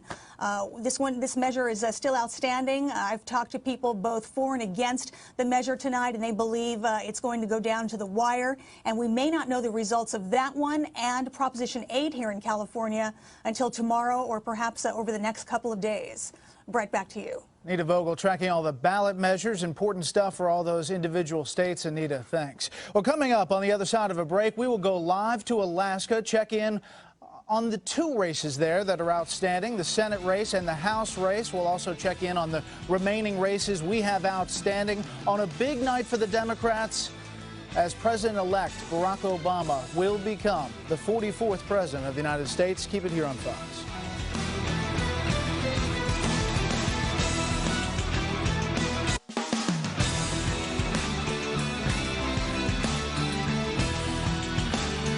Well, polls closed in Alaska 49 minutes ago. There are two big races out there, the Senate race and the House race. Don Young and the Senate race, of course, the one that we have been watching. Dan Springer is live in Anchorage with the latest on that. The Stevens Senate race is not going to be decided tonight, Dan? Well, that is the prediction, Brett, because absentee ballots will likely determine the outcome of this race. And there are 45,000 registered voters in the state of Alaska that took out absentee ballots. That plus challenge ballots make up about 25% of all the ballots that will be cast. So right now I can tell you that with 44% of the precincts reporting plus the early votes that have been counted, you got Ted Stevens with a 48% of the vote and Mark Begich with 45%. When they announced those early results, this place erupted. We're at the Stevens headquarters, and they just went wild because those early returns are very good for them. It shows that you know, people have not taken it out on Ted Stevens as much as maybe people feared 8 days after he was found guilty by a jury in Washington, D.C. Also, I talked to the Republican Party chairman a few minutes ago, and he is grinning ear to ear. You know, it's been a horrible day for Republicans around the country, but in Alaska, there might be a shining moment here because he said, actually, he's very optimistic. He was on the phone with somebody saying, I am close to calling this thing. He is so optimistic, Brett, because the Republicans in this state have a big advantage in the absentee ballots that are out there. They're about a 10,000 vote advantage among those absentee ballots. They know the party registration of the people who have them. It's very heavy in military, and so he believes that if this race is tied, or even if Stevens is down a little bit going into the count of the absentee ballots, which begins, by the way, a couple of days from now, that they will win this easily. They have that strong of an advantage with the absentee ballots. Now let's talk about the House race here, because that's another big one here. Don Young has spent $2 million. He is also under investigation. He has spent $2 million in lawyer fees defending himself against an investigation that hasn't even materialized into a charge. He is right now leading Ethan Berkowitz, the Democrat, 51% to 44%. And so you've got two Republicans out here who had a big cloud over them, at least in the early returns, leading their respective races. Brett? Okay, Dan Springer live in Alaska. Dan, thanks. We know that the Democrats, it does not appear, will get to 60, the filibuster breaking number in the Senate, basically complete control of the Senate, unless when they run the table, even if they did on all of the remaining races, they wouldn't get there. One of the races we're still looking at is in Minnesota, the Norm Coleman race and the Al Franken race and the Dean Barkley race, and there you see the numbers. What's behind these numbers? Why can't we call this? And you look at the numbers and you see why. Michael Barone is by the decision desk. Michael, what's behind these numbers? Well, Brett, this is a too close to call race if you're just considering the exit poll, and there's some of that within precinct error we've talked about earlier this evening. But basically, I've been watching the numbers bounce around on this race. Norm Coleman was up 51,000 at one point. Then they dumped 160 precincts in from Hennepin County. That's Minneapolis and its immediate northern, southern, and western suburbs. It's the Central City part part of it is heavily Democratic. That reduced Coleman's lead to 12,540. The last I saw on the machine, Brett, and it's been changing every minute, was 658. I'm inclined to think, however, we're not calling it for Fox News, but I'm inclined to think that that Norm Coleman is going to prevail. And the reason is this. There are just 95 precincts left out from Hennepin County. And in addition, 57 of them are from the suburban 3rd Congressional District, in which the Republican nominee for Congress in that open seat is actually leading. That's a traditionally Republican seat. Only 36 of those precincts or fewer are from Minneapolis, Central City, which is very heavily Democratic. We've got another 58 precincts out from St. Louis County. That's Duluth and the Iron Range, very heavily Democratic. But the other 349 precincts are from other counties. Norm Coleman's been carrying practically everything else in the state. I think he'll ultimately come out on top. Okay, but we probably won't have a decision tonight, this morning, I should say. That's my guesstimate. Okay, Michael Barone, as always, thanks. Thanks. All right, we're back with our panel for some final thoughts. Juan, I heard you earlier with some eloquent remarks about the historic nature of this night. Wrap up your thoughts about the whole night, if you could. Well, I mean, I got to start with the history. I've written books about the civil rights movement in this country, and for people who remember 1964 and the great contretemps at the Democratic Convention in Atlantic City, and there was a woman from Mississippi by the name of Fannie Lou Hamer who was simply insisting that she had a right to be counted as a delegate from Mississippi. And it plays on the whole idea of black people saying, you know what, we want into this democratic process. You think back to that whole period and the Kennedy brothers saying, you know what, the way to calm all these racial waters is to get this minority group involved in American politics. Well, this moment, I think, represents the fruit of all of that concern of the Fannie Lou Hamers, the Kennedys, Dr. King, people who were being beaten in the head as they were trying to cross that bridge in Selma to protest for the right to vote. For so many, and I think especially for the elderly, Barack Obama tonight spoke about a woman who was 105 or 6 years old. There are no words, it's ineffable, to describe what that woman must sense to have an African American acknowledged by our nation as a leader and to have people invest in him their highest hopes.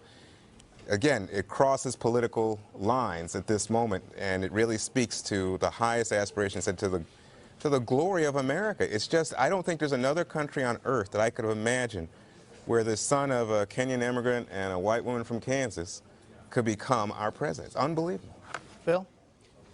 Well, I think Juan said that so eloquently. I won't compete with him in trying to discuss Obama. Let me take the flip side. George Bush had a very bad second term. George Bush was reelected president with 51% of the vote. They had 55 Republican senators, I think, after the election in 2004, and about 230 Republican House members. Now, 4 years later, we have a Democratic president with probably 53% of the vote or so, and about 43 maybe Republican senators and 175 or so Republican House members. It was a tough second term for Bush, and sometimes a party can recover very quickly, and sometimes it takes a long time. Carter had one bad term. It took the Democrats 12 years to get back in the White House, and then they lost Congress after that. They really only recovered now, you could almost argue, from the Carter-Reagan transition. At other times, parties recover quickly. They have a blowout in '64 and Republicans, and they win in '68. So that's very much an open question, I think. Nina. Question right now, I think, is whether Barack Obama can unify the nation, and to some extent. I mean, he's not going to unify it completely, but he was at his most eloquent during the campaign, always when he's talking about unity, and when he's, we heard it again tonight. It's standing on when he launched his campaign 2 years ago, standing on the steps of the old state capitol. Whereas he put it, another state senator from Illinois had to face a House divided. We hear this line all the time from him. We're not red America or blue America, we're the United States of America, and I think that's what he's at when he's at his best. But saying that and coming into a very difficult time economically, a very difficult time politically as well, he's going to have to make difficult choices. He's going to anger people. He's going to have to make, there are going to be winners and losers, and he's going to have to make those calls. And so it'll be interesting to see how he's able to play out that theme of unity as a president. Fred, wrap it all up in 30 seconds. Sorry. Republicans have a big problem, and they particularly have one in New England. They don't have a single House member from New England anymore, with Chris Shays losing in Connecticut. They lost probably 3 seats in New York, 3 more. They lost one in Ohio. They lost one or more in Pennsylvania. They lost one or two in Michigan. That whole area of the country, the Northeast and moving into the Midwest, is a Republican wasteland now. Those are where moderates usually win seats to the extent that Republicans win them. That's what they have to look at. They can win the conservative areas. They've got to win those moderate areas, or they're not going to be a majority party again. All right, panel. Great night. Congratulations. I'm going to stay here. I'm going to let you go. Congratulations to you, Brett. Way to go, Brett. Take care. We'll continue our coverage after this break. Keep it here on Fox News Channel.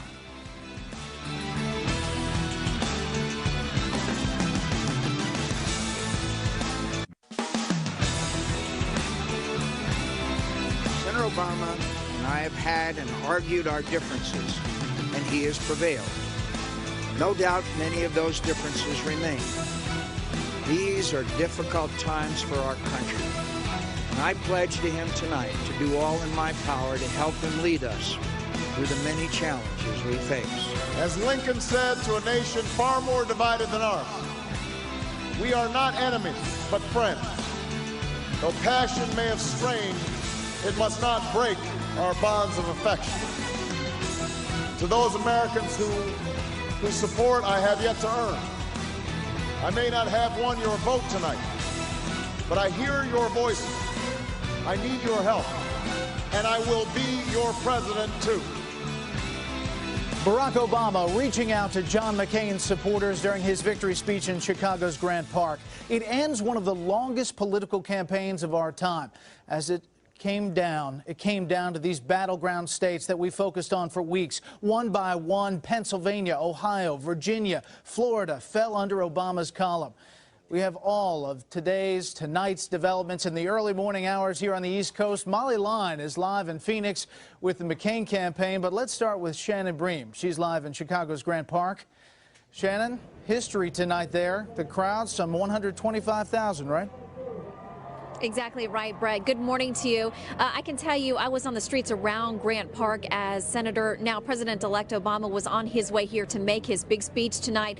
And the streets were filled with a lot of electricity, a lot of excitement. Of course, folks here in Chicago celebrating his big win. And as I was walking over, there was a young African-American mother who had her young son by the hand.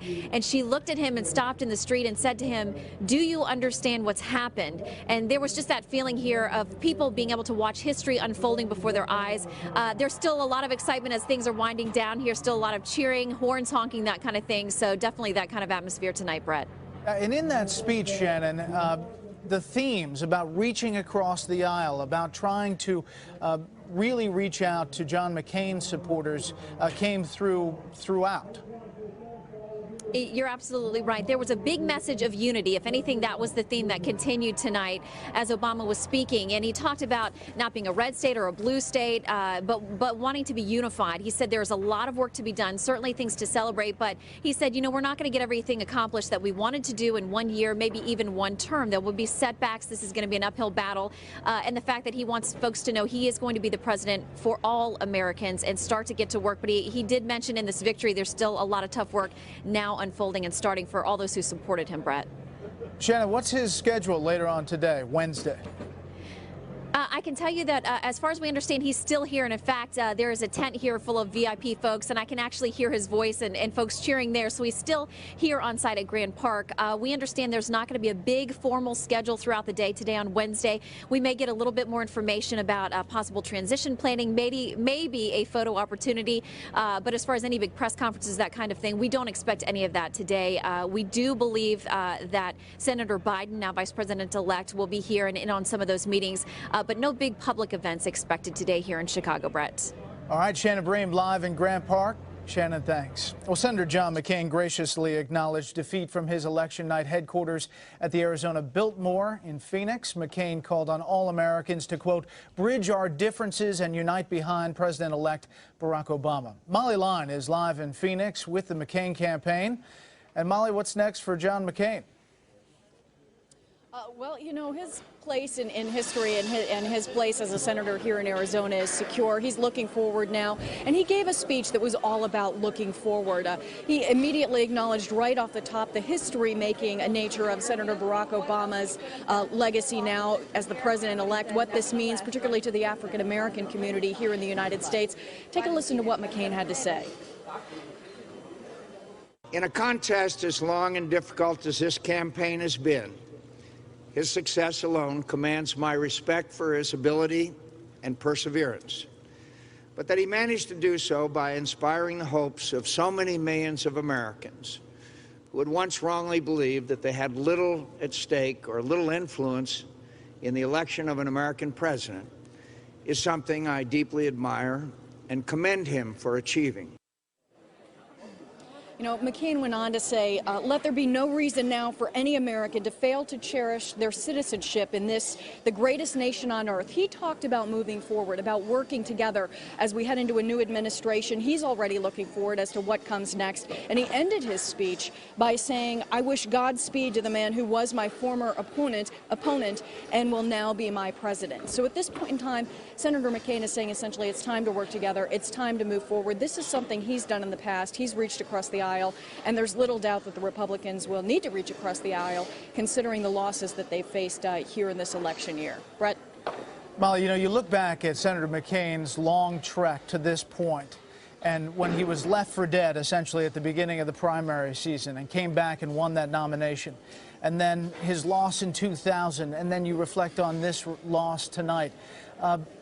Was there a lot of emotion there at the Biltmore? Yeah, understandably, this was an emotional night. It was a disappointed crowd. It was a disappointed party as they watched Senator McCain speak.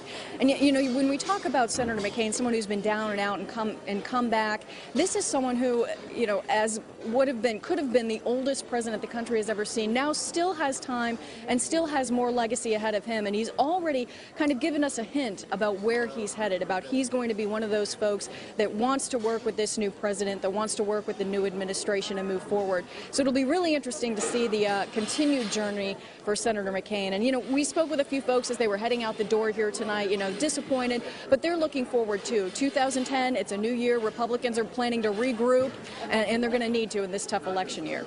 Okay, Molly Lyon live in Phoenix. Molly, thanks. Well, President Bush called to congratulate the new president-elect, Barack Obama. The White House releasing a photo of that phone call. The president promised to help make a smooth transition for his successor. He also called John McCain to congratulate him on the campaign. Well, let's bring in our panel in the early morning hours here on the East Coast. First, Doug Heye, former communication director for both Senator Richard Burr and Michael Steele. Joining us live from Austin, Texas is Jammu Green, Democratic consultant and former Clinton advisor. Also the former president of Rock the Vote, we should point that out. And from the Wall Street Journal, Fox News contributor John Fund. Thank you all for being here. Jammu, I want to start with you out there in Texas. You know, you were with the Clinton campaign through the primary, and I remember seeing you on a number of stops, firing up the crowds. I wonder tonight, for you as an African-American, what this means, and for you as a former Clinton supporter, what it means. It means the world. I'm, in a sense, somewhat giddy, and it is such a historic night. This campaign has been so historic, and it's not just as an African-American woman, as someone who has worked so long to get young people engaged in the political process.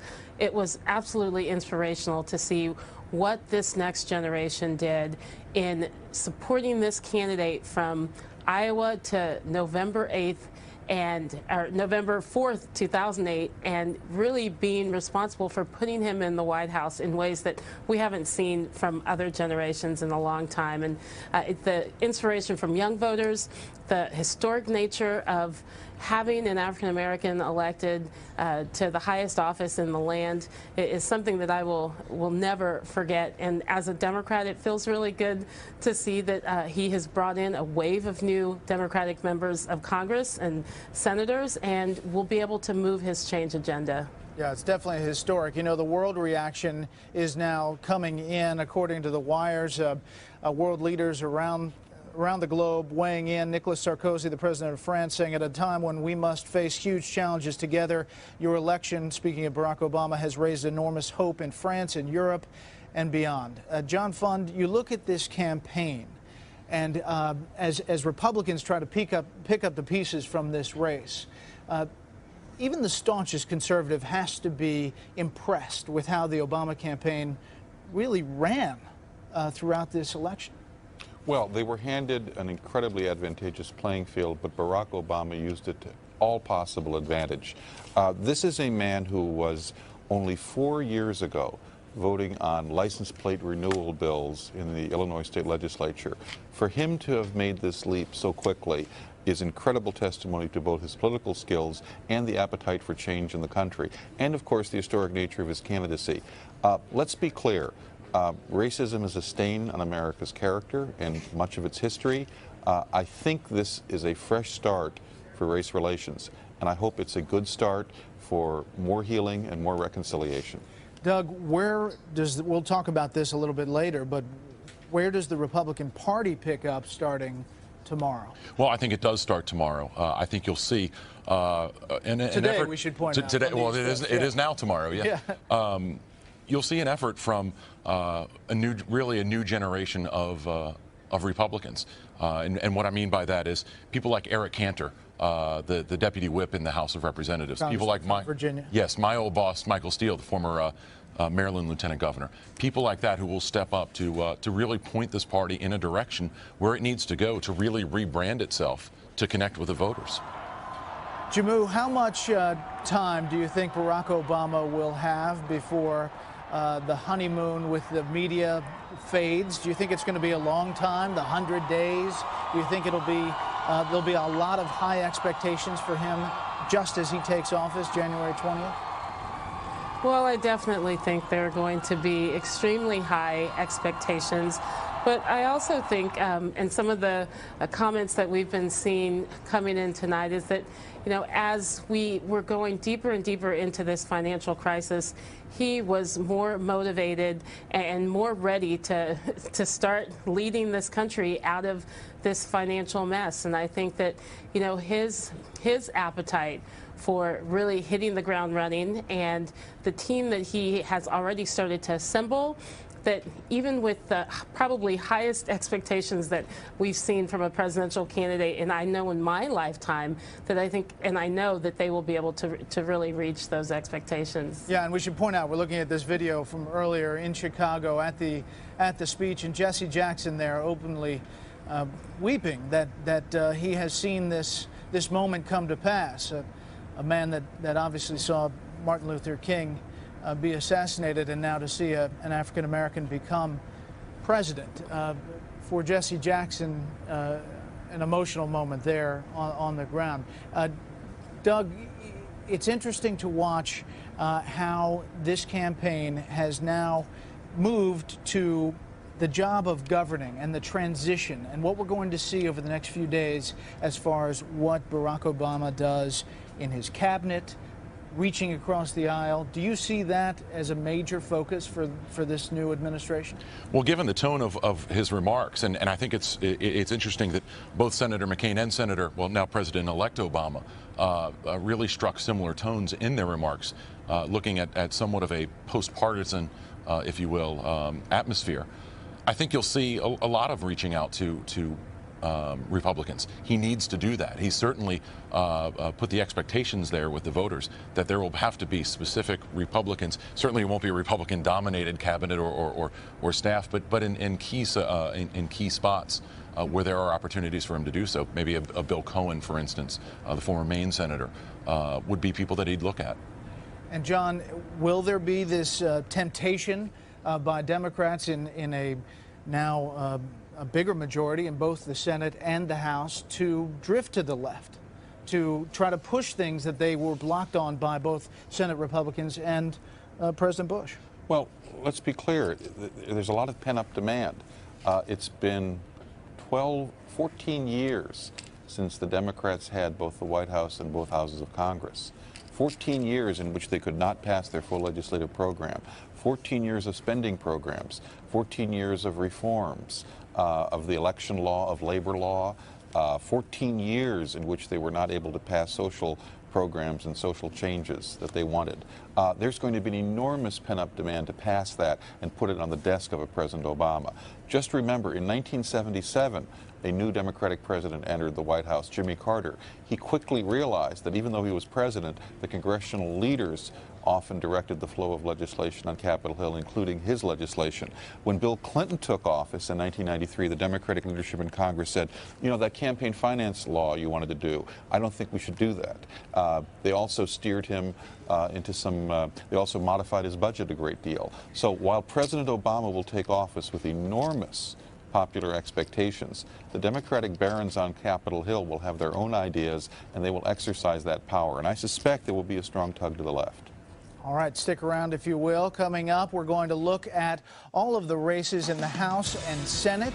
We've got a major Democratic wave. We'll break it down for you. Also in Chicago, you can see the video there. A huge party kicked off with Barack Obama's victory speech just a couple of hours ago. At least 125,000 people crowding into Grant Park to hear the new president-elect. Stay tuned. We will break down this historic election after the break.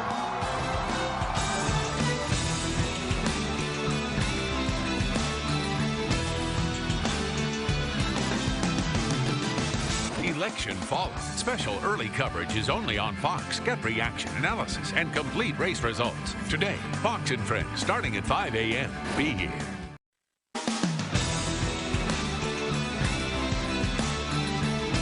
This is an historic election, and I recognize the special significance it has for African Americans and for the special pride that must be theirs tonight. If there is anyone out there who still doubts that America is a place where all things are possible, who still wonders if the dream of our founders is alive in our time, who still questions the power of our democracy, tonight is your answer.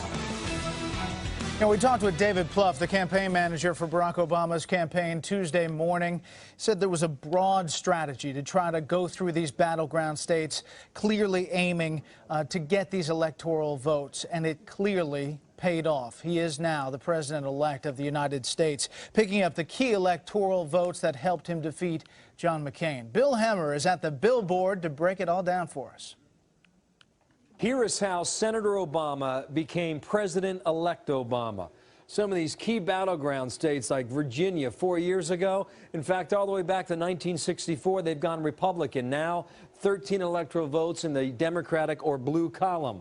Likewise for Florida's 27, Ohio's 20, Iowa 7, and the West, Colorado 9, New Mexico 5, and Nevada 5 as well. 4 years ago, in 2004, all these blue states circled had been Republican, had been red, and now in 2008, they go Democratic in favor of Barack Obama. If we drill down a little bit here, and there will be a lot of studies about how this vote broke down, but in the state of Virginia, for example, we can go down to the county level and truly see where Barack Obama was able to get an advantage. Now, we knew that the northern part of the state was critical. You might get a third of the vote in the entire state from these northern 6 or 7 counties. Well, watch what Obama has done in counties like Loudoun, where John McCain was trying to cut into that vote total. Down in Prince William, a clear winner there as well. Fairfax County, like it was 4 years ago, Barack Obama a clear leader and a clear winner in Fairfax County. Just come out a little bit here and go back to 2004. And in this northern section of Virginia, look at these counties. You can see the outline, mostly red, 1 blue. Go back to 2000, they were all red, all Republican. And now in 2008, these northern counties in Virginia, right around Washington, D.C., it's just about a Democratic sweep in this area. That is how you start to see how Obama was able to win states like Virginia and the others that we pointed out. Senator Obama, a clear winner on the Electoral College map tonight, turning a number of states red to blue tonight. Back to you. All right, Bill Hemmer at the billboard. Bill, thanks. California, of course, going for President-elect Barack Obama. The Golden State reliably Democratic, but the historic accomplishment really still is sinking in there. Jane Yamamoto, a Fox affiliate KTTV, is following the celebration. She's in Los Angeles. Jane, what's the mood like there? Well, Brett, we are in LeMeritt Park, and you can hear the celebration still going on tonight. Kind of winding down tonight, but still very strong out here with the Obama supporters. They have been honking horns, waving American flags, carrying signs, and celebrating the victory of Barack Obama. People have been screaming and hugging. They've been chanting change, some in tears, overwhelmed with the historic election of the first African-American president to become president-elect of the United States. You hear them out here. And I want to tell you, over on the other side is Crenshaw Boulevard. That has been shut down. There is a heavy police presence out here just in case anything gets out of control, but so far it has been a peaceful celebration out here, and you can see they are still out here, and they continue to be out here. They'll be out here for at least a few more hours. Reporting live from the Crenshaw District, I'm Jane Yamamoto, sending back to you. You're getting overtaken there. Jane, thank you very much for that live shot. Well, it's 2:22 on the East Coast in the morning, Wednesday morning, and Fox News can now make a projection that Indiana will in fact go for Barack Obama, the state of Indiana that he had been fighting for. He will in fact get the electoral votes from Indiana, a big win for the Obama campaign. I want to turn quickly, John Fund. That's an amazing stat when you look at Indiana that hasn't gone for a Democrat since 1964. It's Stunning. Barry Goldwater got 46% of the vote. It was one of his better states. I think it shows the dramatic changes in Indiana because of the economic distress. Michigan is suffering badly. It's probably has the highest unemployment rate in the country, but Indiana is not far behind. It has car industries and other things that have been badly pummeled by economic dislocation.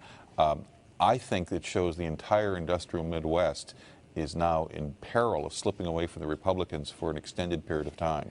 Jammu Green, do you think that, or did you think at the beginning of this general election that there was a shot that Indiana could be Democratic at the end of this thing? Well, it's interesting. If you think back to 4 years ago at the Democratic Convention when then Senator or candidate for the U.S. Senate Barack Obama said there are no red states, there are no blue states, there's only the United States. And I remember listening to that part of the speech, and there were tears in my eyes. And I think for many Democrats and many independents and even Republicans who heard him say those words at that time didn't necessarily believe that we would get to a point where the colors on that map would start to change. And I think it's something that his campaign knew and believed in from the very beginning. I think that it's also a sign of moving away from the, politics as usual, which has been such a big part of the message from President-elect Obama's campaign. And I think that that had a huge impact on a lot of independent voters, and especially the new voters that we're seeing. 7 out of 10 new voters going to vote for Barack Obama is hugely significant. And I think it was because they really listened to those words, that it's not about red or blue anymore. It is about how we can repair what has happened in this country in the last 8 years.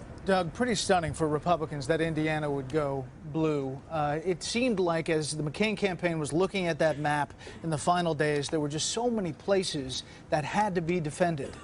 Indiana, one of them. You're absolutely right. It demonstrates the tactical brilliance of the Obama campaign. Whether you're talking about Indiana, my home state of North Carolina, Virginia, Missouri, these are states that Republicans have traditionally done well in. And what it's shown is really the Obama campaign epitomizes the old football maxim of the team that has the time of possession, the team that is on offense, that has the ball, wins the game.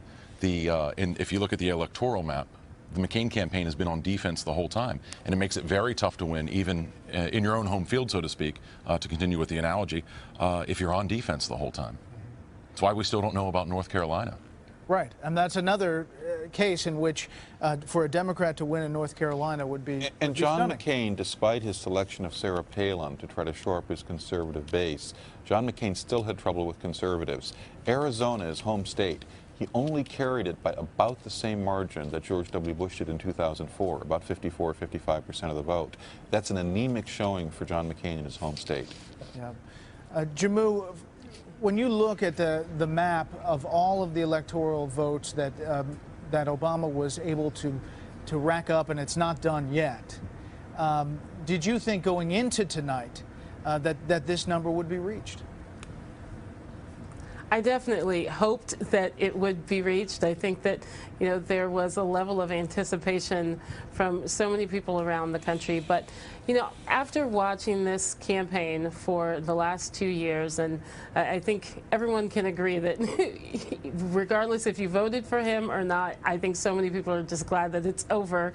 But after watching the Obama campaign for the last 2 years and how steady they have been, how focused they have been, I think that, yeah, anything was possible. Any number over 270 was possible, but no one wanted to count the chickens before they hatched. And, you know, really at the end of the day, we probably saw this coming with the numbers from early voting, the numbers of new Democrats that had been registered in you know, previously red states, trumping Republican registration 2-3 times over. I think that basically the writing was on the wall before tonight. But one thing for perspective, John Kerry got 48% of the vote, 48.5% of the vote in 2004.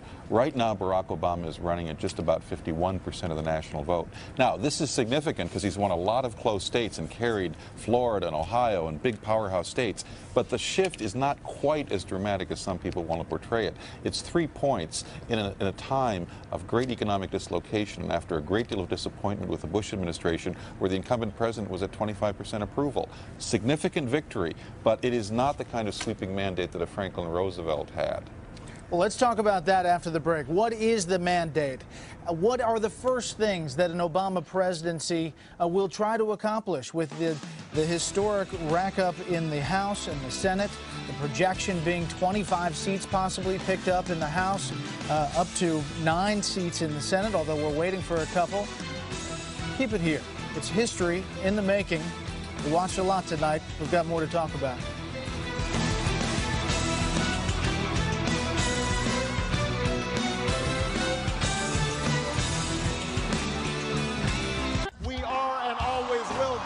The United States of America. During the fierce political season, you turn to one network, most watched, most trusted. Now, it's a new administration, a new era, a new path for our country. That's why now is the time to turn to the team you trust, the only one that will bring it to you fair and balanced. Real experience, honest reporting, no spin analysis. Now, the real story begins. Be here.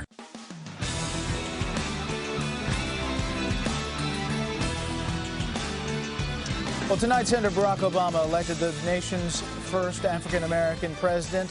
Obama celebrating the historic triumph with a crowd of more than 125,000 supporters at Chicago's Grant Park. The road ahead will be long.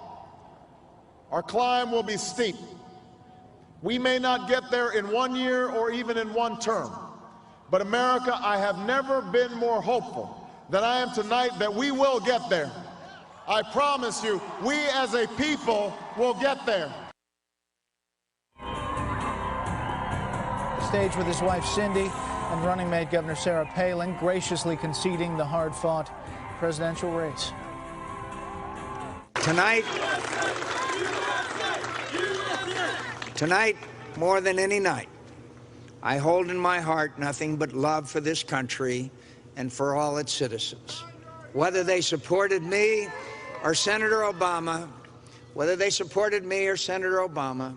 I wish Godspeed to the man who was my former opponent and will be my president. Let's bring back our panel. First, Doug Heye, former communications director for both Senator Burr and former Maryland Lieutenant Governor Michael Steele. Joining us from Austin, Texas, Jahmood Green, Democratic consultant and former Clinton advisor, also former president of Rock the Vote, and from the Wall Street Journal, Fox News contributor John Fund. John, you heard John McCain speaking tonight, I should say last night. What struck you about that speech from Phoenix? The incredible pathos. This is a man who has had a career in public life of a quarter century. And before that, of course, a distinguished career in the military and as a POW. He's 72 years old. This was clearly his last shot at being president. It reminds me very much of the poignancy of Bob Dole, another war hero the Republicans nominated in 1996, who ran against a very charismatic Democrat and fell short. John McCain now goes into the ranks of statesmen. No one expects him to run for another Senate term. In fact, he may not even stick around for the first 2 years of the Obama administration. And he put his entire all into it, and at every step of his career he would snatch victory from the jaws of defeat. He would come back again and again, but this time he fell short. The one image that sticks in my mind in the primary season was when he essentially had fired most of his staff, and it was just him with a suitcase going onto a Southwest Airlines flight, and the camera caught him walking solo through the airport. And soon after that, he mounted this amazing comeback in that primary season. Well, he was mounting an amazing comeback up until the economic meltdown started on September 15th. In this general election. In this general election. On that day, he was tied or ahead in the polls. And he had put Barack Obama back on his heels with a celebrity ad and with attacks on Obama's tax plan.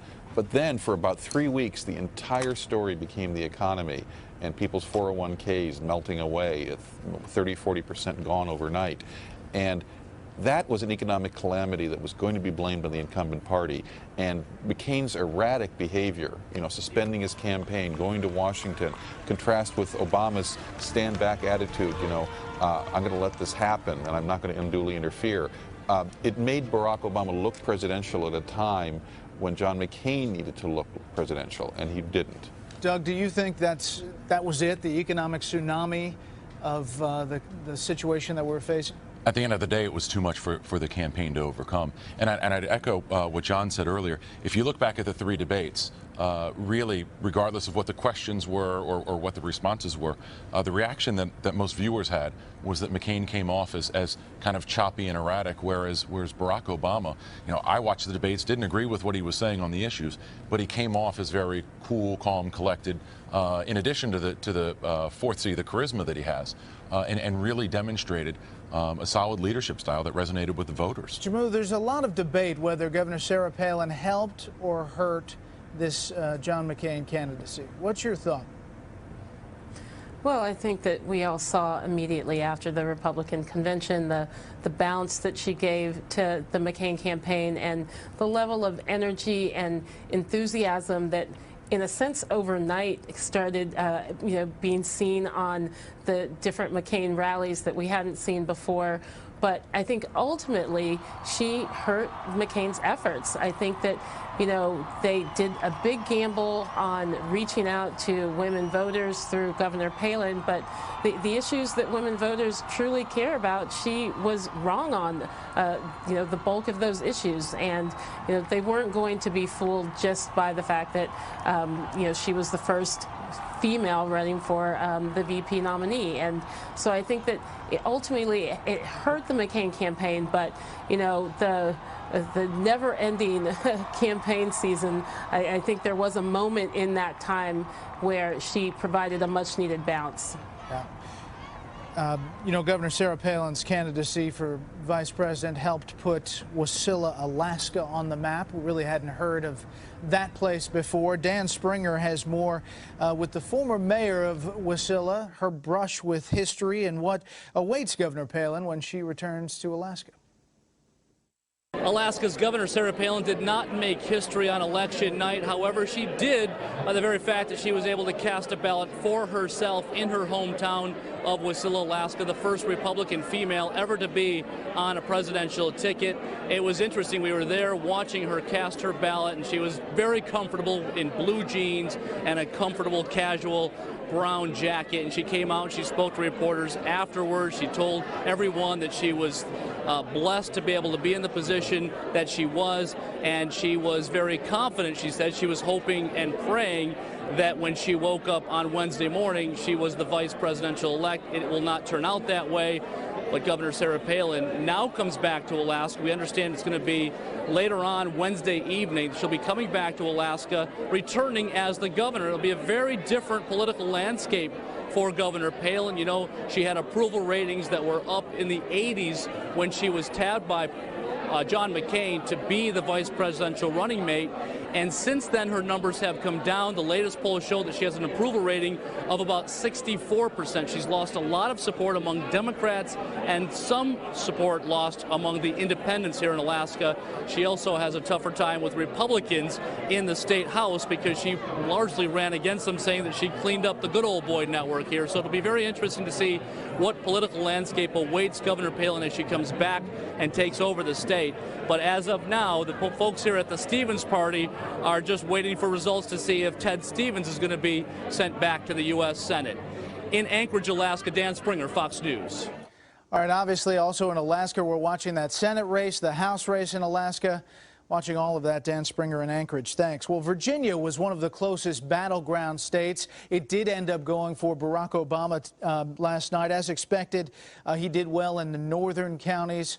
Northern Virginia has been trending blue for quite some time. But what was key to turning this state to the Democrats, the first time since 1964?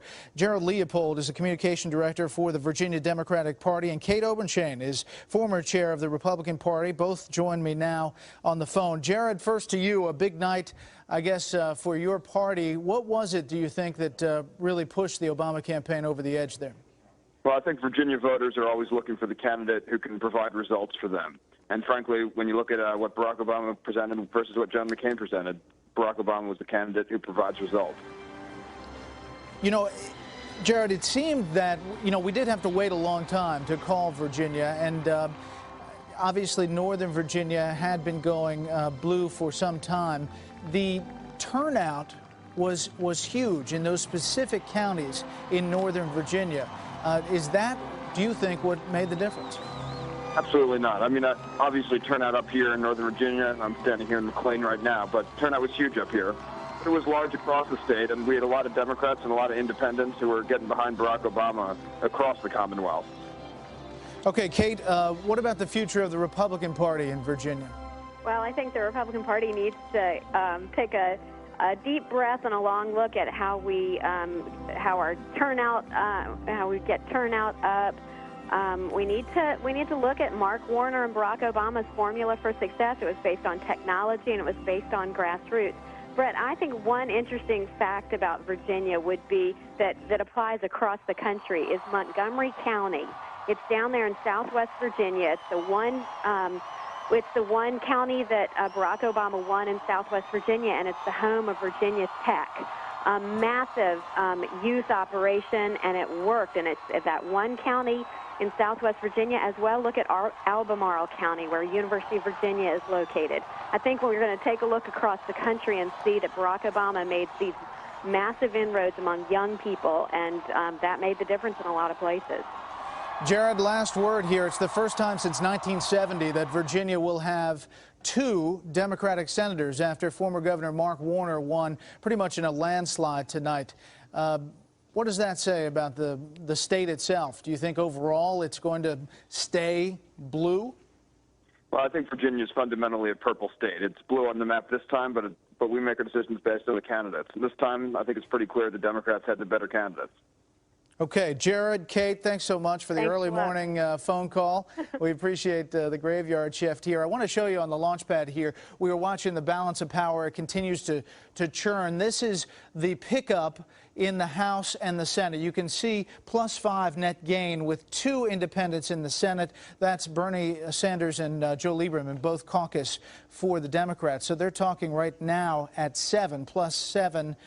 They'd be up to 56. We're still waiting on some races there.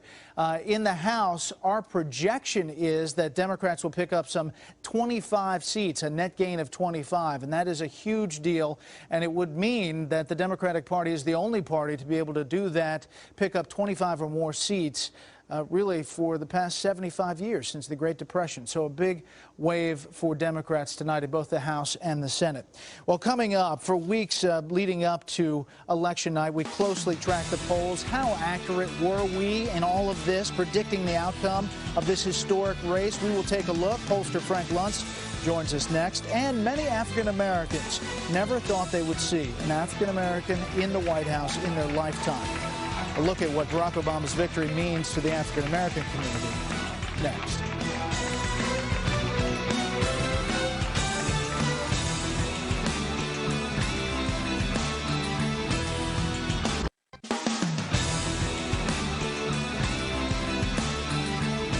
Well, we've heard a lot about polling, obviously, throughout the night, this morning. Past few weeks, can't go anyplace without hearing about a poll. So let's turn now to pollster Frank Luntz for more on what always turns out to be a big part of the campaign and election coverage. Frank, going into tonight, we saw all the polls. There was all this talk about the young voters and how they would turn out and if they would turn out for Barack Obama. What did you find out tonight? Boy, did they turn out for Barack Obama. We did a separate survey for Declare Yourself over the last 6-7 hours. And what we found is that Obama won more than 2 out of every 3 voters between the ages of 18 and 29. But what's even more significant is where they got their information. Up until now, it was television. For the first time in this election cycle, the web actually surpassed television as the #1 source for information. Something else which helped out Obama, that they hated the negativity. We gave them a list of a number of different reasons to vote for or against a candidate. The thing they hate the most about politics is how negative the candidates were. And they looked at Barack Obama, they looked at John McCain, they thought Obama ran a more positive campaign. That clearly helped the Obama effort. What do you think about the role of the media affecting young voters? I mean, you look at Saturday Night Live, and you look at The Daily Show, and you look at all these different shows that spent a lot of their time ripping on John McCain and Sarah Palin. Do you think that affected young voters? It's a fun thing to say, and they tried to conclude that in 2004. What we found was that young people took it much more seriously. Again, going back to the Declare Yourself poll, the young people actually thought that this race mattered to them. And they had an economic focus, but not on taxes, which is what did well for John McCain. For them, the economy meant jobs, meant being able to pay for things in the future. So it was more of a day-to-day issue, not ideological, but very personal. You listened to the speech from Barack Obama in Chicago. What were your takeaway moments, your takeaway phrases from that speech? To me, it is going to be a speech that young people are taught, a way to bring the country together. You heard when McCain spoke, also a very beautiful speech. There were still some individuals in the audience who are not happy with the outcome. Obama gave those people who voted for McCain a reason to give Barack Obama a chance. He also said something which is setting it up for the future. It may not take 2 years, it may take 4. We may not even be able to do it in 1 term. In this speech right now, he actually set up the context for what will happen 4 years from now. Very smart. Conservatives are obviously not happy this morning. Understatement. Yeah, they're not happy. But that speech about reaching across the aisle and I need everyone's help, does that resonate in Republican circles, do you think? It's very difficult for it to resonate now. The key statistic of all the data that I saw in the exit polling that stood out to me was the independent vote. Republicans have to have that independent vote to win a majority. By 10 points, it went towards Barack Obama. That center of America has collapsed for the GOP, shifted towards Obama, and that's a governing coalition for Obama in the future. It's one of the reasons why the GOP lost the 25 seats that you mentioned in the House. I have to tell you, I think the focus that's going to come up over the next few weeks is what happens in the House leadership, maybe even the Senate leadership, because now the Republicans, they don't have anyone. You know, you've got people around this set. I don't know if they can name a single person who's ready to stand up and take over to be the alternative, the loyal opposition to Barack Obama. That's going to be the frustration for conservatives in the next few weeks. Yeah. So maybe conservatives will turn to building a coalition with, let's say, conservative Democrats, blue dog Democrats in the House, and to block some of the things that perhaps Nancy Pelosi wants to put through. But what about that temptation by the Democrats in the House and Senate, and perhaps by President Obama, to drift towards the left, to get some of the stuff that hasn't been able to get through because of President Bush, because of Senate Republicans? I got 2 words for you: Tom DeLay. What Tom DeLay did to George Bush for a number of years is what Nancy Pelosi can do on the other side. Nancy Pelosi is now the 2nd most powerful person in America. That may be frightening to some viewers, but she can make a real difference. And with her picking up 25 seats in the House, there's no stopping her. Last thing, how long is this honeymoon period for President Obama once he gets inaugurated in January? Longer than anyone expects, because he's such a good speaker, because he delivers something with such passion, such emotion.